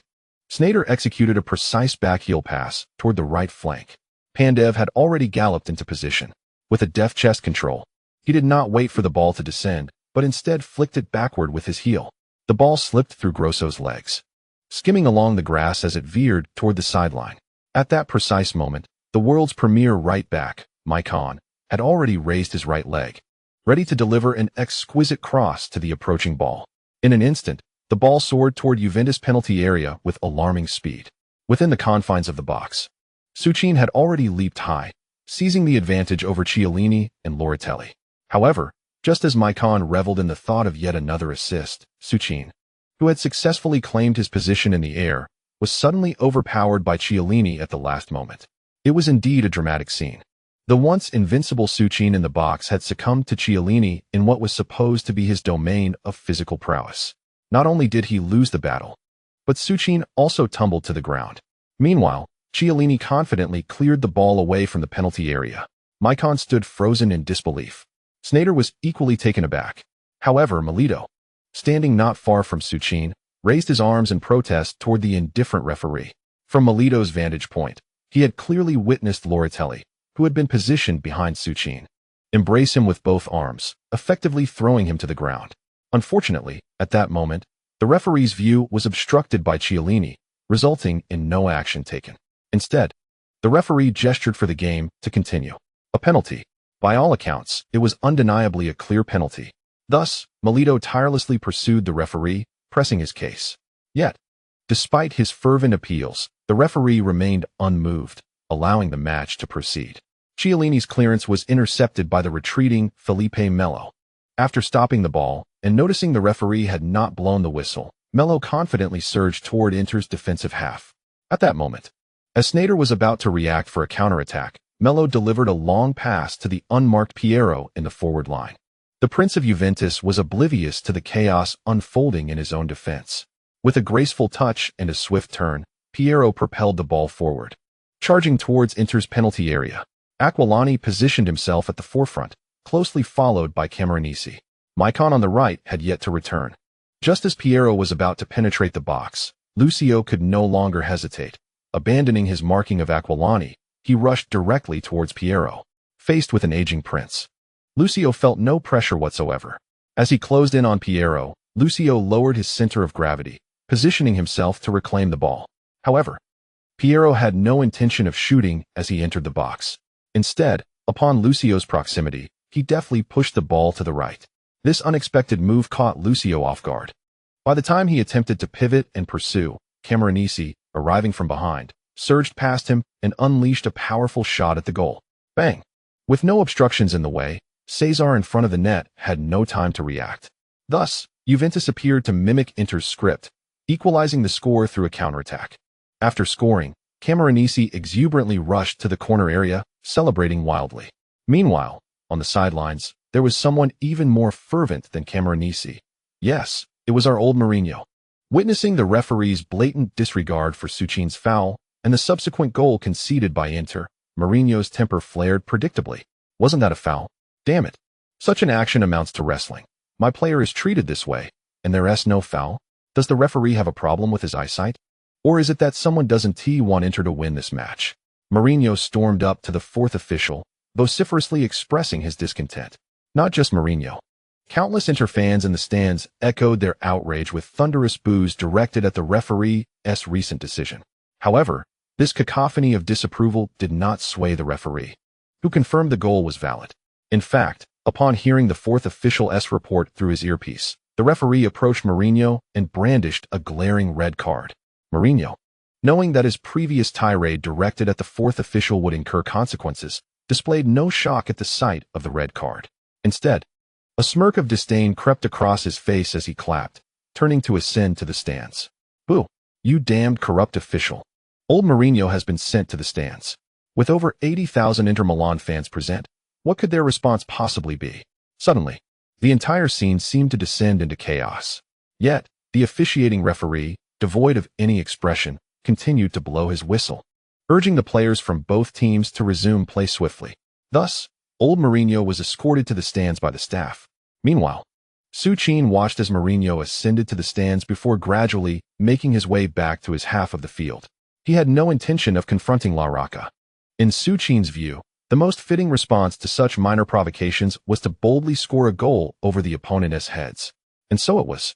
Following the brief turmoil of the red card, the match resumed. Although La Rocca maintained an impassive demeanor when Mourinho was dismissed, truth be told, he was elated inside. Without Mourinho, would this current Inter Milan team still exhibit the same steadiness as before? No one could say for certain. However, while the Inter players were still disoriented, La Rocca's team ought to seize the moment and extend their lead. Thus, this thrilling offensive showdown, which had neutral fans cheering, witnessed a shift in momentum. Juventus began to press forward aggressively, while Inter Milan swiftly retreated. In the 29th minute of the match, Diego received a cross from Camoranesi and unleashed a long-range shot from 27 meters out, which narrowly grazed the post before going out of play. In the 34th minute, once again it was Diego initiating the attack. This time, he delivered the ball to the front, where the robust Iaquinta received it at Samuel's feet, pushing it forward with a deft touch. Unfortunately, Iaquinta's attempt was overly focused on angle, resulting in a lack of power, allowing Cesar to gather it safely in his arms. At the Miazza Stadium, Juventus' relentless assault continued as the match approached its final minutes of the first half. La Rocca stood at the sidelines, persistently shouting commands for his Juventus side to maintain their offensive onslaught. Meanwhile, the cameras were consistently searching for old Mourinho, who was being closely monitored by the Italian Football Federation staff in the stands. This red card did not permit Mourinho to direct the team from the stands. With staff present, even phone calls or notes would not be permitted. Now, only assistant coach Rui Faria remained to guide the team. Everything appeared to be unfolding in a manner most unfavorable for Inter Milan. Yet, much to the solace of all Inter fans, even with Mourinho's dismissal, the players on the field continued to faithfully execute his defensive counterattack strategy. The most exhilarating moment of the match arose in the 44th minute. The entire Juventus squad seemed to have grown accustomed to their siege against Inter Milan. Diego elegantly orchestrated play in the midfield, passing the ball from Camoranesi to himself, and then to Marchisio. Diego darted about like a sprite, seeking vulnerabilities within the Inter Milan defense. However, just as he received a diagonal pass from Marchisio, intending to deliver the ball to the on-rushing Iaquinta within the penalty area, Cambiasso, who had been shadowing him, suddenly collapsed to the ground, executing a fierce tackle directed at the ball. It was a magnificent interception. Cambiasso expertly directed the ball towards Sneijder. In that fleeting moment, the latent counterattack instinct, reminiscent of the Mourinho era, seemed to resonate within every Inter player. The entire squad surged forward towards Juventus half with fervor. Leading the charge was Su Qing, who boldly advanced into the Juventus backline. With a deft flick of his right foot, he set the stage for a swift turnaround by Sneijder, who then unleashed a long pass. It was none other than the accelerating Su Qing that Sneijder targeted. At that moment, Juventus' defense was still anchored by Chiellini and Lu Ruatal at the back. The ball landed perfectly between Su Qing and Chiellini, although a twinge of apprehension lingered. Chiellini strode forward resolutely, almost head-to-head with Su Qing. He was acutely aware of the exceptional physical prowess possessed by the 39-year-old in front of him. Nevertheless, Chiellini was determined not to allow Su Qing to control the ball unchallenged. As such, he leaped high to meet Su Qing at the point of descent. Simultaneously, with the ball hurtling towards the ground, Su Qing disregarded the potential consequences of colliding with Chiellini. With a powerful push off the turf, he leaped into the air. The resounding thud echoed as the two collided mid-air. The outcome, however, was not surprising. Su Qing, who had consistently showcased his explosive athleticism across countless matches, triumphed in this one-on-one contest. With a deft nod of his forehead, he propelled the ball forward, successfully navigating over Chiellini's obstruction. Yet, Chiellini's desperate leap was not without effect. His attempt at interception allowed Lu Ruatal, who had been some distance behind Su Qing, to close the gap at the last moment. Aware that he could not match the physicality of the younger player, 33-year-old Lu Ruatal resolved to take a more assertive approach. Positioned not quite behind Su Qing, he prepared to execute a tackle, knowing that, according to the referee's earlier decisions, it would likely result in just a yellow card, an outcome he deemed entirely acceptable. Without hesitation, Lu Ruatal, in full sprint, aimed a fierce tackle at Su Qing's legs, employing not just his right foot, but also bringing his left leg into play for added assurance. If all else failed, the scissor tackle was indeed part of Laratel's scheme. On the stands, the once calm Mourinho erupted like a boiling pot upon witnessing Laratel's reckless challenge towards Su Qing. It was not just Mourinho. Every player on the Inter Milan bench stood up in unison. Laratel's action was unmistakably aimed at injuring someone. In the stands, many female Inter fans were so terrified by Laratel's ferocious move that they dared not even open their eyes. In that moment, time seemed to stand still. All Inter fans in Miazza Stadium appeared to be bracing for the heart-wrenching moment. With the Champions League quarterfinals looming, why would a trivial Italian Cup match jeopardize their most trusted forward? On the pitch, oblivious to the impending danger, Su Qing focused solely on Buffon and the goal, methodically extending his long legs as he sprinted forward. Although his speed of 80 was not particularly swift, it was sufficient to outpace the defenders in this one-on-one situation. However, an odd sensation struck. Just as Su Qing propelled himself forward, he felt an unexpected obstruction on his leg, though it momentarily disrupted his rhythm, bolstered by Haaland's sheer strength. Su Qing stumbled but swiftly kicked aside the hindrance, resuming his furious run with the ball. Only then did he realize that it was that pesky Laratel who had attempted to tackle him. Without hesitation, Suchin continued his determined charge toward Juventus' backline. At this moment, only the young Buffon remained in Juventus' half. Realizing the gravity of the situation, Buffon dashed out of the goal without a moment's hesitation. Yet, a miracle did not unfold. At the instant Buffon advanced, Suchin lifted his right foot, as if he had practiced countless times at La Masia, skillfully placing the ball into the far corner behind Buffon. Beep. The referee's whistle sounded precisely as the ball crossed the goal line. Boom. Miazza Stadium erupted. Goals. Suchin, the wild voice of the live DJ, echoed through the arena. Simultaneously, the Inter fans, who had been anxiously fearing for Suchin's safety after Laratel's malicious foul, erupted into ecstatic cheers at the sound of the referee's whistle. Su! In the stands. Even Mourinho, who had been more frantic than the fans, raised his arms in exhilaration. Suchin, having scored, intended to rush toward the stand's wire fence once more, but before he could take a step, he was tackled to the ground by the approaching Diego Milito. Eto'o, Sneijder, Cambiasso, Pandev, Maicon, and even Lucio surged forward with unrestrained fervor into Juventus' penalty area, where the Inter Milan players erupted into a raucous celebration reminiscent of a human tower. A human tower. For those accustomed to Inter's triumphant victories, such exuberance had long been absent. Yet today, with Mourinho sent off and Juventus launching relentless assaults, the players of Inter, their emotions reaching a fever pitch, could no longer contain themselves after witnessing Suchin's extraordinary goal. My God, Su, you magnificent creature. Su, can you believe the plight of that Laratel? Surely, you must be the embodiment of Satan. How else could one withstand such a tackle unharmed while rendering the offender in utter agony? From Sneijder to Lucio, everyone seemed unable to grasp the astonishing scene that had just unfolded at the Miazza. Naturally, this included the bewildered substitute, Ranieri, who cradled his head in disbelief. What just happened? The coach asked. Laratel is injured. It appears to be serious. I know. What just transpired? Coach, it's Laratel who's injured. How could Laratel be the one injured? In the stands, everyone turned their gaze towards the large screen at the edge of the field, where the replay of Suchin's goal was displayed. It showed him powerfully pushing past Chiellini, sending the ball soaring into the air, followed by a confident sprint to reclaim it.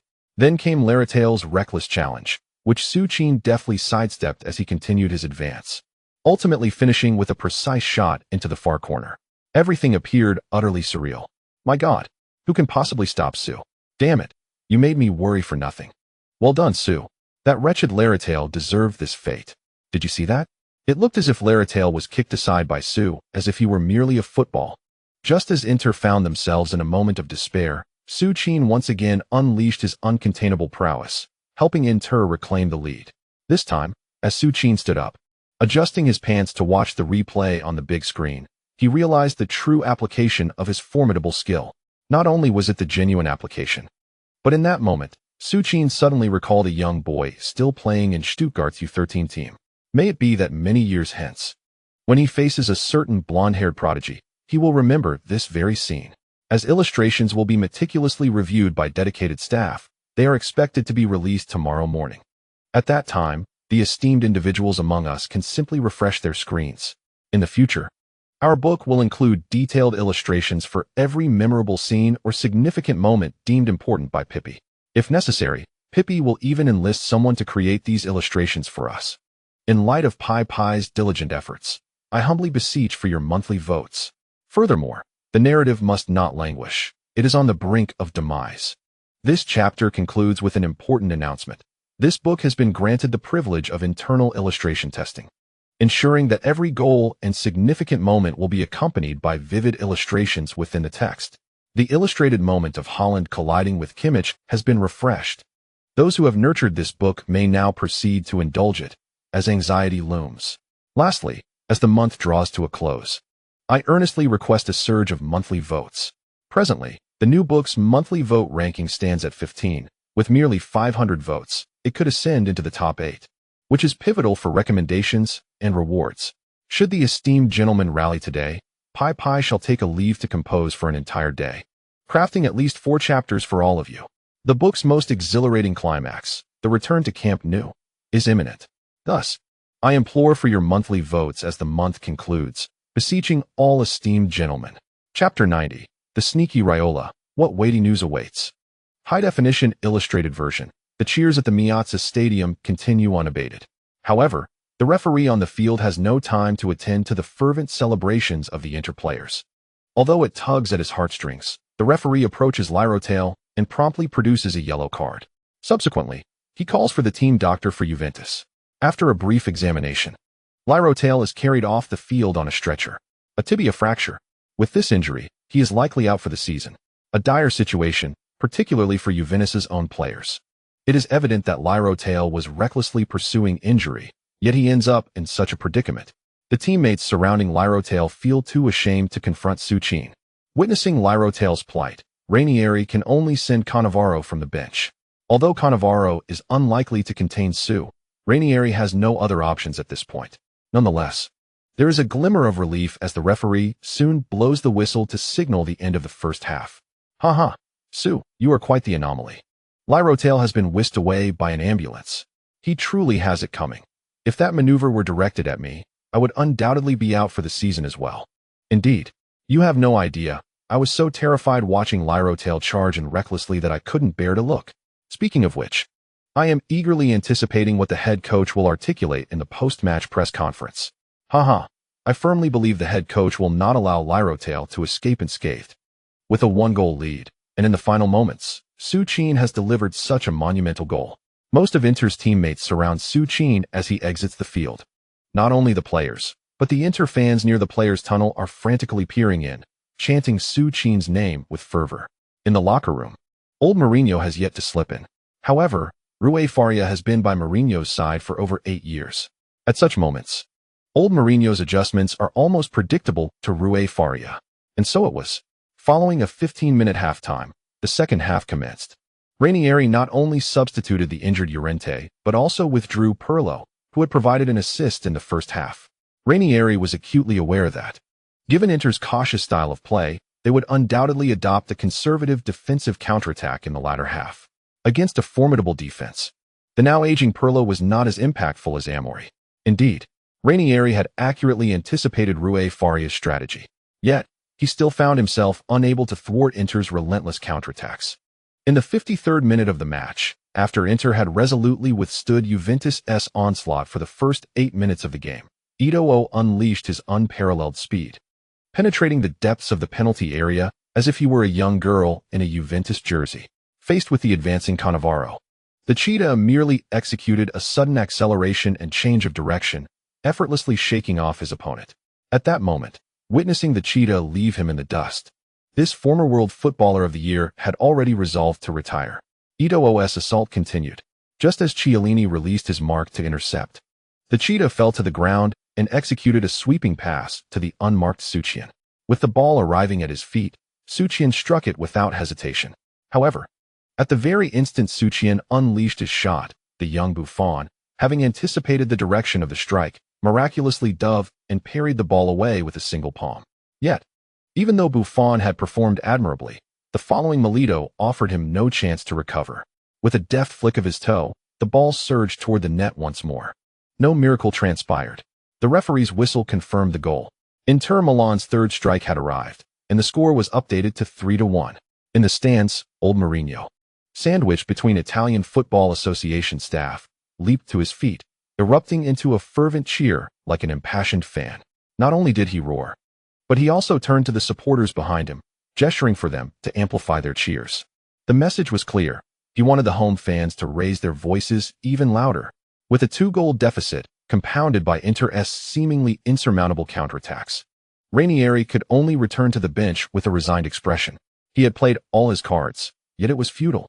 The current Inter, both in morale and overall strategy, stood as an almost invincible force in the waning Serie A. With their first-choice lineup, every position seemed to boast the strongest presence in the league. Suchin as the most formidable anchor, Eto'o as the premier striker, and Milito as the most astute goal-scorer, complemented by the midfield trio of Sneijder, Cambiasso, and Pandev. The backline is a topic of great significance, featuring the world's finest Maicon, the formidable Lucio, the resilient Samuel, and the exuberant Chivu. But that is not all. On the bench, there is the illustrious David Beckham, who, after merely half a season, has ascended to the pinnacle of the assist leaderboard. Confronting this Inter Milan, even the proud Ranieri understands that a defeat is a most natural occurrence. Moreover, based on Ranieri's understanding of Rui Faria, who has been with Mourinho for 8 years, he knows that with a 2-goal lead, Faria will undoubtedly shift to a solid defensive strategy. Indeed, as Ranieri anticipated, upon witnessing Milito secure the score at 3-1, Rui Faria promptly began to adjust his lineup. Both Suazo and Milito were substituted, with Stankovic and Montari entering the fray. Thus, it appeared that Faria, perhaps even more conservative than Mourinho himself, deployed a 4-5-1 formation on home soil. Eto'o was left as a dedicated counter-attacker up front, while 5 robust midfielders were positioned centrally. Under such defensive intensity, not only Juventus, but even Barcelona would find it challenging to breach Inter's formidable wall. The match concluded with a final score of 3-1. The score remained unchanged. Rui Faria executed Mourinho's defensive tactics with remarkable finesse. In fact, during the last 10 minutes, Faria was seen urging Eto'o, the sole forward, to retreat to the midfield. As the 4 minutes of stoppage time elapsed, the referee decisively blew the final whistle. In this crucial Italian Cup clash, Inter Milan triumphed over the second-placed Juventus with a score of 3-1. Ranieri, with a grim expression, shook hands with Rui Faria. After all, his team was not only eliminated but also suffered the devastating loss of their main center-back, who was declared out for the season following preliminary examinations in the hospital. Additionally, at over 30 years of age, a significant injury, such as a fractured tibia, would likely prevent any major clubs from renewing his contract. In summary, Ranieri felt an overwhelming desire to scribble 7 characters of despair on the hallowed grounds of Meazza.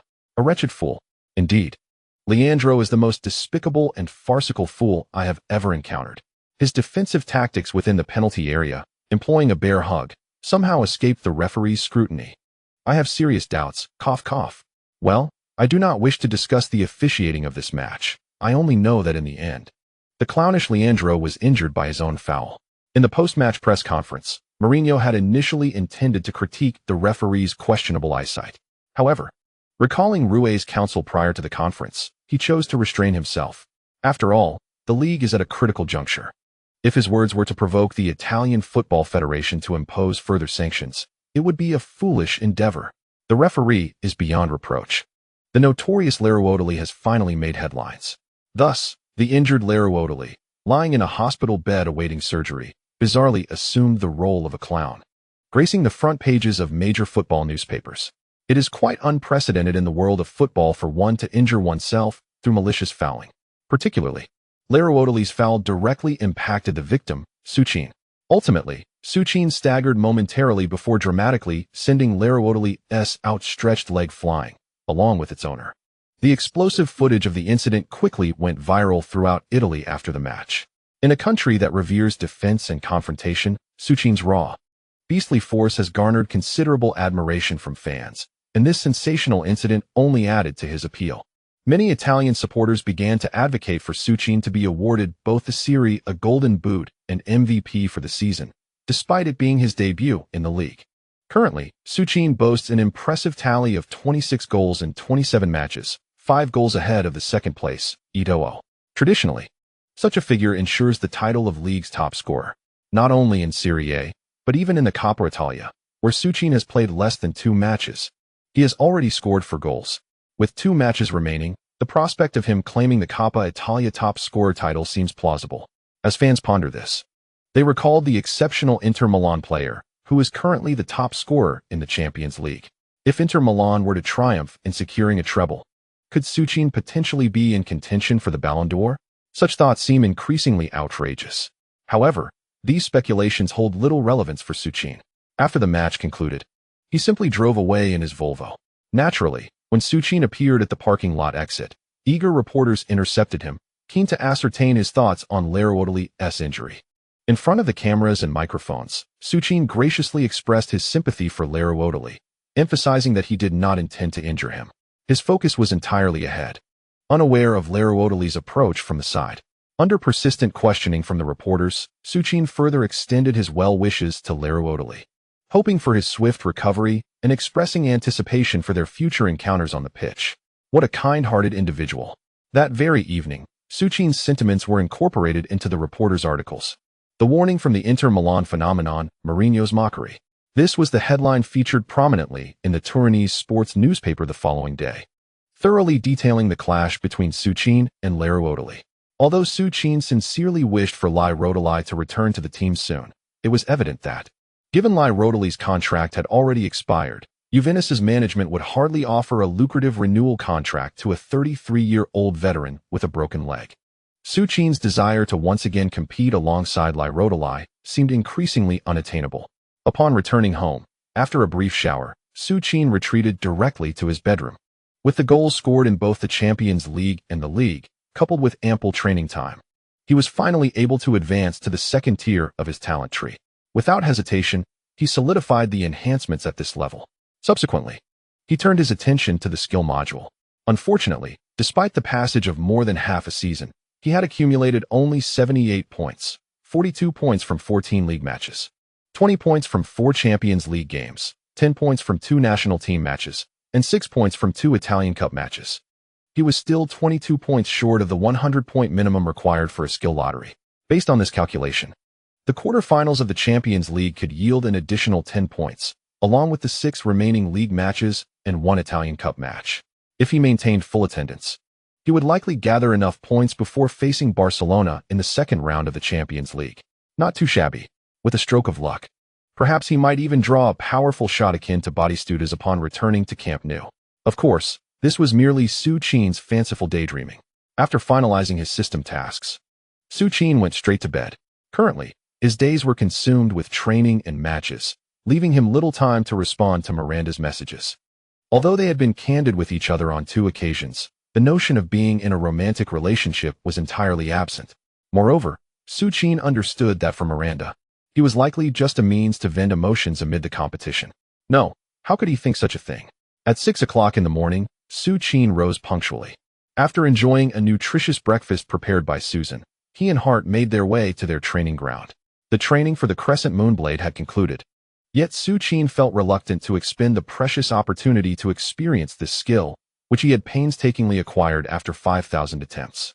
Furthermore, in the current league, Old Bay had monopolized all free kicks for Inter Milan, leaving Suchin with no chance to take one himself. 2 hours of training passed swiftly. As Suchin, panting and exhausted, settled into the living room to rest, Raiola hurriedly entered. Upon entering, he promptly ushered Susan and old Stan, who was engaged in a rather unsavory conversation with Susan, out of the room. Sue, there is something very important I need to discuss, and I am uncertain how you will react. Huh, what is it? Suchin was puzzled by Raiola's demeanor. After all, he was currently overshadowing Adidas and Nike in endorsements. What could possibly make Raiola appear so anxious? I am deeply grateful to all the esteemed patrons for their monthly votes. Alas, I still have a long way to go. Nevertheless, tonight, I shall deliver an explosive update, with at least 8 to 10,000 words more. Lastly, I humbly beseech for your monthly votes. Chapter 91, Minus's Astonishing Inquiry. That old Stan truly does not wish to relocate. Sue, how are you faring at Inter Milan? Minus, spare the suspense. What is the matter? Well, Sue, it is like this. Last night, I received a call from someone. Do you know who it was? Florentino. It was already 10 o'clock at night. The call from the president of Real Madrid? Could it be that Florentino has taken an interest in me? Haha, Sue, you guessed it. Indeed. That old fellow specifically mentioned that he hopes you will consider joining Real Madrid during the summer transfer window. Uft, Minus, what are you thinking? I just left Barcelona. Turning around and joining Real Madrid? Sue, this might pose a dilemma for others, but for you. With that, Raiola even pursed his lips and smiled. Looking at Raiola's grin, Suchin felt a jolt. Indeed, what the hell is he contemplating? He is not even part of La Masia's core personnel. Moreover, he was merely a pawn in Barcelona's dealings, considered expendable. To join Real Madrid and triumph over Barcelona would be the most natural course of action. All right, Minus. I am presently quite content at Inter Milan. Let us set aside any thoughts of Real Madrid for now. I do not wish to create any undesirable situations during this time. That being said, Suchin would not dismiss the idea of joining Real Madrid outright. However, at this moment, he hardly has the inclination to contemplate a transfer. Sue, it's merely Florentino's intention, as you know. Real Madrid's performance in the Champions League has been lackluster. Without a legitimate striker, relying solely on Cristiano Ronaldo and Kaká, they cannot advance far. They are likely hoping you could assist Ronaldo or Kaká in some capacity. Well, Raiola has hit the nail on the head. This season, Real Madrid, while acquiring Cristiano Ronaldo at a premium, also secured Benzema from Lyon. The rationale behind acquiring Benzema was to have him support Ronaldo. Yet, the current young Benzema lacks the prowess to become the superlative supporting striker he would later evolve into. Thus, despite the apparent glamour of their attacking line, Real Madrid ultimately failed to surpass even Lyon. In contrast, at Inter Milan, I have fully realized the potential of a target man striker this season. Not to mention my own goals, the assists I have provided to Eto'o and Milito from my position within the box are numerous. It would indeed be peculiar for Real Madrid not to covet my capabilities.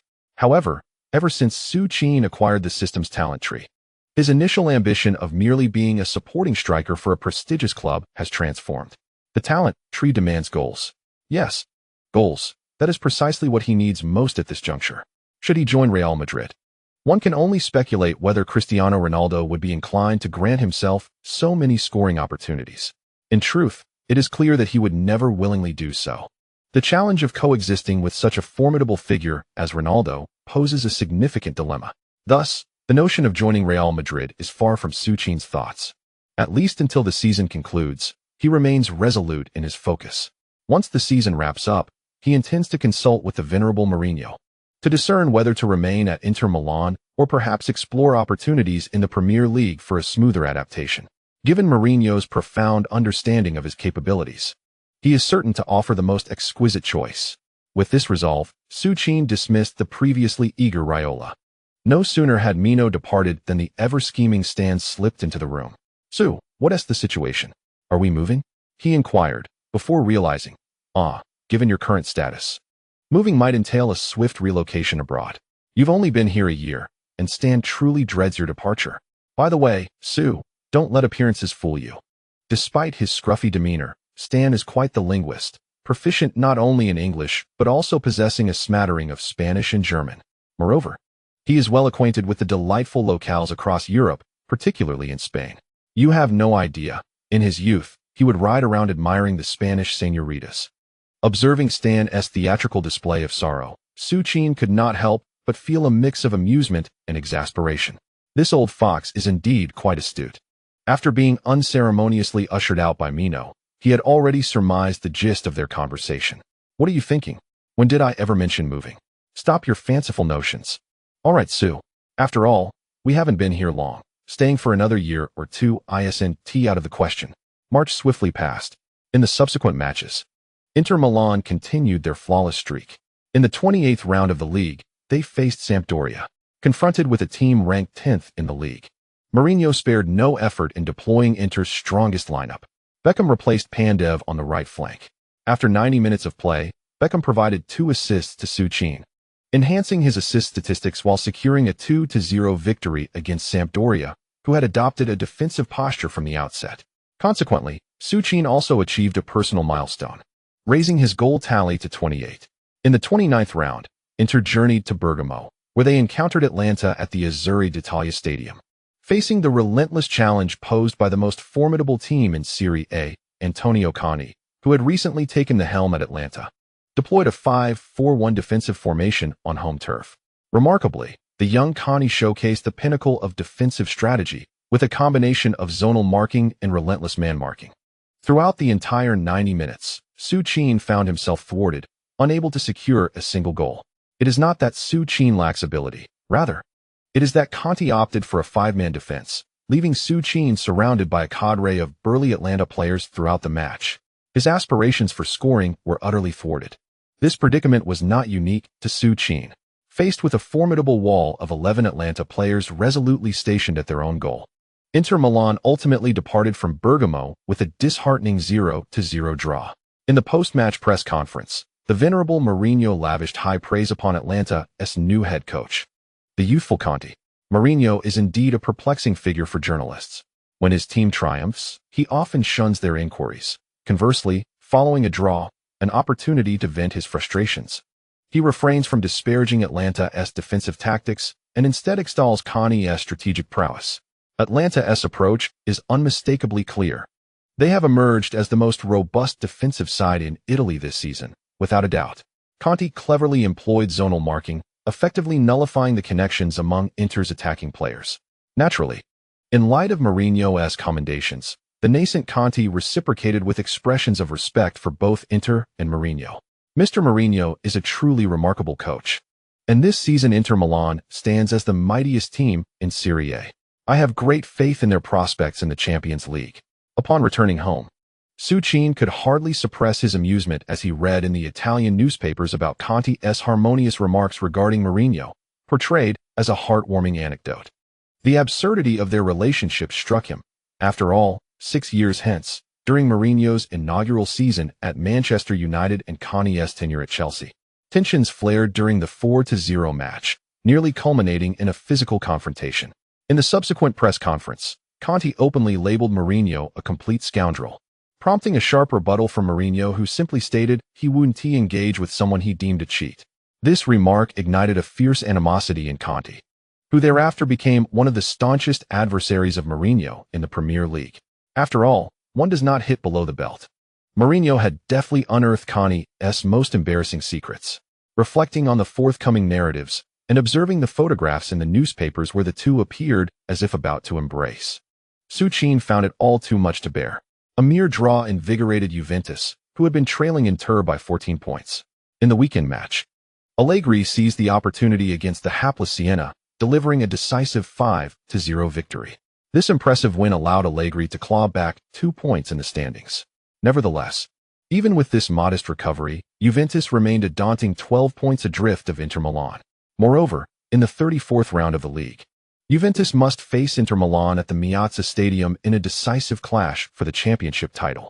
If, at that time, Juventus still trails by 12 points, and Inter manages to triumph over them, then Inter would celebrate their title victory 4 rounds early, right on the hallowed grounds of Meazza, much to the delight of their fans.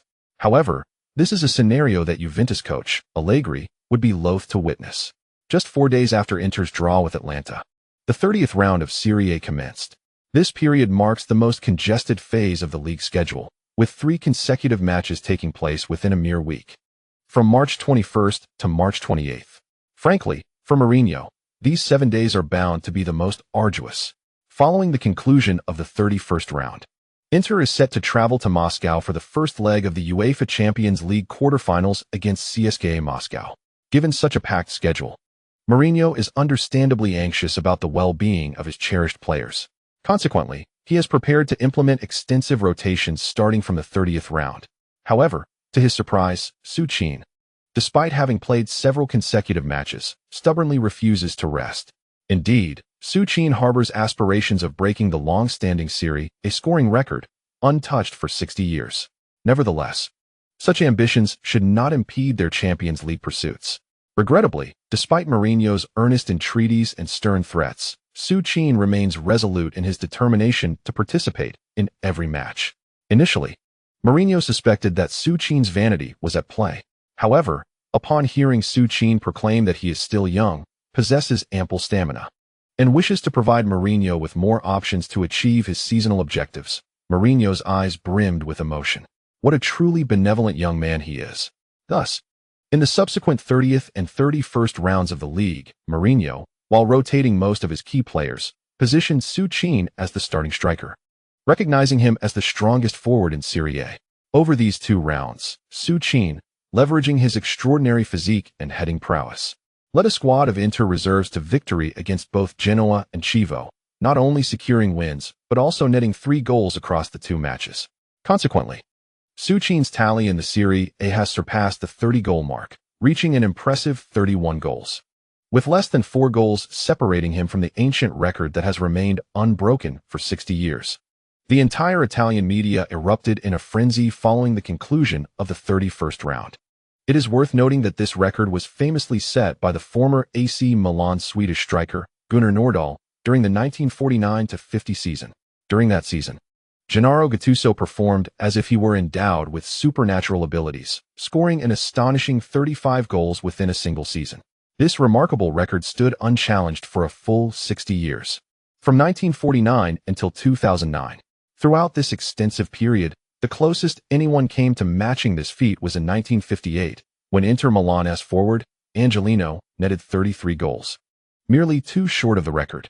Following this, the increasing defensive intensity of Serie A led to a significant reduction in the number of goals scored in a season. For an extended time, it was even possible to claim the Golden Boot with fewer than 20 goals. It was not until the turn of the millennium that Serie A began to languish, allowing goal tallies to gradually rise once more. In the 2005 to 2006 season, the Prince of Rome, Francesco Totti, also reached the remarkable milestone of 30 goals in Serie A, becoming the only player in the post-millennium era to surpass 30 goals on the league's scoring chart. From the outset of the Italian Super Cup, I became captivated by the seemingly one-dimensional aerial specialist of Inter Milan. In that match, the young lad, having just come off the bench for mere seconds, assisted Inter in leveling the score. At that moment, I recognized that this 18-year-old would usher in a transformative era for Italian football. Indeed, during the epoch when Guardiola enchanted all of Europe with his tiki-taka, nearly every team sought to emulate Barcelona's possession-based play. Yet, how could mere imitators hope to rival the originators? Amidst the uncertainty of how to counter that seemingly insurmountable style of play, Mourinho astutely discerned a tactic capable of standing against Barcelona, the counterattack through long passes. This strategy, familiar even to the novice football enthusiast, was wielded by Mourinho with unprecedented ingenuity. Particularly notable was the winter transfer window, during which Mourinho seemingly tailored the acquisition of Beckham to suit his needs. With a robust and solid defense, they pierced the opponent's central line with the simplest of long passes, utilizing Součin as a pivotal point. They orchestrated multifaceted offensive combinations with other forwards. This seemingly straightforward tactic rendered Inter invincible in the league, Coppa Italia, and even the Champions League, not merely reaching the quarterfinals. I believe this Inter side could very well find themselves at the Bernabeu. Perhaps we are destined to witness the emergence of a superlative champion team from Italy.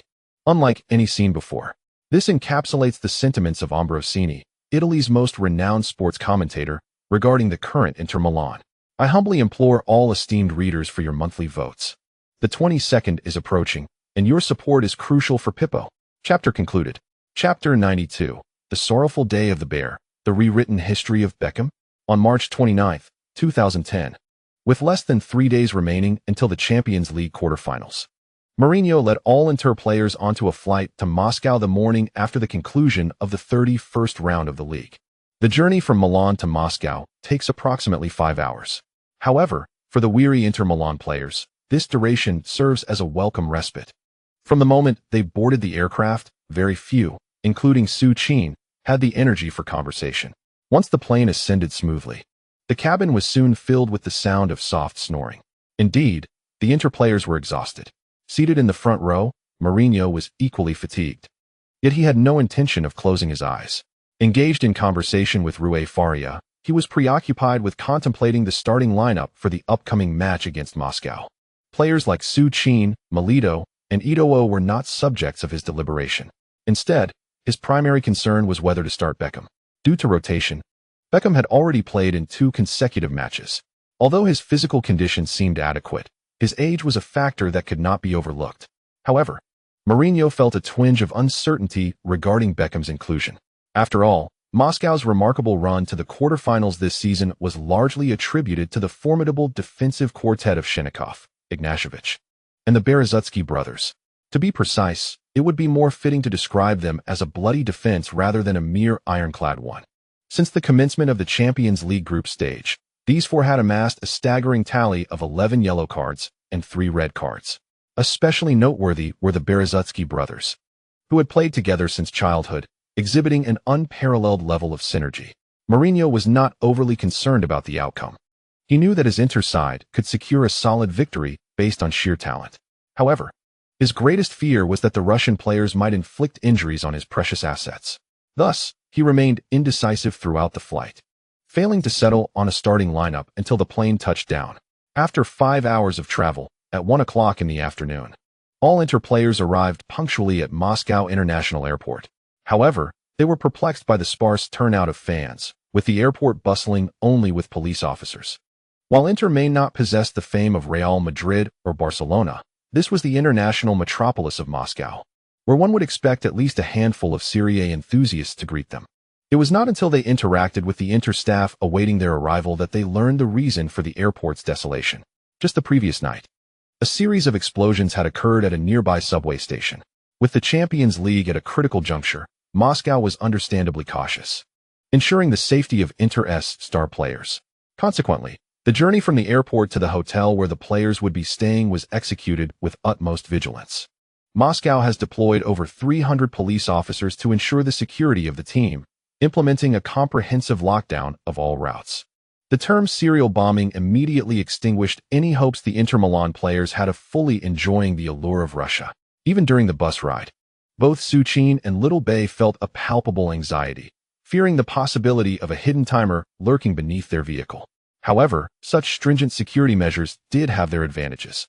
At least that evening, the usual disturbances from rival fans that Inter often faced in away games were entirely absent.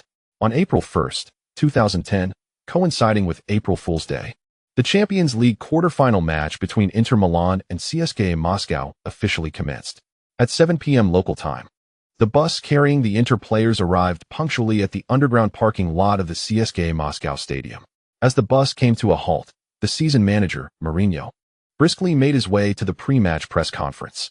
Being a prestigious club, the atmosphere of the conference was remarkably cordial. CSKA Moscow's head coach, Leonid Slutsky, humbly expressed his respect for both Inter and Mourinho, assuring that they would deliver an exhilarating match for the fans in their home ground. Speaking of the CSKA coach, his playing career was indeed a legendary tale. At the tender age of 19, just 4 days after officially joining the first team of Lokomotiv Moscow, a fateful incident occurred. While attempting to rescue a neighbor's cat from a tree, poor Leonid Slutsky fell and shattered his kneecap. Thus, his nascent professional career came to an abrupt end within a mere 4 days. Yet, despite the misfortune of his playing days, Slutsky's coaching career flourished. Born in 1971, he remarkably ascended through the ranks in just 4 years, making significant contributions to FC Moscow, Wings of the Soviets, and CSKA Moscow. This year, fortune smiled upon him as he led CSKA Moscow to a historic berth in the Champions League quarterfinals. This remarkable achievement earned the young Slutsky the moniker the Russian Guardiola, primarily due to the striking resemblance of their hairstyles. During the press conference, Leonid Slutsky graciously articulated his recognition of Inter Milan's stature. Indeed, the young coach exhibited extreme humility. However, once the two teams took to the field, Mourinho soon discerned the true nature of this younger, passionate coach. The match had barely begun, less than 4 minutes in, when Eto's breakthrough on the left flank was abruptly halted by a vicious tackle from Moscow's right back, Berezutsky, sending him crashing to the turf. Witnessing Ito clutching his leg and writhing in agony, Mourinho felt his heart shatter. Not only was he heartbroken, but the impulse to substitute Suchin also surged within him. Fortunately, after the referee sternly admonished Berezutsky, Ito managed to rise, brushing off the grass stains on his leg. Inter Milan was awarded their first free kick of the match. Naturally, Beckham, who had taken Pandev's place in the starting lineup, stood poised over the ball. Raising his right hand high, he signaled for a play at the near post. Beckham's signature curve once again graced the pitch of Central Army Stadium.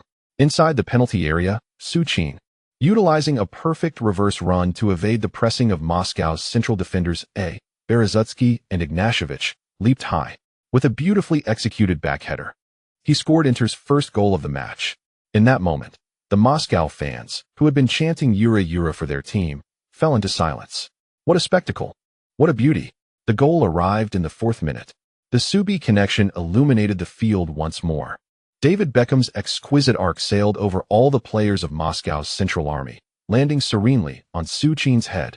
This epitomizes the enigmatic Subi connection in contemporary football. It marked the 12th goal for Suchin, his 9th in the Champions League. As Messi relentlessly approached Suchin's top spot on the Champions League scoring chart with 8 goals, Suchin once again elevated his tally. An astonishing youth. Who could have anticipated that the once-cherished Barcelona prodigy, lamented by all Chinese football fans last season, would re-emerge in everyone's sight as a dual top scorer after being cast aside by Barcelona? The title of Serie A's top scorer is now a certainty. Presently, all we can hope for is whether this 18-year-old can replicate his magic on the grand stage of the Champions League, as Suchin netted the goal. The long-absent Hwang also erupted in his signature ecstatic celebration. 1-0. The single-goal deficit compelled Moscow's Central Army, who had initially planned on a defensive counterattack, to reshape their formation. Although every player and fan in the Central Army knew that reaching the quarterfinals was likely their limit, having come this far, they could hardly resign themselves without a fight. Thus, under the guidance of the young coach Slutsky, the Moscow forwards, led by Japanese player Keisuke Honda, launched a fierce assault against Inter Milan. Ura. The stands, filled with over 60,000 Moscow supporters, continuously cheered for their team. However, despite their fervor, their lack of strength had little effect on the formidable defensive unit crafted by Mourinho. In the midst of their fervent assault, Inter Milan seized the opportunity to execute a highly threatening counterattack. Cambiaso's interception, just as Honda Keisuke intended to slip past the seasoned veteran with a simple feint. The unfazed Old Kong delivered a fierce tackle to the young Honda. While the unfortunate Honda lay sprawled on the turf, Sneijder, having successfully received the ball, executed a precision pass akin to a surgeon's incision. The ball deftly traversed the midfield line of the Moscow army and found its way to Melito's feet. Confronted by the pressing Moscow foreign player, Marc Gonzalez, Melito performed a remarkably convincing feint, easily evading Gonzalez. Then, Melito unleashed his signature powerful strike with his right foot. The ball skillfully threaded through the gap between the Moscow center-back and full-back, finding its way into the bottom corner of the net. Within less than 10 minutes of the match, Inter Milan had surged ahead with a 2-goal lead. Witnessing Melito effortlessly alter the scoreline once more, the commentator Hwang could not contain his excitement, erupting in fervent cheers. However, while Hwang was animated, Mourinho, who had just returned to the bench, displayed no signs of elation.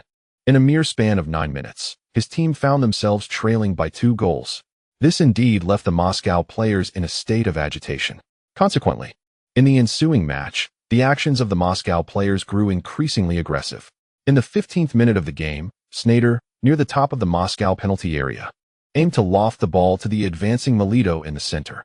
However, just as he was about to exert force with his right foot, Honda, who had just been outmaneuvered by Sneijder, executed an unreasonable sliding tackle. The referee's whistle pierced the air, granting Inter Milan a free kick from 24 meters away from the goal. Observing the distance and angle of the free kick, Součin felt a surge of determination and approached the penalty spot. His curved shot had been long awaited. However, before he could reach his destination, Beckham dashed to the ball, placed it on the penalty spot. Well, with Beckham present, how could he dare to claim the ball for himself? Thus, Součin stood in the penalty area, witnessing Beckham's iconic free kick motion. His entire body leaned nearly parallel to the ground. The right foot made perfect contact with the ball, executing a delicate curve. Once again, the signature curved shot graced the Moscow Army Stadium.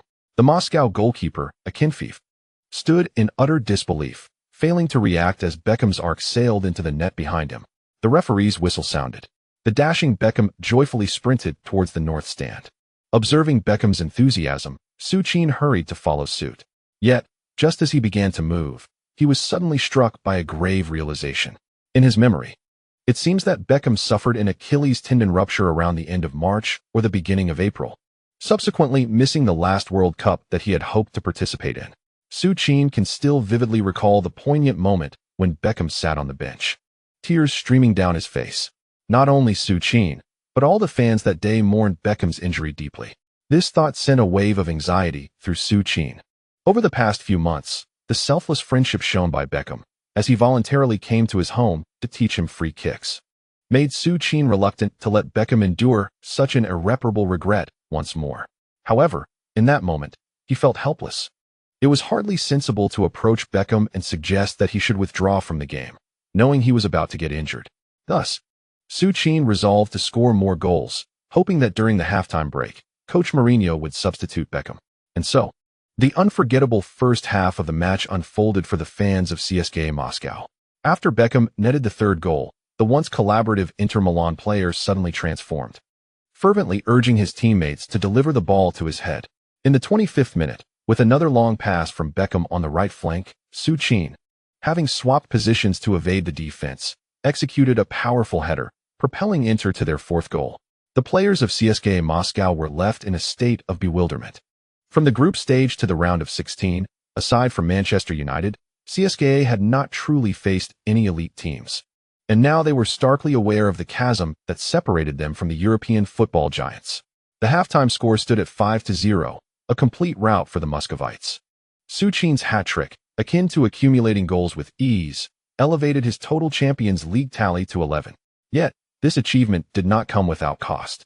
Upon returning to the locker room and removing his jersey, the others finally beheld the myriad bruises that adorned his robust physique.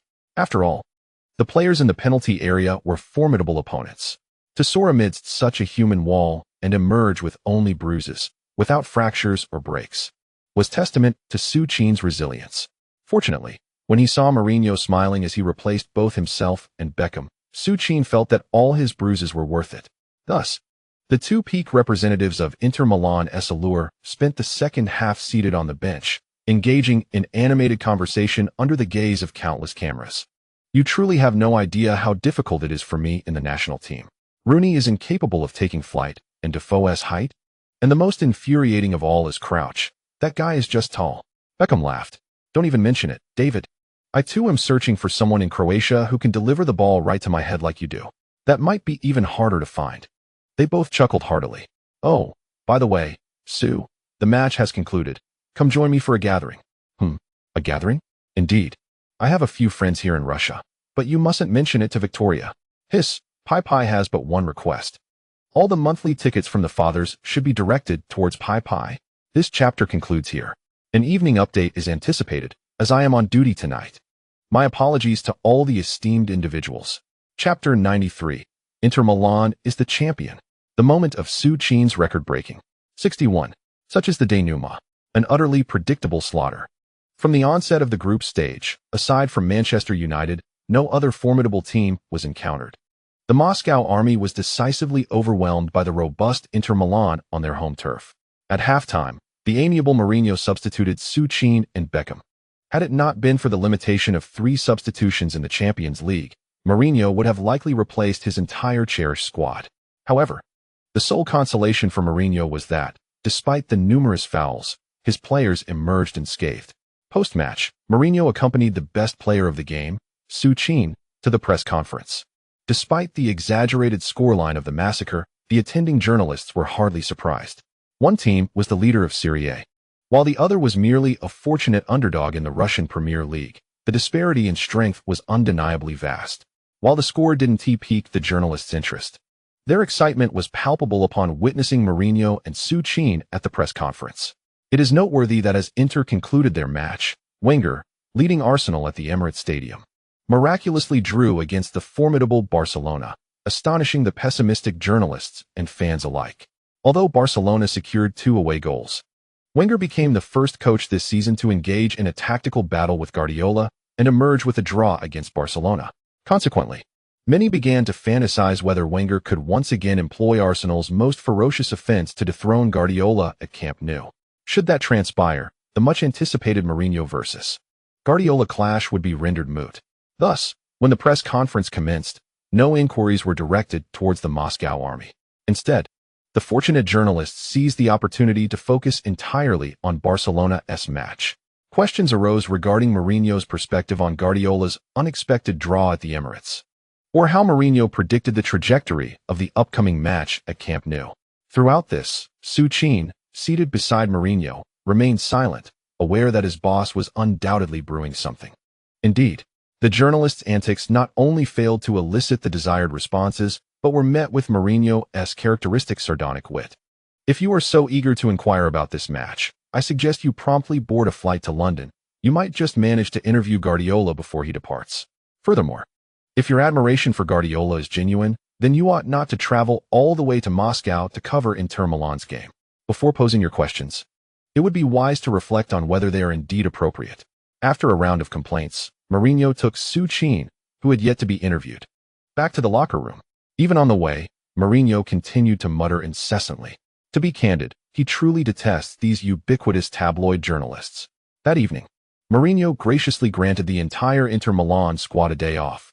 However, he was taken aback when he anticipated that these pent-up veterans would eagerly rush out to enjoy themselves, only to find that due to the bombing incident, the team remained in, with Součin being the sole one to spend the night out with Beckham. The following morning, as a weary Suchin returned to the hotel, he was seized by the bleary-eyed Eto'o, who insisted on interrogating him about his activities with Beckham the previous night. Although Suchin had no intention of concealing anything from Eto'o, he had promised Beckham to keep the details of their outing under wraps. Thus, he could only say he had accompanied Beckham to play games. As for the nature of those games, one must admit that Beckham's sphere of influence is of a different caliber compared to Eto'o and his peers. After all, Beckham has mingled in the fashion world alongside Victoria for many years. It is rather perplexing how the same activity can appear so elevated when undertaken by him. With the conclusion of the first round of the Champions League, Inter Milan triumphed over CSKA Moscow with an impressive score of 6-1, essentially securing a spot in the semi-finals. As for Barcelona and Arsenal, although the current score stands at 2-2, considering the strengths of both teams and the upcoming match being held at Camp Nou, most believe Barcelona will confidently eliminate Arsenal and claim a semi-final berth. In the other two matches, Lyon defeated Bordeaux 3-1, while Bayern overcame Manchester United 2-1. Overall, there were no surprises in the quarterfinals. The results aligned closely with pre-match predictions. The attention of football fans worldwide has now turned towards Inter Milan and Barcelona, drawn by the monumental clash between Guardiola and Mourinho, which has quietly evolved into the most significant managerial rivalry in football. Moreover, the delicate relationship between Inter Milan and Barcelona has become increasingly noteworthy. Barcelona's hefty investment in their new acquisition has yielded only mediocre performances this season, while the players they dispatched, Eto'o and Suchin, have dominated the Serie A scoring charts. It is worth noting that both Suchin and Eto'o were cast aside by Barcelona, and Eto'o has not hesitated to voice his grievances regarding the ruthlessness of Barcelona and Guardiola in front of the media. If these two were to return to Camp Nou for a match of such magnitude as the UEFA Champions League semi-finals, the mere thought is exhilarating. The first leg has concluded, and the venerable Mourinho promptly led his Inter Milan squad back to Milan the following day, with scarcely any time for respite. In just 3 days, the 32nd round of Serie A would commence anew. Thus, Mourinho busily prepared for the league match, despite the 6-1 scoreline rendering a comeback nearly impossible.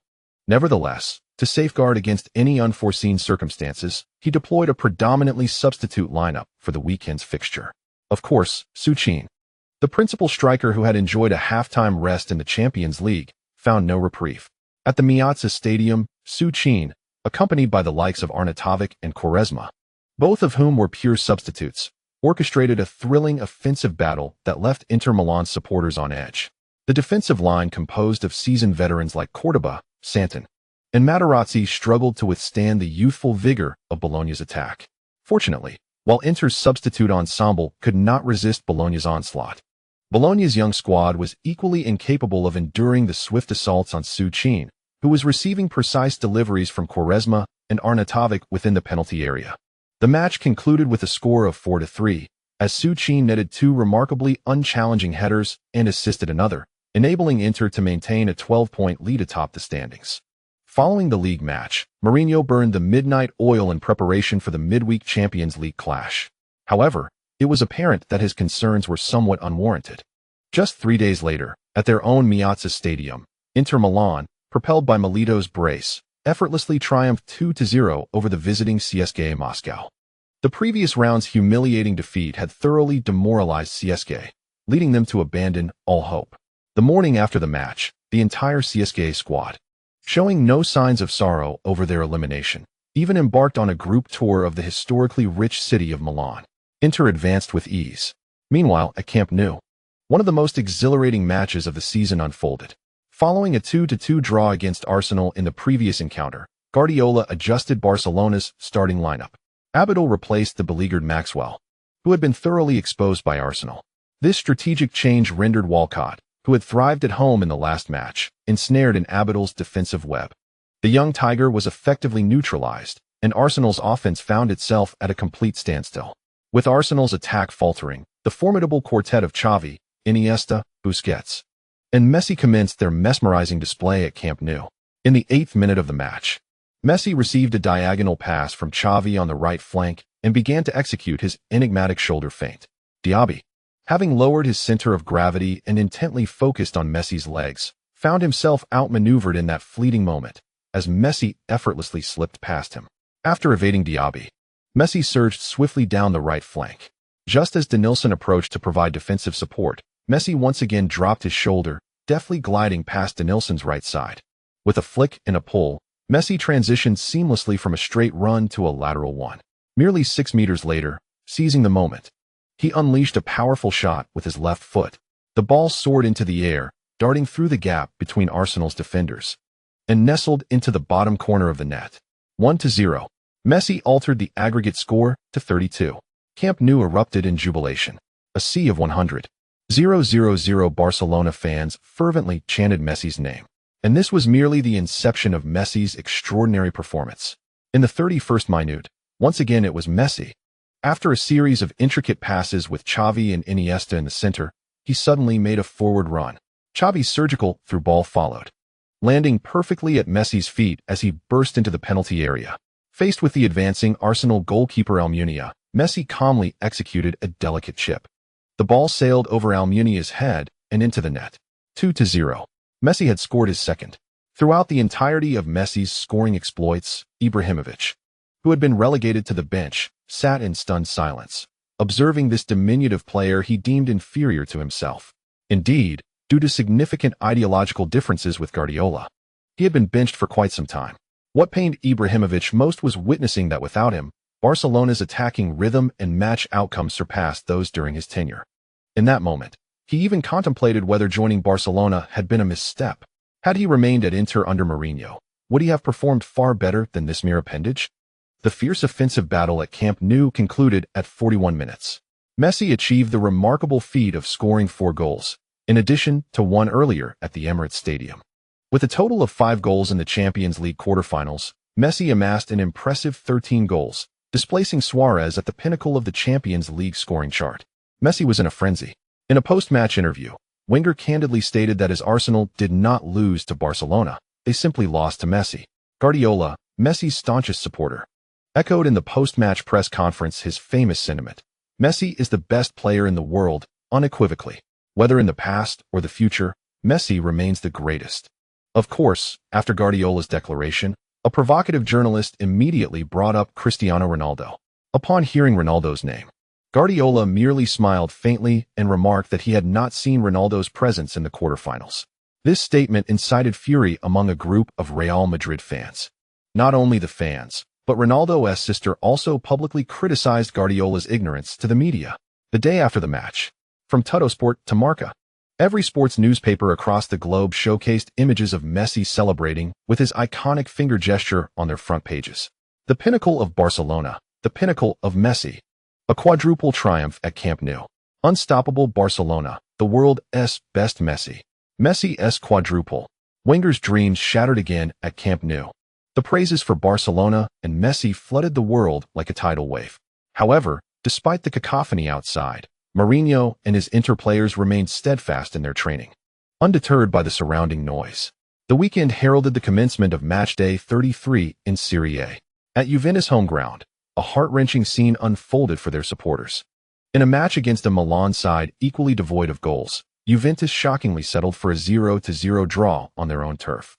Meanwhile, in another match, a pressure-free Inter, fielding its strongest squad, effortlessly triumphed over Lazio with a score of 2-0, who had already slipped out of the Champions League spots. Consequently, Juventus' hopes of narrowing the points gap were dashed once more, extending it to 14 points. While Juventus fans were despondent, the mood among Inter fans was jubilant. A victory, coupled with the widening points margin, sent them into a frenzy of celebration. The only slight disappointment for Inter fans was that Součin, who had already set a personal league record with 33 goals, did not inch closer to the long-standing record that has remained unbroken for 60 years. However, with 5 matches still remaining in the league, it was well understood that Součin merely needed time to shatter this peak record. Perhaps, in just 7 days during the pivotal matchday 34, in the decisive clash between Inter and Juventus that would determine the league champion, Součin might indeed break this long-standing record. April 18, 2010, finally arrived, the much-anticipated matchday 34 for Inter fans. From early morning, the entire city of Milan was enveloped in blue. You know, for a goal, I would give my life for it. Nerazzurri, we will be here. La Pazza Inter. It was not merely a color. The very soundtrack of the city was dominated by the fervent chants of Inter's anthem. At 7 p.m., Ranieri, with a furrowed brow, sat on the team bus, leading the entire Juventus squad into the inner passage of the San Siro stadium. Indeed, the beleaguered Ranieri was troubled. His long-held concerns had materialized. Staff from the Italian Football Federation had arrived early at the San Siro, bringing along the prestigious Bertoni Trophy meant for the champions. Not only the Federation staff, but even the Inter contingent had prepared their championship t-shirts in anticipation. Should the team suffer defeat in this match, he will lead the entire Juventus squad to witness Inter Milan's coronation ceremony from close quarters at the Piazza. The mere thought of this caused Ranieri's already furrowed brow to tighten even further, as if he were trying to lock away his frustration. Outside the car window, fervent Inter supporters, with the club's emblem painted on their faces, filled the streets, while the raucous Inter anthem incessantly invaded their ears from beyond the glass. The more Ranieri contemplated this tormenting scenario, the angrier he became. Why should such an excruciating ordeal fall upon him instead of that rookie, Leonardo? As sworn adversaries of Inter, it should be that novice who bears this humiliation. The journey towards Piazza was already agonizing enough. To make matters worse, once the vehicle finally navigated into the underground parking lot, he would have to muster the courage to attend the pre-match press conference. Alas, were it not for the fear of being sanctioned by the Italian Football Federation, Ranieri would have truly preferred to avoid that venue altogether. After a moment of hesitation, he reluctantly walked into the press conference, bracing himself for the inevitable. As anticipated, the atmosphere was precisely as he had imagined. Throughout the conference, he sat in solitude in a corner, akin to a mere spectator. All the reporters' attention was fixated on that eccentric figure with his unruly hair. Strangely enough, the madman seemed in remarkably high spirits today, devoid of any of the usual confrontational antics. At the press conference, Mourinho patiently addressed all inquiries from the journalists. Even when faced with questions from his most despised outlet, the Gazzetta dello Sport, Mourinho responded with a smile. Football is rife with unpredictability. Juventus is a team deserving of respect. Although we currently lead them by 14 points, the outcome of the match remains uncertain. How cordial those words were. However, had they been uttered by anyone else, Ranieri might have smiled in return. Yet, coming from Mourinho, who is notoriously incapable of tempering his exuberance, such seemingly benign remarks felt disconcerting to Ranieri. The press conference continued. After addressing questions concerning the match, the reporters shifted their focus to Su, who had netted an impressive 33 goals in the league. Mr. Mourinho, your player Su has scored 33 goals in the league, just too shy of the Serie A record of 35. Do you believe he has a chance to break or equal this unparalleled record in the upcoming match? Upon hearing a query about his talented Su, Mourinho straightened in his seat, his face blossoming with a radiant smile. It seems that every parent delights in discussing their child's achievements, and Mourinho was no exception. I cannot predict whether Su will break the record in this match, but I firmly believe that if anyone is destined to shatter it, it will undoubtedly be Su. From the moment that lad first joined Inter, I knew he was a prodigy, not merely a genius. But the diligence of Su is something I have never encountered since my introduction to football. You may be unaware of Su's rigorous schedule, which spans from 6 in the morning until 10 at night. Apart from essential rest periods, Su dedicates virtually all his time to training. On the training ground, he is invariably the first to arrive and the last to depart. When a reporter inquired whether Su could break the record, Mourinho unexpectedly turned the question into a narrative of Su's relentless efforts. The journalists, who were struggling to find stories to report, were undoubtedly delighted as Mourinho generously elaborated, eagerly capturing every word on their recording devices. Thus, Ranieri staggered back to the visitors' dressing room. Upon opening the door and witnessing the listless expressions of his players, he felt an overwhelming urge to lash out. However, despite knowing the slim chances of success, he restrained his temper and prepared a motivating broth for his team. This is Piazza, the home ground of Inter Milan. I refuse to cower in a corner listening to the heart-wrenching celebrations of the Inter supporters. I certainly do not wish to witness them lift the Bertoni Trophy on their own turf. This match holds significant implications for the pride of Juventus. Ranieri spoke passionately, yet the Juventus players beneath him displayed little enthusiasm.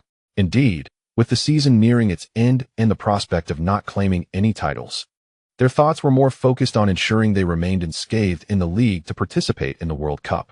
Welcome to the live broadcast of the 2009 to 2010 Serie A season. In the 34th round, Juventus faces off against Inter Milan on their home ground. Over the previous 33 matches, Inter Milan has amassed an impressive record of 27 wins, 3 draws, and 3 losses, totaling 84 points, leading Juventus by a substantial 14 points. Should Inter Milan triumph in this match, they will secure the Serie A championship on their home turf with 4 rounds remaining. On the commentary team, Huang Jinxiang and Duan Xian were visibly excited as they began their coverage of the match. Meanwhile, far away in China, despite the clock striking 3 in the morning, countless fans remained glued to their televisions or computers, patiently awaiting Inter's championship battle. They simply cannot help but support Inter, adore Mourinho, and cherish this shepherd boy who speaks fluent Mandarin. At the Miazza Stadium, the players of both teams stood in the tunnel, awaiting their entrance, while the DJ was preparing for the moment to arrive. At 7:40 p.m. local time in Milan, there were still 20 minutes until the match officially commenced. The staff informed both teams to walk onto the pitch with the ball boys in tow. Number 12, Caesar. Number 4, Zanetti. Each name echoed through the stadium. The fervent crowd of over 40,000 Inter Milan fans erupted into a frenzied cheer, reaching a crescendo upon the announcement of a name, 39, Suchin. In that moment, the entire San Siro stadium seemed to be engulfed in ecstasy. A prolific striker on the verge of shattering a 60-year-old Serie A scoring record. How could the fans not adore him? The players from both teams stood along their respective sidelines, while the referee glanced at his watch. With a sharp whistle, the match officially commenced. First, the starting lineups were revealed. The home team, donned in their classic blue and black attire, commenced their attack from left to right, with Mourinho fielding all of Inter's key players. However, Suchin appeared to occupy a slightly deeper position on the pitch. On the opposing side, the team donned their traditional jerseys, mirroring the lineup from the previous Italian Cup. Both teams adopted a 4-3-3 formation, and the match began. For the Inter Milan supporters, this encounter transcended mere competition. It was, in fact, a grand celebration of their team's championship aspirations for the season. The players' performances seemed to resonate with the fervor of the ecstatic fans. Amidst the thunderous cheers of the 40,000 Inter supporters, the team pierced through the defenses guarded by the young Buffon within a mere 19 minutes. Buffon, though formidable, found himself lacking the support of his once stalwart teammates. Despite his miraculous saves that thwarted at least 2 guaranteed goals from Inter, he could not prevent the inevitable. From the right flank, Beckham delivered a precise cross. Milito surged into the penalty area, disrupting Juventus' tightly packed defensive formation. Suchin, making a late run, leapt high and, after easily overpowering Cannavaro, who had decided to retire at the season's end, delivered a powerful header. Suchin propelled Inter to a 1-0 lead. On the sidelines, the veteran Huang erupted into an ecstatic roar, while the DJ passionately shouted Suchin's name. After scoring, Suchin exuberantly dashed towards the northern stand, his designated zone. There, he spread his arms wide, reveling in the adoration of the frenzied fans. This goal marked Suchin's tally at 34 league goals, just one shy of reaching the legendary record that had remained untouched for 60 years. As the match resumed, the entire Inter fan base began chanting Suchin's name. Suchin, Suchin, Suchin, over and over. Thus, the fervent supporters continued their chants until the 40th minute of the match. Finally, Suchin's second goal materialized. It was neither a header nor a long-range shot. Eto'o was felled in the penalty area by Cannavaro, prompting the referee to decisively award a penalty kick. As the primary penalty taker, Eto'o graciously cradled the ball, relinquishing the opportunity to take the shot to Suchin. And so it was. After a moment of intense eye contact with Buffon, Suchin deftly slotted the ball past him, netting his 35th goal in the Serie A. Splendid. Magnificent. The ball has found the net. The exhilarating moment has arrived. Suchin, the young prodigy at merely 18 years of age, scored his 35th goal of the season at the San Siro. This goal enabled him to match the legendary Nordal's record of 35 goals set during the 1949-1950 season. It is unfathomable. Just a year ago, this Chinese youth was the subject of much lamentation, yet he now stands resolutely at the pinnacle of Serie A. Before Suchin, neither the Prince of Rome, Totti, nor the great Ronaldo achieved this feat. Iconic players like Del Piero, Vieri, and the Ukrainian powerhouse Shevchenko also fell short of this milestone. But Suchin has accomplished it. Of course, at this moment, Suchin has only equaled the record. He still has time. We firmly believe that not only will Suchin match the record, but he will also forge a record uniquely his own this season. In the instant of his goal, Old Huang erupted into ecstatic shouts once more. Meanwhile, the big screen at the San Siro displayed congratulatory messages for Suchin's record-equaling achievement. The entire stadium of Inter fans rose to their feet, offering a continuous 5-minute ovation for their superstar striker. The score of 2-0 had thoroughly sapped the confidence of Ranieri. Not just Ranieri, but all Juventus players on the field seemed eager to escape the tormenting atmosphere. Thus, in the subsequent second half, Juventus completely capitulated. Conversely, Inter continued to mount wave after wave of attacks. In the 66th minute, Eto'o executed a brilliant breakthrough down the left flank. In the 78th minute, Milito received a header from Suchin and executed a swift shot in front of the goal, marking the fourth time the ball breached Buffon's defenses. 4-0. This was the conclusion.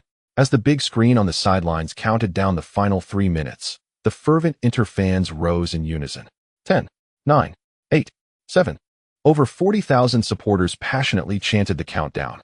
And just as the countdown reached its end, the referee dutifully blew the final whistle, marking the conclusion of the match. At that moment, the San Siro erupted into a frenzy.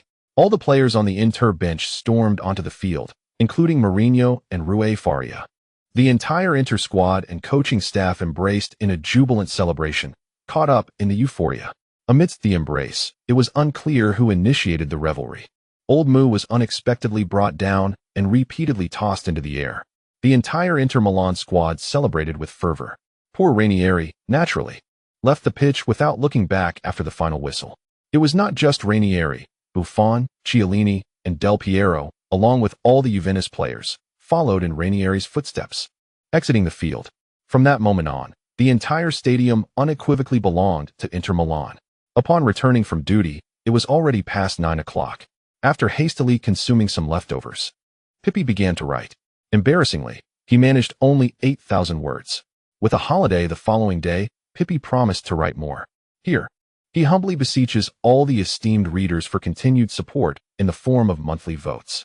Currently in 11th place, he is just a few hundred votes shy. Once again, he expresses his heartfelt gratitude. This chapter concludes. Chapter 94, Shakira's momentous statement. The life and death battle is imminent. The celebration of the league championship lasted less than a night. With this victory, Inter Milan has secured an astounding 5 consecutive titles. What does 5 consecutive championships signify? It is not just the players who feel indifferent. Even the fans find it somewhat lacking in excitement. The following morning, while the media was still fervently reporting on Inter's 5 consecutive titles and Suchin's remarkable 35-goal record, Old Mu had already brought the entire Inter squad to the training ground. Just 5 days later, the first leg of the Champions League semi-finals awaited against Barcelona, who had recently demolished Arsenal 4-1. To be honest, even Mourinho felt a sense of unease. During the group stage, he had managed to draw against Barcelona at Camp Nou, but he knew that it was due to the opponent's lack of full commitment. The situation was now entirely different. In the Champions League at this stage, the notion of conserving energy was non-existent. When facing Barcelona, the key area of concern was the left flank's defense. Eto'o had adapted well to the left midfielder role after a season of transformation, yet he was now up against Messi. The aging Zanetti was someone Mourinho did not wish to see humiliated by the likes of Messi. Fortunately, Chiva had been in good form lately. Together with Eto'o and the midfield support from Cambiasso, the trio might temporarily contain Messi's threat. Yes, Messi had devised strategies, but what about the midfield?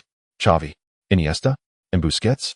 Should it be a repeat of the strategy against Chelsea, with Suchin and Milito deployed for an attacking confrontation? This was what the fans hoped for. However, Mourinho had no inclination towards such an approach. He was well aware of the consequences of engaging in an open battle with Barcelona. It would not matter if he were piloting a vintage Inter Milan or the Galacticos, the outcome would still be one of devastation. Thus, the only option left was to adopt a defensive stance akin to the group stage.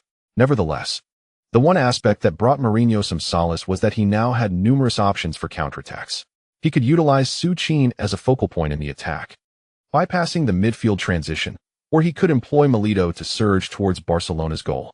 In summary, the crux of the matter hinges on Inter Milan's necessity to possess a formidable defense that leaves even Barcelona at a loss. Both teams are fervently preparing for this decisive clash, and journalists are eagerly fanning the flames of rivalry between the two sides. Aside from Samuel Eto'o's quest for revenge, the focal point of public interest remains the enigmatic Su Qin. After all, Su Qin, in contemporary times, boasts both formidable talent and commendable achievements. Not to mention that he has become a notable figure in the realm of celebrity gossip. In Los Angeles, the renowned Shakira, fresh from concluding her global concert tour, was intercepted by reporters on the street. "Shakira, with the UEFA Champions League semifinals approaching, do you have plans to fly to Milan?" they queried. And with the World Cup on the horizon, the official announcement states that the theme song will be released by early May. Could you perhaps divulge some details about it? Caught off guard and fatigued, Shakira momentarily struggled to comprehend the questions. After all, she had already performed in Milan long ago. However, upon reflection, she discerned the journalists' motivations behind their inquiries, likely stemming from her connection with Su Qin. During this period, Shakira had not been in touch with him, as her relentless schedule included 6 remaining stops on her world tour, followed by the urgent task of recording the World Cup anthem. Gradually, she found herself forgetting about Su Qin. Such is the nature of the entertainment industry, bluntly pragmatic. Yet, amusingly, Shakira's forgetfulness regarding Su Qin was something he wholeheartedly endorsed. Their story had germinated in the haze of inebriation, and given their considerable age difference, occasional shared activities sufficed. The notion of Su Qin seriously entertaining the idea of Shakira as a girlfriend or even replacing Piqued to start a family was far from his mind. When queried about Su Qin in relation to Milan, Shakira preferred to remain tight-lipped. However, when the topic of the World Cup anthem arose, she found it impossible to avoid mentioning him.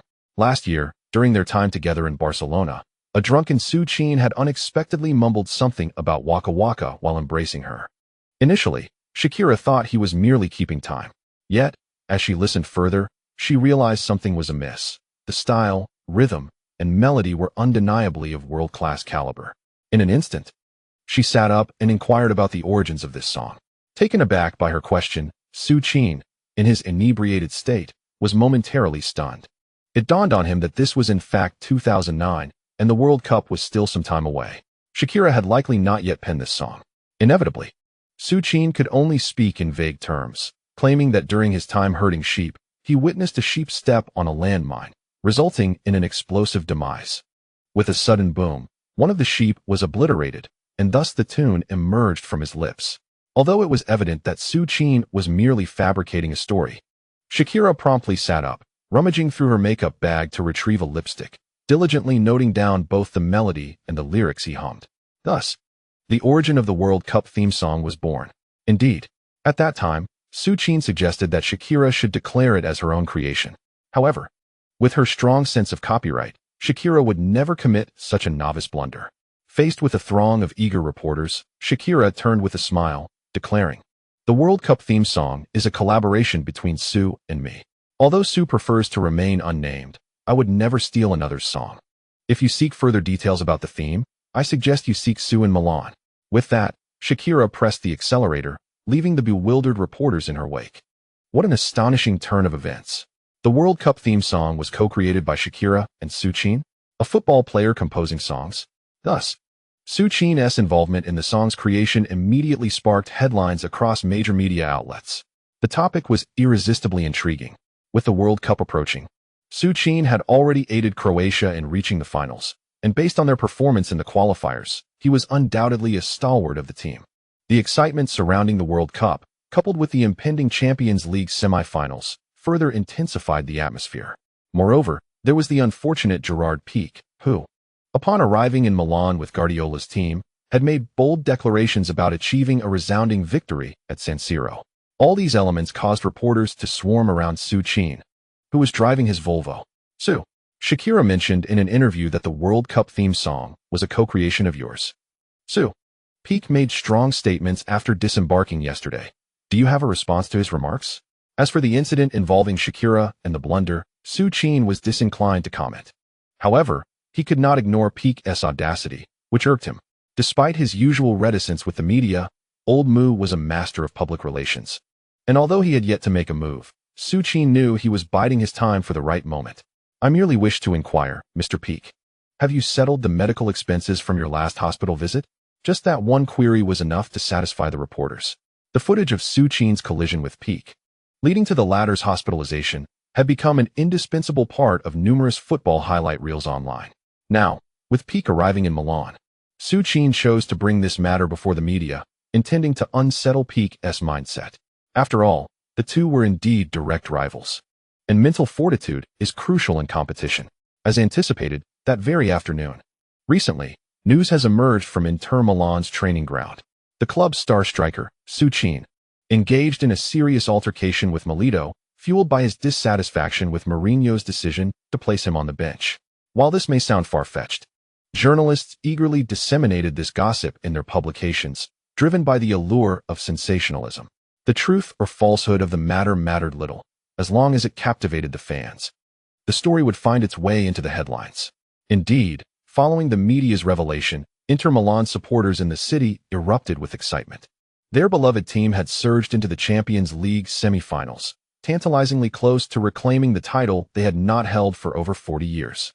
The last time Inter triumphed in the Champions League was during the distant 1963 to 1964 season, a time when many of today's fans had yet to be born. This moment marked Inter's closest approach to the coveted trophy in recent history, and the prospect of internal strife between their two leading strikers before the match was unbearable for them. As the media reported on the turmoil within Inter, Guardiola remained unfazed, dismissing the newspaper with a flick of his wrist as he focused on tactical preparations in his hotel room. Su will definitely play. He is Mourinho's greatest asset, Guardiola asserted with unwavering conviction. Yet, uncertainty lingered regarding whether Su could replicate his previous stellar performance at Camp Nou. After all, he had been the focal point of Barcelona's training for the past fortnight, preparing to counter Su's style of play. How could a pivotal striker function without the ball? Struggling to articulate his thoughts, Pai found himself at a standstill, overwhelmed as he confronted the narrative's first major climax. He resolved to write 3,000 words today and take a leave of absence tomorrow, hoping to recuperate. If his health improved, he would make up for the lost time the following morning. Chapter concluded. Chapter 95. The fateful showdown begins at Miazza with the traditional number 9 position. The media frenzy continued, particularly surrounding the discord between Su and Mourinho. What began as Su's dissatisfaction with his role as a substitute evolved, through sensationalist reporting, into exaggerated claims of Su physically assaulting Milito, akin to his infamous confrontation with Pique. Under the media's embellishment, the relationship between Su and Mourinho appeared irreparably tarnished due to this battle for a starting position. Many began to question whether Mourinho would still field Su, his long-trusted protégé, in this monumental clash. After all, the enigmatic coach was known for prioritizing team stability over individual loyalties. Meanwhile, on Barcelona's side, new developments emerged rapidly, serving as a countermeasure to Mourinho's smokescreen. Reports from Catalonia's sports newspaper revealed that the entire Barcelona team had endured a grueling 14-hour bus journey to Milan, a consequence of the volcanic ash from Iceland disrupting their travel plans. The 14-hour bus journey has not only exhausted the entire team, but has also seemingly exacerbated Ibrahimovic's knee injury. To be honest, even Ibrahimovic himself found the news quite absurd when he read it in the paper. Despite his towering stature, it is nonsensical to suggest that merely sitting on a bus could ruin his knees. Nevertheless, while the report lacked intelligence, Ibrahimovic's spirits were surprisingly high today. Indeed, Guardiola's starting lineup had been finalized, and he remained the starting striker. The left flank, however, had been taken over by the exceptionally talented young player, Pedro, instead of the usual Henry. During the last crucial match against Arsenal, he had merely been a spectator on the bench, watching as Messi salvaged the team. This time, however, he would not be a bystander. At the familiar San Siro, he felt no pity for his former club. After all, he had joined Barcelona with aspirations of lifting the coveted Champions League trophy. At 28 years old, he was no longer young. While Ibrahimovic did not believe his career would follow the typical decline associated with turning 30, he felt a pressing need to secure a Champions League title before that milestone. Otherwise, how could he claim to be superior to Messi and Cristiano Ronaldo without a trophy to back it up? Rumors about Ibrahimovic began to circulate. Shortly thereafter, news emerged from Barcelona that Messi had experienced discomfort in his ankle during training. In summary, the psychological warfare between the two teams was already in full swing before the match had even commenced. April 19, 2010. With less than 2 days until the semi-final officially begins, Barcelona conducted a training session where their beloved Pique faced reporters once again. "Victory is our sole purpose for being here," was Pique's only response amid a barrage of questions. He felt a sense of bitterness. As he joyfully approached the reporters who were chanting his name, they instead posed questions that made him quite uncomfortable. They inquired about Shakira's public claim that the World Cup song was co-created with Součin, and whether Součin had asked him if he had settled his medical bills. This left Pique, who had anticipated inquiries about his readiness to ensure a clean sheet against Součin and secure a place in the next round, feeling utterly embarrassed. However, mentioning Shakira indeed deepened Pique's resentment towards Součin. Upon hearing her name, he silently vowed to make Součin experience the ironclad defense of Barcelona during the match. "You think you're strong and heading, Součin? Let's see how you fare this time." Finally, April 21st, 2010, the first leg of the Champions League semi-finals has officially arrived. Milan, a city with a grand history spanning 2 millennia, was enveloped in a sea of blue from the early morning. Football. For a century, this city has been an inseparable part of our lives. Even though it is merely the semi-finals, all Inter fans in Milan are filled with the fervor of a final. They are acutely aware that their team, under the guidance of a certain maverick, is set to face the most formidable team in the world. They also understand that, across Europe, aside from Inter's own supporters, few hold any faith in their chances. Nonetheless, they remain resolute in their belief. At the iconic San Siro, that indomitable middle-aged man is poised to deliver a surprise to all Inter fans. Early in the morning, Součin rose with anticipation for the match. Unlike his usual routine, he refrained from early training today. At 9 o'clock, punctually as mandated by Mourinho, the entire Inter squad gathered at the club.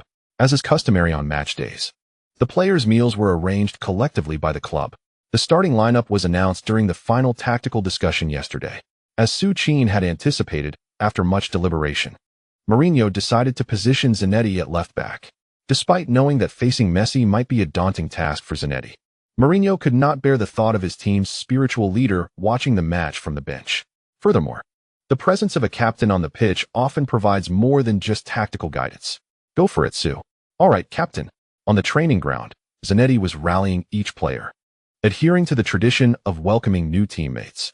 This ritual of encouragement typically occurs before finals, highlighting the significance Zanetti places on this semi-final against Barcelona, equating it to a final in its importance. "How are you feeling?" As Zanetti moved away, Eto'o approached. "Well, although the world is buzzing about this match being a revenge battle between us, I honestly feel nothing. Furthermore, with the current state of Inter, even in his absence, they would undoubtedly triumph over Barcelona. He already knows the outcome. What more could he feel?" While Součin remained indifferent, Eto'o was a different story. Compared to their previous group stage encounter, it was evident that the Cheeto appeared somewhat anxious. "Let us treat this like an ordinary league match. Come on, Sue. This is Barcelona we're talking about. Do you remember the feeling we had sitting on the bench during last year's final match? Knowing you had been cast aside while others rejoiced for the championship? I am Eto'o, African Footballer of the Year, the finest forward in the world. How could they have relegated such a player to mere decoration here? Rest assured, when the opportunity arises, I will set you up for a goal. Sue, do you truly believe I am that sort of person?" Yet having uttered such words, should I decline, it would undoubtedly reflect poorly on my manners. However, let me make this clear in advance. When the opportunity arises for a personal goal, please, I implore you, do not even think about assisting me. Above all, my greatest desire is for us to surpass Barcelona and reach the final. Hey, when did you develop such lofty aspirations? That is settled. Součin listened to Eto'o's grievances all morning. Nevertheless, he comprehended Eto'o's sentiments. The man's current attitude towards Guardiola is reminiscent of one harboring a profound vendetta. Just yesterday, on his way home, Eto'o was once again ambushed by reporters. Faced with the relentless journalists, Eto'o did not hesitate to voice his thoughts. Inter Milan will undoubtedly triumph over Barcelona. If we cannot secure victory at the Miazza, then at the Camp Nou, I shall ensure that Inter Milan prevails. Please refrain from bringing up the debate of who is superior, Mourinho or Guardiola, in my presence. In my view, once Guardiola departed from Barcelona, he became inconsequential, whereas Mourinho, regardless of his location, remains the brightest star. Expressing such candid sentiments about his former coach in front of the press, albeit somewhat inappropriate, Eto'o boldly proceeded. Indeed, that very evening, media outlets around the globe began to report on Eto'o's memorable remarks, particularly his assertion that Guardiola is nothing without Barcelona. While Mourinho shines wherever he goes, not only the media, but several renowned football commentators also engaged in discussions surrounding this topic. It must be noted that, at least based on their current records, while Mourinho may not have achieved the monumental feat of 6 titles, he has proven capable of leading a team like Porto to Champions League glory. Thus, the topic raised by Eto'o transcended from newspapers to the pre-match press conference. At 7 o'clock local time in Milan, as the bus carrying both teams' players arrived punctually at the stadium, Guardiola and Mourinho entered the pre-match press conference almost simultaneously. Although the journalists portrayed them as irreconcilable foes destined to clash, the reality is that these two have shared a rather amicable friendship since their days in Barcelona. Upon their meeting, both men greeted each other with smiles and extended their hands in a firm handshake. Click, click, click. Just the sight of their handshake sent the reporters into a frenzy, as if they had witnessed something extraordinary, desperately pressing their shutters. Mr. Mourinho, how do you perceive this upcoming match, and does Inter possess the confidence to contain Messi? The first journalist from Marca seized the opportunity to question Mourinho without any semblance of deference. What does this question imply? It is clear that the reporter believes Inter's only strategy against Barcelona is one of defense. Messi, I believe it is essential for you to ponder your inquiries before posing them. Football matches are not merely about containing a single individual. It is a collective endeavor involving 11 players.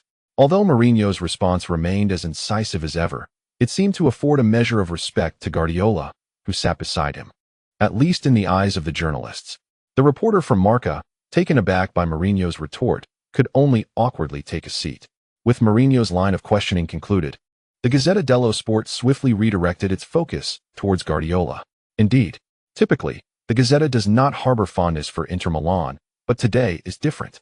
After all, Inter is currently the sole representative of Serie A. If Marca can take jabs at Mourinho, they can certainly do the same to Guardiola. Mr. Guardiola, I am Hales from the Gazzetta dello Sport. I would like to inquire, how do you respond to Mr. Eto'o's remarks about you during his recent interview? In comparison to whether Inter can contain Messi, Hale's question is far more provocative than the one posed by the Marca journalist. I'm afraid I am unaware of what Eto'o said, and frankly, it is of no consequence.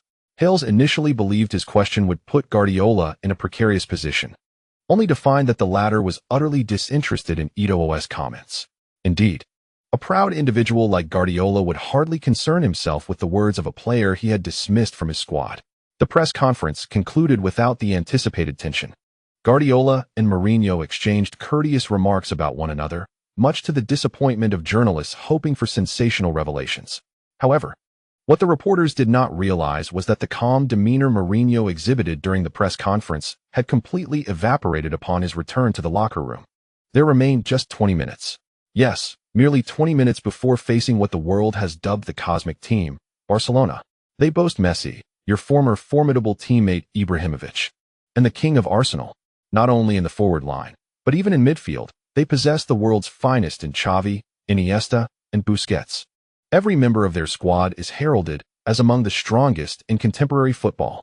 Earlier during the press conference, a reporter from Marca asked if I was prepared to staunchly defend against Messi.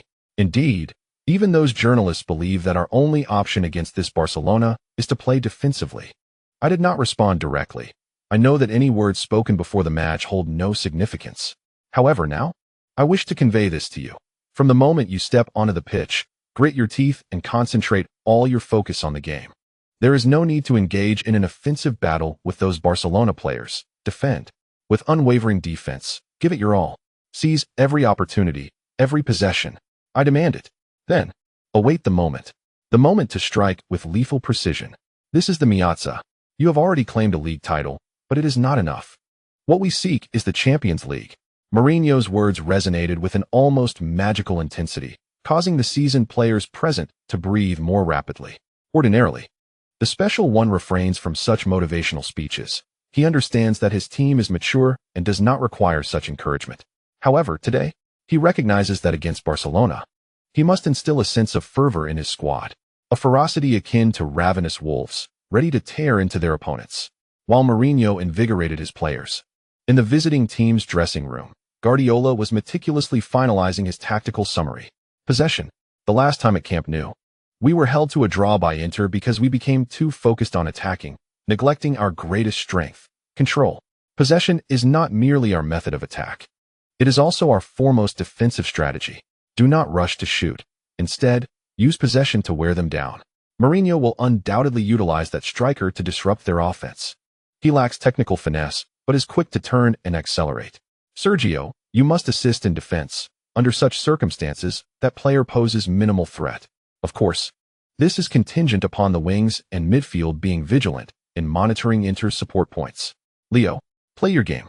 I require nothing extraneous from you. I only need you to score. With that, Guardiola turned his gaze toward Ibrahimovic. His throat had tightened, but the words lingered on his lips, ultimately swallowed. There was no need.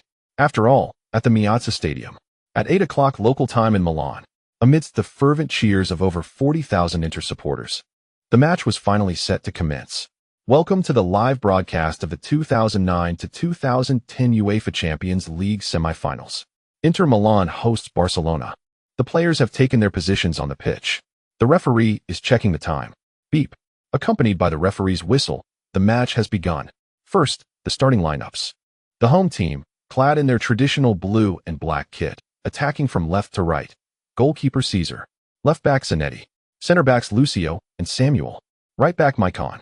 Midfielders, Pandev on the right, Sneijder and Cambiasso centrally positioned, and Mata on the left. Strikers, Su and Eto'o. Faced with the formidable Barcelona, Mourinho opted not for his customary Christmas tree formation, but instead reverted to the 4-4-2 employed earlier in the season. Certainly, this stands in stark contrast to the earlier rumors propagated by the Italian media regarding Milito's anticipated starting position. It is evident that this is part of Mourinho's psychological warfare. On the other side, clad in their away orange kit, Barcelona's starting goalkeeper is none other than Valdés, wearing the number 1 jersey. The left back is Maxwell, number 19. While the central defenders are Piqued, number 3, and Puyol, number 5, partnering in defense. The right back is Alves, number 2. In midfield, we have Xavi, number 6, Busquets, number 16, and Iniesta, number 8. Up front, the trio consists of Pedro Rodriguez, number 17, Ibrahimovic, number 9, and Messi, number 10. Both of these esteemed young managers have engaged in a psychological duel, and the report of Ibrahimovic's knee injury by the Catalan press appears to be mere conjecture. Ibrahimovic skillfully plays the ball back. Suchin advances. At the Piazza Stadium, as the referee's whistle sounds, Barcelona swiftly takes control and begins to showcase their renowned possession play. Ibrahimovic deftly passes the ball to Xavi behind him. Suchin strides forward to apply pressure, yet before he can close in on Xavi, the latter effortlessly sidesteps and evades him. Undeterred, Suchin continues his pursuit. Then, the enchanting magic of Xavi unfolds as Suchin, following closely, finds himself in a wide arc, merely watching as Xavi delicately pushes the ball to the approaching Iniesta. Barcelona remains composed. However, Inter Milan is not in a rush. Duan, observe how from the outset, the formation of the Inter squad indicates that Mourinho, even on home soil, intends to employ a defensive counterattack. There is no choice. Facing this current Barcelona, engaging in a direct confrontation is futile. After Arsenal managed a draw at home, Wenger, almost whimsically, planned to replicate the attacking onslaught at Camp Nou, which resulted in a massacre. Mourinho has evidently learned from Wenger's misstep. Suchin is still energetically contesting in the forward area. Iniesta. Messi has dropped back. No problem. He passes the ball to Messi. On the commentary bench, Duan Xian, mentioned by the commentator Huang, is preparing to respond, but unexpectedly. The elder Huang bypasses him and continues with the commentary. Well, who can blame him for being the senior? At the Piazza Stadium, when the large screen focuses on Messi receiving the ball, the previously exuberant cheers fade into silence. After all, the player receiving the ball is none other than Lionel Messi, who has netted 5 goals against Arsenal. Moreover, Messi's current position is precisely in the area famously dubbed the Messi corridor. Inter fans are anxious that their team might become a mere backdrop for Messi's top 10 moments. However, the subsequent defensive maneuver by Inter calms the nerves of all supporters. At the moment Messi receives the ball, Mata on the left, Sneijder in midfield, and the ever-prepared Zanetti in the second half converged to form a formidable press against Messi. Particularly, the duo of Mata and Sneijder. Mata clung tenaciously to Messi, while Sneijder was poised to intercept at any moment. After a sudden change of direction, Messi eluded Mata, only to find Sneijder pressing closely once more. The duo's relentless pursuit, compounded by the advancing presence of Zanetti, created a formidable barrier. Instinctively, Messi sought to pass the ball to his side, where Iniesta stood ready. However, Iniesta was not without his own defenders. Cambiasso anchored the midfield, and Eto'o, typically a forward, transformed into a central midfielder, retreating into his own half. Every one of Inter's 11 players, including Součin, had retreated to their own half. On the sidelines, witnessing his players' flawless defensive positioning, Mourinho nodded in satisfaction. Offense, after all, is a consideration that arises only upon the foundation of solid defense. He was a pragmatist. Regardless of the method, as long as victory was the outcome, he bore no regrets about a lackluster performance often deemed monotonous. Thus, Barcelona commenced their possession, while Inter initiated their staunch defensive stance. For a full 5 minutes, Barcelona incessantly passed the ball within their own half. Even Piqued ventured out of the penalty area to reach the center circle several times. Yet, as Mourinho had stated, without an impeccable opportunity, Inter refused to cross the halfway line, denying Barcelona any gaps through which to deliver a decisive pass. At the 5-minute and 31-second mark, after over a minute of boos from the home crowd, Barcelona's attack was finally curtailed by Ibrahimovic's long-range shot. As we had anticipated before the match, Mourinho had indeed brought the world's most formidable bus to Meazza Stadium.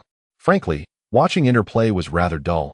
It had been 13 minutes since Součin, in a state of urgency due to a lack of support, managed to deliver the first commendable header from the edge of the penalty area.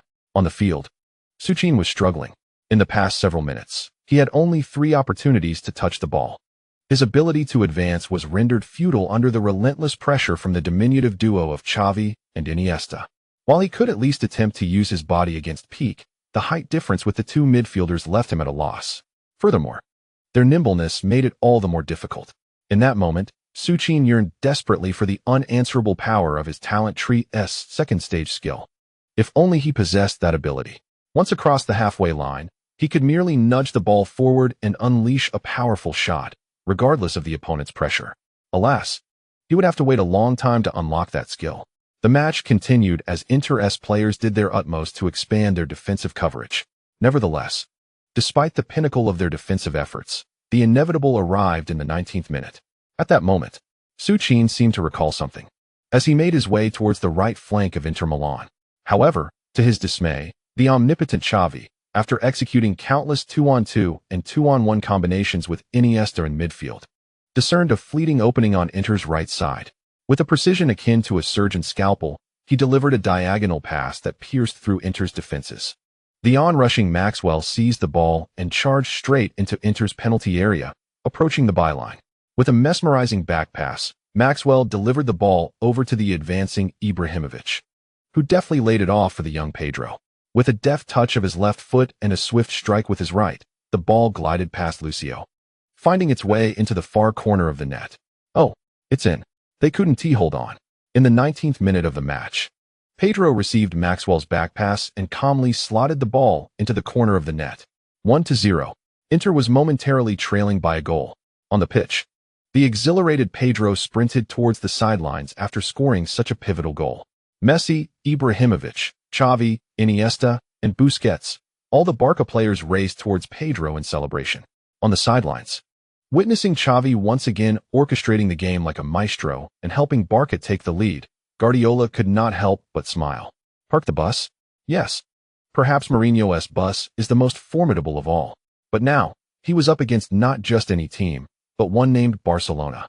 Meanwhile, on the other side, witnessing his team concede a goal, Mourinho furrowed his brow in deep thought. His team had executed their defense to perfection. Yet it was just that fleeting moment of vulnerability that Xavi capitalized on. On the field, Součin gazed at the giant screen, feeling somewhat disoriented.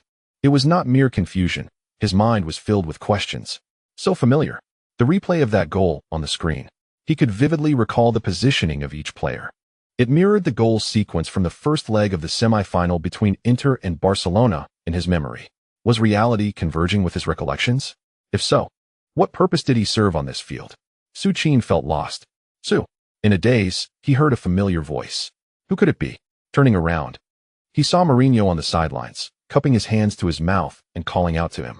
Without much elaboration, Mourinho pointed towards Barcelona's penalty area. Do you understand the role of a traditional number 9, a stationary center forward? You are correct in your observations, yet you have overlooked the most vital aspect. That is the true significance of a stationary forward for the team. He must incessantly harass and disrupt the opponent's defense, suddenly appearing before the defenders. He requires a unique intelligence. He also requires an indomitable spirit of perseverance. Surrounded by a pack of wolves, he must constantly employ a gaze akin to that of a majestic eagle, seeking out every weakness in his adversaries. His own leader had clearly pointed towards the penalty area of Barcelona. Why did Suchin feel as though countless words previously spoken to him by Mourinho were echoing in his ears like a phonograph? Indeed, at that time, he had assured Mourinho that he would become his most cherished stationary striker. How did he find himself stumbling to the finish, having forgotten his original role? Every tale has its climax, and each narrative possesses its unique twists. As fate, which had been gradually aligning, diverged once more the moment Suchin regained possession of the ball at the center circle. Maicon, I haven't seen your pass in quite some time. And you, Captain, could you perhaps run a few more steps? My head is already quite itchy. Prepare yourself for the golden boot, Eto'o. Thus, Suchin initiated light-hearted banter with each of his teammates. Indeed, he spoke in jest. However, all the Inter Milan players, including Zanetti, seemed to grasp something significant, nodding resolutely. The match recommenced. Inter's first defensive play following the conceded goal. Suchin passed the ball to Sneijder behind him. Ibrahimovic surged forward. Sneijder pivoted, evading Ibrahimovic, and delivered a diagonal pass. Sneijder sent the ball to the right flank, where Pandev awaited. It was the 20th minute of the match, and this marked Pandev's first foray with the ball. Xavi rushed in to provide defensive support. Without hesitation, facing Xavi, Pandev executed a swift maneuver, sprinting along the sidelines. At the Meazza Stadium, Inter did not recklessly surge forward as if in a daze. After Barcelona scored, Inter, as before, relied solely on a handful of players in the midfield to mount their offense. Such numbers proved utterly ineffective against Barcelona's stringent, high-pressing defense. On several occasions prior, Inter's attacks had concluded hastily in this manner. Yet this time, a new presence emerged beside Pandev. Just as Pedro approached to double-team Pandev with Xavi, Maicon, who had scarcely ventured beyond Inter's half, suddenly dashed down the wing with fervor. Pandev did not hesitate. At the moment Maicon surged past him, he executed a precise diagonal pass. The ball zipped rapidly along the grass. In Barcelona's midfield, Suchin sprinted towards the penalty area, observing Maicon's advance. Busquets seemed to recall Guardiola's advice. Instead of rushing to cover Maicon, he closely followed Suchin. In Busquets' mind, Maicon's sprint had but one purpose: to deliver across to Suchin within the penalty area. Indeed, he was correct. Maicon, striding towards the ball, had no intention of going solo. He beheld his own number 39, firmly entrenched within the throng of the Barcelona penalty area. Likewise, he noticed Eto'o, lurking just behind Suchin. Without a moment's hesitation, the instant Maxwell approached closely, Maicon delivered the ball into the penalty area. Piqued, Puyol, and Busquets, the trio renowned for their formidable defense, surrounded Suchin with unwavering resolve. Under such intense pressure, few believed that Suchin could equalize for Inter Milan with a mere long pass, particularly since Piqued and Puyol had positioned themselves to leap behind Suchin, effectively sealing off any avenue for him to shoot. However, as Suchin's ascent on the scoring charts seemed almost supernatural, they appeared to have forgotten that this young man, once discarded by their Barcelona, had initially caught Mourinho's eye not for his heading prowess, but for the potential to become a pivotal center forward in the traditional number 9 role.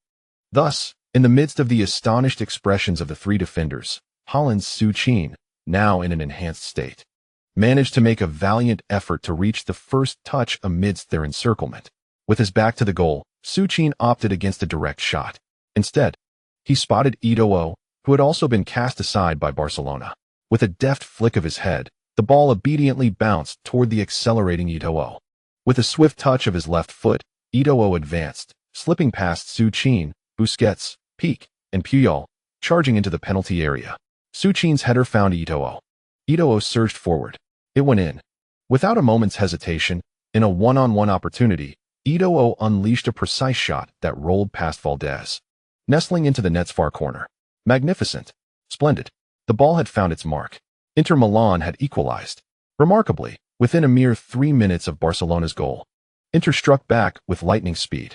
Just as Maicon made a sudden dash to deliver a decisive long pass, Barcelona had concentrated their entire defense on Suchin. Yet he valiantly directed the ball to his teammate. Facing his former club, Eto'o became a cold-blooded assassin, delivering a lethal blow with surgical precision. At the 22-minute and 18-second mark, the Meazza Stadium erupted with fervor. Eto'o, having scored, raced from the Barcelona goal with wild abandon.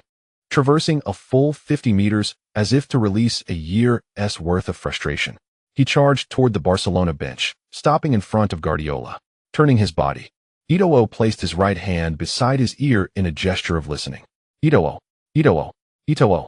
The cheers of over 40,000 Inter fans reverberated through the air, fervently chanting his name. The scene, set against the backdrop of Guardiola, has now become an eternal classic.